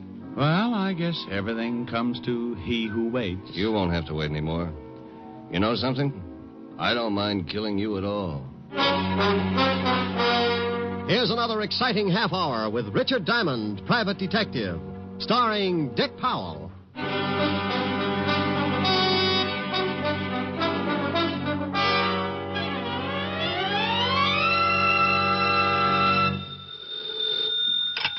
Diamond Detective Agency, homicide made easy. With us, it's the corpse that counts. Oh, I just don't think I'll ever get used to it. Hi, Helen. Hi. What are you doing? Right now, nothing. But I've been considering a few push-ups or something just to keep my heart going. I've been sitting behind this desk so long my blood doesn't circulate anymore. It just lies around in puddles. Oh, Rick. Morning, Mr. Diamond. Oh, hold it a second, honey. Morning, Phil. Who's Phil? The postman. Oh. Special delivery for you. Return receipt on it. Here, stand right here. Sure. Okay, there you are, Phil. Okay. See you later, Mr. Diamond. Yeah. Rick? Yeah, yes, dear? Well, what is it? Hmm? Well, what did the postman want? Well, wanted to give me a letter. Oh? Special delivery. From the city hall. Oh, must be important. What does it say? Let's see. It says, Mr. Richard Diamond, address, so on and so forth. Oh, here. Dear sir, you are hereby notified that under the laws of this state, you can be called... Oh, for Pete's sake. Well, what's the matter? Of all the rotten... Oh, stop making noises and tell me what's wrong. You know what this stupid letter is about? I've been trying to find out. I, honey, have got to report to the police commission and get examined. Oh, Rick, have you caught something? Dear, in this state, the commission can call in any private detective and give him a test to find out whether or not he can still qualify to keep on operating. You mean they give you a test like in school? You're darn right. Oh, and it says here I've got to appear today. Well, what if you don't? Well, I lose the bond I had to post when I took out my license. Oh, Rick, you better get right down there. Oh, and here's something else that's real cute. Guess where I have to take the test? Walt's precinct. Has to be. Yeah, aren't they the little devils? Report to Lieutenant Walter Levinson, 5th Precinct, homicide. What time, Rick? Time? 10 minutes ago. Oh, bye, Rick. It was 10 after 11 when I hung up on Helen. It was 12 after when I hit the street. The 5th Precinct was a good 10 blocks away, and I was bounding into the squad room by 11:18. Needless to say, it put a horrible strain on several unused ligaments. 4 or 5 boys in my charming profession were there ahead of me. Well, boys, it looks like the commission's serious this time. When they start dragging in their pets, namely one Richard Diamond, you can bet the heads are going to start rolling. What if the heads do start rolling, Romero? You got a spare? That's very... Hey, Shamus, you're late. Well, Sergeant Otis. Do you need a shave, or you've been sleeping with your head on a porcupine? I ain't got no time for your crummy jokes, Diamond. Take a seat and wait your turn. Thank you, Otis. By the by, you're the last on the list. That figured. Yeah, take a seat, Diamond. Last on the list, huh? Looks like you don't swing as much weight as you thought you did. At least now I can understand the reason for this examination. Oh, you can, huh? Sure. Guys like you, Romero, would make it necessary to clean up any organization. Oh, I take it you don't think I'm a credit to the profession, huh, Diamond? Take it any way you like, but stick with the first guess. Oh, what's the matter, Rick? Maybe I'm taking some of your business away, huh? Look, Romero, the kind of business you handle would keep me buying too much disinfectant. And as long as you're asking what's wrong, I'll tell you. 2 things. Yeah? You're a lousy detective, and you'd burn your grandmother if there was enough money in it. Oh, okay. What's the second beef, Ricky? You just said it. You want to talk to me, it's Mr. Diamond. You slip again, and I'll put your jaw in a position so you won't forget. Is that right? Oh, get out of my way, Romero. Oh, sure, Mr. Diamond. Hey, Rick, can I see you a minute? Yeah, by all means, see your friends and have a good talk about me. Oh, that's... What is it, Alan? I just thought you might be more comfortable over here. I would have called you sooner. I was kind of hoping you might lay one on Romero. Oh, I'd love to bust his face up. There's just no excuse for him. Okay, so we all got our bonds to worry about. Relax. You got a long wait.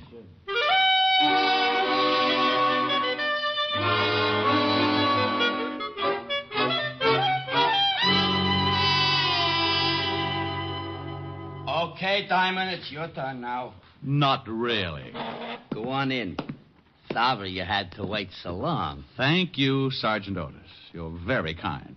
If I'd waited any longer, I'd have been numb. And don't ask me where. Well, come in, Rick. Bring your slate pencil. Yeah. Sit down, Mr. Diamond. In a nice, soft chair? Oh, I'm afraid I couldn't do that, Lieutenant. I've gotten so used to that bench outside, sort of grown to fit it, you might say. Oh, now, Rick, I'm sorry, but there was nothing I could do about it. Mr. Diamond, Lieutenant. Huh? Oh, yeah. I hear you've been giving that to a lot of people lately. Otis tells me you and Pat Romero had some kind of discussion along those lines. Why doesn't the government stick Otis out on the beach somewhere and use him for radar? Let him look for flying saucers. Rick, there's no sense in acting like a child. The name is Diamond. Since when? Since 2 hours of solid sitting, Lieutenant. Okay, Mr. Diamond. Unfortunately, the commission set this thing up, Mr. Diamond. I had nothing to do with it, Mr. Diamond. As for your waiting, there's enough hard feelings about your relations with this department. If I put you at the head of the list, Mr. Diamond... shut up. Lieutenant. Lieutenant. Mr. Diamond. Mr. Diamond. That's better. It certainly is. Here's the first half of the examination paper. You'll get the second half later. Write the answers to these questions. How long have I got? Take your time. Still mad? Yeah. Oh. So for the next 30 minutes, I wrote. I wrote, and Walt stewed. It was something I could always count on with Walt, and being my best friend, he never had been able to get used to it. I looked up and caught him a couple of times, looking out of the corner of his eye to make sure I was getting them right. Don't misunderstand, Walt would never give me the answers. He'd just cough or blow his nose or something to show me I wasn't on the right track.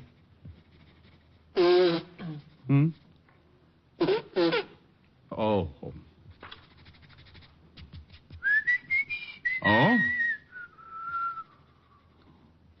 Huh. There you are, Lieutenant. Thank you, Mr. Diamond. Am I finished? You most certainly are not.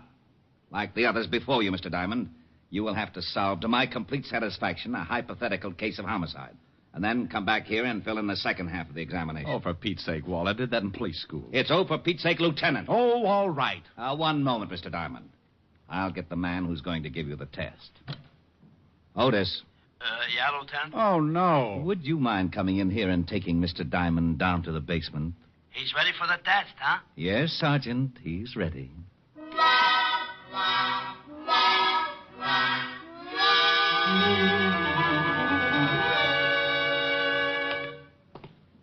Now, there's a dummy in that room there, Diamond. You sure leave yourself wide open, Otis. Thanks. Now the dummy, or in this case, the victim, has been murdered. You will go in and try to solve the murder to the best of your ability. If you are intelligent and observing, you will locate the necessary clues which have been placed about the room. Go on in. How long have I got, Sergeant? 30 minutes, starting now. Go ahead in. Otis! Otis! Oh, now come on, Shamus. You ain't gonna tell me you solved it already. No, Otis, I ain't. But there's something I think you should know. Yeah, what? There are 2 victims in this room. And I hate to be the one to tell you, but I'm afraid one of them isn't really a dummy. What do you mean? One of them is a body, and it's very dead. Get the lieutenant.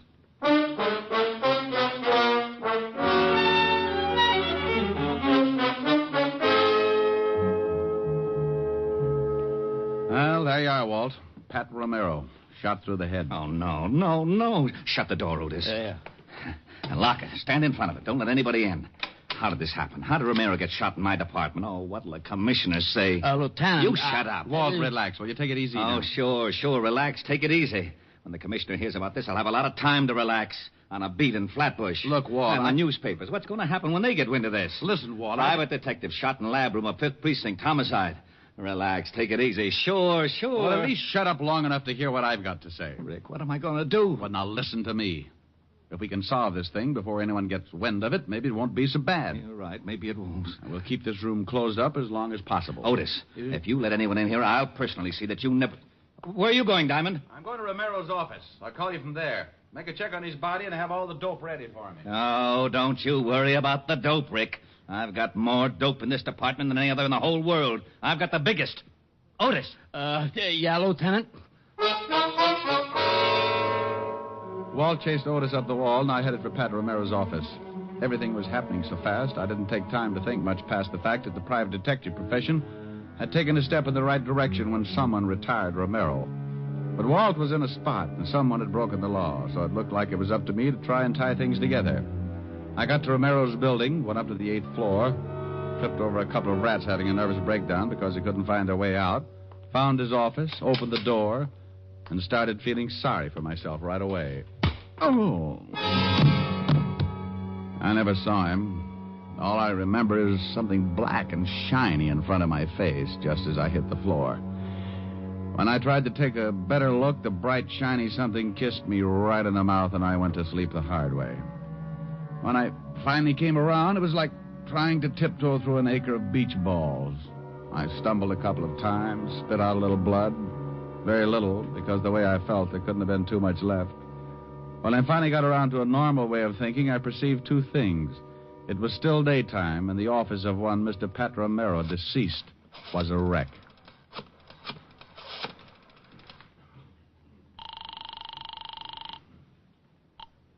Fifth Precinct homicide. Well?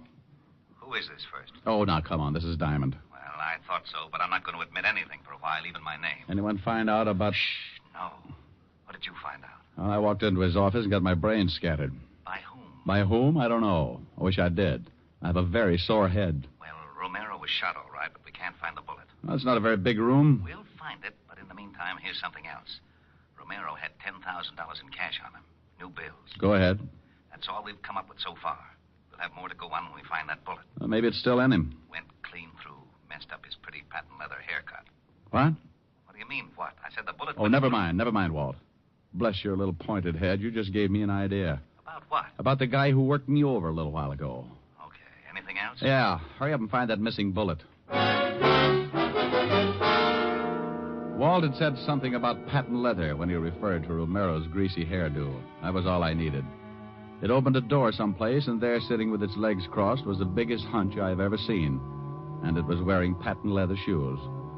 The only guy I could think of who would know a man like Romero and still wear patent leather shoes in the afternoon was a local gambler with a reputation as a fashion plate, monocle, striped trousers, and always the patent leather shoes. In fact, that's where he got his nickname, the Patent Leather Kid. This was a small clue, and I knew it, but one thing was in my favor. Anyone who would tear up Romero's office and kick me in the face had to be a bad little boy, and the Patent Leather Kid was typecasting. The kid's real name was Amos Fletcher, and he ran a small club over on 14th Street.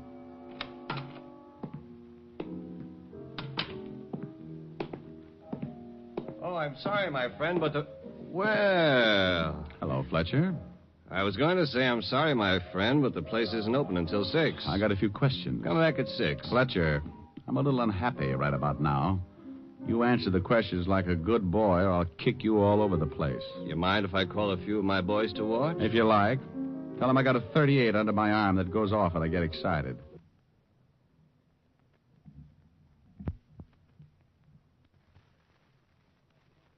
Got a few questions. Come back at 6. Fletcher, I'm a little unhappy right about now.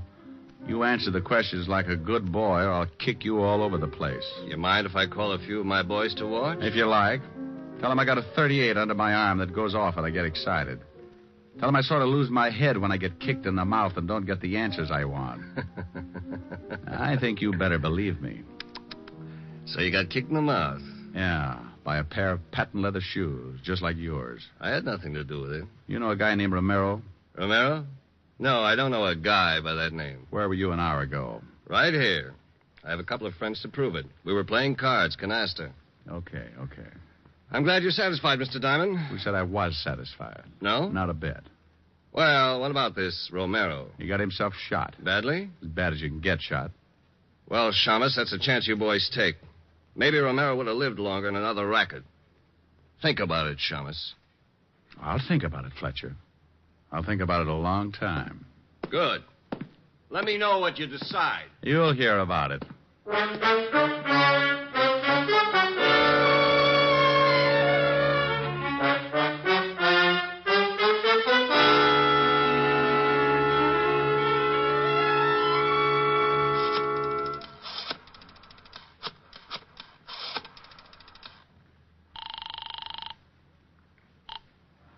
Homicide, 5th Precinct. Walt, check and find out where Amos Fletcher does his banking. See if he's made any big withdrawals lately. Patent leather kid? What's he got to do with it? Just check. Okay. What about the bullet? Have you found that yet? No. Oh, swell. Did you find anything else? A bunch of stuff in Romero's wallet. What? Oh, driver's license, social security number, some business cards. Card from a real estate office that might be important. Why should it be? A notation on the back. Says call Miss Crockett about new lease. Date after that. Yesterday. New lease? Romero has an office. Wonder what this new lease is. Why don't you check? Crockett Real Estate, Lexington Avenue. Bye. Au revoir. What?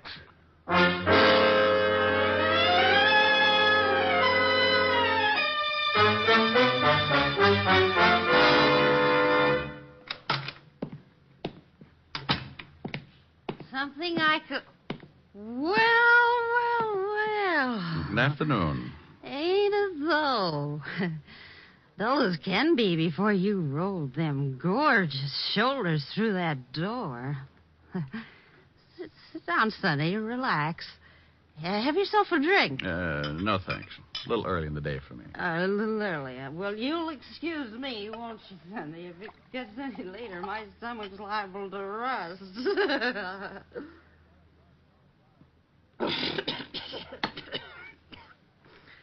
Get it? Yeah, all over me. What's your name, Sonny? Uh, Gotta know, if I'm going to sell you some real estate. Play football in school, Sonny? Figures. Oh, look at them shoulders. Look, sweetheart. Huh? What did you say? I said, look, sweetheart. Oh. Why? No sense in raising all these goosebumps for nothing. Sweetheart, huh? Well, what can I do for you, Sonny? You want Madison Avenue at 50 cents a front foot? Hey, that's pretty good. Sure won't have a drink, Sonny? No, thanks. I'd just like to ask you one question. Go right ahead, Sonny. You know, I may not look it, but I'm considered one of the best real estate agents in this state. Do you know a man named Romero? Sure, I know him. Did you just rent him some offices? Yep.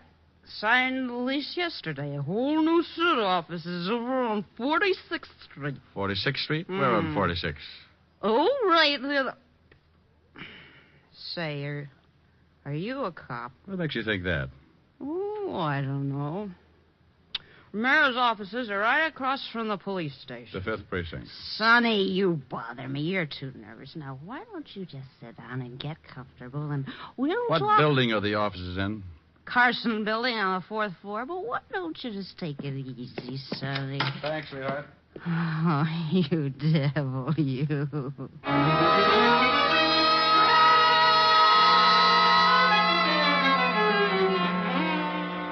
Now, look, Rick, we know Romero was shot in this room while he was either sitting or kneeling. Because the bullet entered his head at a high angle. Yeah. I think he was shot with a rifle, Walt. A rifle? Yeah, from across the street. Romero rented some new offices in the Carson building, directly opposite this building. I just saw them. Somebody tore those apart, too. Well, I checked on Amos Fletcher. Does his banking at the National. Made a withdrawal this morning, $10,000 in new bills. Who is it? Otis. Come on in. Has the Shamus solved it yet, Lieutenant? Walt, come here. Yeah? Now, look, 4th floor. Carson building, right over there. See the open window? Yeah? Now, if someone in one of those offices fired a rifle, and there's no bullet hole in the lower portion of the window in this room, that means it went through the open part. So Romero would have to be standing, let's say about right here. Well, that would make the slug somewhere out in the hall. Right. But they would have to pass through the door. There's no hole in the door. Hey, the door was open when me and the Shamus came down here. That's right, Walt. Let's see if we can find that bullet. What was Romero doing down here? Oh, he was just finishing this part of the test when I went up to get Diamond. Hey, Walt. Huh? I think I got the bullet. Yeah. Under the rug? Yeah, you'll have to pry it out. It's in the floor pretty deep. Okay. Who did he go after? Amos Fletcher? That's right. What's your proof? Not much. It's all a guess. You know what kind of a guy Romero was. Yeah, the worst. Well, let's see. Romero had $10,000 in his pocket. Fletcher took out $10,000 this morning. Sounds like blackmail. Could be. Somebody was tearing Romero's old office apart looking for something when I broke in on him. And got a patent leather shoe in the face for my trouble. That isn't very much to go on. Well, how about this? I asked Fletcher if he knew Romero. He said no. But as I left, he mentioned that Romero probably got killed because Like myself, he was in the wrong racket. How did he know that? Well, still not enough to convict him. Would a confession do it, Grouchy? You know darn good and well a confession is the only thing that would do it. That or find the murder weapon and prove it belongs to Fletcher. No, you're so technical. Okay, I'm going back to the office. Give me about 10 minutes and have Otis call Fletcher. Oh? Have Otis call Fletcher? Oh, not as Sergeant Otis. Just have him call and give Fletcher a friendly tip. From the way those two offices were torn up, it's my guess that Fletcher hasn't found what he's looking for yet. Just tell him I found it. Found what? Found anything. You don't have to be specific. Who said I was going to be? Going to be what, you mallet head? Specific. You don't even know what it means. It means precisely formulated or restricted. Huh? Oh, here, I got the bullet out of the floor, Lieutenant. Bye, Walt.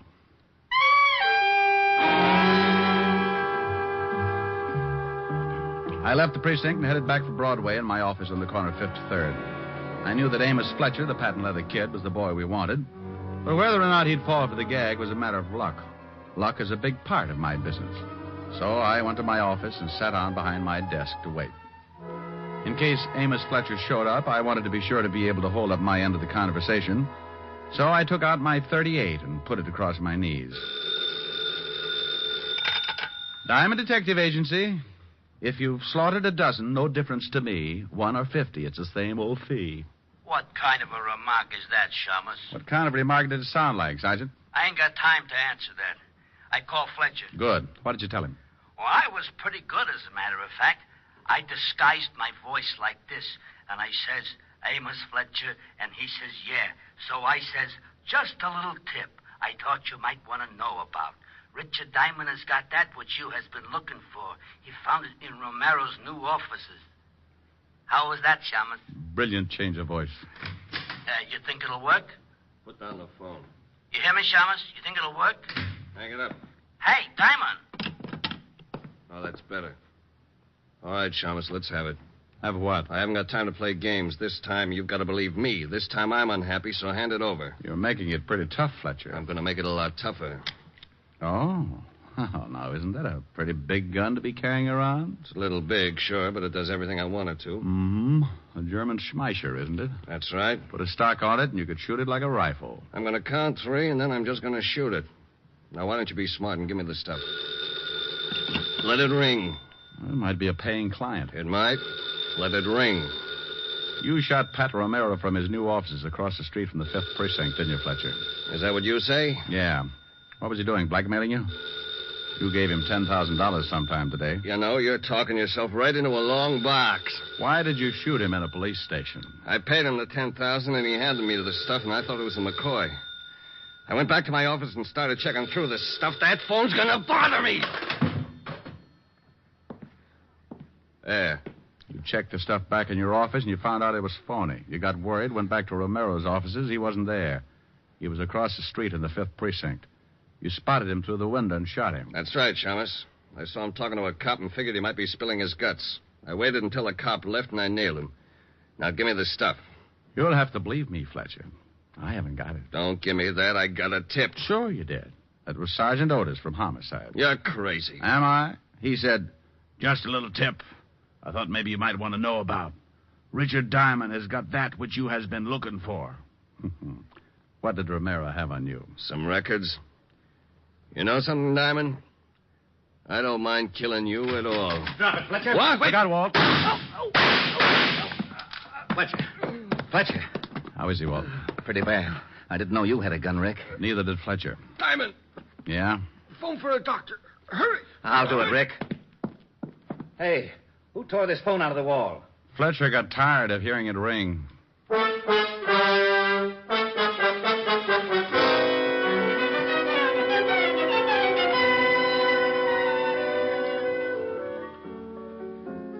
What's that you're playing, Rick? Oh, it's an old thing. Oh. Yes. Hello, Helen. This is Walt. Yes, Walt, he's right here. Thanks, Dan. Hello, Walt. Rick, we found the stuff Romero was blackmailing Fletcher with in a safety deposit box. Bunch of books that exposed one of Fletcher's old rackets, enough to send him away for life. Well, bully for you. Oh, and something else. You better get down here right away. What for? You didn't finish your test. You don't want to flunk it, do you? What? You got the first part all right. The hypothetical part I can cover for you. But you didn't do anything on the last part of the written examination. Now, you listen to me, Fatty. Fatty? The fattest. I've chased my head off solving a case and getting your big feet... Big feet? Big feet out of trouble. I've gotten shot at, insulted, kicked in the face. Well, those things... I don't want to hear any more of your lame-brained excuses. You just fix it up for me, and I'm going to go in and drop a few subtle hints to the commissioner about his nasty old lieutenant. You wouldn't. Oh, but I would. What did you say? Oh, what am I going to do? What am I going to do? Take the test for me. Fill out the answers yourself. Cheat. Cheat? Cheat. But... Oh, that's what you always say. Now, what were we talking about? Oh, honey, you were asking me about this little old song. Pretty. What is it? Oh, well, give a listen. Oh, how I miss you tonight. Miss you when lights are low. Oh, how I need you tonight. More than you'll ever know. Each moment though we're apart, you're never out of my heart. But I'd rather be lonely and wait for you only. Oh, pal, how I miss you tonight. Okay? Oh, it's very pretty. Shall I? Might as well. Yes. May I please speak to Mr. Diamond? Oh, my goodness, Rick. What? Yes, but look out. Oh, all right. Hello. You passed, Mr. Diamond, 99 out of 100. 99 out of 100, Which one did I miss? The last one. I knew you wouldn't care, so I let Otis fill it in for you. No. Yes, the commissioner wants to see you tomorrow morning. Why? What was the question? To what department does the cleanup squad belong? Well, what did Otis write for an answer? The Department of Sanitation. Tomorrow at 11, Rick. Au revoir.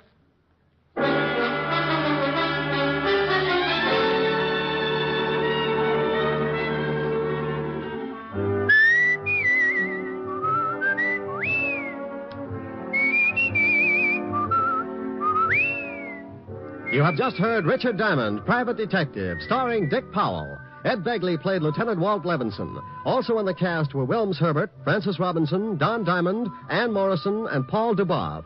Music was under the direction of Frank Worth. Today's show was written by Blake Edwards and directed by Russell Hughes. Dick Powell currently may be seen in the motion picture version of the best-selling novel, Mrs. Mike.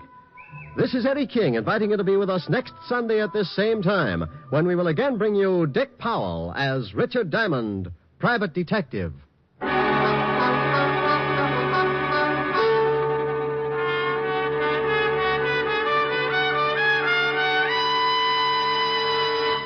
What's on NBC today?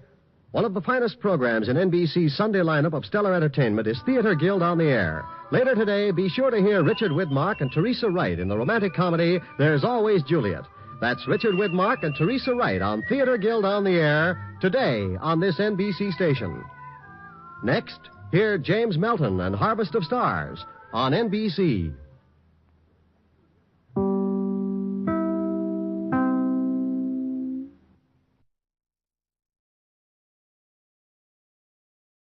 The Equitable Life Assurance Society presents This is Your FBI.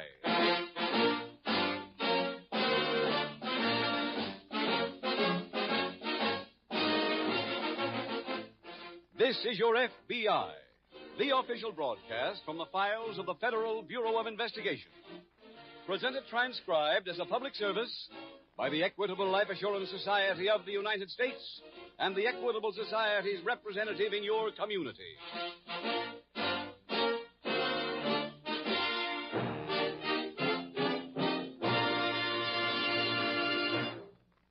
In a recent talk, Thomas I. Parkinson, president of the Equitable Life Assurance Society, remarked, "Self-reliant citizens living in their own mortgage-free homes are the cornerstone of a free country. That is why, of all the manifold services rendered by the Equitable Society to its 4 million members, one which I rank near the top in importance is the Equitable's Assured Home Ownership Plan. In about 14 minutes, I'll be back to tell you homeowners about the Equitable Society's famous Assured Home Ownership Plan that President Parkinson considers so important.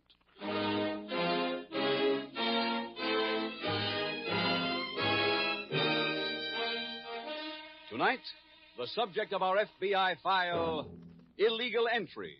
Its title, The Continental Killer.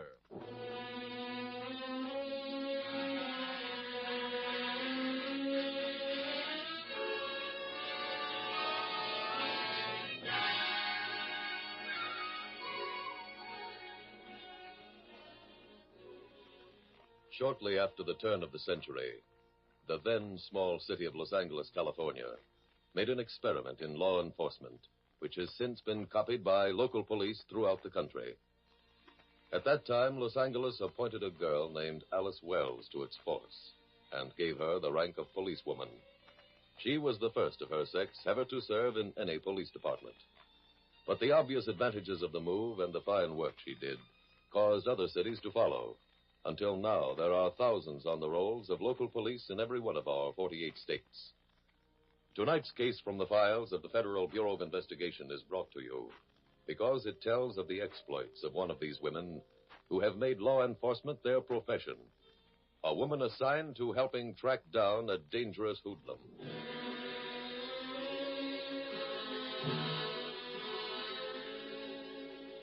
Tonight's file opens in the hold of a large freighter which has just docked at an eastern city after a rough ocean crossing. It is late at night. The ship's hold is filled with crates and one man. In the half-light, he can be seen creeping cautiously toward a ladder. Sure he has remained undiscovered, the man starts up the ladder to the deck, pausing every few steps to listen. Finally, he reaches the deck. There's no one in sight. He scrambles out of the hold and walks furtively toward the gangplank. He's almost there when... Hey, you. Huh? What do you want? Nothing. I'm going ashore. Who are you? One of the firemen. I never seen you before. It's a big boat. Well, let's have your papers. I left them downstairs. I don't need them. Hey, I got orders. Nobody off without papers. Look, I'm in a hurry. Can't help it. You're not going down this gangplank without Yes, I showing am. me...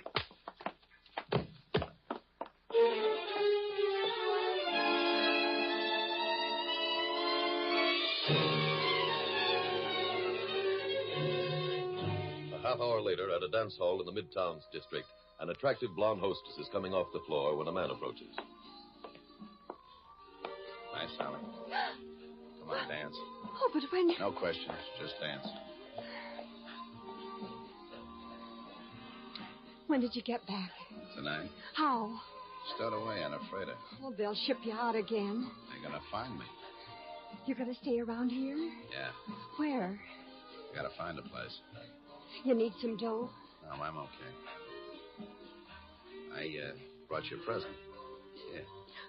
Oh, Joe, what a beautiful pin. You're supposed to wear it on dresses. Honey, I'm putting it on right now. Sally, What's the matter? cop came here. Huh?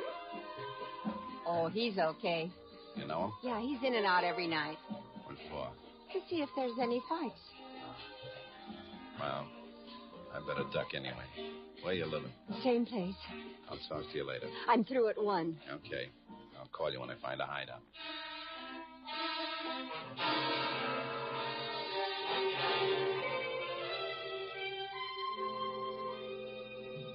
The following day, at the local FBI field office, Special Agent Jim Taylor returns to his desk from the teletype room to find Police Detective Lieutenant Harry Conway waiting.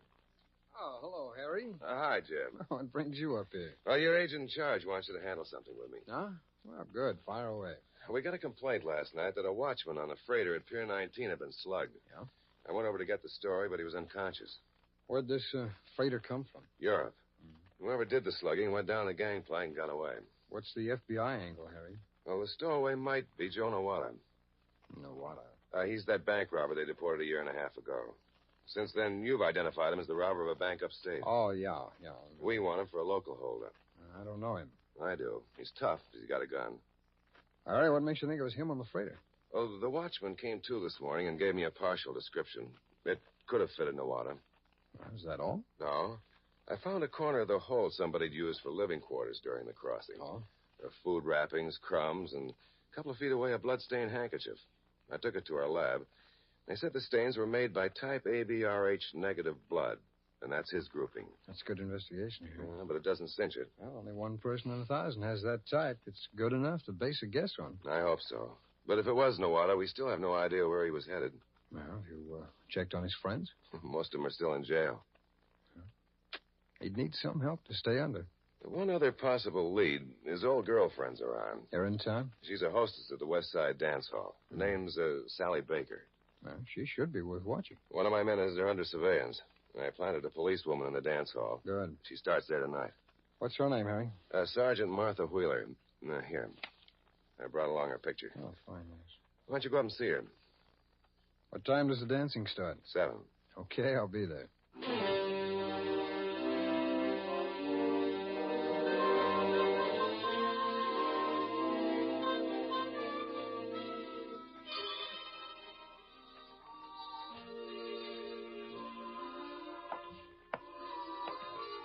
How about this dance? Got a ticket? Yeah. Okay, let's go. You're Miss Wheeler. Huh? Jim Taylor, FBI. Oh, We're on the Nawada case, too. welcome. Thank you. Which one is Sally Baker? Let's see. Oh, look over to the bar. See the blonde just to the left? Oh, they're sitting alone in the first table? Uh-huh. Have you gotten to talk to her yet? Not about her friend. Well, let's dance over that way, huh? Okay.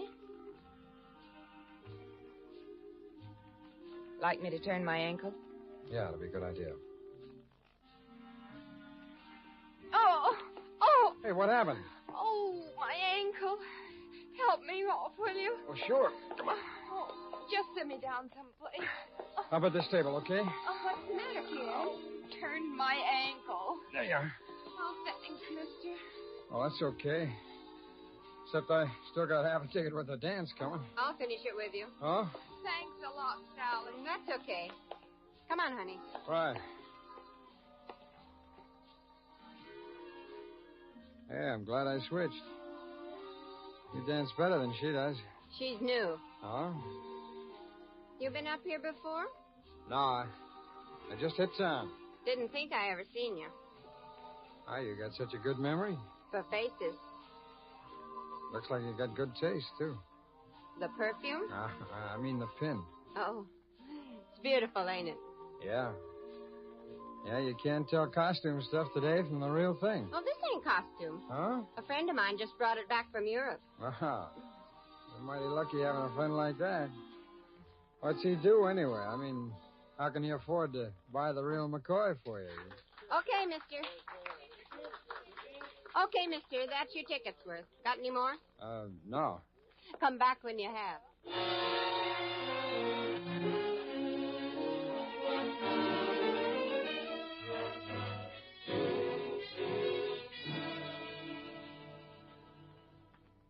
See Martha Wheeler, Jim? Yeah, Harry, but she hasn't gotten anything. Well, we know the stowaway was Joe Nawada. What? The doctors let us interview the watchman again. He made a positive ident this time. Well, then we've got a lead. Oh, what's that? Sally Baker's been in touch with him. Oh? Yeah, we swapped some small talk during a dance. She's wearing an expensive-looking pin and told me a friend of hers had just brought it back from Europe. Well, if she saw Nawada, it must have been last night. Well, how long have you had surveillance on her? Since this morning, when we first thought it might be Joe. Oh, well, then if we sit tight... I'll get it. Agent Taylor. This is Martha Wheeler. Sally Baker just got a phone call. From who? I don't know, but right after it, she went to the boss and said she was sick. She's been excused for the night. Where are you calling from? A phone booth on the floor. Oh, wait a minute. What's the matter? Anybody covering the alley behind this place? No, I don't think so. Why? Sally's going out the back way. I'll follow her. Okay. But look, I want to warn you. Even if you see no water, don't try to make an arrest. You're not to take any chances.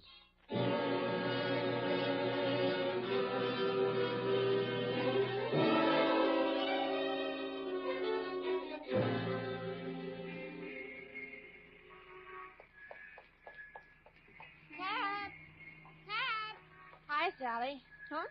I took off, too. Oh. This ankle's killing me. Yeah, they hurt. Cab! Say, how about splitting it? Splitting what? The cab. Murder getting one this time of night. I'm sorry, kid. Get your own. Taxi! Where are you going? I'll drop you. No, thanks. Heavy date? No, I'm going home to rest. Well, how about coming in my place? I'll make some coffee. No, thanks. Well, if you're feeling bad, I hate to see you all alone. Look, I like being alone. Taxi! Good night, kids.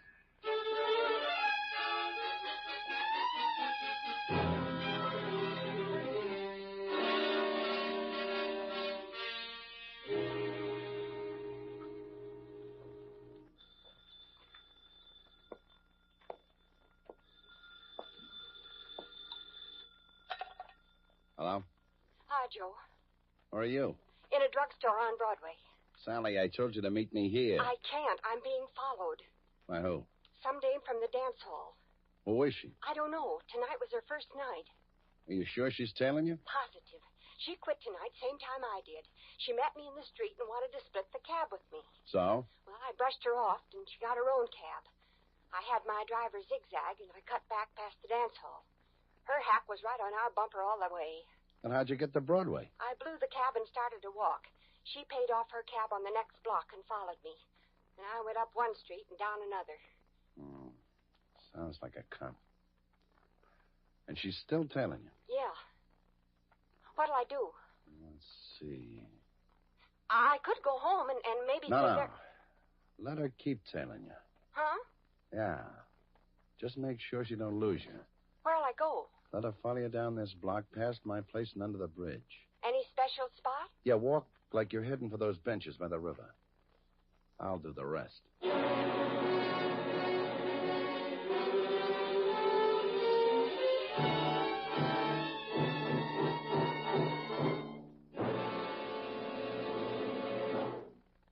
We will return in just a minute to tonight's exciting case from the official file, which shows how your FBI helps promote America's security. Now, a special message to homeowners about mortgages. Did you ever stop to think what makes a truly modern mortgage? To be really modern, a mortgage plan must give you a method of paying off your mortgage years ahead of time. And the modern mortgage plan must give both you and your family adequate protection against foreclosure and disaster. How'd you like to have that? All wrapped up in one package? You can. In the Equitable Society's famous Assured Home Ownership Plan. If you are one of the select group of homeowners who can qualify for this money-saving, home-saving plan, here are 4 of the many benefits. First benefit. This plan provides a painless way to pay off the mortgage years ahead of schedule. Here's the way this plan works for you. The Equitable Plan combines a low-cost first mortgage and life insurance protection. The insurance element creates a cash loan fund which increases steadily. Each year, the mortgage grows smaller and the cash loan fund bigger. After about 14 years, I made a happy discovery. My cash loan fund had grown big enough to pay off my 20-year mortgage. Second benefit. The cash loan fund in the Assured Homeownership Plan is a friend in need when sickness or unemployment threaten home security. You should have seen the doctor and hospital bills I paid one year. Don't know how I could have met my mortgage payments without my cash loan fund. Third benefit. If the owner dies, his widow doesn't inherit a mortgage. She inherits her home free and clear. What's more, the Equitable Society not only cancels the mortgage, but also returns to the widow every cent her husband had paid to reduce the principal. Lastly, the mortgage draws interest not at 6, not at 5, but at 4%, and closing costs are low. Naturally, a plan like this can't be offered to everyone. your home must be in a neighborhood of stable realty values. Your Equitable Society representative will be glad to tell you whether you can qualify for this money-saving, home-saving, assured home ownership plan. Or write care of this station to the Equitable Society. That's EQUITABLE. The Equitable Life Assurance Society of the United States.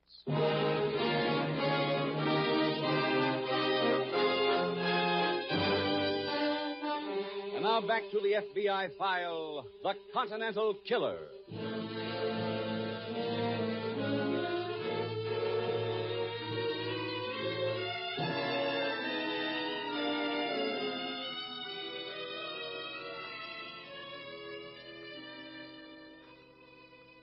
The basic reason for bringing you these case histories from the files of your FBI is to educate you in the field of crime prevention. Many files show that at one point it could have been a different story had the lawbreaker been aided. Joe Nawata's criminal career did not begin with his illegal re-entry into the country, nor even with the crime for which he found himself deported. It began at the age of 9, shortly after he was brought to the United States. Sent to a reform school for a petty offense, he was taught a trade, the trade of crime. That happens far too often for it to be either a coincidence or wholly the fault of the imprisoned youngster. Does the reform school in your community actually reform, or is it a finishing school for future criminals?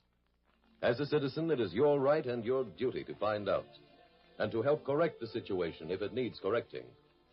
Make today's youth tomorrow's citizen, not tomorrow's public enemy.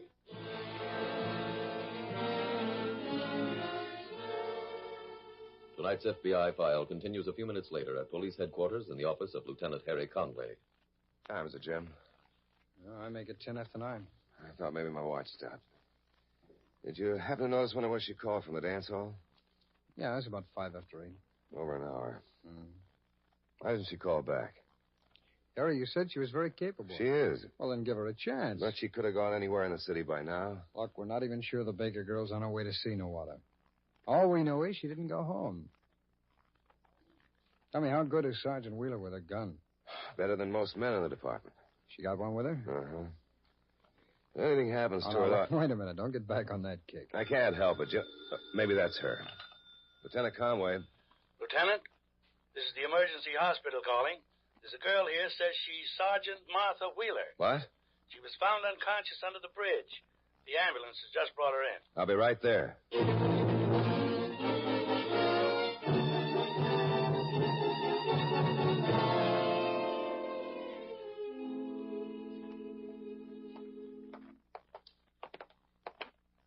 Are you the gentleman to see Miss Wheeler? Yes.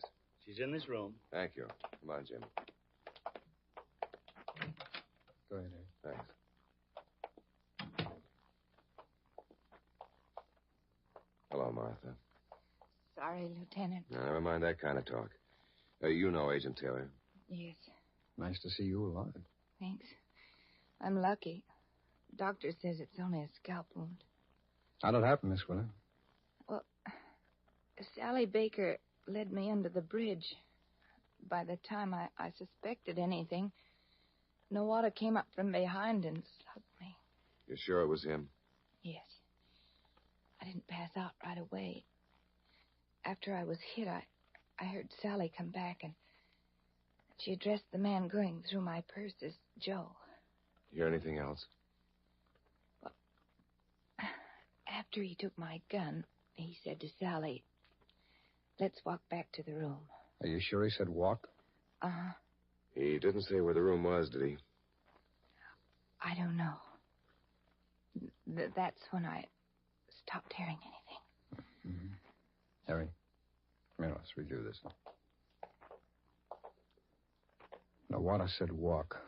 Now, he knows we're searching for him. I don't think he'd try walking very far. Probably not. So the room has to be fairly close to where Miss Wheeler here was hid. Uh-huh.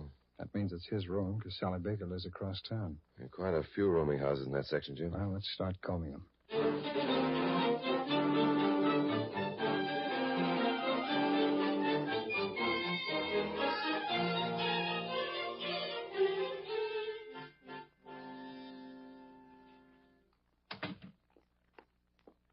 get the knife? Here. Very sharp. You said to tell the landlady you needed it to open a package. That's what she gave me. I still don't see what you need a knife for. You only got 6 bullets. So? Well, I might use more on the trip. The what? We're leaving here. For where? The farmers. I hid out there once. He's got a cabin just north of here. Well, ain't you forgetting something? What? You belted out a cop a little while ago. We couldn't get to Main Street, let alone a cabin outside of town. Honey, we're going to the farmers. Call a cab. A cab? Do you think a cab driver will take us way up there? Sally, we now got a gun and a knife. I just like to hear him turn us down.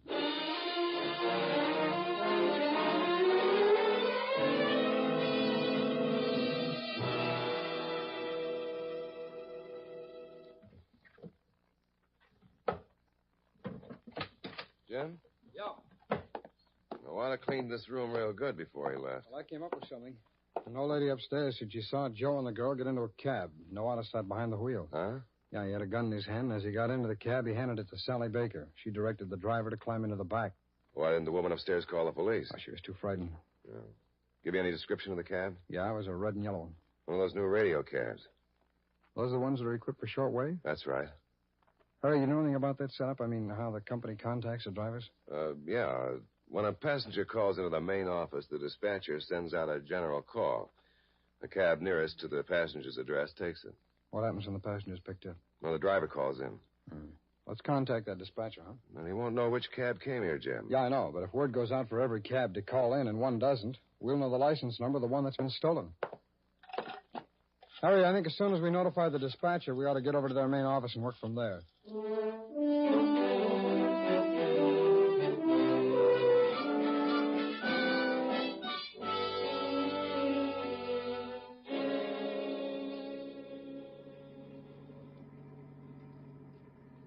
How far is the place from here? Just down this road. Cabs in the East 20s and 30s. Call at 111 East 32nd. Apartment 3. Can't we shut that thing off? No. Why not? We'll know if they're looking for us. Suppose they are. We'll ditch it. With the driver in the trunk? Sure. He could die, Joel. That's right. Well, then why flirt with a murder rap? To get a murder rap, they got to find a body, right? Sure. Well, this guy and his cab will be at the bottom of the lake.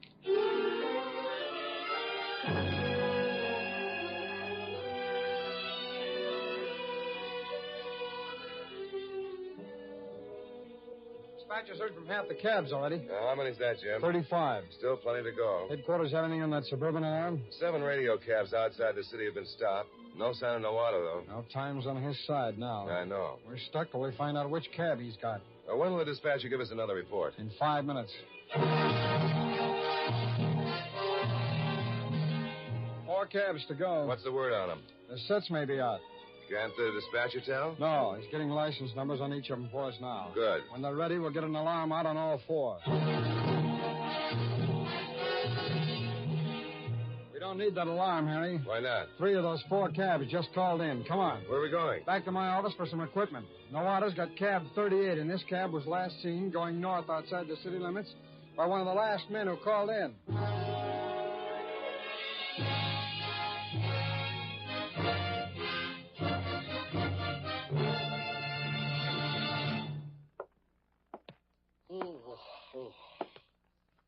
I could have slept a week. You hungry? Starved. Them groceries still in the cab? No, I just been out and got them. The cab guy's still alive. Throw him in the trunk. No, but he heard me and started yelling and pounding. Tough customer. That wouldn't be so good if anybody happened by here. I know. Well, guess I better do something about him. Joe, I wish you wouldn't. Sally, we've been all through that. Cook me up some eggs, and I'll take the cab down to the lake and dump it. Okay. I can eat 4 eggs. Right. Sally, the trunk of the cab is open. It's what? The trunk is open. The cab driver's gone. You let him out, didn't you? No. You're lying. You didn't want to see me knock him off. Honest, Joe, I had nothing to do with it. Tell him the truth, Noada. Huh? Don't move. Harry, better put the cuffs on him. Right. Joe. We released the cab driver. What is this? We're both under arrest.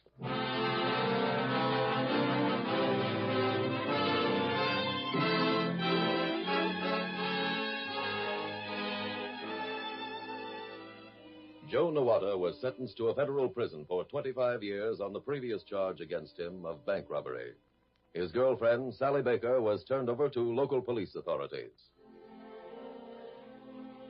Special Agent Taylor and Detective Conway were able to locate the cabin being used as the hideout because there is in the scientific arsenal of law enforcement an instrument called a range locator, an instrument which detects the direction in which a radio signal is beamed. By using two range locators some distance from each other, it is possible to chart the exact point from which any signal is emanating. A fact which brought both Agent Taylor and Detective Conway to the shortwave transmitter, which had not been turned off in the stolen taxicab. All other cabs turned their transmitters off while the range locators were being used. Perhaps tonight's dramatization told you why the Federal Bureau of Investigation closes a file only on a particular case and not on the people involved. For the file is never really closed on a criminal, never really closed until each of his criminal depredations have been investigated and the facts presented to appropriate tribunals.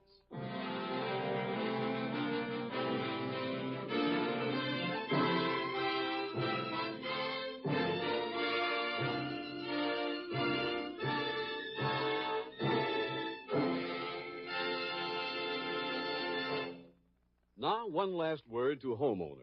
What wouldn't you give to be able to say, "No more mortgage on my house. I own it, free and clear"? Why wait till you're an old man before you can say these words? Ask your Equitable Society representative to explain how the Assured Home Ownership Plan provides for paying off the mortgage years ahead of time. Or send a postcard, care of this station, to the Equitable Life Assurance Society of the United States.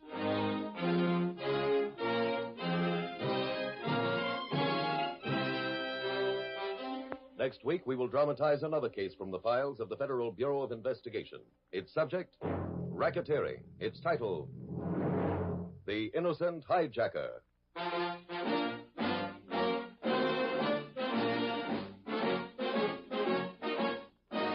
The incidents used in tonight's Equitable Life Assurance Society's broadcast are adapted from the files of the Federal Bureau of Investigation.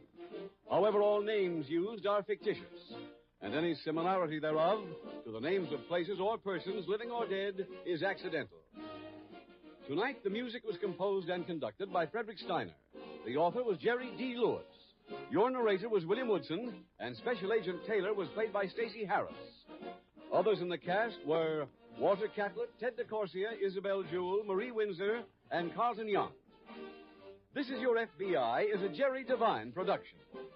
This is Larry Keating speaking for the Equitable Life Assurance Society of the United States and the Equitable Society's representative in your community, and inviting you to tune in again next week at this same time when the Equitable Life Assurance Society will bring you another thrilling transcribed story from the files of the Federal Bureau of Investigation, The Innocent Hijacker, on This Is Your FBI.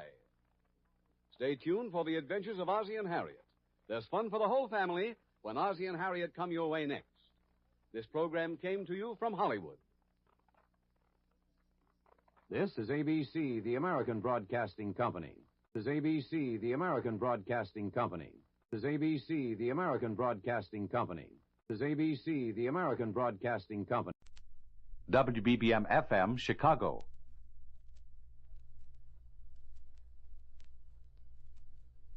Wrigley's Spearmint Chewing Gum, the refreshing, delicious treat that gives you chewing enjoyment, presents for your listening enjoyment John Lund as Johnny Dollar. Philip Martin, Johnny. Oh, yeah. How are you, Mr. Martin? Fine. Got an assignment for you. Something interesting? Well, I think you'll like it. Our company insures a Miss Nancy Shaw. That's a familiar name. If you go to the movies, it should be. Oh, that Nancy Shaw. Mm-hmm. She was robbed of $100,000 in jewels. Think you can handle it? Well, I can try. Say, for an assignment like this, I might even consider waiving my expense account. You're kidding. Yeah, I sure am. I'll see you at the office.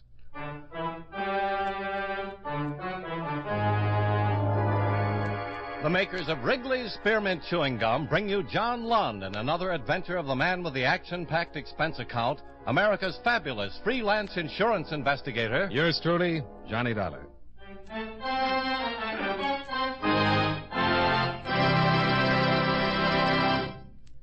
For refreshing taste plus chewing enjoyment, treat yourself to delicious Wrigley's Spearmint Gum. When your mouth and throat feel hot and dry, a stick of Wrigley's Spearmint gives you quick, long-lasting refreshment. The lively, full-bodied spearmint flavor cools your mouth and freshens your taste. The chewing itself helps keep your throat pleasantly moist. Best of all, you can chew and enjoy refreshing Wrigley's Spearmint Gum almost any time and any place. Keep a package handy right in your purse or pocket so you can chew a stick whenever you want it. For refreshing taste plus chewing enjoyment, treat yourself to delicious Wrigley's Spearmint Gum. Millions enjoy it, and you will too.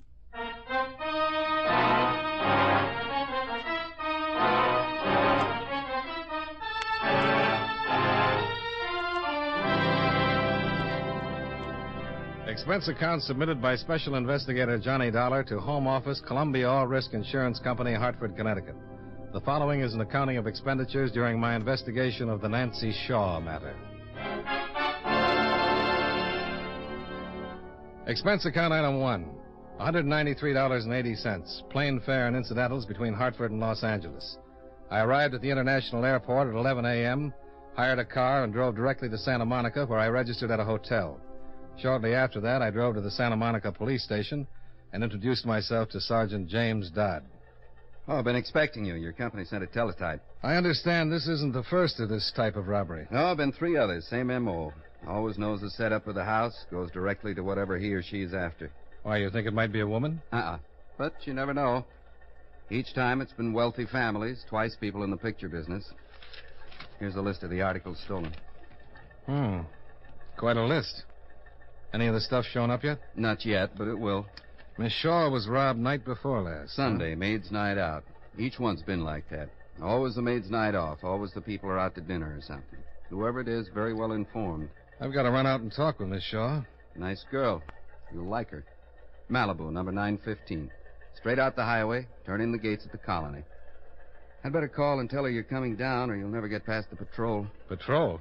Yeah, the association that protects the homes in the colony. They check everybody that comes in the gates. What about the thief, then?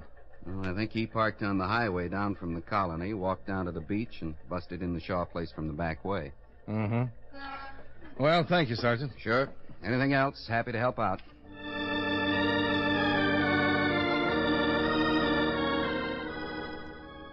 Took me about half an hour to reach the colony at Malibu, where the patrol at the gate stopped me. Evidently, Miss Shaw had informed them of my coming because they passed me through. I drove slowly down a narrow street fronted on one side by beautiful homes that faced a long white strip of beach. I was met at the door of number 915 by a maid who showed me through the attractively furnished home to a glassed-in cabana overlooking the ocean. Nancy Shaw, one of the biggest stars at the box office, rose to greet me. She was wearing a white sunsuit, and as she walked toward me, I had the sensation my hair had caught on fire. Mr. Dollar? Yeah. How do you do, Miss Shaw? Sergeant Dodd called, said you were coming down. I just left him. Nice cop. Sit down. Make yourself comfortable. I'll try. Something wrong? It's a little warm. How about a drink? Fine. Bernice? What'll it be? Anything with a thermostat in it. Gin and tonic? That'll do it. Yes, ma'am. Bernice, bring Mr. Dollar a gin and tonic, and I'll have the same. Yes, ma'am. It's a wonderful house. Thank you. I wouldn't live anywhere else. But isn't it quite a drive to the studio? Oh, well, when I'm working, I'm generally up around 6. Hardly any traffic. I get there in 25 minutes. Cigarette? No, thanks. Tell me about your work, Mr. Dollar. Well, there's not much to tell. I'm a freelance investigator. Insurance company's got a job, they call me, And you investigate. That's about it. Like your work? Well, it has its compensations. For instance? Well, for instance, Nancy Shaw in a sunsuit. Well, thank you. It says on your insurance report that you've never been married. Is that so unusual? In your case, I'd say it was. I've come close. What changed your mind? Men? Sorry I mentioned it. Oh, I'm not. I think men are wonderful. But marriage isn't? Under the right circumstances, it's great. You married, Mr. Dollar? Uh-uh. Why not? Let's talk about the jewels that were stolen, huh? All right. Have the police found out anything? No, not much. Miss Shaw, Oh, yes, Bernice? Mr. Astor just called. Said he was on his way down. Oh, thank you. Tell the gate man to let him in, huh? Yes, ma'am. Thank you. Yes, sir. The patrol at the gate isn't generally this cautious, but since the robbery, they're checking everyone. According to my report, you were robbed of a ruby pin, 2 diamond rings, a pearl choker, 4 gold bracelets, 2 diamond watches, 3... Well, here's the list. Is it correct? Yes. Yes, that's correct. The items were stolen night before last. Yes. Mr. Dollar, Yeah? do you have to ask me a lot of questions? Well, it's the usual procedure. If you're expecting company or something, I can come back some other Oh, time. no. I just thought, as long as we've got to spend some time together, we might as well be comfortable. We can go out and sit on the beach. Well, that sounds fine, but, Don't you like the beach? Oh, I love it, but I'm not exactly dressed. Oh, there's plenty of trunks in the guest house. Should be some your size.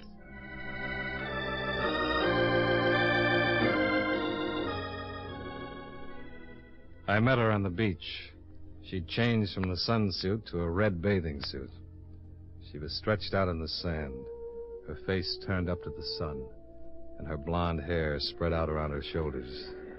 Hi. Hi. Here. Spread out this towel. Get yourself some sun. Okay. You're a little white. More of a pearl gray, I'd say. Trunks look fine. I hunted high and low for a pail and a shovel. Gonna dig in the sand? I don't think I've been out on the beach like this since I was 8. I had a pail and shovel then. Seemed only fitting and proper. Might be fun at that. Oh, sure. Didn't you used to build castles with moats around them? Let the ocean come in and fill them up? No, I didn't get to the beach much before I came to California. Then I was a little old for building castles. Oh, you're never too old to build castles. But then there's always some guy who comes along, you know, running as though he was in training for a 4-minute mile, never sees your castle and plump. Runs right over it. Yeah. Yeah. I've had it happen. But you said you never built castles. Not in the sand. But I've built them. And they've got stepped on. Can always build another. I did. Another. And another. And now you're living in one. A big, beautiful one. Right on the beach. Mm-hmm. What's your castle look like, Mr. Dollar? Oh, I design all kinds. Sometime when I've got a pail and a shovel, I'll show you. And the name is Johnny. All right, Johnny. Sometime you build me a castle. Sure. Hey, you've got a visitor. Huh? Guy just came out of your house. He's headed this way. Tall, dark, looks like an ad for strength and health. Exactly. Dave Asher. Old friend? Nope. We're engaged. Oh. Hello, Dave. Didn't Bernice tell you I was coming down? Yes, she told me. This is Mr. Dollar. How do you do? This is Dave Asher, Mr. Dollar. He's happy to meet you. Really? Don't sulk, Dave. Tell Mr. Dollar you're happy to meet him. Why? Because it's too nice a day to put up with one of your moods. Is this guy the reason you haven't been available for the last few days? I only met Mr. Dollar an hour ago. Then you won't miss him. Goodbye, Mr. Dollar. Goodbye. Have a nice trip. I don't think you get the point. Oh, sure I do. You're unhappy, so you're leaving. Mr. Dollar, maybe you don't know it, but Miss Shaw and I are engaged. I know it. Dave, for once in your life, try to act I drove all the way down here to see you. I haven't seen you since Sunday night, and there's a few things I like to settle. In private.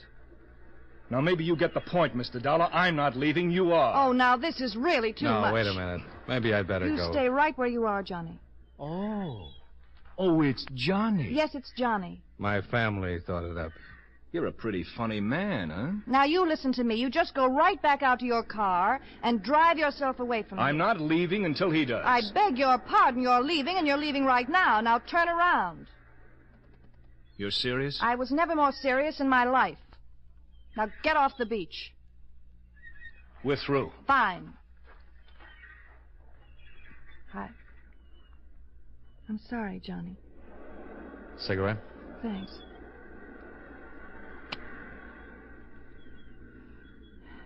It's rather unpleasant. You want to borrow my shoulder? Oh, it's been coming to this for a long time. I don't know why I didn't stop seeing him sooner, except that I really didn't know him for the first few months. You know, party manners, impress the lady with a well-oiled line. I guess I was being as insincere as he was. This is a town for insincerity, Johnny. It's like the first house I bought. Beautiful. Lived in it for 6 months before I discovered the termites had eaten away half the foundation. Huh. Who is he? Well, just a rich young man, spoiled disposition. He was with you the night you were robbed? Yes. We had a big fight. He took me home. It was over then. I knew it. And I have to admit I was a little dewy-eyed over having made one more mistake. And when I discovered the jewelry was missing, it was just too much. I must have cried for 2 whole hours. I have to go to a party tonight, Johnny. Dave and I were invited. What'll I do? Have a headache? That's too easy. He'll be there with someone. What are you doing tonight, Johnny? No plans. Will you take me to the party? Gonna show him you don't care, huh? I don't want to show him anything. I'd like to show myself. I play a lousy second fiddle. You don't have to play anything. Just take me to the party. When you get bored, say goodnight.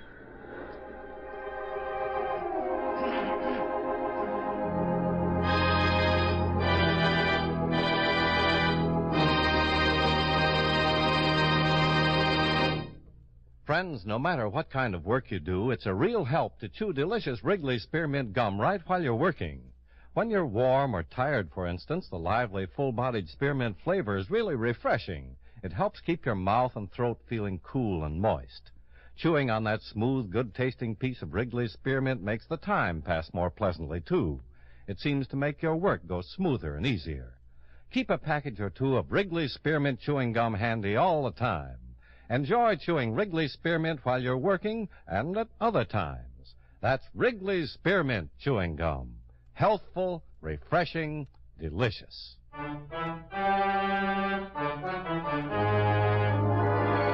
And now, with our star, John Lund, we bring you the second act of yours truly, Johnny Dollar.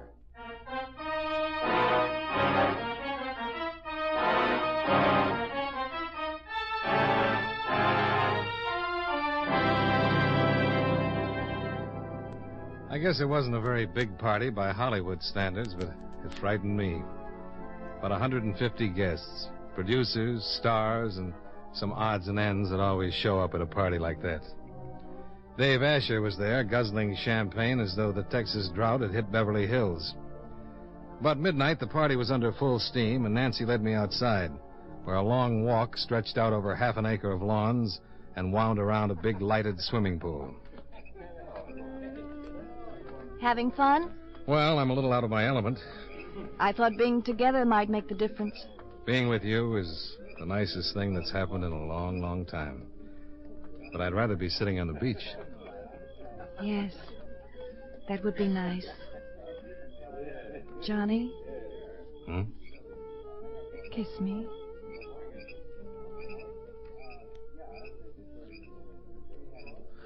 Well, what was that for? Does it have to be for something?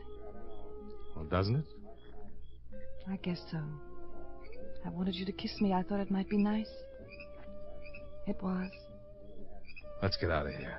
All right. Well. Hello, Dave. Goodbye, Dave. Going someplace? Yes, we were. Why don't you be a good boy? I want to talk to you, funny man. Dave, please. Let him get it off his chest. Yeah, it's good for one to get something off one's chest, right? If you say so. I do. I say so. Johnny? It's all right. Sure, Nancy, it's all right. Funny man can handle himself. Can't you, funny man? Look, Sonny, whatever it is you've got to say it and get out of my way. I don't like you. Great. I'd hate to be your first friend. And I don't care much for your date, the little glamour gal. Big movie star, Miss Nancy Shaw. Be careful. Yeah? Please, Johnny. Okay. Get out of my way, Mr. Asher. I don't think so. Well, then it's about time you got your first lesson. Occasionally, you're bound to run into guys like me. And what do I learn? To wish you hadn't. Can he swim? Like a fish. Let's go sit on the beach. Let's.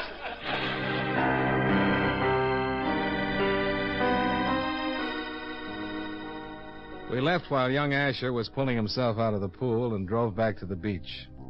Turned out to be a lovely evening after all.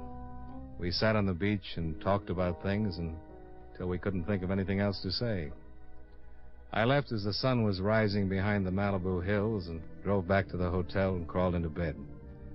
I'd promised to see Nancy for dinner, so I set the alarm and fell asleep. It was about 4 in the afternoon when the phone rang.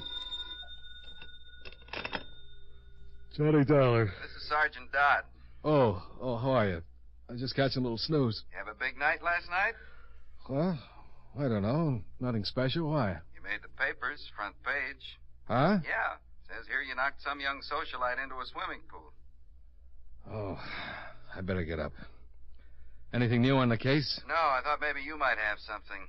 What do you know about this guy you belted last night? He didn't drown, did he? No, but we've been doing some checking on him. Any particular reason? Well, we're checking everyone that's even remotely connected with Miss Shaw or any of the others who've been robbed. Well, all I know is that he used to be engaged to Miss Shaw. His name is Asher. Dave Asher. And, oh, yeah, she said he's got a lot of money. Oil wells. Yeah. Not a one. What do you mean? I mean, he looks like a phony. Nobody's ever heard of him. He's certainly not in oil. Does he have money? Yeah, but not as much as he pretends. 3 months ago, he didn't even have a bank account, and he was living in a $7 a week room. Huh. Just thought you might be able to tell me something more. No, I can't. But I'll see what I can find out. Okay. Give my regards to Miss Shaw. I'll do that. Seems like a real nice girl. Yeah.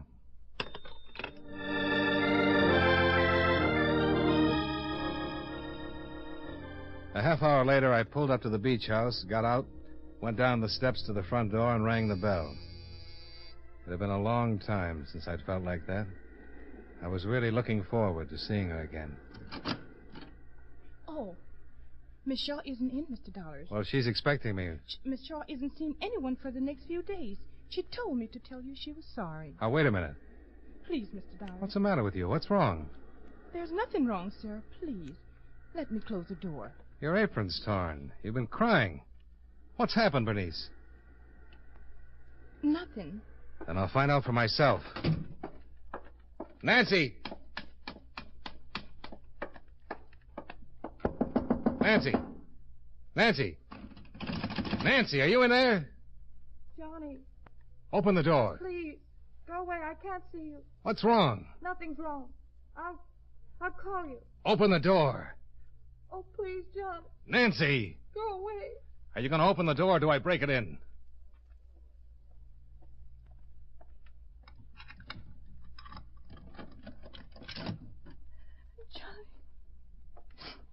I didn't want to see you.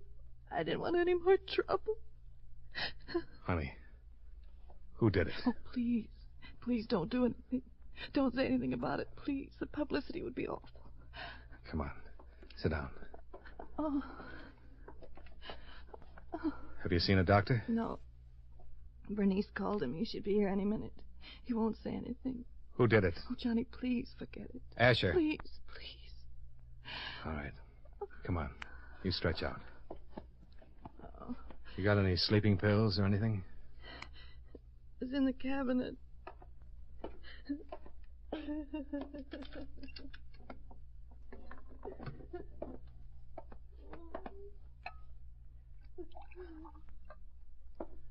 Here. Take a couple. Come on. Now, you just relax till the doctor gets here. You'll be all right. All right. You just take it easy. Okay? Okay.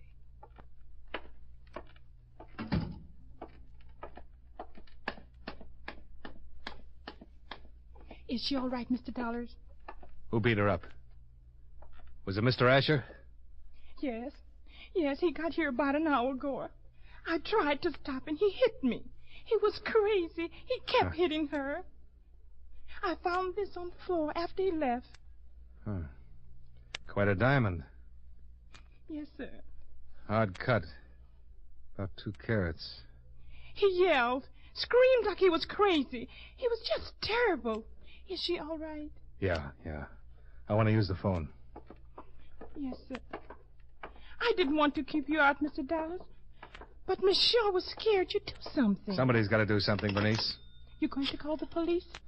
Yeah. I guess you have to.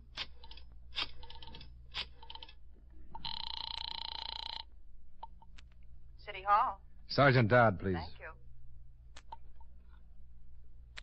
Robbery, Sergeant Dodd. This is Johnny Dollar. Oh, yeah. You got that list of stolen goods handy? Well, right in front of me. Why?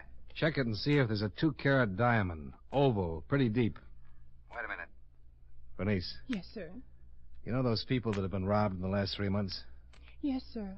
Miss Shaw and me were just talking about it this morning. Were they all friends of Miss Shaw's? Yes, sir. Miss Shaw was saying how funny Johnny? it was. Wait a minute, Bernice. Yeah, Sergeant? There's no single stone on the list, but there's a ring, platinum setting with 2 small rubies, square cut on the side, and a 2-carat diamond that fits the description. Oval, deep.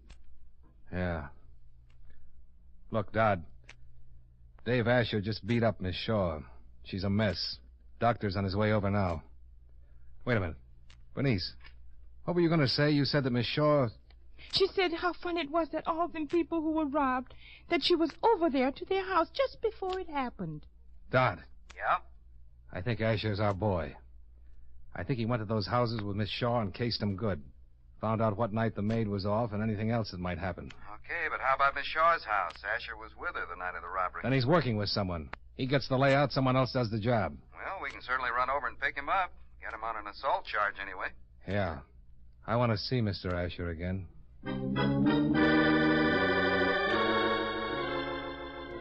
Sergeant Dodd gave me Asher's address in Santa Monica Canyon and said he'd meet me there. I looked in on Nancy, who was getting drowsy. Then I told Bernice I'd check back to see what the doctor's report would be, and then left for Asher's place. Yeah?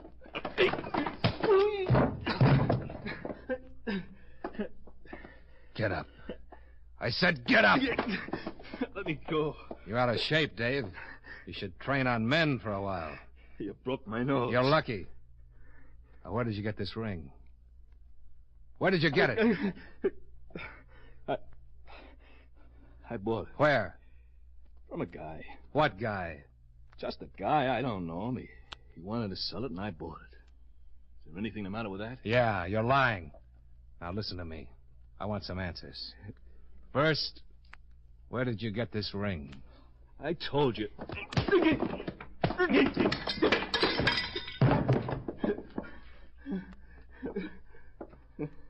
Can you hear me? Yeah. You've been going to parties with Miss Shaw, casing the house, and someone else has been doing the jobs. Right? Okay. No, wait a minute. Wait a minute. Am I right? Yeah. Yeah, you're right. Who are you working with? Name's Fisher. Stanley Fisher. Where is he? He lives at the Shelton Hotel on Ocean Drive. Where's the loot? He's got it. Why did you beat up Miss Shaw? I don't know. I just got mad. I don't know why I did it. Don't you ever do anything and you don't know why? Oh, yeah, sure. But this isn't one of those times. Well, guess I should have knocked. Oh, hello, Sergeant. He's your man, all right. I heard. Works with some guy named Stanley Fisher. Yeah, we know him. Small-time thief. I'll have him picked up. I'm sorry about the mess. Asher and I had a slight difference of opinion. Forget it. Why don't you get back to the beach and see how Miss Shaw's doing? I'll take care of things here. Thanks.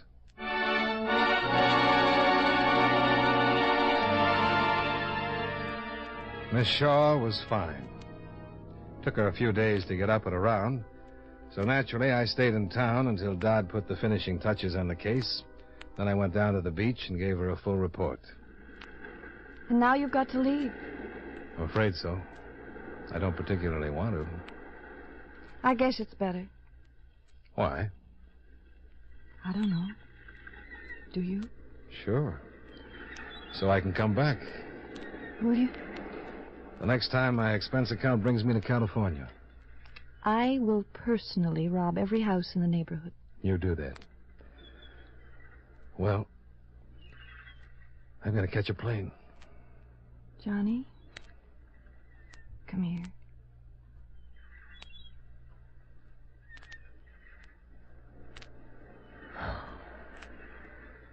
Nancy. Huh?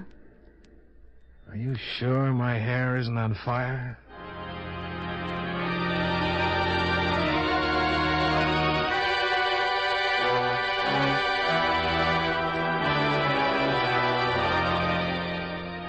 Well, that was that. Expense account item 2, $115. Hotel bill and incidentals.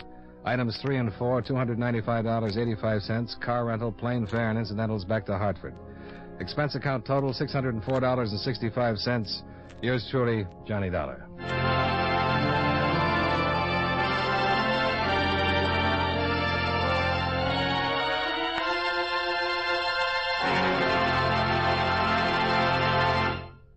Remember, friends, for refreshing taste plus chewing enjoyment, treat yourself to delicious Wrigley's Spearmint Chewing Gum. The taste of fresh spearmint is cooling and delightful, and there's lots of it in every stick of Wrigley's Spearmint Gum. It freshens your mouth, helps keep your throat moist, and sweetens your breath besides. You'll enjoy the good chewing, too, because Wrigley's Spearmint is so smooth and pleasant to chew on. There's nothing else quite like it. Next time you're at the store, stop at your friendly merchant's display of chewing gum and get a few packages of good-tasting Wrigley's Spearmint Gum. Always keep some handy for refreshing taste plus chewing enjoyment. That's Wrigley's Spearmint Chewing Gum. Healthful, refreshing, delicious.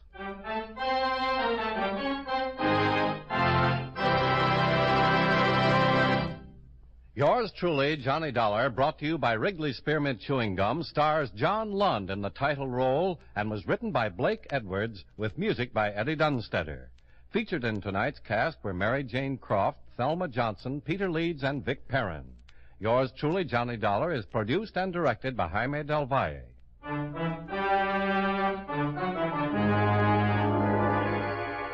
The makers of Wrigley's Spearmint Chewing Gum hope you enjoyed tonight's story of Johnny Dollar and that you're enjoying delicious Wrigley's Spearmint Gum every day. This is Charles Lyon, inviting you to join us again next week at this same time when, from Hollywood, John Lund returns as... Yours truly, Johnny Dollar.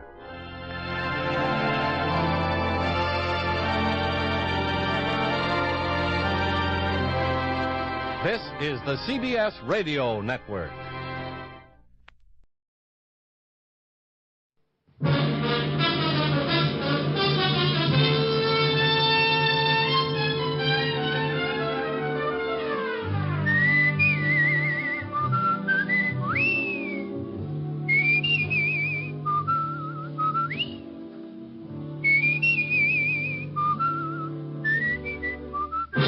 National Broadcasting Company presents Dick Powell as Richard Diamond, Private Detective.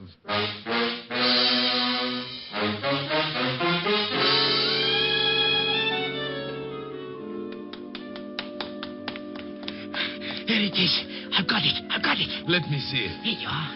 Oh, yes, indeed. My friend, you have just made us independently wealthy. Many men have died in the past because of this. And unless we're extremely cautious, you and I will be added to the already long list of its victims. Come, hurry. Here's another exciting half hour with Richard Diamond, Private Detective, starring Dick Powell.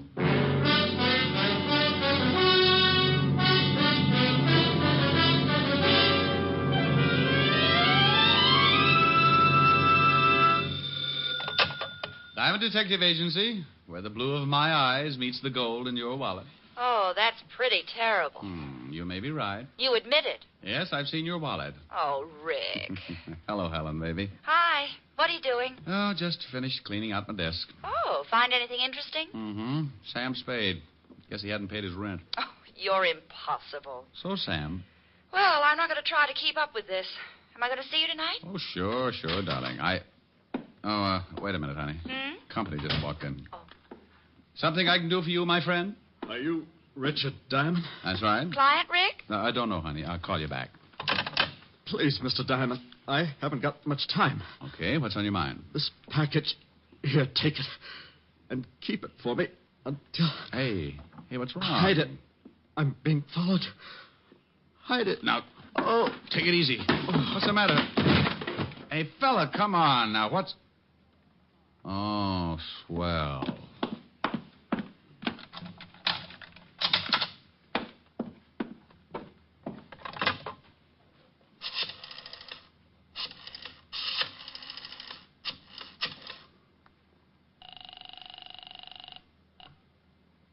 Precinct Police Station, Sergeant Otis. Otis, let me talk to the lieutenant. Is this Diamond? No, it's Ponder, and I think I've been doped. Now put the lieutenant on the line. Oh. Homicide, Lieutenant Levinson. Walt, Rick. Oh, no, it's only 4 o'clock in the afternoon. Nobody gets killed at 4 o'clock in the afternoon. You better check up on your statistics. There's a guy in my office who makes a liar out of them. What? Yeah, lying right here in front of my desk. He's dead? Well, if he isn't, he's got a lazy heart.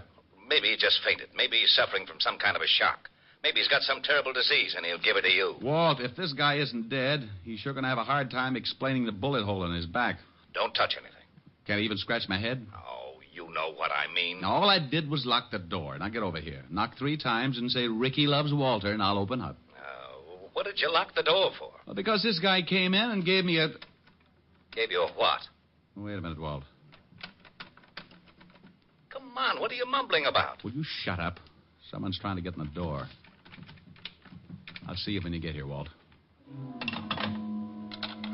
I have one of those locks that any skeleton key would fit, and that was exactly what my visitor was using. He opened the door. I moved back against the wall as the door swung in. My visitor was a young, well-dressed man, about 5 feet 8 or 9, red hair, nose full of freckles, and on top of the nose, a pair of black-rimmed glasses. There was a big bulge under his coat that he started reaching for just as I rolled his arm around behind him. You're backing me off! No, not yet. I still got a little way to go. No! Just making you more comfortable.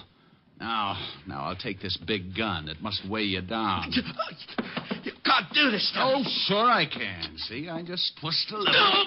No! Just locking the door again. Now sit down in that chair. My arm. I'll be happy you still got it. Now, what are you doing patty-footing it around here, using a passkey to get into my office? I got the wrong office. Look, Sonny, you see that over there? What is it? It's a guy, and it's very dead. I'll send some flowers. Make it enough for a duet. Someone else gonna die? Someone else is going to get pretty close to it if I don't get the answers I want. Well, I'll see what I can find out. That's to see how fast you can talk. I don't have to talk to you. I don't have to talk to nobody. Want to bet? You're going to be sorry for that. You're mixed up. Let me straighten you out. Now, wait a minute. Now, then let's have it. What were you doing busting in here?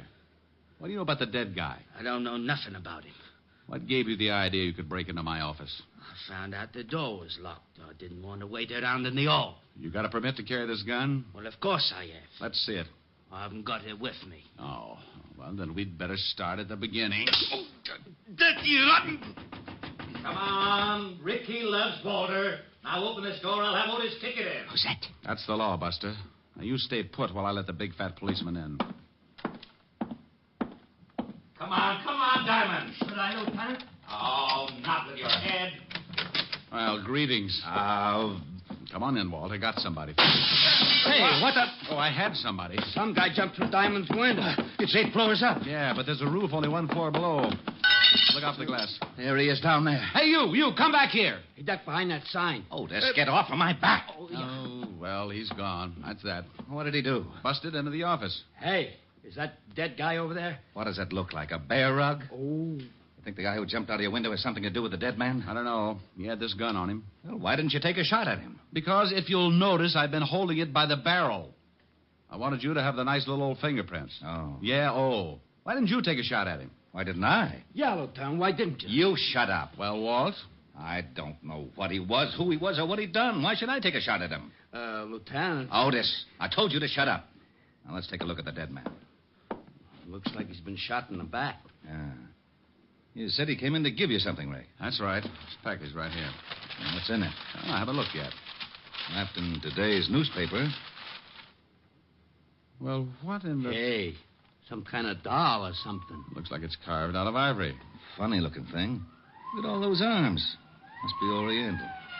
You know what it is? No more than you do. The guy just came in and... It sounds like the wagon, Lieutenant. Yeah, when the coroner gets here, Rick, we'll go down to the office and see if we can get any identification on the guy who jumped out of your window. Okay. Here's a wallet off the dead guy. Now, let me see. Yeah, Lieutenant. Social Security card. Name's William Logan. Hey, here's something. Guy's a merchant sailor. Here's his card. We'll check these things. Look, Walt, you've got to wait around for the coroner's report. I've got a date with Helen later, so I'll go over to my place and get cleaned up. Then I'll meet you at the station, huh? Okay. Hey, where are you going with that statue? Well, the dead man, William Logan, gave it to me to keep. That's evidence. It's also something from a client. Client? He give you a fee? No, but he wanted me to have this thing. It looks like he died trying to get it to me. So he's a client until I find out what this is all about. Ain't he noble? Noble schmoble. That thing is still evidence. I'll take good care of it. Now, Diamond, you come back here. Walt, what do I always say when I leave you like this? What? What do I always say? Why, bye? Bye.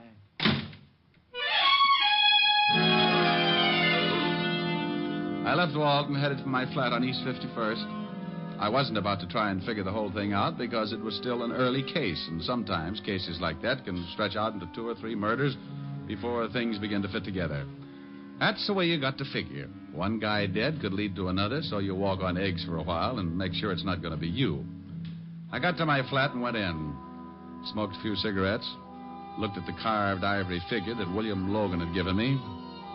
It looked like a woman sitting cross-legged with all of her 6 arms outstretched. I gave it a good going over, but couldn't find anything unusual. So I put it on the piano and went in and started to shave. No. Yeah? Yeah? Yeah, what is it? Okay. When people don't answer, it makes me wonder. I crossed the living room, remembered the ivory figure on the piano. So just to be safe, I lifted the top of the piano and put the statue down inside. Then I moved over to the door. Mr. Diamond? That's right. I'd like to talk with you. I have a business proposition. Is there any money involved? Quite a good deal. Well, you've just made an appointment. Come in, Mr. Titus. Leopold Titus, Esquire. He came in all right, and he had the duck to do it. He must have been a good 7 feet tall, and even with his heavy overcoat, he couldn't have weighed over 140. He reminded me of a king-size case of malnutrition. He took in the whole apartment with one fast look and slid into a chair, rested his elbows, locked his hands, and put them under his pointed chin. It appears you've been shaving. I've interrupted. Oh, no. Split personality. Never touch this side. Mr. Diamond, I haven't much time. Good. Now, you said something about money. I can see that this is a subject which meets with your approval. Well, it sets off an emotional reaction, shall we say. I can't stand goosebumps for more than a couple of minutes, so let's get to it, huh? Yes, indeed. Mr. Diamond, I am prepared to pay $10,000 for Kali. Oh, well, that's dandy, but I'm not a booking agent. What kind of an act does Kali do? 10,000, Mr. Diamond. Look, to me, Kali is the name of a dog. Kali. Oh, okay, so he got mixed up with a French poodle. 10,000, and that's my top price. You know, of course, you're running me right into a nervous breakdown. I get the shakes when someone changes $5. Mr. Diamond, I want Kali. I will have Kali, whether I pay you the 10,000 or not. Look, Mr. Titus, really, I don't know what you're talking about. Well, I certainly hoped you'd be more sensible than this. I know that William Logan came to see you this afternoon. Oh? And I know for a fact that he had Kali with him. Well, did he have it when he left my office? I couldn't see. Mr. Logan was under a sheet. Now, either the police have Kali or you do. I'd like very much to know. Maybe I can help you, if you'll tell me exactly what this Kali is. I made an offer of $10,000, Mr. Diamond. That's a great deal of money, but it does not entitle you to play 20 questions. Okay. Now, if you don't mind, Mr. Titus, I'd like to finish shaving. As I explained, Mr. Diamond, I don't have much time. Well, then, good afternoon, Mr. Titus. No, I'm afraid not. Charles! Yes, Mr. Titus. Well, well, well. I thought maybe you'd cut your throat when you jumped out of my window. I hear you got rather ambitious with Charles, Mr. Diamond. He turned such a pretty color when you slap him around. I told you you'd be sorry for that. Yes, and indeed you will, Mr. Diamond, unless you tell me where I can find Kali. You can go to the devil. I'm afraid the trip would be unpleasant and premature. However, I'm sure your passage might be taken care of. Show him your new gun, Charles. Of course. Now you sit down, Diamond. Where is Kali, Mr. Diamond? And you know very well what I'm talking about. The small hand-carved ivory statue. Sorry, Titus. Yes, and so am I. I deplore the sight of blood. Oh, that's all right, Mr. Titus. Just turn your back. Yes, Charles. Excellent suggestion. Do you have a wireless, Diamond? No, but I got a lovely bunch of coconuts. Oh, very funny. All right, where's your wireless? Never mind, Charles. Mr. Diamond has a piano. I can manage to raise or lower the volume as the groans dictate. I could make a lot of noise. My old piano teacher assured me I could do the same. Now, go ahead, Charles. Hey, now, wait a minute. Oh! Where is Kali, Diamond? Oh, nuts. Again, Mr. Titus? Again, Charles. Are you using your fist, Charles? Oh, yes. Well, use the barrel of your gun. We haven't much time. All right. Oh, now, wait a minute. Oh, it's not a very good piano, Mr. Diamond. That's an old kazoo over in the drawer. Kali, Diamond, I want the statue. Well, for $10,000, don't you think I'd give it to you? No. Oh, really, Mr. Diamond, this piano is in a deplorable condition. So's Diamond, Mr. Titus. He looks terrible. Shame, but unavoidable. Keep working on him, Charles, until he decides to confide in us. Where's the statue, Diamond? No? Okay.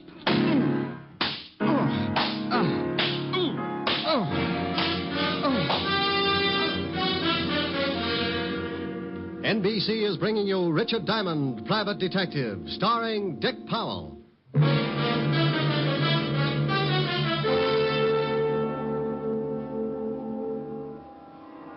Young man. Young man.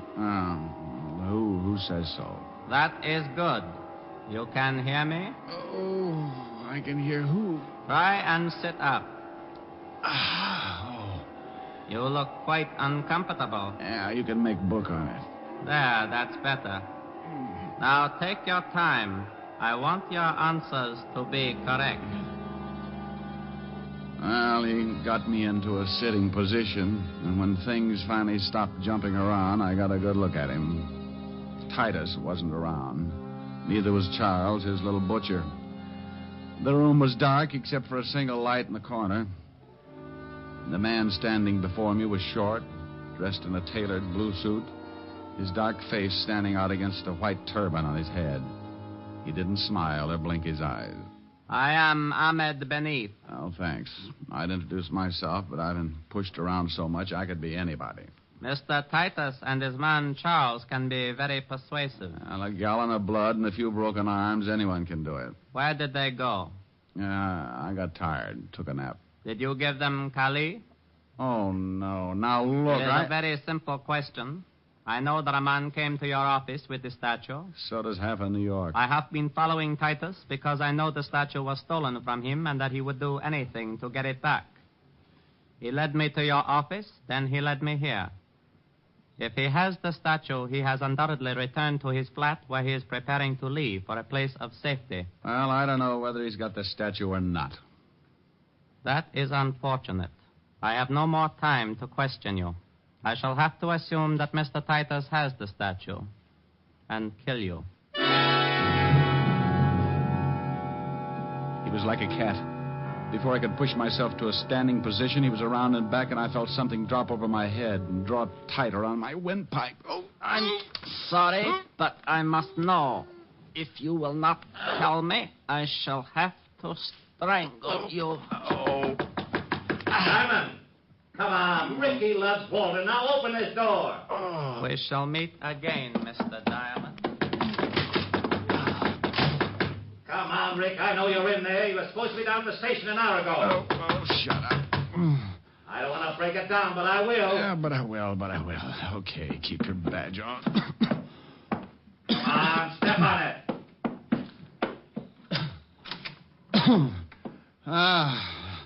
Well, Blue Eyes. Where's Diamond? No. Yeah. What in the world? Believe me, Walt, I don't know.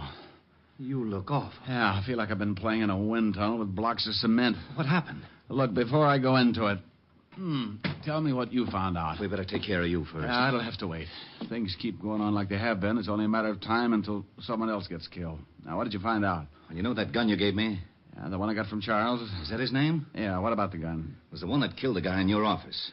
That's why you've got to get down to the station and try to identify this guy from the gallery. By the time I do that, he'll be out of the country. How do you know that? Ahmed Benif told me. Who the devil is Ahmed Benif? Guy with a turban tried to strangle me. Now, don't you start that. I'm not starting anything. He beat it out the back. If you had knocked on that door, I'd have been strangled to death. He the guy who beat you up like this? No. Charles did. Because Mr. Leopold Titus, Esquire, told him to. Leopold Titus, Esquire? What are you trying to do? That's right. He was looking for Collie, and the first... Wait a minute. Collie? That's a dog. No, Walt, it isn't. It's an ivory statue. Oh, my gosh. Now what? Wait a minute. He's lost his mind. What are you doing in that piano? I'm looking for the statue. I put it in here. Please, Rick, slow down. Yeah, gone. Well, Titus has got it. He was playing the piano. Please, Rick, please. Walt, what did you find out about the dead man? William Logan? Yeah, what did you find out? He was a merchant seaman. Landed yesterday on the Queen of India out of Calcutta. Ah, thanks, Walt. Where do you think you're going? Check with the steamship company.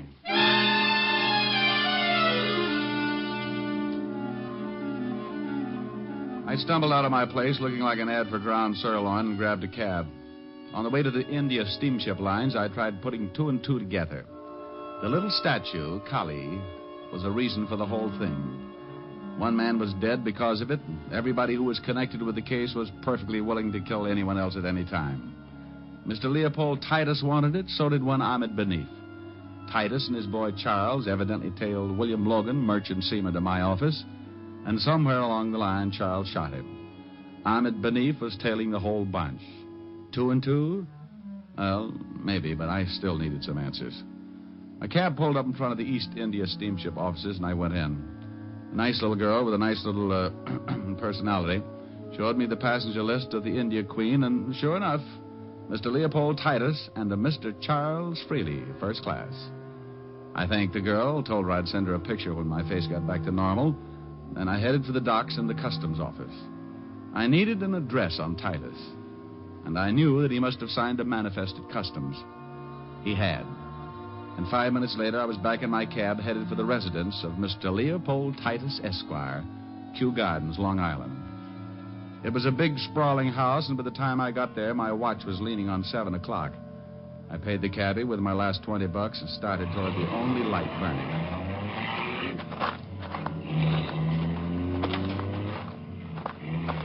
The light was coming from a downstairs room with tall French doors, so I went over the balcony and moved up for a better look. I got the look and went in fast. Titus. Mr. Diamond, I'm afraid you're a bit late. The place was a wreck. Titus was half sitting, half lying against the couch. There was blood all over him. Charles Freely was stretched out on the floor near the towering bookcases. He was looking up, staring, but not seeing a thing. Around his throat was a long, white length of cloth. Greed, Mr. Diamond. The price for greed comes extremely high, as you can well see. Ahmed Benif? Oh, you've met. Yes, Ahmed Benif. Quite as proficient with a gun as well as a strangling cord. I'll call an ambulance. No, Mr. Diamond. I'm having a twinge of conscience, so hear me out. You must find Benif and stop him. Does he have Kali? Yes, he has Mother Kali. Mother Kali? As she is known by her followers. Thugs, Mr. Diamond.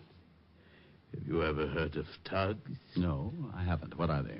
A cult long since believed extinct in India.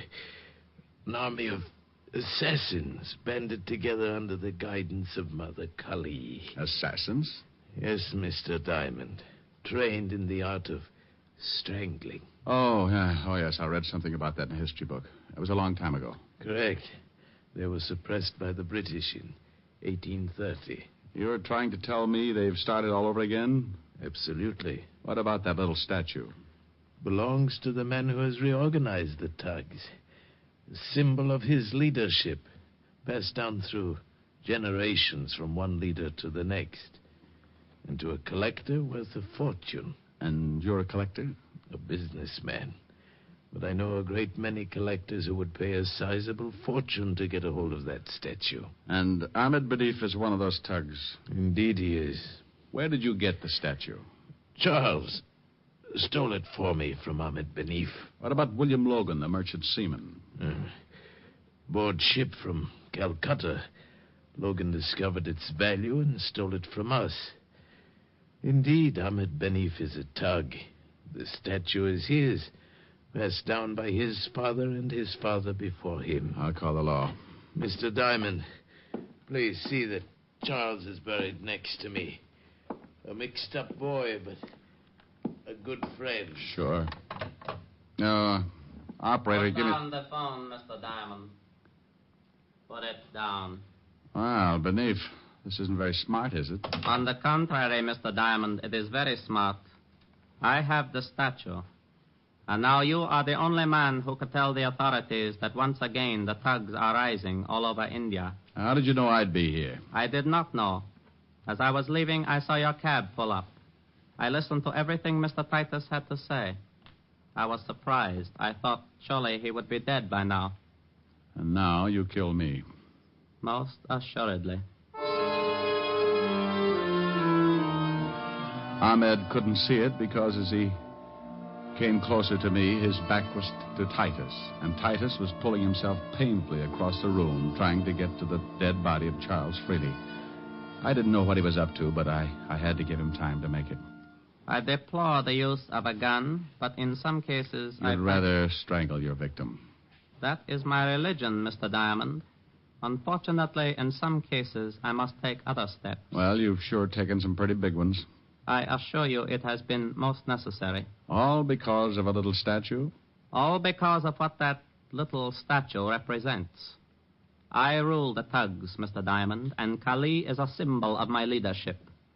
As you have seen, I would do anything to retain its possession and keep faith with my people. So now, again, my time is short.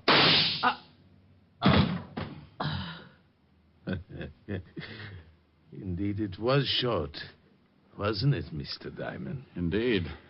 I'm certainly happy that Charles had his new gun. Thanks, Titus. A pleasure. And now, quickly, 2 favors, Mr. Diamond. What are they? First, take the statue of Kali and destroy it. I must have your word.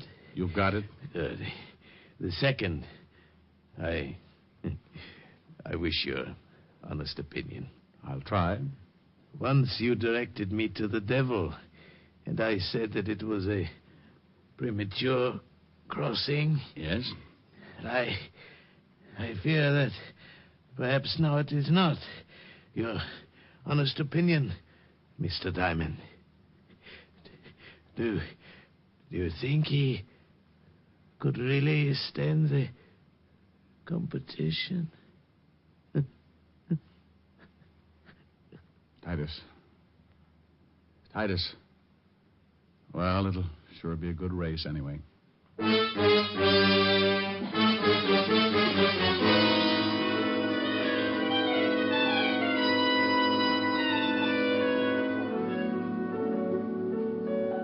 How do you feel, Rick? Oh, I don't know. Pretty good, I guess. Want to tell me about it? No, I don't think so, honey. You just get confused with an old argument about right and wrong. Well, I wish you weren't so unhappy. Unhappy? Oh, honey, you said a bad word. I'm just mad about my bruises. Oh, I think the colors are lovely. Well, so do I. I've just got to be careful about wearing plaid. Oh, Rick. Pretty bad, huh? Yeah. Why don't you just sing something? All right, dear. I'd love to. Bye-bye, baby. Remember you're my baby. When you give me... Rick. Did you hear that? I certainly did. He's back. That's the grouch in the next building, isn't it? Yes, he's been out of town for a rest. Oh, my God. What's his name? Mr. Lumpkin. Oh. Good evening, Mr. Lumpkin. Oh, antisocial, huh? You are my sunshine. You are my sunshine. You are my sunshine. You are my... No. Good evening, Mr. Lumpkin. All right. Good evening. Well, now that's better. Now, what would you like to hear? The sound of you cutting your throat. You're fighting me. Oh, I'd love to with a machine gun. Dipper. Control yourself. I may ask questions later. Oh. Good evening, Mr. Lumpkin. You stay out of this. Good evening, Miss Asher. My, you're looking well. Oh, thank you. So are you. If he leans out any further, he'll be hanging by his heels. Now, you just stay right there, Mr. Lumpkin. We've got a lovely surprise for you. Yes? Yes. Now, sing something nice, Rick. Love it. Bye-bye, baby. Remember you're my baby when they give you the eye. Although I know that you care, won't you write and declare that though on the loose you are still on the square? I'll be gloomy, but send that rainbow to me, then my shadows will fly. Though you'll be gone for a while, I know that I'll still be smiling with my baby by and by. With my baby by and by. How do you take it? How is that, Mr. Lumpkin? Oh, Miss Asher, it's impossible for me to express my feelings at this moment. Especially when a lady is present. He didn't like it. Well, what do you expect from a clarinet player? Come on, let's case the icebox.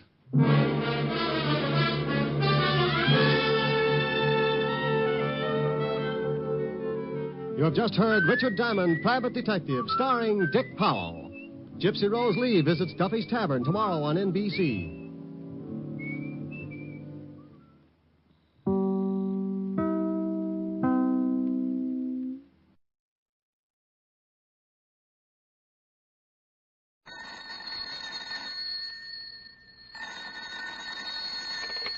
Hello, I hope I haven't kept you waiting.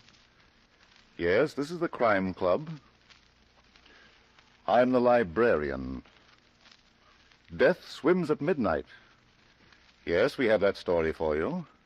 Come right over.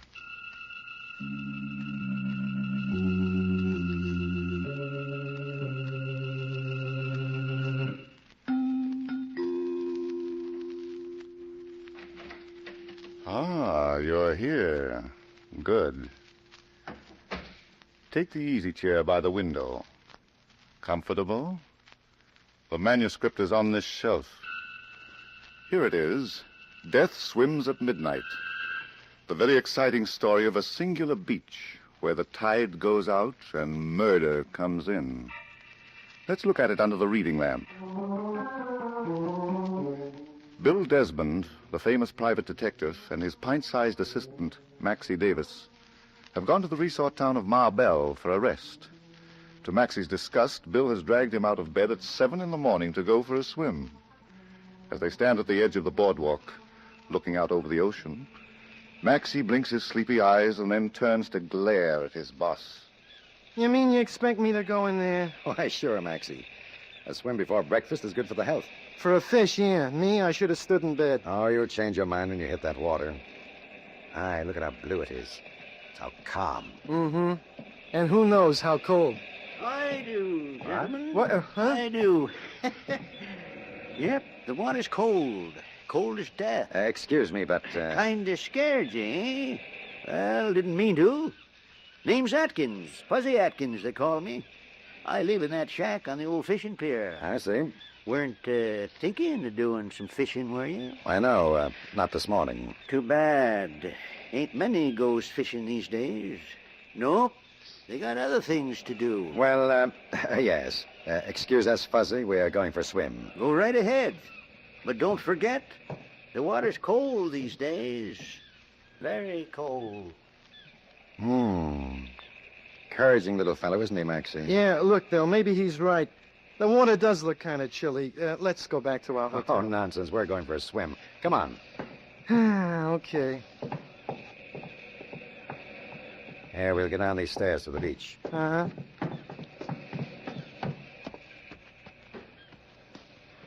I still don't see why we couldn't have come down here later. At least we would have had company. We have company, Maxie. Where? Over there. That girl. Oh. Ah. She looks rather interesting, doesn't she? She looks like a dame.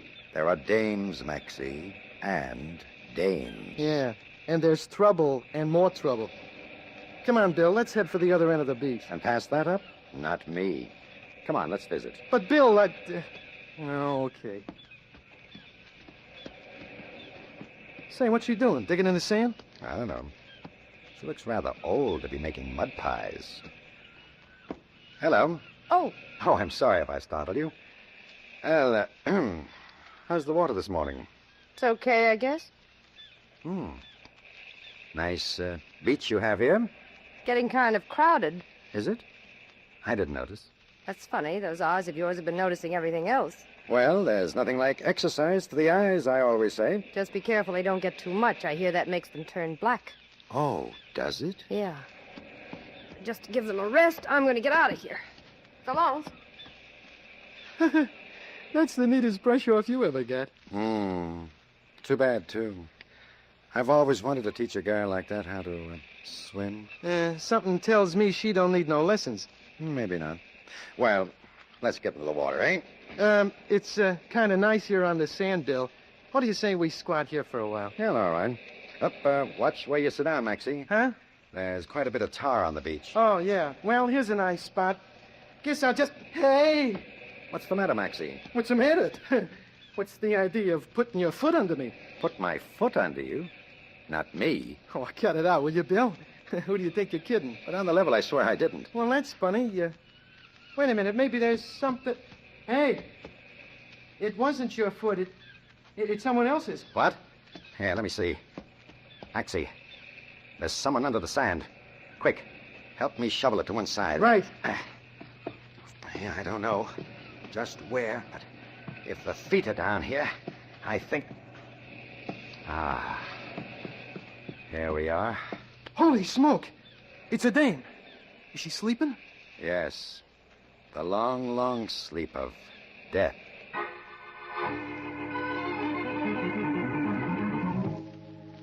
Did you phone the coroner, Maxie? Yeah, Bill, he'll be right down. Good. Say, Bill, have you figured out what caused the death? Well, there's a nasty bruise on her head, but I'd say she drowned. Drowned?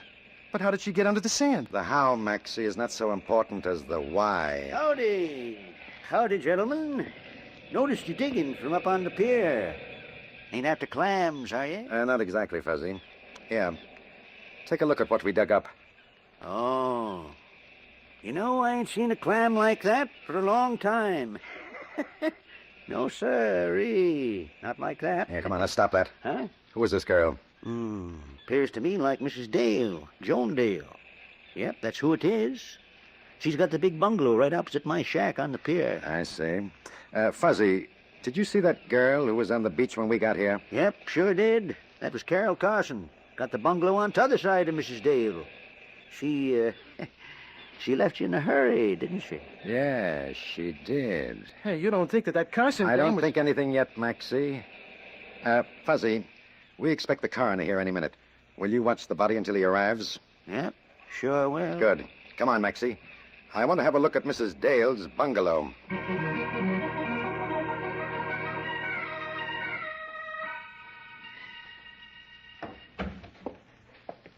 Hey, this is quite a layout, huh, Bill? Yes, Maxie, it's quite cozy. Cozy is right. With a joint like this, even I could learn how to like the beach. What are you looking for? No. We'll just poke around, see what we can. Ah. What is it? This desk, Maxie. Well, what about it? I don't see a thing. Take a look at the blotter.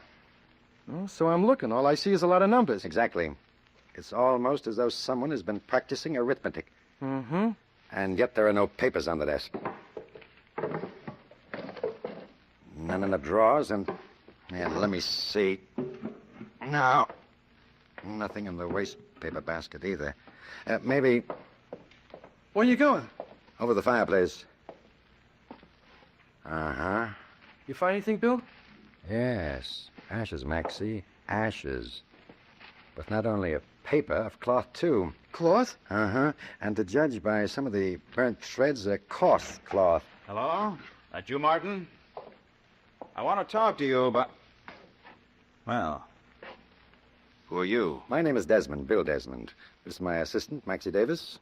Oh, you're the ones who discovered the body, aren't you? Yes. How'd you know? I just left the coroner. Oh, I see. I beg your pardon, but the name Desmond is rather familiar. Familiar, he says. Brother, you're looking at the best private op in the business. Oh, of course. Oh, permit me to introduce myself. I'm Fulton Stokes, Mrs. Dale's attorney. Oh, yes. How do you do? All right. Mr. Stokes, when you left the coroner, had he completed his examination of the body? Yes. He's of the opinion that Mrs. Dale drowned at some time around midnight last night. He thinks it was an accident. Oh? You disagree? Well, I don't know yet. Tell me, who is this Martin you called to when you first came in? Martin Dale, Joan's husband. Do you know where he is? Probably on his cruiser, which is anchored just offshore. Didn't he live here with his wife? Well, no. You see, they'd had a bad quarrel. Joan had the idea that Martin married her for her money. I see. Do you know when they last saw each other? Not exactly, but she did have an appointment to see him on board his cruiser late last night. Late last night, eh? Maxie? Yeah? I think we'll take a little boat ride.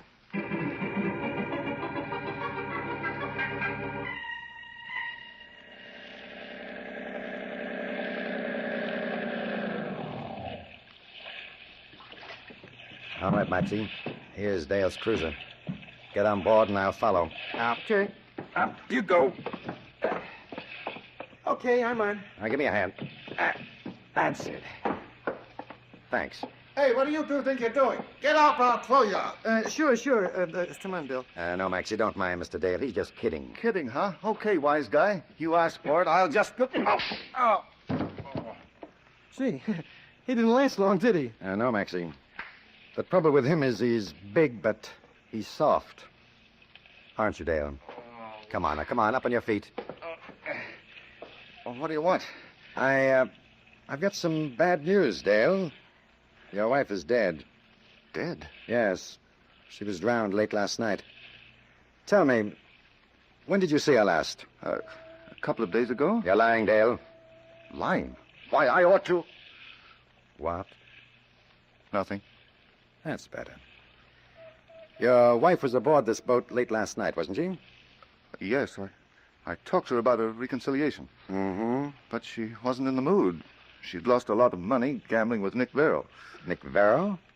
Who's he? He runs the Pelican Club at the end of the boardwalk. Oh. Well, go on. I tried to convince my wife to let me come back. She wouldn't listen. Mm-hmm. I tried to kiss her. She struggled, then jumped off the boat and swam for shore. That's all I know. That's all, eh? She had an ugly bruise on her head, Dale. I don't know anything about it. Maybe not. By the way, where can I get in touch with Nick Verrill?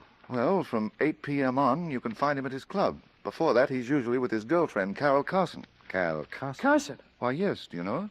Yeah. You might say she was a passing acquaintance, huh, Bill? Uh-huh. You know, Maxie, I think I'll pay her a visit this evening. Maybe we can get to be warm friends.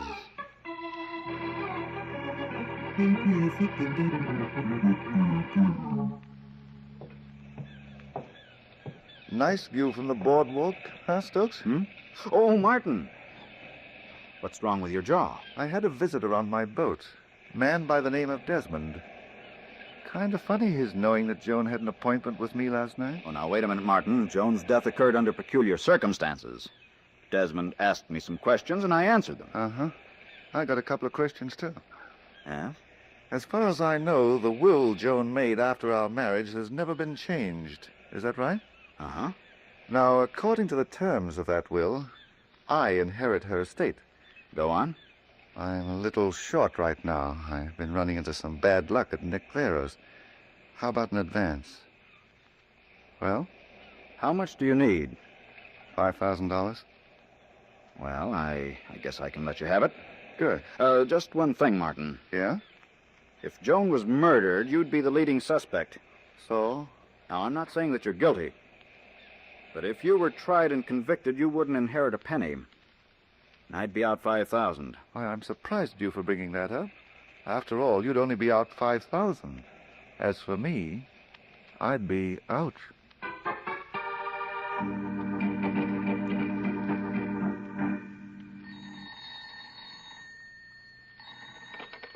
Hello? Hello, Nick. Yeah? This is Martin Dale. Oh, I've been waiting for you to get in touch. Got that dough you owe me? Well, I've got $5,000, Nick. $5,000. Told me you'd have it all by tonight. I know, but now that Joan's dead, I'll need a little more time. Sorry, Dale, your time's up tonight. Either you pay off or else they'll shovel you in with your wife. But if you'll only wait, I'll... I've waited long enough. Now, look, Nick, give me a break, and I'll tell you something you should know. Okay? I'm not making any promises, Dale, but spell it. Well, there's a private detective from New York, a fellow by the name of Bill Desmond. That's not news. I know, but he was out on my boat this morning, and from what he said, I think he's got something on Carol. Huh? He said that he was going to see her this evening. Oh. Well, Nick, do I get more time? Okay, Dale. If this tip turns out to be on the level, you can forget about tonight's deadline.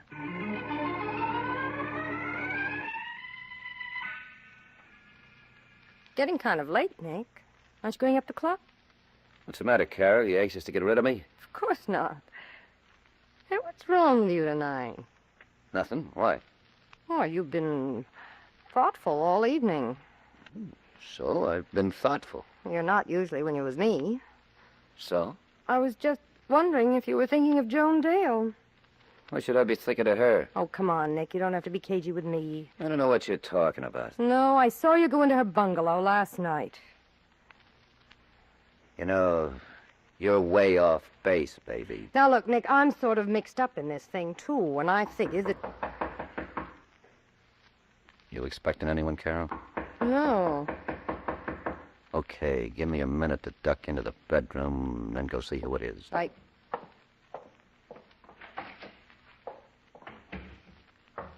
Just a minute.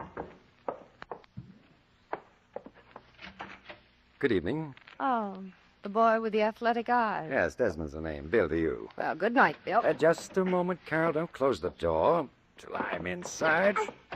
There we are. You get out of here. Oh, not yet, darling. Nice place you've got here. You know, I'm beginning to think that your friend Nick Vera's a fool. What do you mean? Well, a setup like this, a girl like you, I'd be hanged if I desert you every night just for business. If you don't mind, let's leave Nick out of this. Suits me. As a matter of fact, I picked my time in coming to visit you to be sure I'd avoid running into him. I see. I figured we'd be more comfortable alone. What do you want? Hmm? Don't. I didn't do anything. I know, but I didn't like the way your hands were twitching. Oh, that. That's nothing. I guess I smoke too much. Yes, I guess you do. Suppose you cool off and tell me why you came here. Okay. Tell me, why did you bury Joan Dale's body in the sand? I didn't. Did it have anything to do with Nick Vero? I... Don't stare like that. Talk. I said... You shouldn't have hit him so hard, Nick. Shut up. But you shouldn't have hit him that way. Up! Said shut up. That's the first time you ever hit me. Yeah. It won't be the last time if you don't shut your trap. Help me tie this lug up. I'm gonna feed him to the fishes.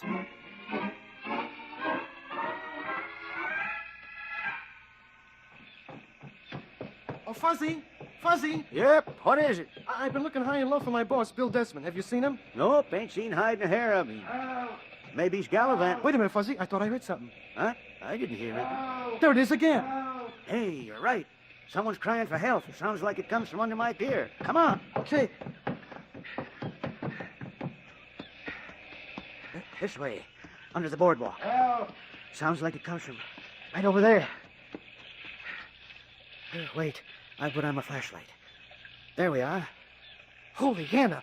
It's Bill. Yep, so it is. Trussed up like a bundle of wash. And the tide coming in, too. Oh.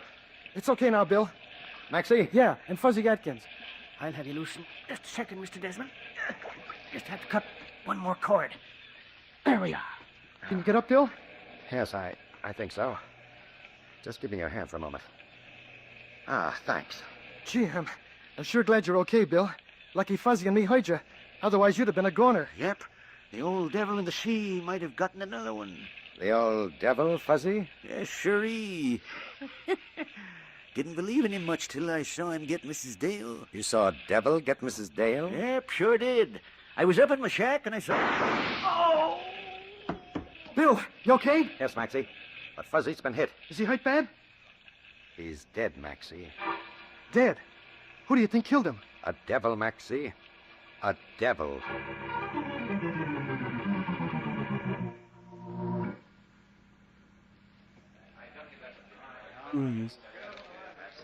Boy, what a layout this Pelican Club has. Look at all the suckers just begging to be taken to the cleaners. Yeah. Did you see Nick, Bill? No, Maxie. Let's try his private office. Right. Here it is. Let us stand guard outside the door, Maxie. I don't want to be disturbed. Okay.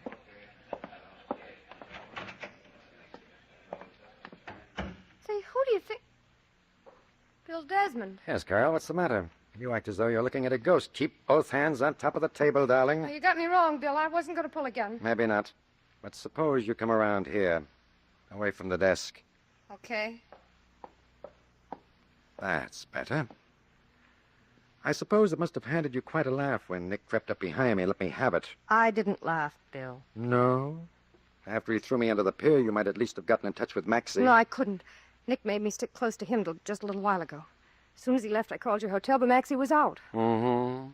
You're fast on your feet, aren't you? You don't believe me? Who do I look like, little boy blue? It's the truth, Bill, honest. Mm-hmm. Well, never mind that now. Where'd Nick go? I don't know. Now, look, Carol. I've got a bump on my head the size of an egg. My wrists and ankles are raw from the ropes cutting into them. I'm in no mood for stalling around. I'm afraid Nick will kill me. Well, now, don't worry. I won't tell him how I found out. Well? He went to see Stokes at his hotel, the Shore Plaza. Honest? Yes. Okay, sweetheart, I'll buy it. For your sake, I hope this isn't another sellout.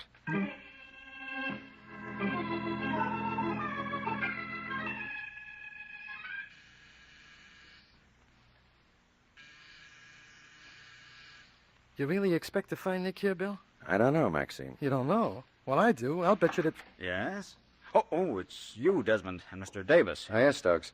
Tell me, is Nick Vero with you? Nick? Why, no. I told you, Bill. I knew she was lying. Quiet, Maxine. Okay. Do you mind if we come in for a few minutes, Stokes? Well, I'm sorry, Desmond, but I'm rather busy. Sorry, too. I want in. Now that you're in, what do you want? Well, Nick Vero. Shame on you. A big boy like you hiding behind the door. No wonder Stokes was so nervous. That gun of yours is almost as ugly looking as you. Close your big yap, Desmond, or I'll fill your teeth with lead. And tell this half-pint sidekick of yours to close that door. Do as he says, Maxine. Sure. That's better. Now, what did you want, Desmond? Oh, I want to talk to you about a number of things. For instance, why you conked me earlier this evening and left me under the pier for fish bait. Me? You're nuts. Oh, I don't think so, Nick. Tell me, did you really want me to end up like Mrs. Dale? Look, Desmond, if you think I killed Mrs. Dale, you're off your trolley. Yeah? Yeah. Carol Carson thought you might have had something to do with it. That's why she buried the body in the sand. Carol acts like a dumb little twist sometimes. For instance, she shouldn't have told you I was here. She didn't.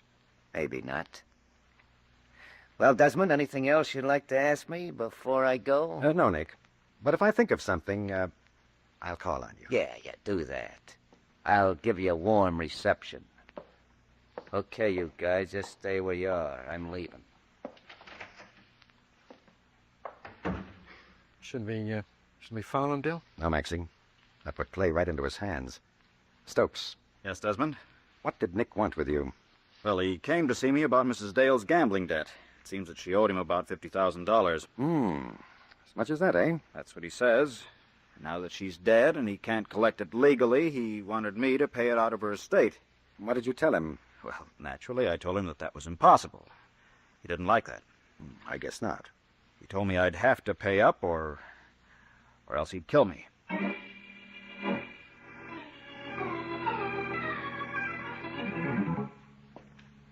What's the matter with you, Bill?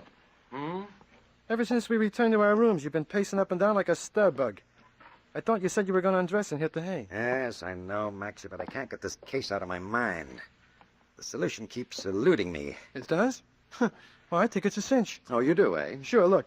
Mrs. Dale probably drowned swimming in from her husband's boat. How about Fuzzy Atkins? Well, Nick was sore because Fuzzy helped pull you out of the water. Ah, no, Maxie, that won't wash. But who else could have killed him? That old devil in the sea he was babbling about? That old devil in the sea. Wait. Maybe Fuzzy wasn't babbling. Huh? Yes. It could tie in with those ashes we found in Mrs. Dale's fireplace. Why, of course. Of course what? Maybe. Oh, see who it is, Maxie. Okay. Billy and Maxie. Oh, Miss Carson. Who's that? Carol? Yes, Bill. I've got to talk to you. Good Lord, what's happened? You look as though you've been through a meat grinder. Nick gave me a beating. Why, the dirt. He was sore because I told you he'd gone to Stokes. Well, I'm going to give him lots more to be sore about. Yes? Nick was in Joan Dale's bungalow last night. I don't know if he saw her, but he took some of her papers. How do you know? I saw her name on the envelope just before he put them in his desk. I see. Come on, Maxie. I want to take a peek into that desk.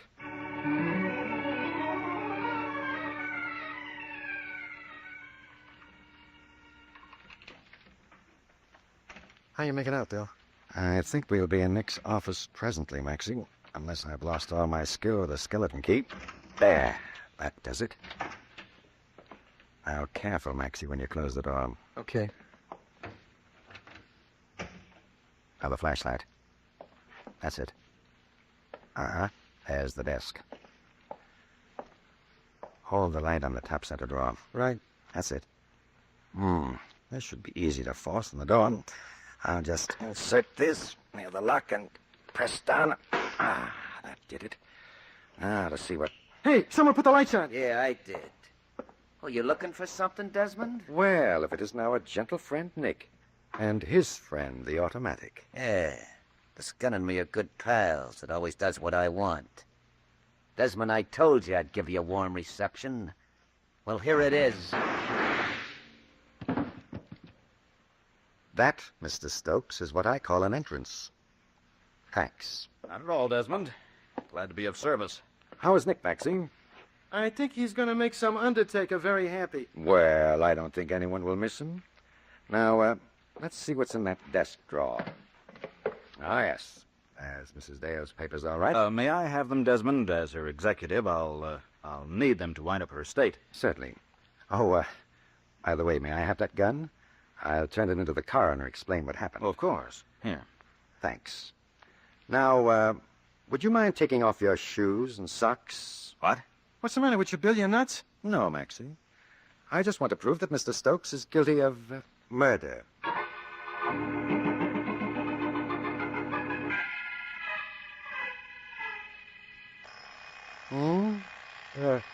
Hey, what time is it, Maxie? 7 a.m. Hey, what's the idea of setting the alarm clock? I've got a date at the beach with Carol Carson. Where the devil are my swim trunks? Wait a minute. I didn't get a chance to talk to you last night. Why did Stokes commit those murders? Well, he'd embezzled a good deal of Mrs. Dale's money. She'd been checking her accounts and discovered the discrepancies. That's why her desk blotter was full of figures. Oh, but how did he drown her in the ocean? He didn't. That is, in the ocean.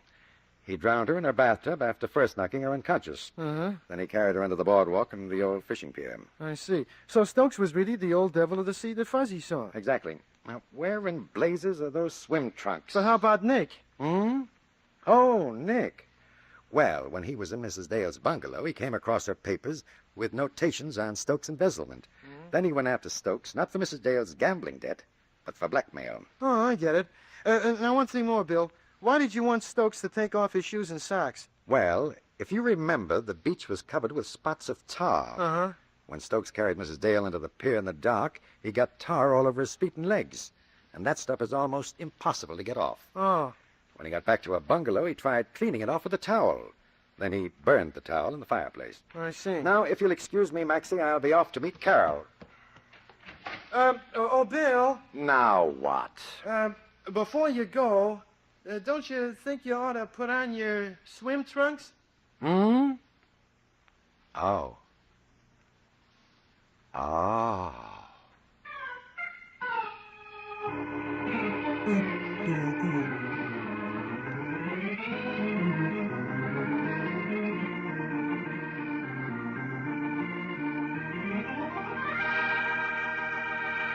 And so closes tonight's story, Death Swims at Midnight. James Erthine wrote the radio script. Roger Bauer produced and directed. Arthur Vinton played the part of Bill Desmond. Murray Forbes was Maxie Davis. Elspeth Eric was Carol Carson. Ralph Camargo was heard as Fulton Stokes. Chuck Webster was Nick Verrill. Joe Latham played Fuzzy Atkins. And Barry Thompson was Martin Dale. Oh, I beg your pardon. Hello, I hope I haven't kept you waiting. This is the Crime Club. I'm the librarian. Yes, come over a week from tonight. Good. We have the very absorbing story of a girl who was forced into a game of terror in which the dice were loaded with death. It's called Sometimes a Sucker Wins. In the meantime, there's a new Crime Club book available this week and every week at bookstores everywhere. Yes, it's available now. Fine. And we look for you next week.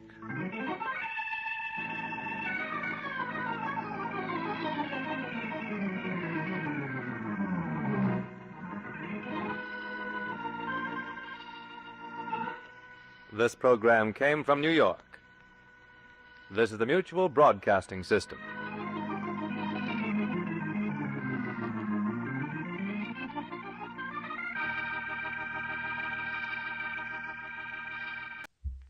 Crime does not pay.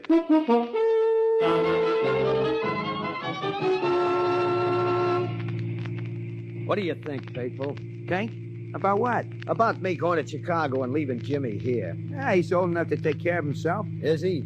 Tonight don't look like it for my money. So what? It ain't no skin off in your nose. Me and Jimmy grew up together. What I done, he done. We've been through a lot together. Well, you ain't married to the dumb jerk. Look, when two guys have been friends, I don't... Look, Rick, you go to Chicago, you get big. Real big. Things being the way they are out there.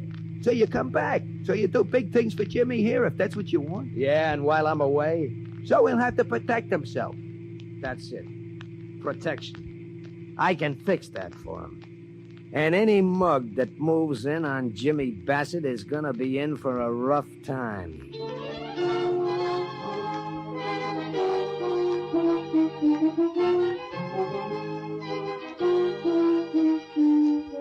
In the interest of good citizenship and law enforcement, we present Crime Does Not Pay, based on the famous Metro-Goldwyn-Mayer series of short subjects. In just a moment, you will hear Thick as Thieves, starring Everett Sloane.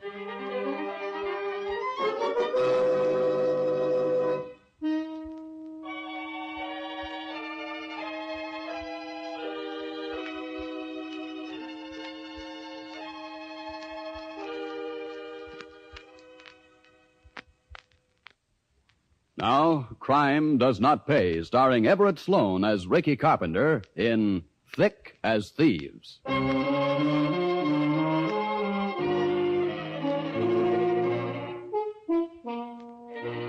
It began, of course, in a slum. Ricky Carpenter and Jimmy Bassett were born there, grew up there. On the way between birth and manhood, Ricky learned many things, Jimmy just a few. By the time young manhood arrived, Rick was Jimmy's hero, his pal, his habit. To Rick, Jimmy was a habit, period. But neither of them thought about it that way. They thought of themselves as friends, inseparable, completely necessary to each other, no matter what the job was that had to be done.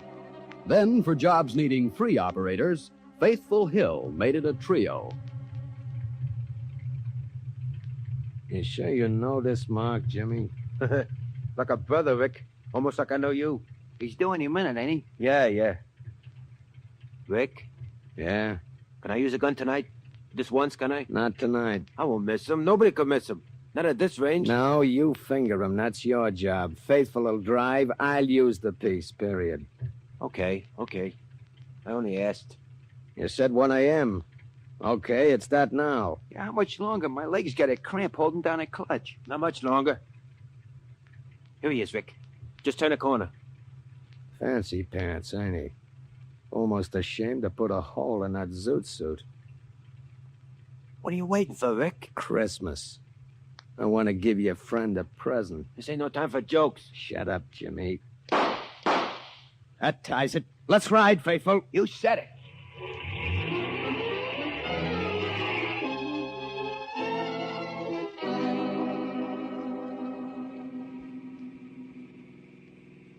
Take it easy, Faithful, and watch the traffic lights. We don't want no tickets now. Right.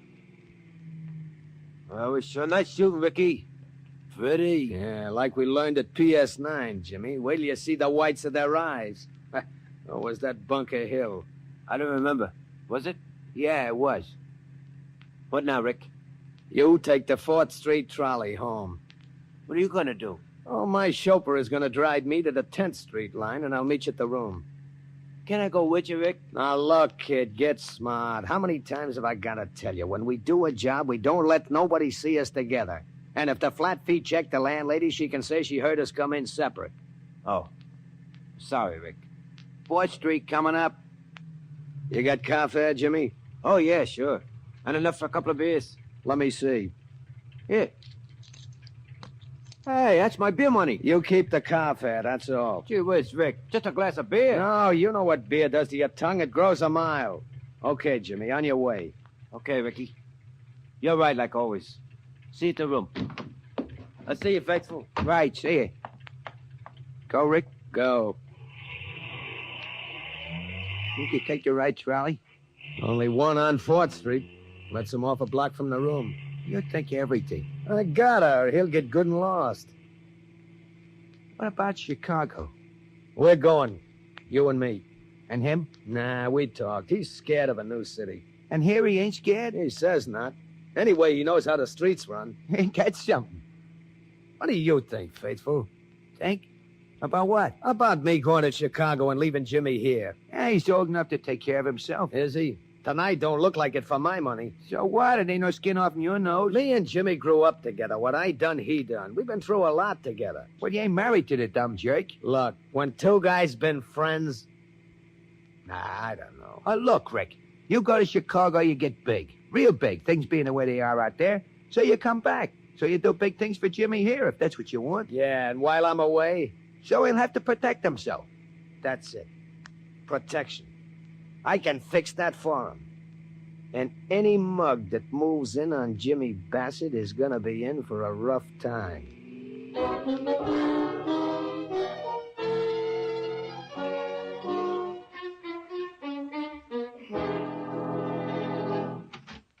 Rick Carpenter's here. Let him in. All right, Carpenter. In here. Real formal, ain't you, Masters? Could be. What's on your mind, Carpenter? Jimmy Bassett. Trouble? So long as I'm out of trouble, so is Jimmy. Till now. What's the matter, you two lovebirds scrapping? Want me to have Hank here do a job on him? Save the jokes. What I want is just the opposite. I'm pulling out, heading west. You and Horace Greeley. Can't say I'm sorry. I didn't think you would be.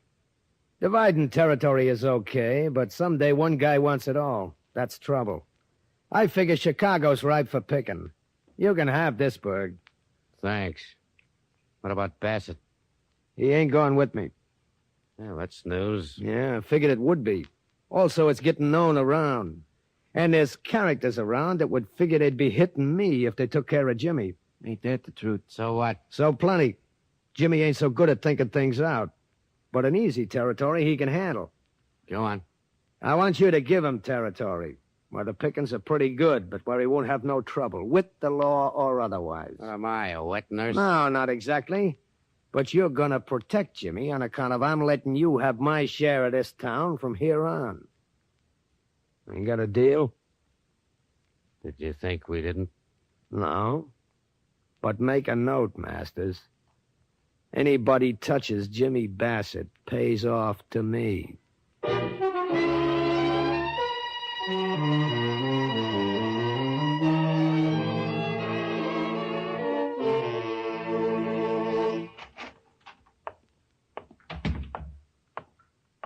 You want to see me, Mr. Masters? Yeah, sit down. Thanks. You know Hank Carter, don't you? Sure. Hi, Hank. Good enough. What do you want me for, Mr. Masters? Ain't I been doing good? Okay. Not so good as Rick in Chicago, but okay. Yeah. He's doing terrific, huh? You hear the latest, Jimmy? No, what? The two big shots out there. They got doing some shooting. Nothing happened to Rick? Nothing, except he's rolling the roost. He's cock of the walk out there. Oh. I always knew Rick would be big boss someday. Yeah, that's why we sent for you. I don't want to go out there. I like it here. Sure, and you've been doing fine here. So good, we want to give you new territory. Thanks, Mr. Masters. I sure appreciate that. We figure you're the man to handle the waterfront. You moving in on Pineapple Johnson's district? Either that or he moves on us. Phil and me figure you're the man to do it. You really think so? Of course we do. After all, everybody knows you're Rick's best friend. And him being so big now, nobody's nuts enough to get wise with you. I get it. You mean Rick ain't even here, but he's looking after me anyways, huh? Right the first time. You want the territory? I always wanted a job like this. Boy, oh boy. Will Rick be proud of me now?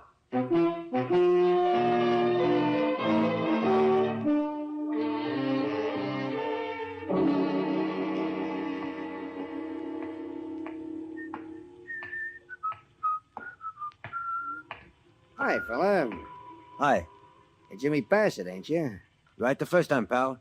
Who you? Name's Johnson. Pineapple Johnson. Hey, I'm glad I ran into you. I've been looking for you. That's so? Yeah. Look, I just want to tell you Phil Masters sent me down here. I should take over. You can still operate, but you got to pay off. Look, you nuts or something? Me? No. Why? You know who you're talking to? You said you was Pineapple Johnson, didn't you? Look, are you smarter than you look or as dumb as you sound? Who's dumb? I told you, that's all. I didn't hear you with my own ears. I wouldn't believe it. Don't you know what happens to little boys like you? They talk to me like this? Nothing happens. Leastways, nothing happens to me. Oh, got a bulletproof vest or something? Don't like them. Uncomfortable. Anyways, I don't need one. I got a friend. I know, in Chicago. I got a friend, too. Right here. See? Yes, nice-looking piece. 38? 45. Makes a nice hole. Nice big hole. I'd like to see it sometime.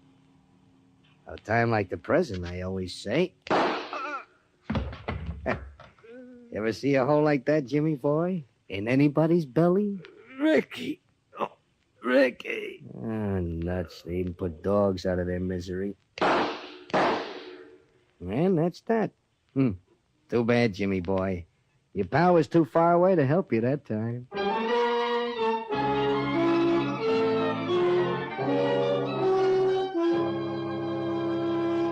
In just a moment, Crime Does Not Pay will continue with Thick as Thieves.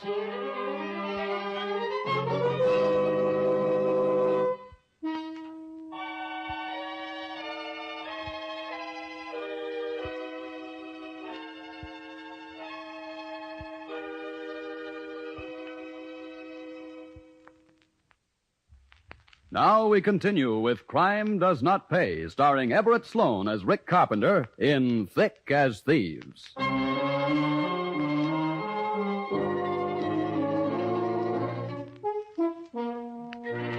Word travels quickly on the grapevine of the underworld. Before the Chicago newspapers carried their brief stories on inside pages of a gang killing on the waterfront of another city, Rick Carpenter knew that Jimmy Bassett was dead. He came back to his native city with just Faithful Hill for company in style. Rick came back in time to join Phil Masters as one of the chief mourners at Jimmy's funeral.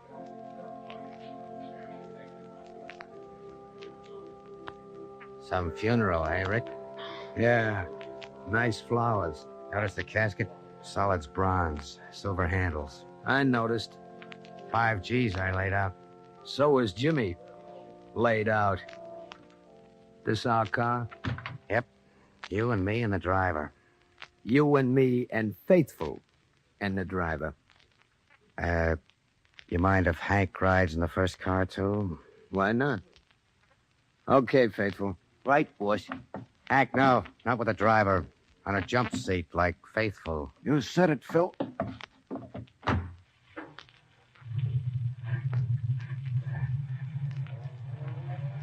Well, Phil? Well, what? You done anything about Pineapple and his mob? Haven't had the manpower yet. You don't need manpower when you use choppers. We ain't up to those modern Chicago methods around here. Not yet. Look, I'll handle this, Rick. Like you handled Jimmy? I figured nobody'd touch him. You figured. Kind of if he was your pal. So you let my pal go down to the waterfront alone without even a piece on him? How should I know he'd be dumb enough to... Shut up. Looks like murder. Look, Rick, the mark is dead. Nothing you can do about that. He wouldn't be dead if you protected him like I said. I told you what to do. You're out of your territory, Rick. You tell him in Chicago, I tell him here. Maybe you told Pineapple, too. I told him nothing. But when I'm ready, Pineapple will be told plenty. You think he'll be able to hear you by that time, Phil? You think he'll be able to hear you?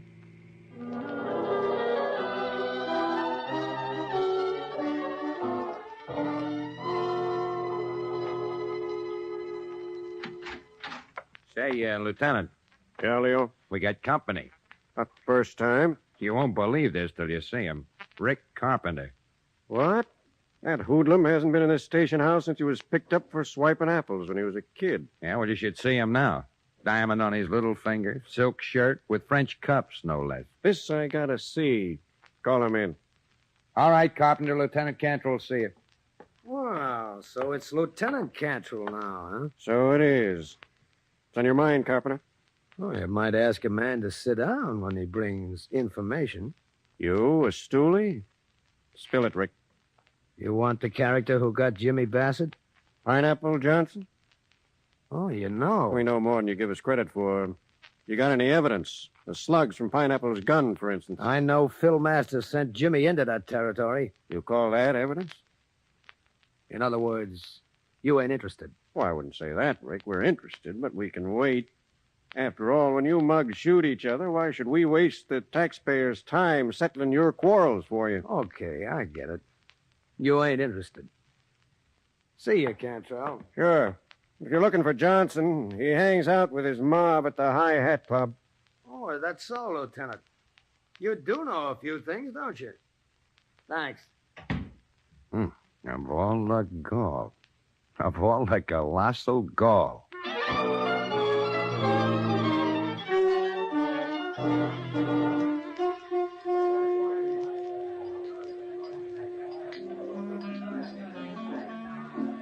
Wish to check your hat, sir? No, thanks. I don't believe in buying back what I paid for once. I want a good table. You have a reservation? No, so what? I'll do my best for you, sir. This way, please. Right behind you. This be all right, sir? It's too far back. There's a fin in it for you if you let me have that table next to the dance floor.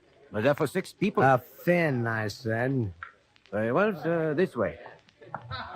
You set us up around here. Here you are, sir. Fine. And for you? Thank you, sir. Oh, waiter. Over there. That party at 10 just across the floor. Is that Mr. Johnson's party? Yes, sir. That's his usual take. Thanks. Thanks very much. Well, don't stand there and stare. Scram, will you? Yes, sir. Of course. Hey, Johnson! You there! Piney Johnson! Hey, you come? What's it, boys? It's Carpenter. You bet it's Carpenter. I thought you'd like to know where you got it from. You and your boys! Ah, shut up. Get out of my way. You want what Johnson got? Get out of my way!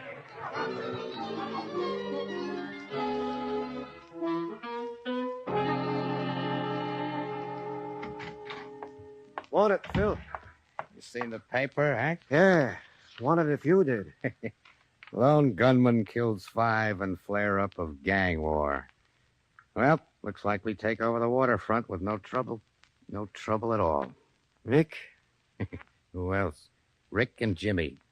They sure were thick as thieves. I've been meaning to ask you, Phil. Did you send Jimmy down there on purpose? Not exactly, but Rick was getting kind of big. There's not much sense in having another boss's pal working for you, is there? Smart. Smart, Phil. Ah, well, pineapple's out of the way. Rick's satisfied. We can forget the whole deal. Any mail? Nothing. Oh, yeah, this was at the door, that's all. It's like a Christmas card. In October? Post office always tells you to mail early, don't they? Let's see. Wow. What do you know about this? Christmas greetings. Thought you'd like to have this now because it's the last Christmas card you'll ever get. Who signed it? Who do you suppose? Rick? Rick.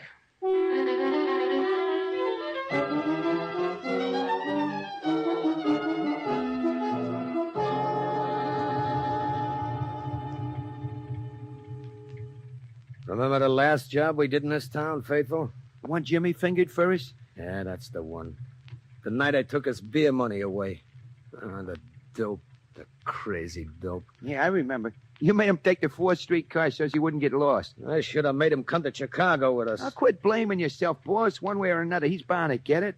His kind always do. I could have protected him. I shouldn't have trusted that bum Masters. Ah, cut it out. Boss, you can't bring Jimmy back. No, but I can sure give him company. See why you don't hire this job out. Not this one. Even with the chopper, broad daylight, it's dangerous. Not for me, it ain't. And I want to see them die. That's all. I want to see them die. But he ain't got long to wait. Looks like Master's car coming this way. There, up the street. Like he owned the town, right down the middle of the street.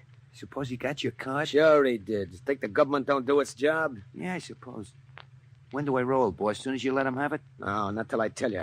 I want to be sure I didn't miss. Hold everything now.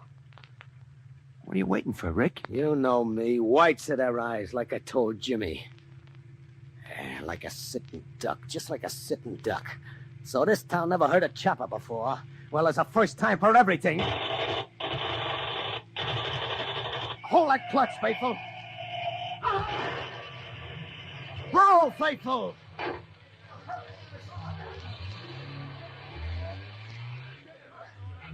I'll set for shooting, Faithful. If I didn't get him cold with the slugs, nobody'll live through that crack-up. Yeah, neat. Get him both ways. Where to, boss? The florist, where I ordered that wreath. And then the cemetery. We're gonna visit with Jimmy before we leave town.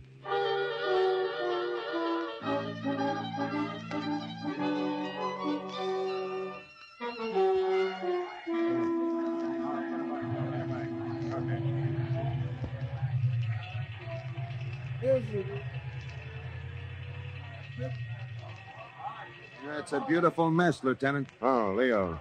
Yes, very beautiful. So were Phil Masters, Hank Carter, and their driver. Accident? Not quite, Leo. Phil's head was shot half off. Hank got it in the chest. Driver died in the crack-up. Any witnesses? The usual. But all the neighbors agreed it was a machine gun. First time around here. Well, nobody will miss them pigeons. Anything to work on or the usual? Christmas card in Master's pocket. Christmas card for the Yeah. I see. Carpenter. Thought you were detailed to tail him. I was. Came over here as soon as we got the flash on the radio. How come? I lost Carpenter. When? Where? Tailed him into a florist shop. He came out, got in a car. Hill was driving. We tried to follow. The cab cut in front, and we lost him. Florist shop? What's he got he needs flowers for? A dame, I suppose. Was he carrying anything when he came out? A box, maybe? No, not a thing. Then he ordered something, probably something too big to carry, or something that had to be made up for him. Too big. Like a wreath, maybe? Wreath. That's it. Let's go, Leo. Where to? Out in the country a ways. Get on the radio. We're going to need reinforcements.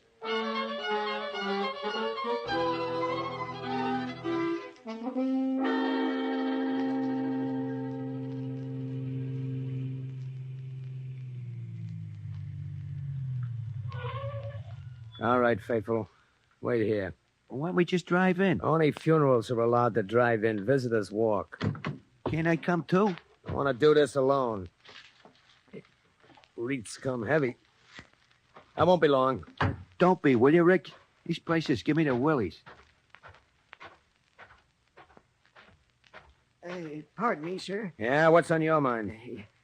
Do you know your way in here, sir? Yeah?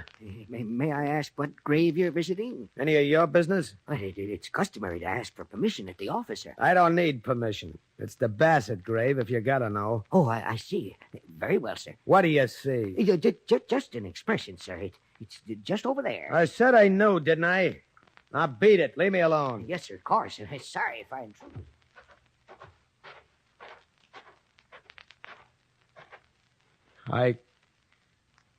I brought some flowers, Jimmy, and... Well, I thought I ought to tell you before I go back to Chicago. They all got it, Jimmy. Every one of them. So you got company. I gave it to them myself, just to be sure. Johnson and his mob, Phil, Hank, every one of them. Caretaker, you heard him say it himself. Oh, yes, Lieutenant, I heard him. Why, you lousy cop! Not even Hey, in the that's Carpenter, cemetery. we got you cold. Jimmy didn't hear you, but we did. Hey, Faithful, start the engine. I'm coming out. Faithful's been taken care of, Carpenter. You went for the wreath, so we outguessed you and got here first, and our friend the caretaker made sure you went to the right place. Yeah, the right place for you and your whole stinking outfit. Ah, watch it. Let him have it. No place to hide out here, Carpenter. Who wants to hide? Are you okay, Lieutenant? Nice shooting. That ground is awful hard when you hit it as fast as we did. Is he dead? Nobody lives with that much lead in him. All right, Leo. We'll drop him at the morgue. Too bad, isn't it? We can't leave him right here.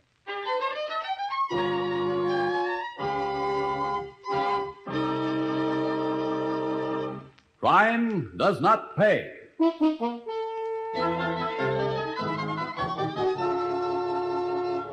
Everett Sloan, who was starred as Rick Carpenter in Thick as Thieves, will be back with you in just a moment.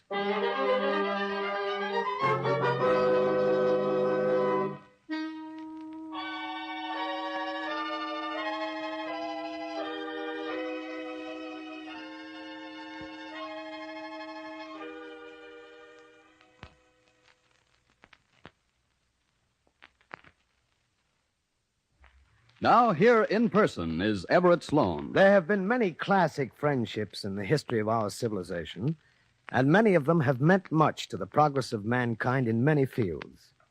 The friendship of Ricky Carpenter and Jimmy Bassett might have developed that way, for good rather than evil, if when they were boys they had been given proper direction, training, opportunity.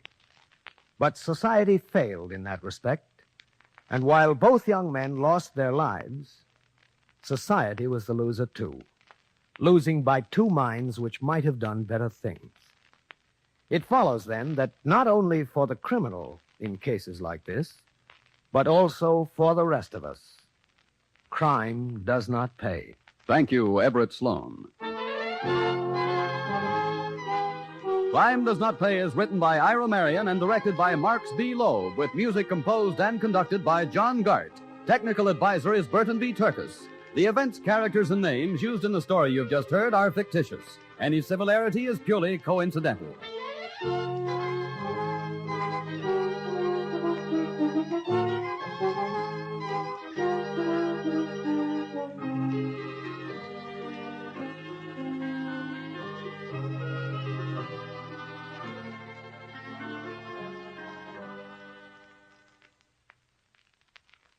This is your FBI.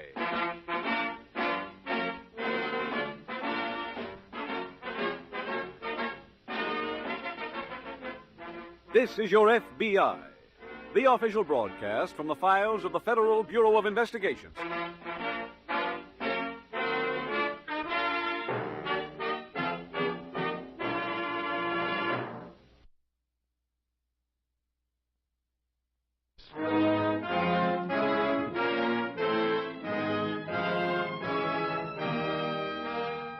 Tonight's FBI file, Yesterday's Killers.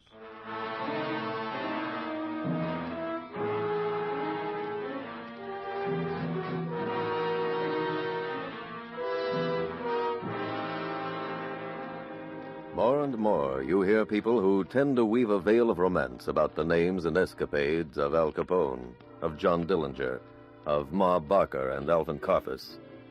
The gangsters who made Prohibition first a laughingstock and then a serious business. Some who listen to this program tonight were not yet born at that time, were not alive to see the mobs of hoodlums who made illegal whiskey the basis for criminal syndicates, were not yet reading a newspaper that morning in 1929 when a trigger-happy gunman walked into a Chicago garage wearing a stolen police uniform and mowed down 7 men. A killing that became famous as the St. Valentine's Day Massacre. Those were the days, you hear people say. And they are right. Those were the days when Al Capone had 3 entire floors in a large Chicago hotel, when the word bootlegger was in some circles a badge of honor, when decent people struggled to get a card of admittance to a smoke-filled cellar so they could drink while rubbing elbows with the dregs of human society. It is one of the jobs of your FBI to make sure that such days never return.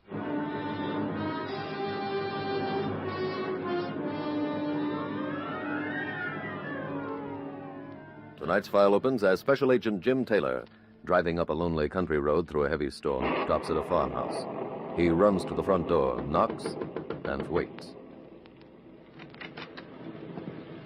Yes? This the Wilson farm? It is. Oh, are you Mr. Taylor? Yes. Oh, please come in. Thank you. My Uncle Bob's expecting you. Here, let me have your coat. All right. That's quite a storm. Oh, yes, we get them out here. Here you are. Well, I'll hang it up. Thank you. Uncle Bob's in that room there. Oh, fine. You can go right in. Thank you.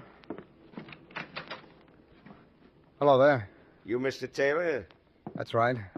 Well, you made good time getting out here. Considering the storm, I guess I did. Sit down. Thanks, Mr. Wilson. Well, I suppose you're wondering what this is all about. I couldn't tell you. I think I know what it's about. Charlie Madison being killed last night, right? Yes. And you know I was there. That's right. We went through his papers today. I can even answer that one. You found a note saying that I was going to kill him. You admit writing it? Sure. I'll even tell you why. First, I think you should know, Mr. Wilson, that anything you can tell me can be used against you. It's your constitutional right to say nothing. Yeah, I know my rights. I still want to talk. Okay. But first, I'd like to ask you a question. All right, what's that?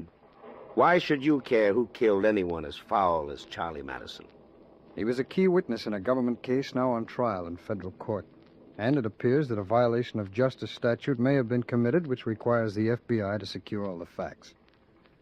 Now, what was your story? Well, first, I'd like you to know that I had a good motive for killing Charlie Madison, and a lot of people did.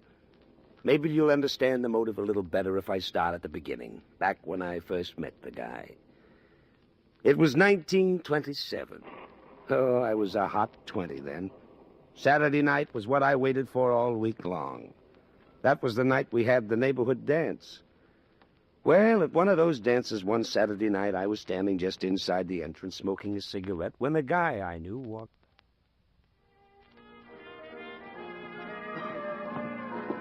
Hi, Bob. Oh, hi, Al.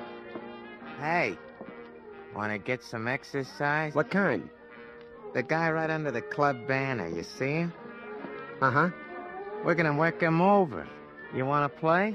Nah, not tonight. Okay. You pat... Oh, Bobby. Bobby, I'm so glad I found you. Mary, what's the matter? I was just down powdering my nose, and I heard Peggy Austin say the fellas are all going to gang up on my date. Is he the one over there? Yeah, right under the banner. Look, Al, George, and Willie are all closing in on him right now. Just because he isn't from the neighborhood. Well, that's his tough luck. Oh, Bobby, do something. Please. Well, why? For me, Bobby. Help him for me. Well... Please. Oh, okay. Look, they're all around him now. Yeah, but nobody's hitting him yet. All right. How many guys you need to be tough? Don't talk smart, brother. Just walk outside. All right, Al, all right. Break it up. Huh? Leave the guy alone. He's okay. Look, stay out of this. I said leave him alone. Oh, no. Oh, yes. Come on, buddy. This is your fight. You better help me. Okay. We're going to have to punch our way out of here.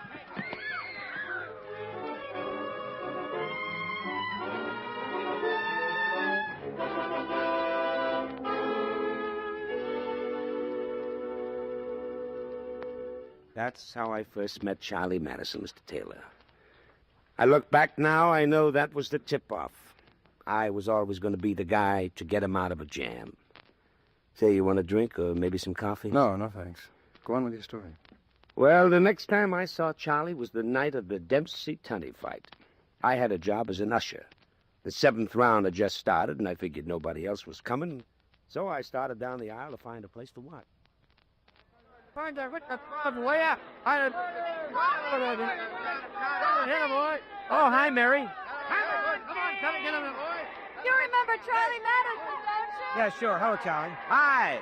Oh, you're the guy. Yeah. Well, I'm glad I run into you. I never got a chance to thank you. Oh, that's okay. Come on, Gene. The left, Gene. Oh, that Tunney looks great, Donnie. I bet on Dempsey. Oh, you're gonna blow it. All Dempsey needs is one punch. Get him, boy. That put it to no one. Come on, Jack. Come on, nail him. Oh, Tunney's got too much legs. Look at him. Stab and run, Gene. Stab and run. Come on, Jack. Catch up with him. I told you I don't do one punch. He can. Come on, Gene, get up. Come on, count. Will you, referee? Start the count. Come on, Gene, get up.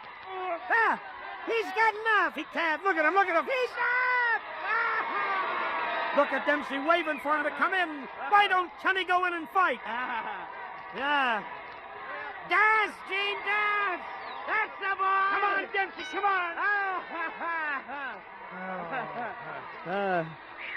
Well, there goes my $10. 10? I thought you made a bet. I got 3 G's on Tunney. 3,000? Hey, you must be doing good. Not bad. Got a little action going for me. Hey, are you working? Me? No. Oh, look, I owe you one. You got a job. Starting tomorrow night.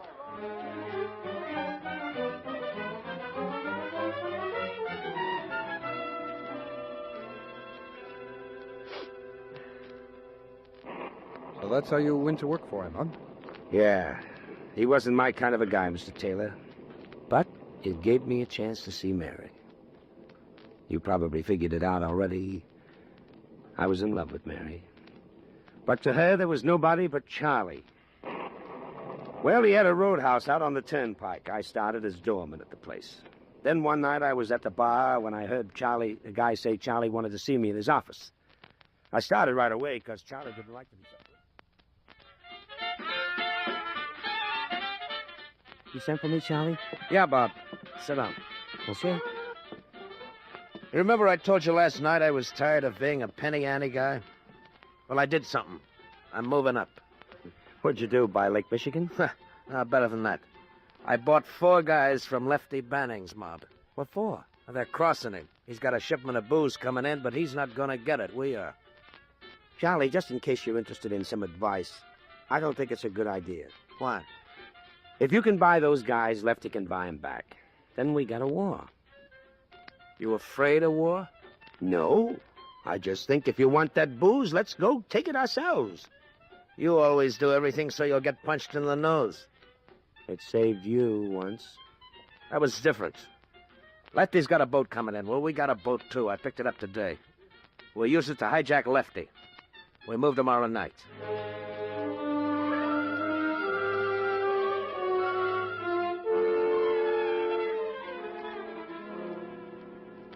Well, Mr. Taylor, we did the job, and it went off just like Charlie laid it out. The next night I was in the roadhouse when I saw Mary sitting alone at a corner table. Hi, Mary. Hello, Bobby. Sit down. Thanks.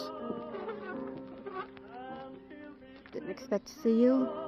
Why not? Figured you'd be celebrating after last night's job. Understand you're all in the big time now.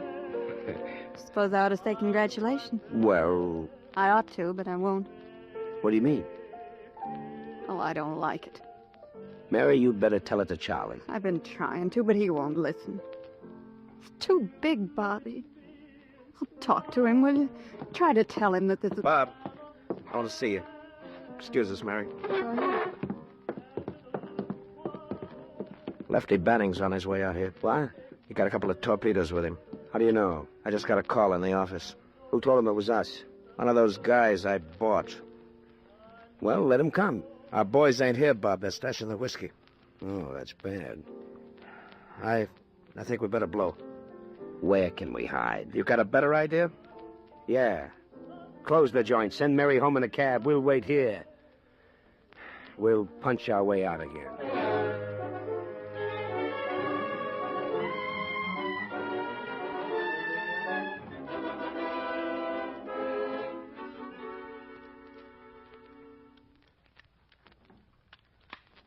What are you doing?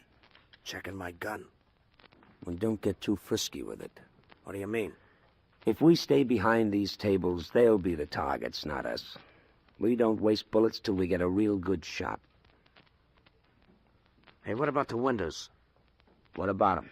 Suppose they start shooting through them. They'll have to break them first, then we'll see them. They won't see us without lights. Well, maybe we've got... Hold it. Car coming in. Uh-huh. Stopped.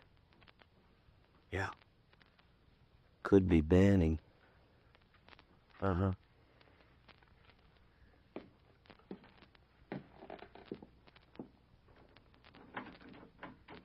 They'll have to shoot. Have the lock off.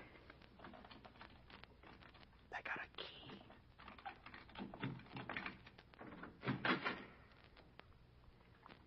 All right, Madison, come on out.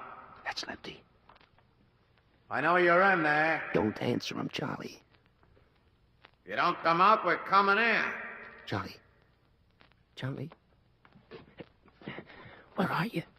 Giving you one more chance, Madison. Now come out with your dukes up or we're coming in. He's gone. He left me. Okay, Madison, you had your chance. Madison ain't here. But I am, and here I come.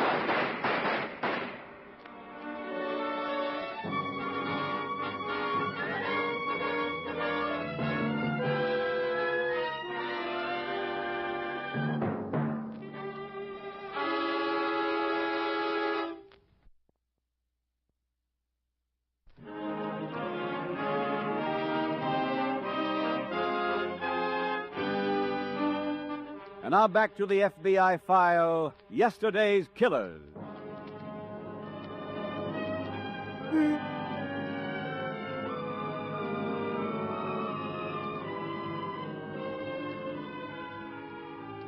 Life in the United States has changed so much since the 1920s that comparisons are needless to prove the point. In one respect, however, there has been little change, and that is the state of mind which results in the constant growth of the criminal army.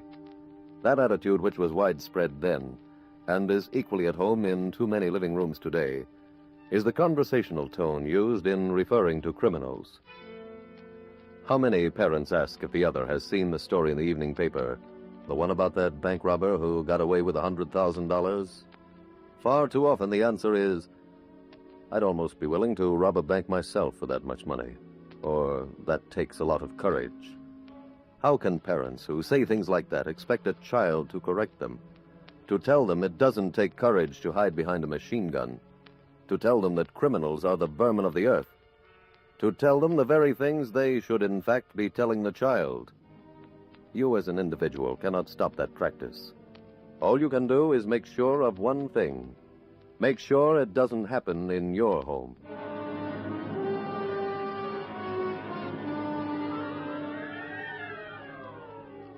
Tonight's file continues at the farmhouse where Bob Wilson and Special Agent Jim Taylor sit talking.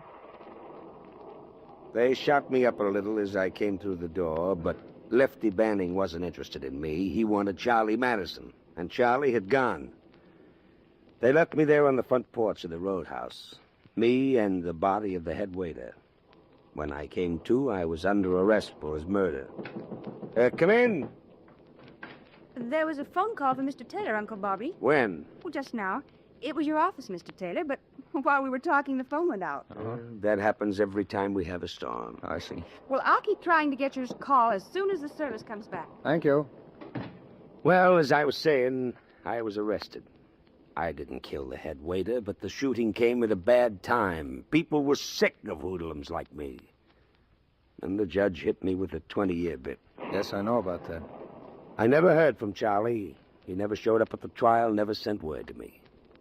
I did hear he and Mary got married, had a kid, a daughter. Well, after 3 years, I got word I had a visitor. It was Mary. I didn't want to see her, so they told her I was sick. She came back the next day and the next. Finally, I went down to the visitor's cage, and there she was. Hello? I'm sorry you've been sick, I ain't been. but they told me. I didn't want to see you. Look, there's a reason for my not having come here. Charlie told me you double-crossed him. What? He said you were trying to get some of your friends to kidnap our little girl. Mary, you believed him? I was in love with him. Was? He's a big man now. Too big for me. His lawyer's arranging for a divorce. I'm going away. Where? I don't know. But I'll write to you. You're going to be close enough to visit me again? I don't know. If I am, I will. If you're not, we've got a date in 17 years.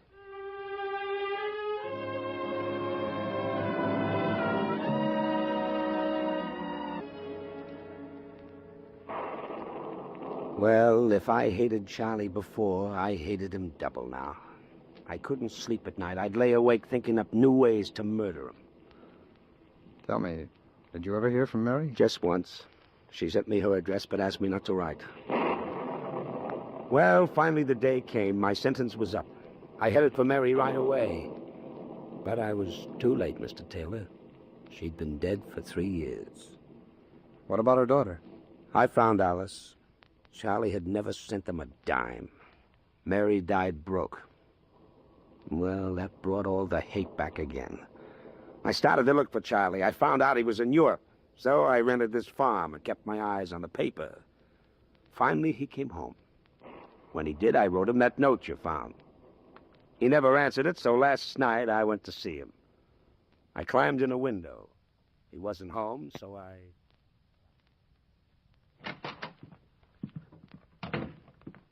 Hello, Charlie. Huh? Remember me? Bob Wilson. Oh, sure. Sure, hello, Bob. This ain't a social visit. Okay. I've come to have a talk with you. A talk I've been waiting for 20 years. Look, Bob, it's late. Why don't you come around tomorrow? We're talking tonight. Okay. What are we talking about? Your wife and your daughter. My wife's dead. I know. You sent flowers. That's right. Why didn't you send something when she was alive, like dough? I didn't know where she was living. You're a liar. Now, wait a minute. Listen, you've lied about everything from the first day I met you. Look, is that what you came here to tell me? No. No, I came here about your kid. What about her? You've got a chance with her, Charlie. A chance to make up for all the things you didn't do for Mary. Whatever I do with the kid is my business. Oh, no. No, I'm making it mine. You're going to give that kid dough. A lot of dough. $50,000 worth. 50, that...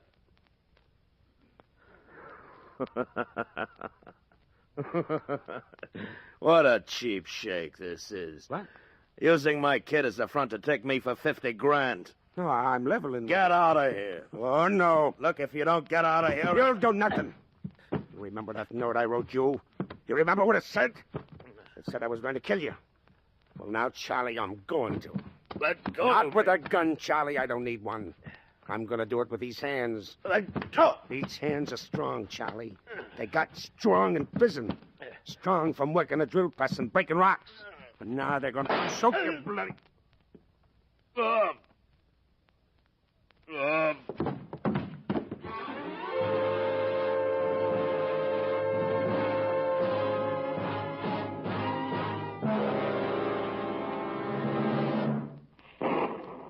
Mr. Wilson, didn't you tell Madison you didn't have a gun? I didn't. That shot was fired through the window. Oh? Well, why didn't you report that to the police?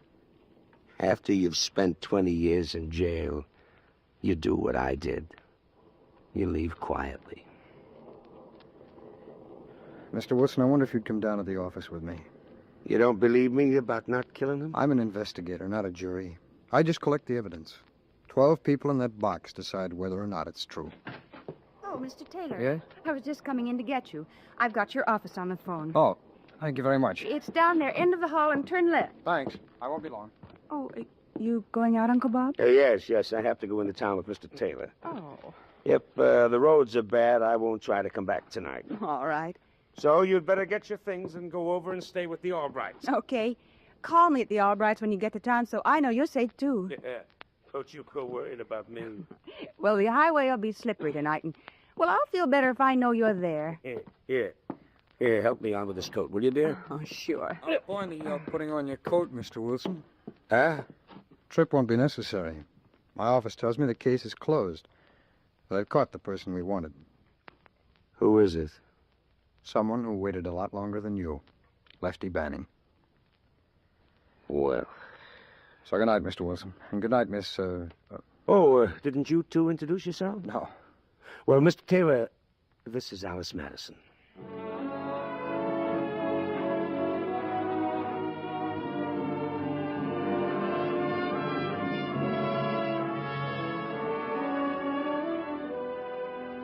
As Jim Taylor said, the FBI secures the facts. In their investigation of the obstruction of justice, their facts led to the identification and conviction of Lefty Banning in state court for murder.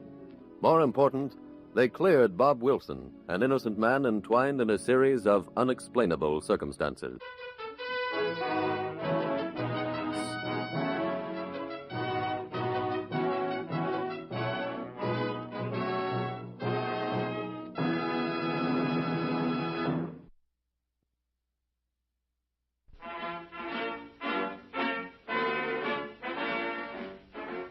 The incidents used in tonight's broadcast are adapted from the files of the Federal Bureau of Investigation. However, all names used are fictitious, and any similarity thereof to the names of places or persons, living or dead, is accidental.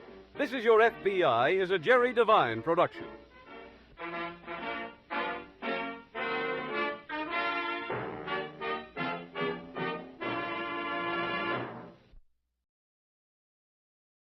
And now, the MOLLE Mystery Theater, presented by MOLLE.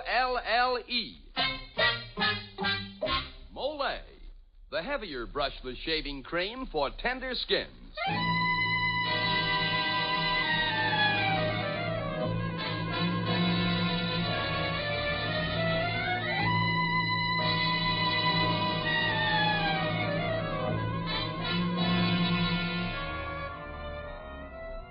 Good evening.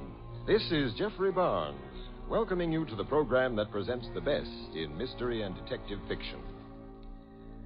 Tonight we bring you, as a return engagement, one of the most successful plays ever presented on the Mystery Theater. It's entitled Murder Without Crime, and was written by J. Lee Thompson and Jack DeLeon. Barry Kroger, featured recently on Broadway in the play Thérèse, is the star of tonight's story and will be heard as Matthew. John Sylvester plays Stephen. And by the way, a most important element in tonight's play is a piece of furniture, an ottoman. Not like the usual footstool, but quite large. Large enough, in fact, to hold firewood or perhaps a body. Say, look here, Dan Seymour. How can you laugh at such a grim thought? Well, a man can laugh at worse things. For instance, shaving torture. You know, a lot of men can laugh at that because they use MOLLE, the heavier brushless shaving cream. Yes, sir, with MOLLE, it's smooth. So smooth. It's slick. So slick. It's a smooth, slick shave you get with MOLLE. MOLLE, the heavier brushless shaving cream for tender skins. That's right. MOLLE is the shaving cream that's heavier, the cream you need if you have a wiry, hard-to-cut beard or tender skin. Because MOLLE is heavier, it not only softens your whiskers, it stands them up straighter and makes it easy for your razor to cut them off. So you shave faster, closer, easier, and you shave painlessly with MOLLE, the heavier brushless shaving cream for tender skins. Now for tonight's MOLLE mystery, Murder Without Crime.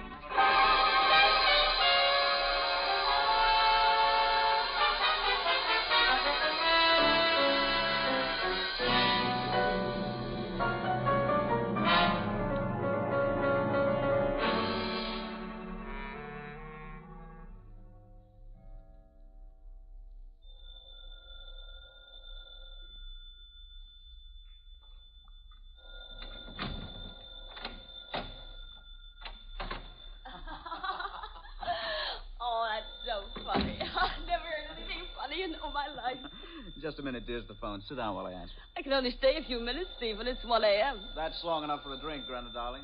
Are you thirsty? I'm always thirsty. Hello?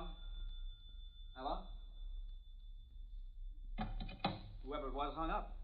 Must have been a wrong number. It probably got tired of waiting. What are you staring at, darling? That picture on the mantelpiece. It wasn't here the last time I was here. That's Jan, your wife, isn't it? Uh-huh. It's a picture Jan taken just before she left me. Oh, well, I'm not going to worry about her. Turn on the radio, darling. I feel like music. Something soft and sweet to fit my mood. Sure. Come and sit on the ottoman with me. Oh, darling, this is so wonderful. Soft light, sweet music. Whom do you love? You. Oh, let me hear you say it. I love you. Say it with more passion. I love you, I love you, I love you. I wanted you to act more like a lover, not like a caveman. You keep that up, I'll go upstairs to your landlord for protection. Ah, Matthew will do you no good. You are entirely in my power. Oh, darling, I love you more than anything in the world. More than you loved your wife? Jan? She means nothing to me anymore. Oh, now what? Turn off the radio, darling. All right. Hello? Stephen, this is Jan. Jan? Stephen, what's the matter? Matter? Nothing at all. Are you alone? Yes, of course. Darling, speak louder. I can't hear you. I said I am alone. Then could you meet me? Where are you? I'm at the Nelson Hotel. All right, I'll be right over. Stephen, do you love me? You know I do. I always have. Darling, do you want me to come home? Yes, dear, but I'll come and get you. Goodbye. Goodbye, Stephen. I'll be waiting. Who was that? Why, it was Jan, wasn't it? Yes. Is she coming back to you? Well, she wants to. Oh, she does. And all she has to do to have you running in dizzy circles is drop a nickel on the pay telephone. Now, look, darling, I hate to have to ask you to do this especially tonight, but I'm afraid we'll have to call it off. Really? Now, please don't make a scene. I'm sorry, darling, but you'd better go home. I'll phone you later. No. She'll not get you back. I won't give you back to her without a fight. I won't leave. Perhaps I can change your mind. I'll write out a check for you. A check? You think you can buy me off? All you have to do is to run to your checkbook. Oh, I'm sorry. I shouldn't have said that. It was rotten of me. Brenner, what are you doing? Don't take that dagger off the wall. Leave it alone. All right, Steve. Go ahead. Go ahead, beat your wife. Tell her how you love her. How you've always loved her. Meet her. But when you come back, I'll be dead. My dear, you're not doing your nightclub act now, you know. And be careful with that dagger. It's sharp, even if it is old. I said I'd rather die than give you up. Well, I meant it. If you're thinking of taking such a step, I'd suggest another method. This might be bad, you know. Men don't like their women scarred. I'll show you. You dirty rotten. Oh.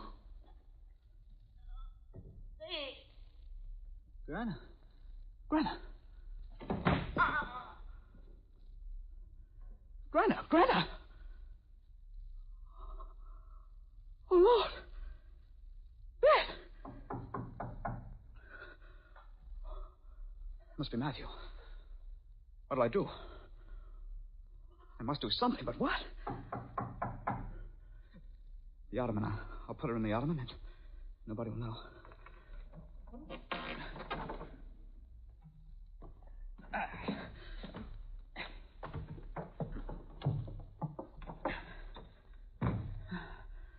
Oh, gotta take the dagger. Just a minute. Gotta clean the blood off this dagger. There. Put it back. Yes, I'm coming. Just a minute. Oh. Hello, Matthew. Stephen, I was just leaving my apartment upstairs when I heard something, and as your landlord, I thought... My dear man, you look ghastly. What on earth have you been doing? Doing? No, nothing. Are you sure? Do you mind if I have a drink, Stephen? Help yourself. Thanks. You gave me quite a fright just now. Oh? How? When you didn't answer the door. In fact, I had to summon up all my courage to come in at all. Good heavens, why? I don't know. I should have said, I wondered if you would answer the door. Why shouldn't I answer the door? Oh, I thought perhaps you might have got tired of it all, or whatever people get tired of when they make up their minds to blow their brains out. I was quite prepared to find you dangling someplace. Why should I want to hang myself? Well, I heard a rather loud gasp, almost a scream. You know, the kind of a scream you expect a woman to give when she finds her lover dead. Oh, it's probably a wild party across the street. Strange. I could have sworn it came from here. Well, it didn't. Well, Matthew, I don't want to turn you out. By the way, is Grenna here? Grenna? Good Lord, no. I could have sworn I heard you coming in with her a few minutes ago. Well, you're wrong. Now, Matthew, you must go. Oh, must I? I was hoping we could chat a while tonight. Anniversaries are so fast, don't you think? Anniversary? What anniversary is this? It's yours. 4 years ago tonight, you came to live here. Remember?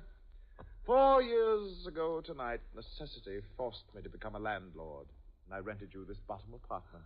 Well, this house was certainly too big for one person. What are you staring at, Matthew?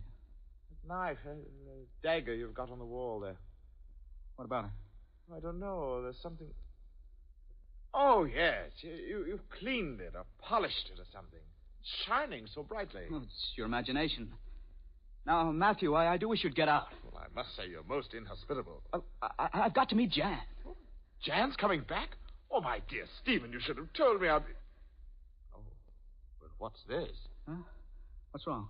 That handkerchief in your breast pocket. Oh. It's covered with blood. Yeah, I cut myself on a glass. You cut yourself rather badly from the looks of the blood. Where? Where'd you cut yourself? My wrist. Well, let me look at it. You know these things can be dangerous. No, I'm all right. Let me alone. Well, if you insist. Good night, Matthew. Yes. Good night. Oh, thank heavens he's gone.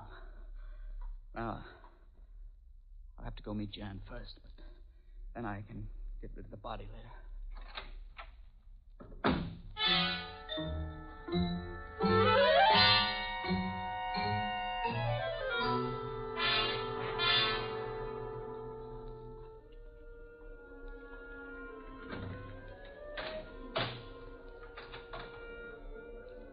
Stephen?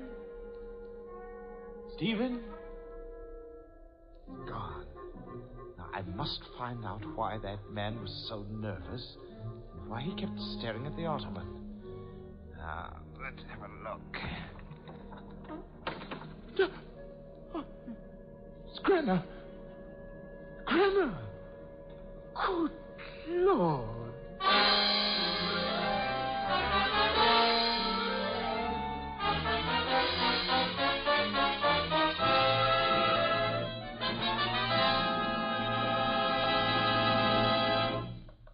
As the curtain falls on Act 1 of tonight's play, Matthew runs into a bad situation. As for Stephen, well, it looks as if he's gotten into even worse trouble. Wouldn't you say so, Dan? Yeah, Mr. Barnes, he's as bad off as the fellow with the TWs. TWs? What's that? Why, that's when a fellow has, tough whiskers. Now, that kind of fellow can be in real trouble every time he shaves. But not if he shaves with MOLLE, the heavier brushless shaving cream for tender skins. Yes, MOLLE is a heavier cream. The cream that not only softens your whiskers, but holds them up straighter and lets your razor cut them off close and clean. With MOLLE, you shave faster, closer, easier, and you shave painlessly. Try it. See if you don't say, it's smooth, so smooth. It's slick, so slick. It's a smooth, slick shave you get with MOLLE. MOLLE, the heavier brushless shaving cream for tender skins. And now back to Jeffrey Barnes and Act 2 of Murder Without Crime.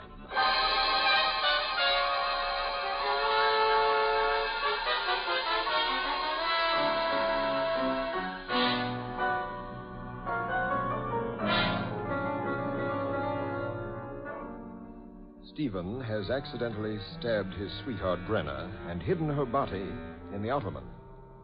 Unknown to Stephen, Matthew, his landlord and neighbor, has entered the apartment and discovered the body. And now Stephen returns home with his formerly estranged wife, Jan.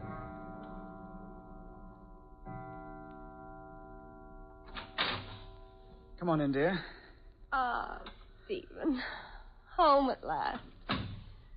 Well, it doesn't look too bad, darling. Oh, you know it's a mess. I wish you had given me a few hours to clean up a bit. Men aren't good housekeepers, you know. Stephen, you'll have me thinking you didn't really want me to come home. Oh, that's ridiculous. Oh, Jan, if you had only never gone. Well, I'm back now, darling. Yes, you're back, and it's wonderful. Jan, I love you. I really do. You know that. Who could that be? Hello, Matt. Jan, my dear. Hello. Good to see you again. Oh, you're looking even more beautiful than when you went away. Well, that must be because I'm so happy to be back with Stephen. Has he been bad while I was gone? Jan, much as I hate to drive that light of ecstasy from your eyes, Stephen has had a ravishing blonde up here every night of the week. Oh, what's more, I believe you. Well, Stephen, you and Matthew chat while I freshen up a bit. I won't be too long. She's beautiful. Perfectly beautiful. You know, Stephen, if I were 10 years younger, I'd take her away from you. No chance. Am I as bad as all that? I came down, Stephen, because I seem to be hearing too many things tonight. Remember how I thought I heard Grenna with you earlier? There's nothing worse than an imagination, unless it's a conscience.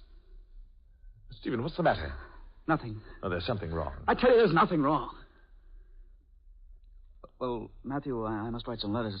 I must say, Stephen, you're not at all the genial host tonight. Whenever I'm alone with you, you spend all your time thinking of schemes to get rid of me. I really brought you an important message. Well, what is it? I have a friend who has lots of money. He said you always wanted to get rid of that ottoman, and he wants to buy one. Oh, so? So I sold him yours. Mine? But I'm afraid I couldn't... Don't be silly. You've always complained about that ottoman being an eyesore. You can't have any reason for not wanting to sell it, can you? Oh, of course not. As far as I'm concerned, you can take the thing out tonight. Can I? Oh, what's this book lying on it? Crime and Its Consequences. What a pedantic title. But interesting, isn't it, Stephen? Uh-huh. Listen to this passage. No murderer can boast he has committed the perfect crime if the body of his victim is discovered. Stephen, doesn't murder fascinate you? Well... Of course it does. Everyone loves a murder. And shall I tell you why? It's because they think that murder can never touch them. You, for instance. You can't possibly imagine yourself being involved in a murder, can you? I suppose not. But why not? Stephen, why did you tell me that Grenna wasn't up here tonight? Why? Because she wasn't here. Shall I tell you how I know she was up here, Stephen? By her scent. Jasmine. Oh, well, as a matter of fact, she was here, but only for a few minutes, and then I made her leave. I thought it wiser, what with Jan coming home. And she left without a scene. Then she must be waiting for you somewhere else. Oh, that's what you suspect. I'm sorry, Matthew, you're barking up the wrong tree. Well, I feel better. What's the big joke? Well, I've just accused your husband of planning to lead a double life with another woman. And apparently he finds it amusing. Ah, the ravishing blonde. Where do you think he's keeping her, Matthew? Well, from the way he's been acting tonight, you'd think he was keeping her right here. Perhaps in that ottoman. I've had all your idle talk I can stand, Matthew.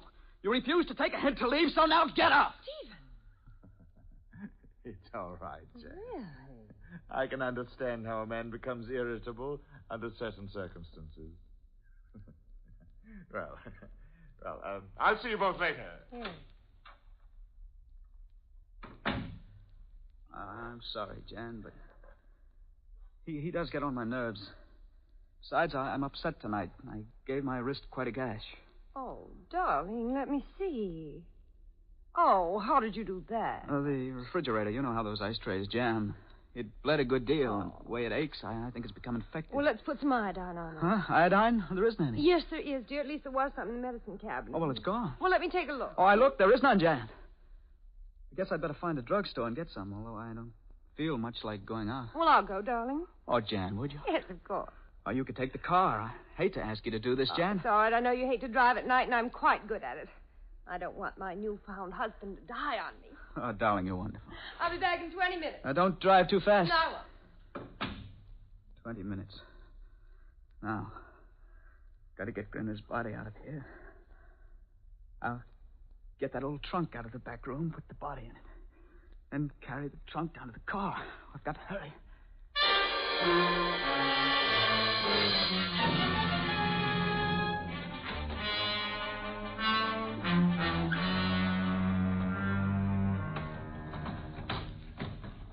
This darn trunk is heavy.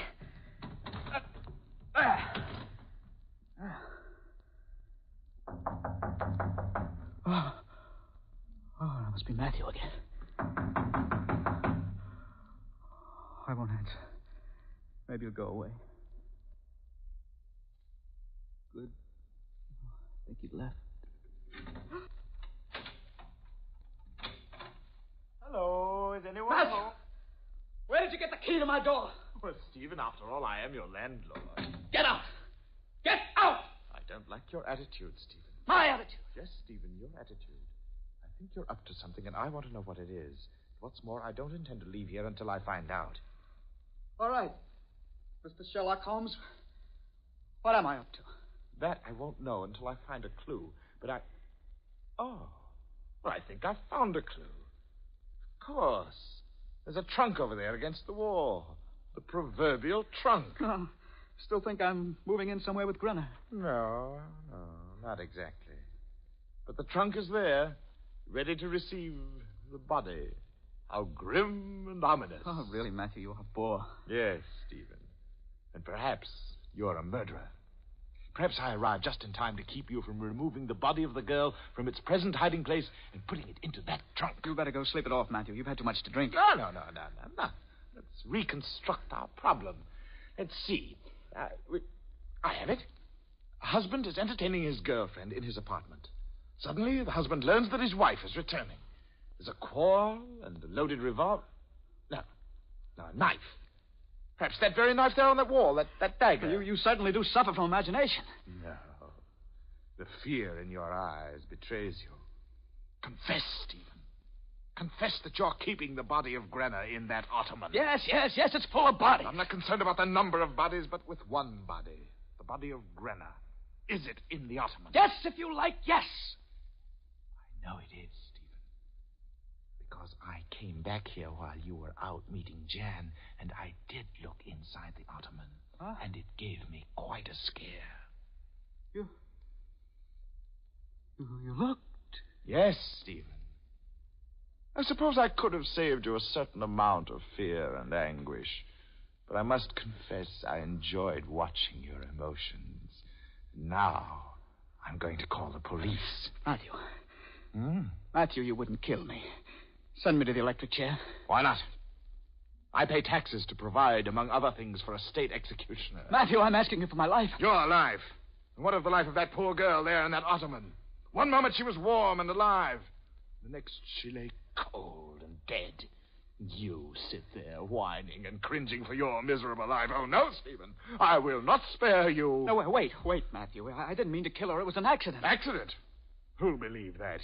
A man stabs his sweetheart the same night his estranged wife returns. Oh, really, Stephen? Really? Matthew, think of Jan. You once said you'd do anything for her. Hasn't it occurred to you that perhaps Jan might find consolation with me? You? Yes. Was that so fantastic? You mustn't send me to the chair, Matthew. I'm afraid. What of it? We're all afraid. I can remember as a small boy thinking about death. I used to lie in my bed and I'd wonder what it would be like if I didn't wake up the next morning. It gave me a peculiar sensation to frighten myself. Then you couldn't turn me in. No, but I could. Matthew. To my mind, the greatest of all emotions is to feel other people suffer. No. I'm the sort of a man who likes to stand outside a prison in the gray mist of an execution morning, Matthew, no. to see the poor wretch taken from his cell and hear the prison clock chiming the hour of his deliverance. Stop! You've got to have mercy! But you're wrong, Stephen. I don't have to have mercy. You listen to me. You're going to die, Stephen. Do you hear? You're going to die.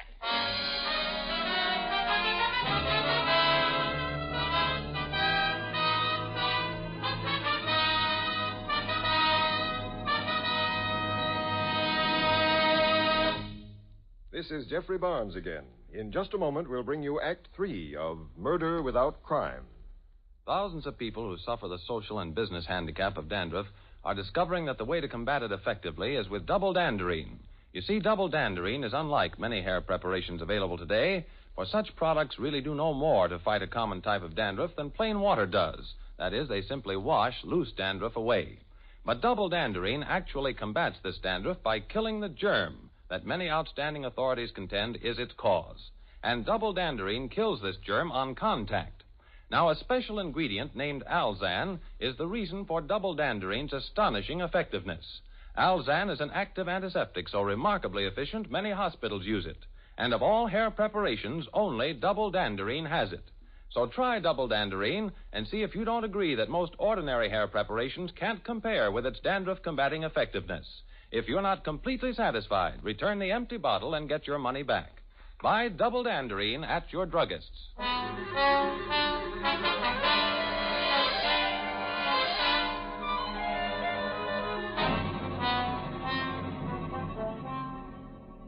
Matthew, you can't turn me over to the police. I'll kill myself first. I'll kill myself. What? And keep me from the pleasure of seeing you squirm in court? Oh, no, Stephen. You're going to die properly and legally. And after that, Jan and I will... Matthew, can't we talk this over like civilized human beings? Of course. Let's sit down and be rational. Let's have a drink. Drink? That's a wonderful idea. Shall I fix them? No, I shall. I'm the host. Oh, yes. And I'm the guest, and it's about time you treated me like one. Wait. No, wait. It's not like you to be so generous pouring your drinks, Stephen. It's just occurred to me that I can't see exactly what you're doing. You're not putting deadly nightshade into my drink, are you? Don't be silly. Here's your drink, Matthew. Well, I don't like to appear to have a suspicious nature, Stephen, but I think I will feel better if we exchange glasses. But... No, I insist. Here, you take my glass, I'll take yours. There. I insist on having my glass back, Matthew. No. You must not drink from that glass. And I insist that I must drink from that glass. Your health. Matthew, no. It's excellent, Stephen. Now I feel a generous mood coming on me. Perhaps I shall leave off tormenting you soon. You know, I've enjoyed myself more in the past hour than I have in years. Have you, Matthew? And would you like to know why? Because, Stephen, I've hated you for as long as I can remember. Hated you and envied you. Because you've always had the things I wanted. Plenty of money. Jan. Even Grenna. But you never showed it. Especially I hated you for your way with women. They like you. And they've never liked me. And yet I love women. And I desire them. And I'm strong. You weak, cowardly... Have you quite finished, Matthew? Something's wrong.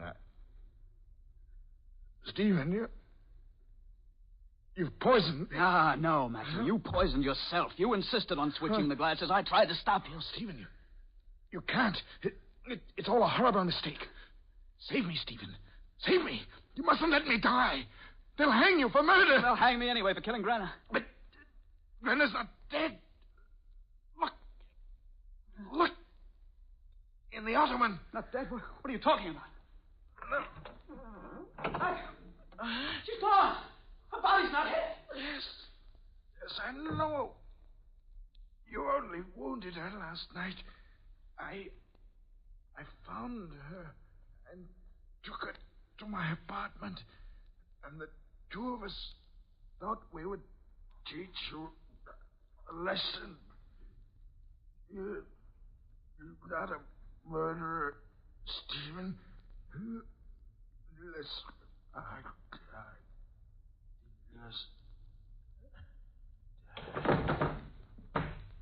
Matthew. Matthew. Hello? Stephen, this is Grenna. Grenna? Yes, Stephen. I'm alive. I'm here alive. Stephen,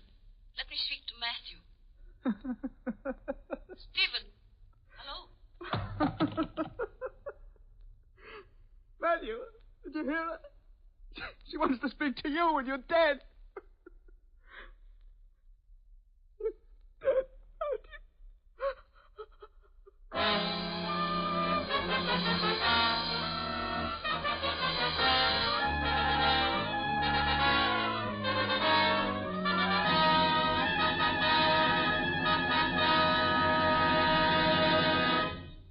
And now this is Jeffrey Barnes again, inviting you to be with us next week when we present The Further Adventures of Kenny Andrews. A few weeks ago, we introduced a funny little smart guy named Kenny Andrews. He made a great hit, and we've received floods of mail demanding his return. So next week, smart little Kenny, who thinks he has an angle for any situation, returns in a mad adventure when he becomes entangled with big-time gangsters and a lovely girl named Nikki Passions. The original music for the Mole Mystery Theater is composed and conducted by Alexander Semler. Murder Without Crime, written by J. Lee Thompson and Jack DeLeon. Barry Kroger and John Sylvester were featured in tonight's program. This is Dan Seymour saying goodnight until next Friday at this same time when the Mystery Theater presents The Further Adventures of Kenny Andrews. This is NBC, the National Broadcasting Company.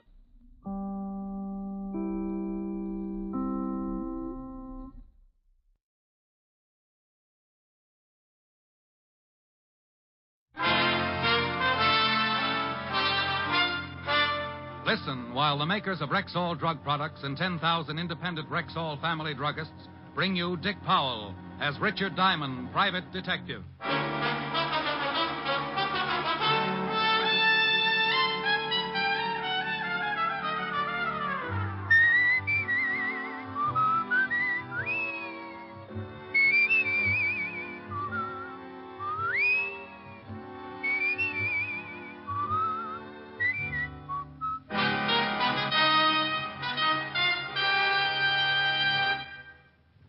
Good evening. This is your Rexall family druggist, speaking to you for the 10,000 independent druggists who have made the word Rexall part of our own store names, and who recommend and sell the 2,000 or more drug products made by the Rexall Drug Company. Like MI-31, for example, Rexall's popular mouthwash, gargle, and breath deodorant. Full-strength MI-31 kills contacted germs in seconds. Its zippy, tangy quality leaves a happy aftertaste. For a reliable yet refreshing mouthwash, use Rexall MI-31. And remember, you can depend on any drug product that bears the name Rexall. Good health to all from Rexall.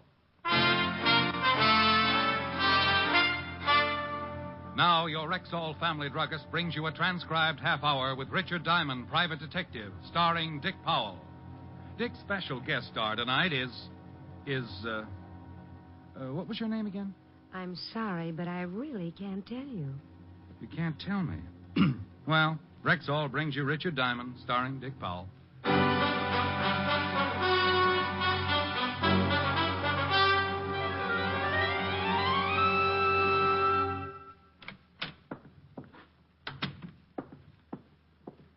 Wow. Morning, Mr. Diamond. Morning, Charlie.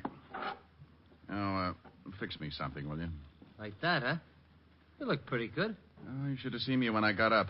Both my heads were hissing each other. I'll fix you my special. You snap right out of it. Well, take it easy. I tried snapping out of it this morning and scattered myself all over the room. You relax for a minute. Just getting to work? Yeah. Helen gave a party last night. I think it turned out to be the finals of the roller derby. Ever swallow a roller skate, Charlie? Once on a dare, a mouse. Oh. Sorry. Charlie! Gotta mix it. Oh, that's a horrible machine to have in a bar. Some poor guy's liable to end up with shell shock. Here. Hold your breath so you don't change your mind. What's in it? In your condition, that is a very touchy question. You just drink it, you'll feel better. Okay. No fudging all the way. Charlie! All the way? What are you, chicken? Oh, I knew it. You snitched this stuff from a fire extinguisher. Tastes terrible, don't it? What are you going to thaw me out with, a chisel? Now, I know it ain't that bad. No? A mortician would pay good money for the formula. Well, look what came in the front door. Hmm? Oh, yes, sir. Pardon me, but I'm looking for someone. There's nobody here but me and Mr. Diamond. Here's a picture of him. Has he been in here? Oh, lady, a lot of people come in here. No, I mean this morning. Mr. Diamond's my first customer. Oh, Something wrong, miss? I've just got to find him. I don't know where to look. What made you think he'd be in here? I'm trying every place that's open. I lost him in this block someplace. Lost him? Well, he just disappeared. Who is he? My husband. Oh. I stopped to look at some hats in a window. I started talking about how pretty they were, and the next thing I turned around and he was gone. You called home? We're living at a hotel. He hasn't shown up there. I've called everyone I know in New York. You're from out of town? Yes. Oh, I'm so worried. Well, honey, from this picture, your husband looks old enough to find his way around. Why don't you go on back to the hotel and... You don't understand. My husband had quite a shock earlier this morning, and he was acting strangely. So you figure he might have gone looking for a drink? I don't know what I thought. It isn't like him to wander off like that. I'm so worried. Well, if you're that upset, why don't you go to the law? Missing persons. I thought about that, but I can't. You can't go to the police? I can't explain why. It just wouldn't be good. Would you mind a completely new remark? What? Haven't I seen you before, Miss... No. Nice name. Mr. Diamond sees a lot of people. Used to be a cop himself. Oh. Private detective now. Private detective? Seems to me I've seen your husband someplace before, too. Is this an old picture? Yes, I carry it around in my wallet. Are you really a private detective, Mr. Diamond, Miss... Like Sam Spade? Well, no. Sam drinks and runs around with women. I lead a rather sheltered life. Steady, Charlie. Mr. Diamond, I'm really frightened. I'm sure something awful's happened to my husband. Will you help me? I might, if you tell me two things. What are they? Why you can't go to the police, and if you can afford $100 a day in expenses. Oh, I can afford the money. You should have answered the first question first. Now I'm almost tempted to forget the last one. But I can't go to the police. Dear, when people can't go to the police, it worries me. Your old man got a record or something? A record? Well, I've seen both of you someplace. You sure you aren't working some kind of a racket? Oh, now, lady, take it easy. I lose my husband. I come in here for help, and you think I'm some sort of a criminal or something. Look, dear, I don't know what to do. I don't know where to go. I don't want to go to the police, and it has nothing to do with breaking the law. Shame on you, Diamond. Here, lady, here's a handkerchief. Thank you. Look, I'm sorry. No, you're not. You're terrible. Oh, please. Look, I'm in pretty bad shape myself. Okay, I'll help you. Wonderful, Mr. Diamond. Where can we talk? Hey, she turns him off like a hydrant. You'll help me? Oh, yes. $100 a day in expenses. Certainly. Get her. Yeah.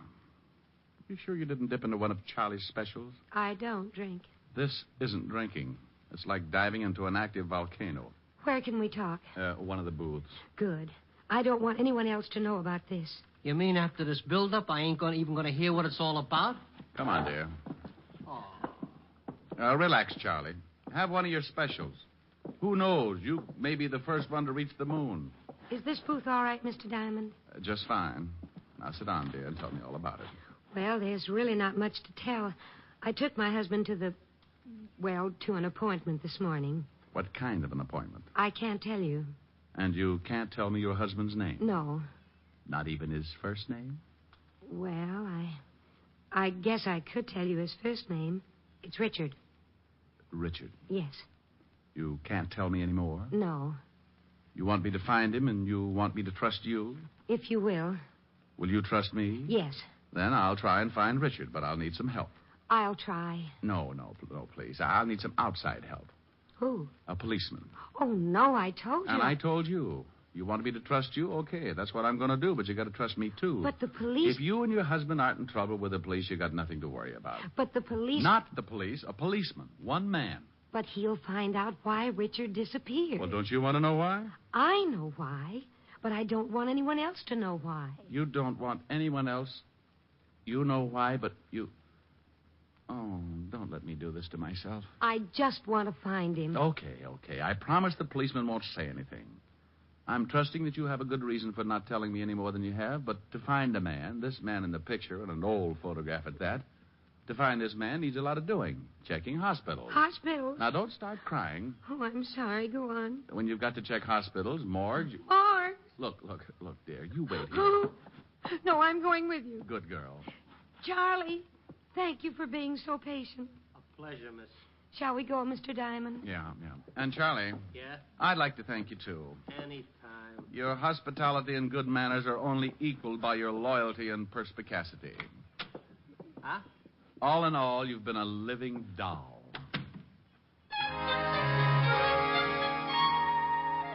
Being a person who lives out in left field most of the time myself, I realized that these little disturbances in my life were pretty average. So with cute little Anonymous tagging along behind, I left Charlie's fancy bistro and headed for the 5th Precinct Police Station and the good Lieutenant Levinson. When we walked into the squad room, we bumped right into the one thing that science had been working 24 hours a day to find a cure for. Well, good afternoon, Sergeant Otis. Oh, how are you, Diamond? Hey. Oh, unpucker, Otis. Mrs. X will think the lieutenant uses you to unstop sinks. Mrs. X? What kind of a name is that? You want to meet the lady? That's the name. Mrs. X? How do you do, Sergeant? Oh, hey, ain't I seen you someplace before? Otis, haven't I seen you someplace before? Now, what are you talking about, Chalmers? Sure you've seen me before. Mr. Diamond? Yeah, but this is nothing. Stick around him for a whole day sometime. Come on, let's see the lieutenant.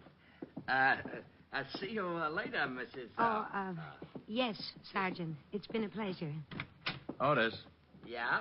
Your eyes are hanging out so far they cover your badge. Oh. Hello, Walt. Hi, Rick.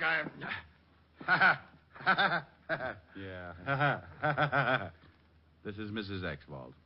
Dear, this is the mighty arm of the law, Lieutenant Levinson. How do you do, Lieutenant? How do you do, Mrs. X? Oh, let's not go into this thing again. The young lady prefers to be known as Mrs. X. Now, Walt, I want you to do me a favor. Yeah, young lady, haven't I seen you someplace before? Yeah, Walt. Even Otis is with us on that one. I said the same thing when she found me in Charlie's bar. Now, the young lady's lost her husband, and I'm going to help her find him. Here's his picture. See if you got anything. Oh, yeah. Are you sure I haven't seen you? Walt, we'll solve that one later. The picture. Go make like a policeman. Okay.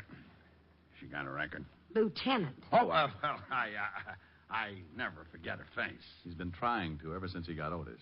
Now, come on, Walt. Get a report for missing persons. Check the hospitals and the morgue. The morgue? Lady, please. It's a habit. Honey, we got to do these things just in case. But you think he's... Give me that picture. Lady, please. Now. What's your husband's name? She can't tell you that, Walt. What do you mean she can't tell me that? I can't. Now, you look, Diamond. If this is one of your... His first name is Richard. Richard what? That's something I really can't tell you. I wouldn't have told Mr. Diamond the Richard part, but it just sort of slipped out. No, wait. What are you two trying to do to me? You come in here and ask me to locate this guy in the picture, and you won't even tell me his last name? Look, Walt, I promise you'll do me the favor without the questions. The young lady seems to have a very good reason for not wanting to give her name or her husband's. Now, all I want you to do is check the morgues. What's the matter with her? She wants her husband. Yes, I want my husband.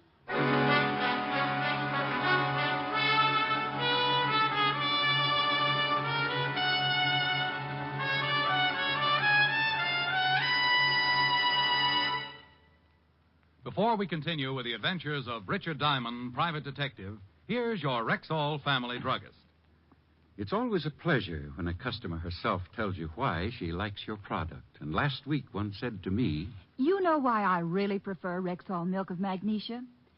It's because one bottle won't be so thick I can't even pour it, and then the next one thin and watery. Somehow Rexall milk of magnesia always seems to be just right.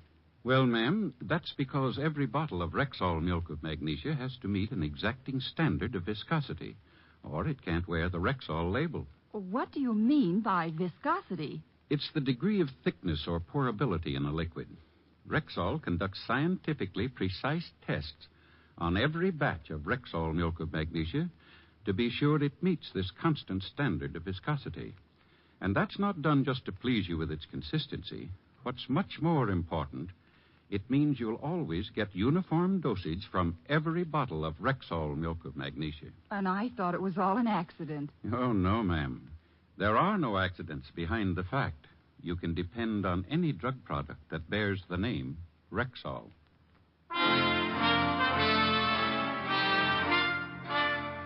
And now back to tonight's adventure with Richard Diamond, Private Detective, starring Dick Powell.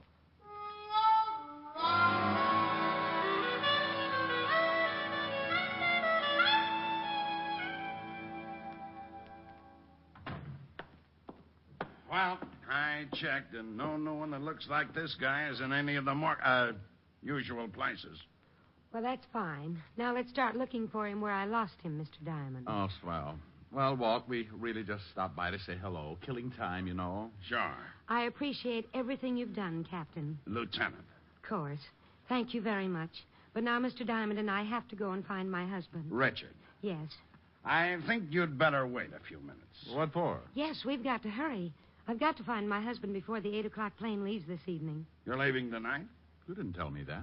Well, Richard has to be in California by tomorrow morning. Got a little job to do? A very big job, Captain. Lieutenant. Well, what do you want us to wait for? Because I've got Otis checking on this girl, this Mrs. X.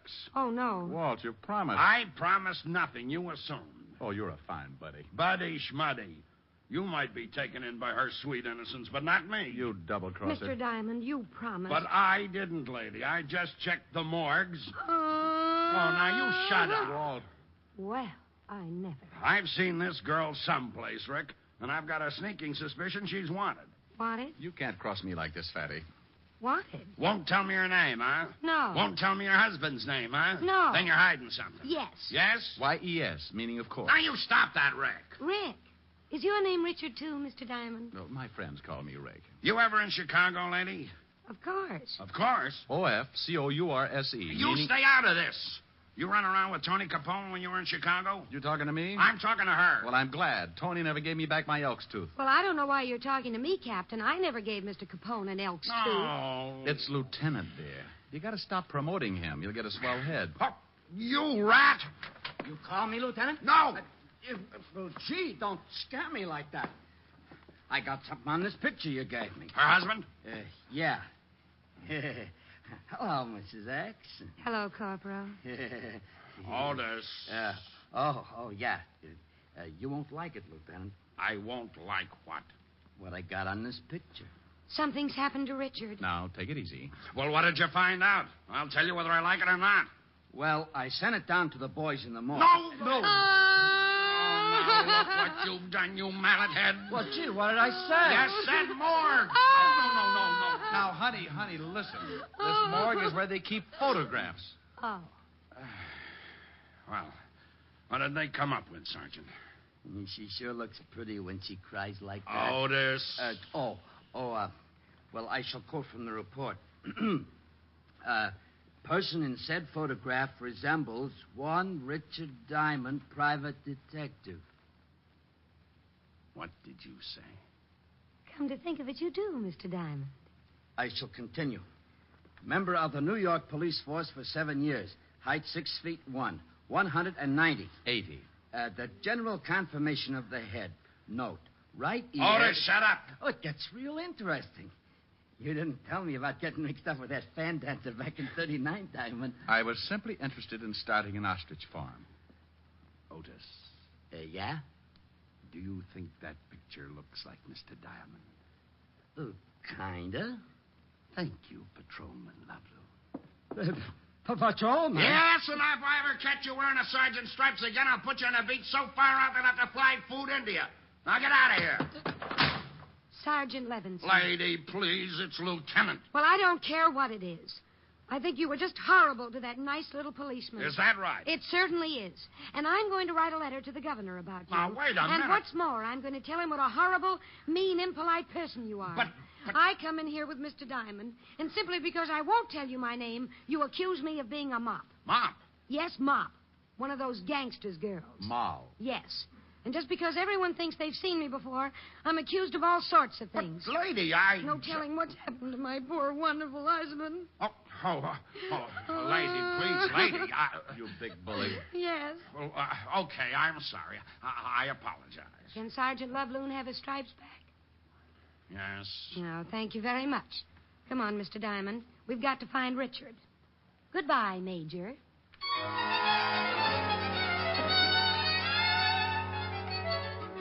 Well, I was in it up to my neck. Any other time, a client like Mrs. X would have scared me right into 4 months of hibernation. But she was such a cute little screwball that I just had to go along with it. We took the picture that looked something like yours truly and started making the rounds. Starting with the last place Mrs. X had seen her husband, we showed the picture to every shop owner within a 4-block circle, but no one had seen him. Mrs. X kept checking with the hotel, making me stay at a good distance so I couldn't hear the conversation. But no one had seen her husband. We ended up right back where I first ran into her, Charlie's. Wow. Find him? No. Look, dear, why don't you check again with this place that you and your husband went to this morning for his business appointment? Maybe you went back there. Well, I guess I could try it again. Phone in the back on the wall. Thanks, I'll call him. No luck, Diamond? No. How do I get into these things, Charlie? When someone wants to give you $100 a day in expenses, you get into them. Phone. Brilliant deduction. Hello? A little lady will get it. Mr. Diamond? Yeah? It's for you. Captain Levinson. You been promoted? Several times in the last hour. You think he's heard something about Richard? Might be. Yeah, what is it, Fatty? I thought you might be there. What made you think of Charlie's? Well, it's pretty obvious you had a hangover. Well, maybe I stuck a bicycle pump in my nose and pumped up my head just to get a laugh out of Otis. You'll have to do better than that. You told me you met the girl at Charlie's. Shrewd. Is it something important? Honey, just relax. I'm getting to it. But if it's about Richard... The girl there? Yeah. What's on your mind? Well, I don't know if it means anything, but we just got a report from the Johnson Sanatorium. Johnson Sanatorium. Never heard of it. Over on 84th Street. The missing husband? I don't know. The report fitted his description, but who knows from that old photograph. Well, it's worth checking. What's the address? 644 East 84th Street.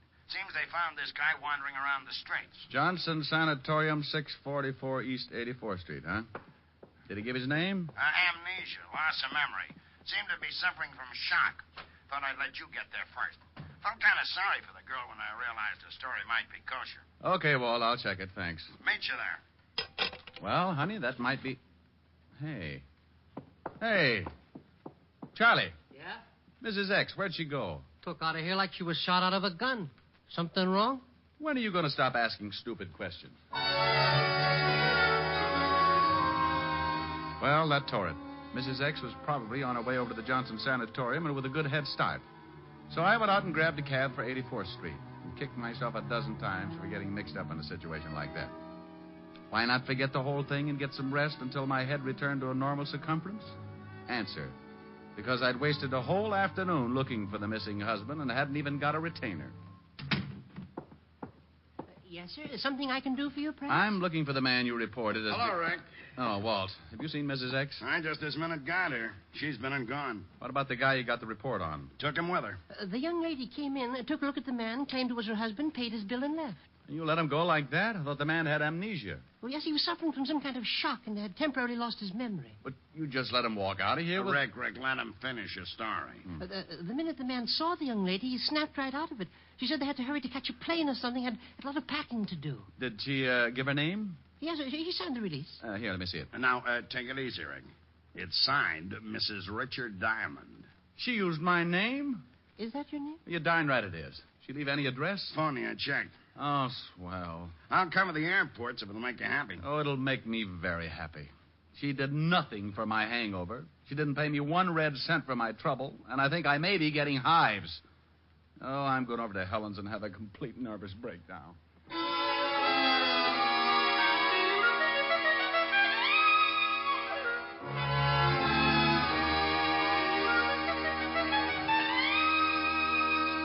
How do you feel now? Oh, I'm all right, Helen, dear, but my ulcers just had a parade. Any word from Walt? No.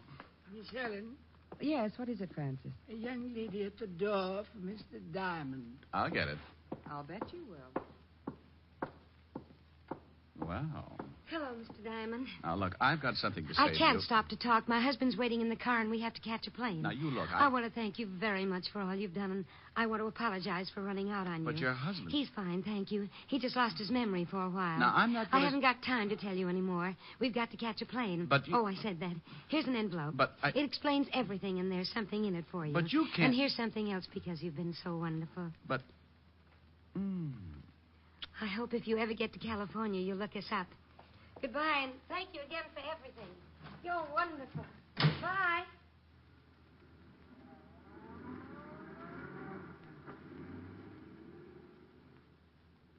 Well, Hmm?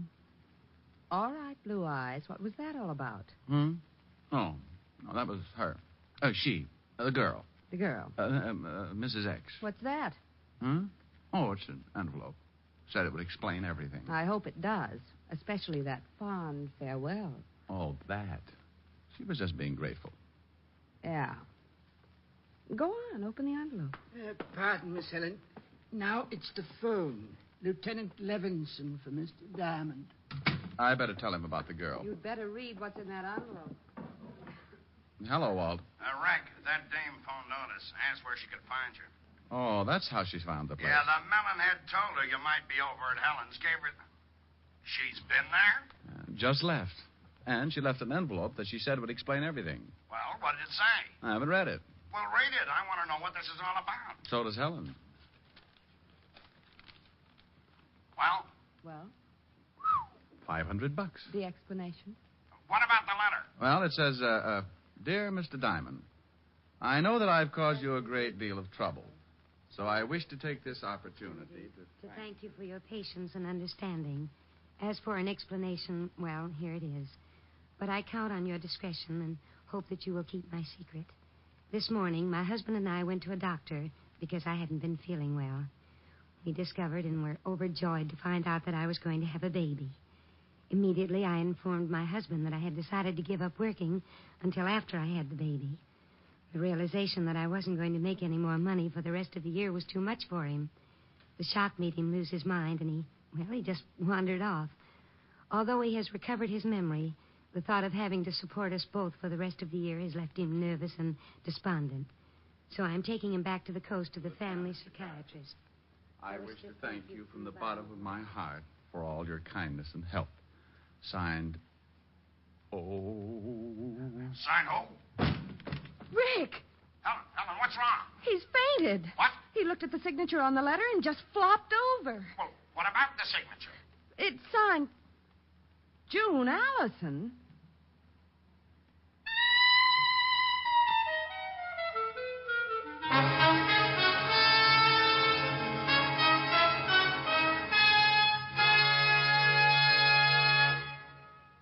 Again, here's your Rexall family druggist. Whenever you have a headache, remember this about Rexall aspirin. When taken with water, the 5 full grains of pure aspirin in every Rexall tablet are ready to go to work for you even before they reach your stomach. Yes, whenever you have a headache, remember that about Rexall aspirin. Ask for it at Rexall drugstores everywhere. And remember always, you can depend on any drug product that bears the name Rexall. Good health to all from Rexall.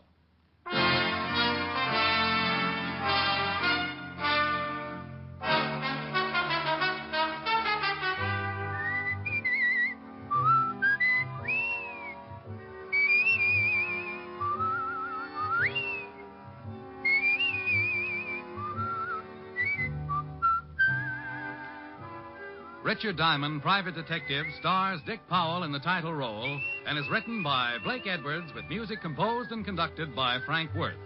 June Allison appeared through the courtesy of Metro-Goldwyn-Mayer and will soon be seen co-starring with Dick Powell in the MGM motion picture Right Cross. Featured in tonight's cast were Virginia Gregg, Ted DeCorsia, Wilms Herbert, and Bob Sweeney.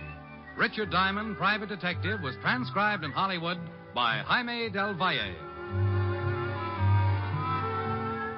This is Bill Foreman inviting you to be with us next Wednesday at this time when we will again bring you Dick Powell as Richard Diamond, Private Detective.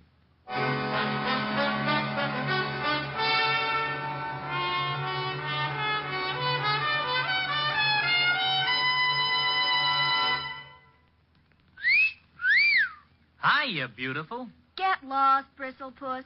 You need a shave. But I have shaved. What else do you want me to do? Silly boy, she wants you to go Stag. Go Stag? But why? Because Stag is Rexall's exclusive line of men's good grooming aids, like Stag Brushless Shave Cream.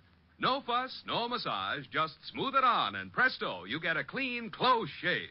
Your face stays smooth and whiskerless all day long. I'll do it. I'll go Stag. That's it. Join the Stag line now at Rexall drugstores everywhere. Yes, to make girls care. Go Stag.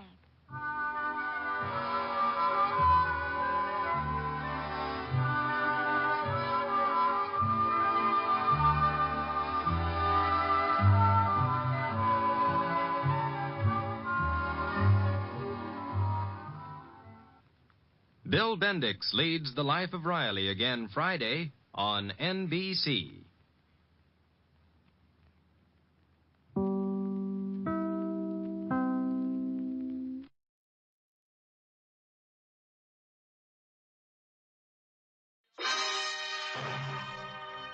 We take you now to the lineup.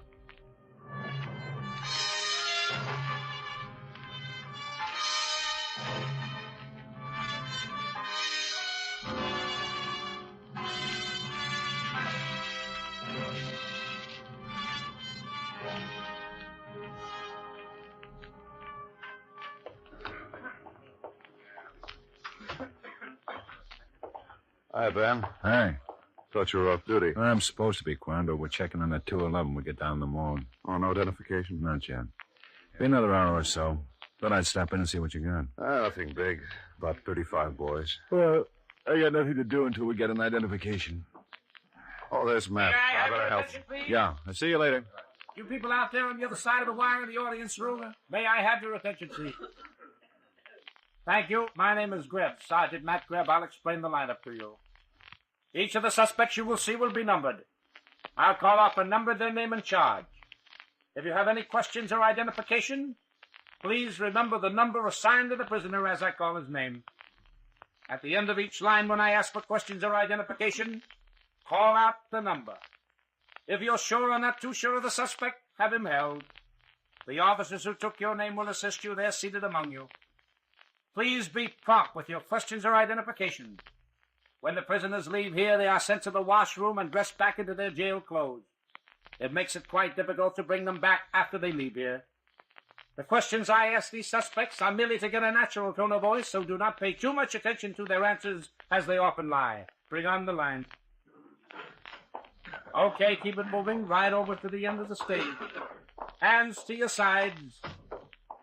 Now turn and face front. Okay, boys, now when you answer my questions, talk up. There's a lot of people out there, and I want you to talk up so they can all hear you. All right, number one, Thomas Lane, breaking and entering. Where do you live, Tommy? 3112 Kennedy, up there. Don't look at me, Tommy. Look straight ahead, right out at the people there. Yes, sir. You live at 3112 Kennedy. North, south, or what? 3112 South Kennedy. You live alone? No, sir, with my folks. What? With my folks. I know the people out in front can't hear you now. Come on, talk up. I said I live with my folks. That's better, Tommy. You were arrested with anybody? No, sir. Any weapons? Oh, no, sir. I didn't have any weapons. What time was it? Yeah, that's him, officer. Quiet. Yeah, Ben. Identification back there. Oh, that's 10, the skip. maybe 30? Where was it? Yes, Sort Mr. of Skip. records. Number one. That's the boy. How old are you? Okay, we'll have him held at the end of the line. Okay, number two, Frank Lazo, assault. Where do you live, Frank? 913 South Orchard Street. What do you do? I'm a carpenter. What were you doing when you were arrested? I was fighting. I was in a bar fighting. Did you start it? No, Sergeant. Some guy hit a sailor. Just up, he slugged him. Well, who did you hit? The guy that hit the sailor. I got sore when he hit him, so I dropped him. What'd you drop him with? A painted machine. He didn't have no business hitting that sailor. Sailor wasn't doing nothing but having a good time. The man you slugged said the sailor started off. I was standing right there, Sergeant. Sailor wasn't doing nothing, standing there having a beer, minding his own business. The guy I slugged started the whole thing. Would want it. You know the sailor? Yeah, sure. He's my brother. Okay, number three, Dennis Riley, drunk and disorderly. Where do you live, Dennis? 214 Oak Black Apartment C, Sergeant. What do you do? I'm kind of out of work. I ain't been doing nothing for a while. You married? Sure, what do you think I'm here for? Because you and 3 other guys caused some trouble. Oh, I had a small party, Sergeant. My wife's out of town. I can't do nothing when she's home, so I had a party. Well, you got pretty drunk. Oh, not too much. How long were you drinking? About 30 years. Number 4, George Watson, robbery. Where do you live, George? 440 Pedro Street. You arrested with anybody? No. Ben? Any Yeah, sure. 38. I'll see you a minute. Sure. Well, what is nickel-plated, blue steel, or what? Blue steel. What's up? We got something on that 211. Identification? Well, not yet, but I've got an old tramp downstairs. Says he saw the man killed.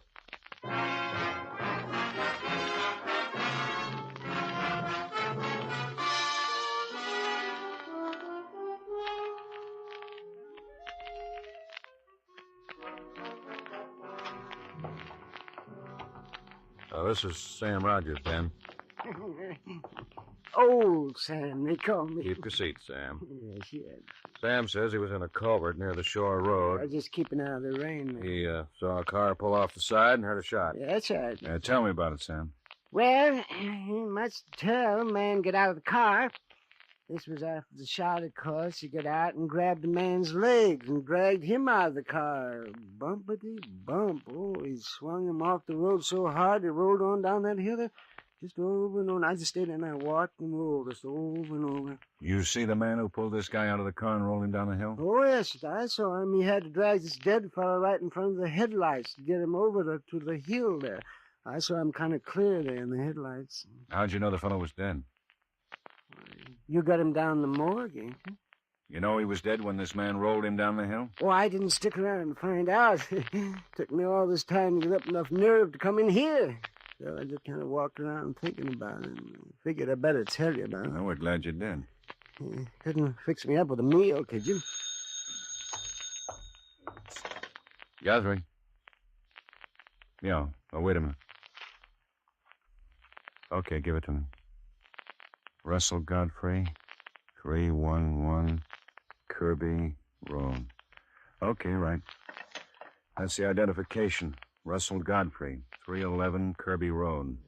That the dead fella? That's right, Sam. Asher, fix Sam up with a meal and give him a bed. Oh, I ain't tired. No, I'm hungry, but I ain't tired. You got any money? What kind of money? You can have run of the place. You won't mind it. Okay, but I won't like it. I'll have nightmares, sure.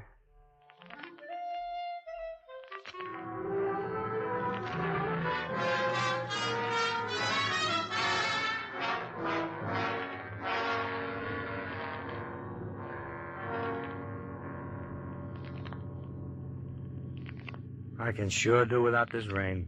We need it. Yeah. Well, come on, let's get it over with. Yeah.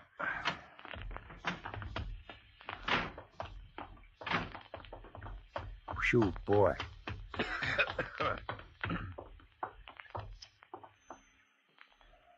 Somebody ought to try to figure out a waterproof cigarette. Russell? Oh, I'm sorry. I was expecting my husband. I'm Lieutenant Guthrie, Mrs. Godfrey. Lieutenant? And this is Sergeant Grebb. Police? That's right. Something's happened. May we come in? Yeah, of course. Mrs. Godfrey, we'd like to ask you a few questions. Question? Yes. Your husband was shot. Oh, no. There's no other way of telling you this. We've got to tell you the truth. You mean someone killed him? Yes, ma'am. Someone shot him. Oh. Mrs. Godfrey. Miss Godfrey, do you have any friends or a member of the family you'd like us to call? My mother. Yeah, call my mother. What's the number, Mrs. Godfrey? Mrs. Klein, Madison 33446. Mrs. Klein, Madison 33446? Yes, yes. The phone in the hall. That door. Thank you. I'm sorry. I'm terribly sorry, but it's such a terrible shock. You think you could answer just a couple of questions and we won't bother you for a while? I'll try. We found your husband out on the shore road. He comes home from work that way. Somebody drive in? He have his own car? Oh, yes. He has his own car. Where does he work? He works for Mr. Martin, the Martin Lyons Printing Corporation. He's a salesman. Martin Lyons Printing Corporation. Yeah, that's on the east side, about 45 minutes from here. What time does he usually get home? About 6. Usually about 6. I've been worried because I didn't hear from him. I even called the office, but they said he left. Why would anybody want... The mother's on the way, Ben. He was in his own car, man. Oh? Hitchhiker, maybe? Maybe. Why don't you stretch out on the couch, Mrs. Godfrey? Your mother will be right over. All right. And throw that cover over her, man. Sure. There. Now, you okay, Mrs. Godfrey? Yes, thanks. Oh, man. Yeah? As soon as the mother gets here, we'll check on what kind of car he was driving. Put out an APB. Yeah, okay, Ben. And tomorrow morning, I want to go down to the Martin Lyons Printing Company where he worked. Okay. Cigarette? Yeah. Oh, no. Oh, no. Miserable rain. Yeah. We needed it, though.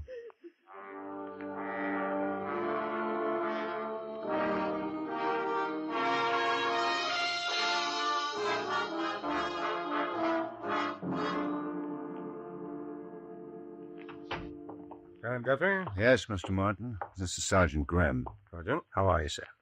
Won't you have a seat? Well, thank you. Now then, what can I do for you? You have a man working for you named Godfrey? Russell Godfrey? Yeah. Nothing wrong? He was killed last night. What? Someone shot him. Took his car. Good grief. Shot him? Deliberately? Very deliberately. I walked downstairs with him, said good night. What about his wife? She took it pretty well. He didn't drive away with anybody?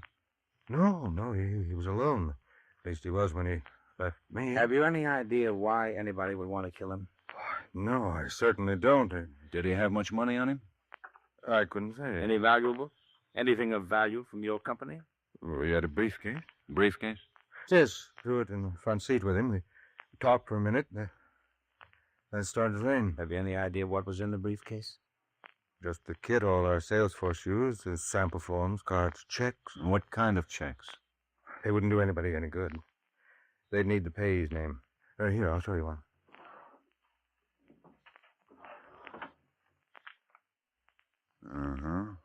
Besides the signature, they'd need to be signed by the officers of the various companies whose signatures are acceptable to the paying banks. You mean you print these up for a lot of firms? Hundreds of firms. Each have their own color, markings, and so on. Oh, I see. Well, who could cash these checks beside the banks? Don't they have regular check cashing services? Oh, yes. There are a number of them in the city. But, Kenneth, you don't think Godfrey was killed for these checks? Yes, I do. There are a lot of people who work pretty hard trying to make crime pay off.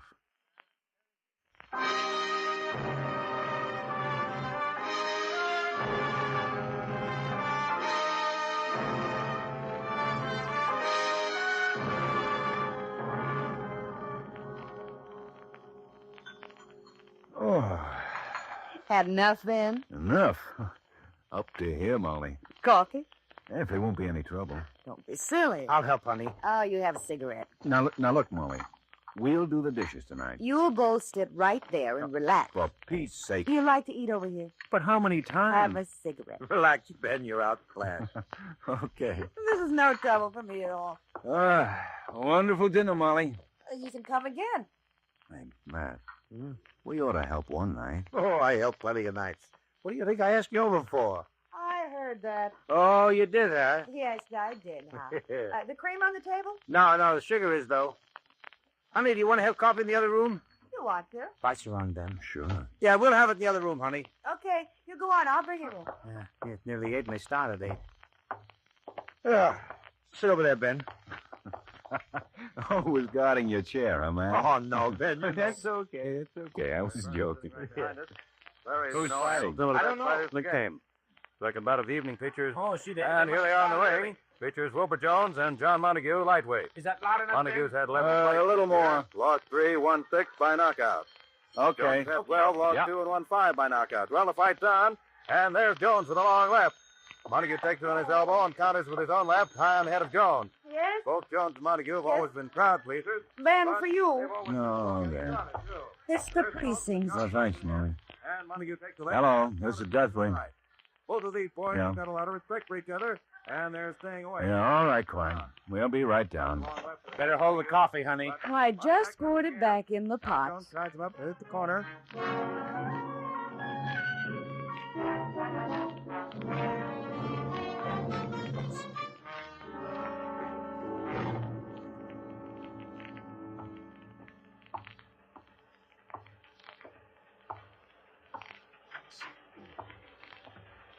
Hello, Ben. Sorry to drag you out. That's okay, Quine. This is Mr. Webb, Lieutenant Guthrie, Sergeant Greb. Anything? Webb? Mr. Webb is president of the firm whose name was cut into the checks. Oh, just one check cashed? That's right, Lieutenant, yes. Here it is, Ben. And which one of you men cashed the check? We questioned the teller. He doesn't remember the man too well. Thinks he might identify him if he saw him again. It made out to Arthur Fisher. No one on your payroll by that name, Mr. Webb? No, sir. $258. Deductions and everything. You did a good job. Yeah, too good. Somebody's certainly familiar with Mr. Webb's business. We're running a check on all the employees. Have you seen Mr. Martin who prints these? Yeah, we're doing the same with all the employees in his shop. How'd you spot this as a phony? Well, Baxter's a check-cashing service called me. Baxter had read about that man being killed and the check stolen. He knew our payday and remembered it wasn't today, and so Mr. Baxter called me. Whoever cashed that thing certainly got careless. Doesn't look like it was planned so well after all. It doesn't make sense. Looks like a perfect forgery. But to make a mistake of cashing it on the wrong day, he might have gotten away with it if he'd gone in with a lot of other checks. Yeah, sure something. Excuse me. Why? Yeah, he's right here. For you, Ben. Thanks. Guthrie. Yeah? Yeah, where? Okay, right. Got Godfrey's stolen car spotted. Parking lot on West Colfax.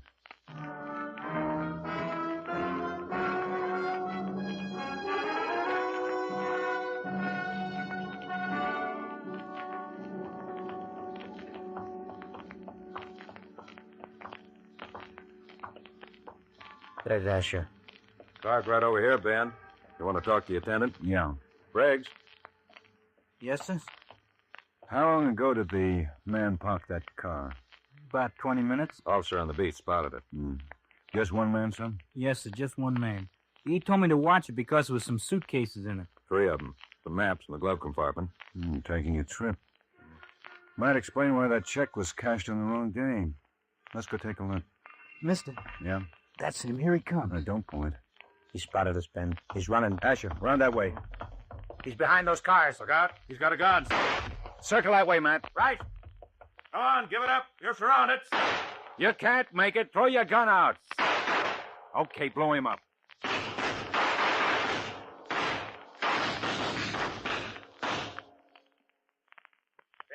Yeah? He's had it.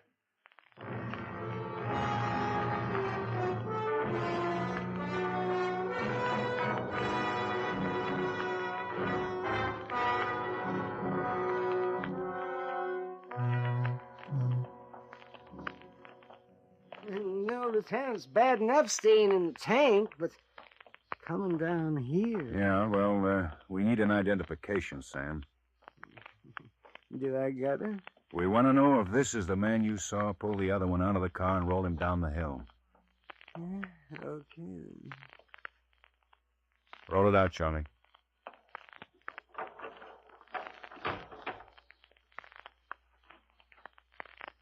Oh. Well? What do you mean, No, that ain't the guy.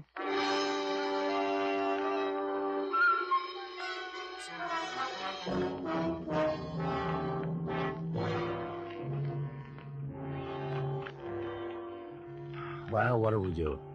What do you mean, what do we do? I don't know what we do, and... Oh, what do you got, Asher? Here's the guy's personal effects. Driver's license in the wallet. Name's Bishop, Frank Bishop. Check the files. No package on him. And what about the FBI? Oh, we're waiting for a kickback now. No, nothing much here. No. How do you think he figures? No guy's gonna pull a gun like that unless he's mixed up in something that might get him a lot of years. You want to check that address on the license? 778.5 North Spring. Yeah, wait a minute. What's the matter, Ben? That address. What about it? Funny. That address, it's familiar. Now, where the devil have I seen it? 778.5 North Spring? Doesn't do anything for me. Where are those lists on the employees working for the check cashing firms? You put them in the file. Do you want them? Yeah. Give a couple of sheets to Asher. You take a couple and we'll check them. Oh. Yeah? Here's the FBI kickback on the guy in the morgue van. Got a record. Name's Frank Bishop, all right. Arrested in 1933 on a forgery weapon using the mails. Okay, Quine. Bring it in, will you? Right. Nothing on this one. Hey, Ben. Huh? Here it is. The Martin Lyons Printing Company. Jules Harrison, 778.5 North Spring. I knew I'd seen it. Could be Bishop's roommate.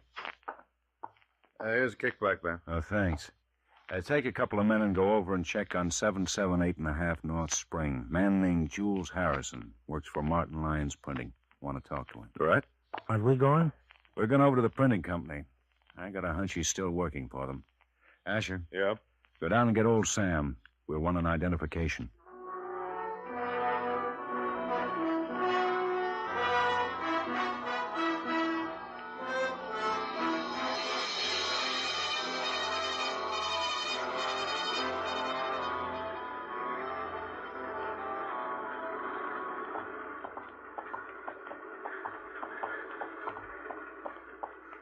Oh, Lieutenant Guthrie, go right in. Mr. Martin's expecting you. Thank you. Let's go, Sam. Yeah, okay. Oh, hello, Dan. Oh, Mr. Martin. Mr. Martin, this is Sam Rogers. How do you do? Hey. Sam saw the man who killed Godfrey. We think maybe the man we want is working for you. Jules Harrison. Sure. Of course, he's been with the company for nearly 10 years. Well, we'd like for you to send for him, please. All right. Miss Williams, would you ask Jules Harrison to come in, please? Yes, sir. What makes you think it was Harrison? Well, we spotted Godfrey's stolen car in a parking lot. The man who was driving it put up a fight and was killed. When we checked his address, we found it matched Harrison's. Maybe this other man was the one who killed Godfrey. No. Old Sam here says he wasn't. That's right. Yes, you're absolutely right. That stiff in the morgue wasn't the one who killed that fellow and rolled him down the hill. No, sir. Oh, no, that's for sure. He didn't do it. Yeah. Mr. Harrison is here. Send him in. Now, Sam, take a good look at him. Okay, Lieutenant. You want to see me, Mr. Martin? Yes, come in, Harrison. Yes. Yes, sir? That's the fellow, Lieutenant. That's him. That's him. You're under arrest, Harrison. What do you mean I'm under arrest? I'm holding you on suspicion of murder. That's the fella. He pulled the guy out of the car and he rolled him down the hill. Now, wait a minute. Stay right there. Yeah, that's him, all right. These gentlemen are from the police, Harrison. So what? I haven't done anything. You know a man named Frank Bishop? Oh, I live with him, but I haven't... You know a man named Russell Godfrey? Sure, he used to work here. He got...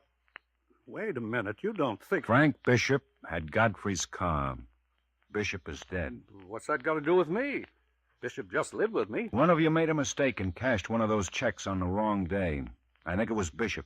I think he got scared and tried to skip town. I don't care what you think. I didn't have anything to do with it. This man saw you roll Godfrey's body out of his car. That's right. I saw you. You pushed him. Just pushed him right over that hill. We think you planned this whole thing with Bishop. You get the checks, Bishop forges them. You've been working here 10 years, haven't you? Yeah. You'd know just what to do with those checks if you had a good forger to help you. How long have you known Bishop? He's been living with me for the last year. I took him in to help with the rent. He should never have cashed that check. Why'd they cash it? I didn't mean to kill Godfrey. I waited on the road, and he picked me up. I didn't mean to kill him.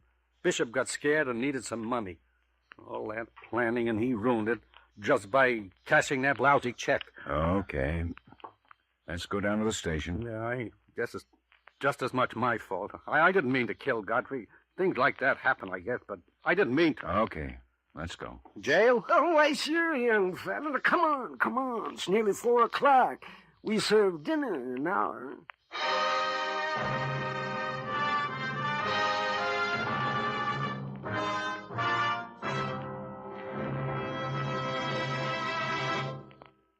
lineup, where before you pass the innocent, the vagrant, the thief, the murderer. Listen again next week when we again bring you the lineup. May I have your attention, please? You people out there on the other side of the wire in the audience room, may I have your attention, please? Thank you. My name is Greb, Sergeant Matt Greb. I'll explain the lineup to you. Each of the suspects you will see will be numbered. I'll call off a number, their name, and charge. If you have any questions or identifications, please remember the number assigned to the prisoner as I call his name. At the end of each line, when I ask for questions or identification, all up and up.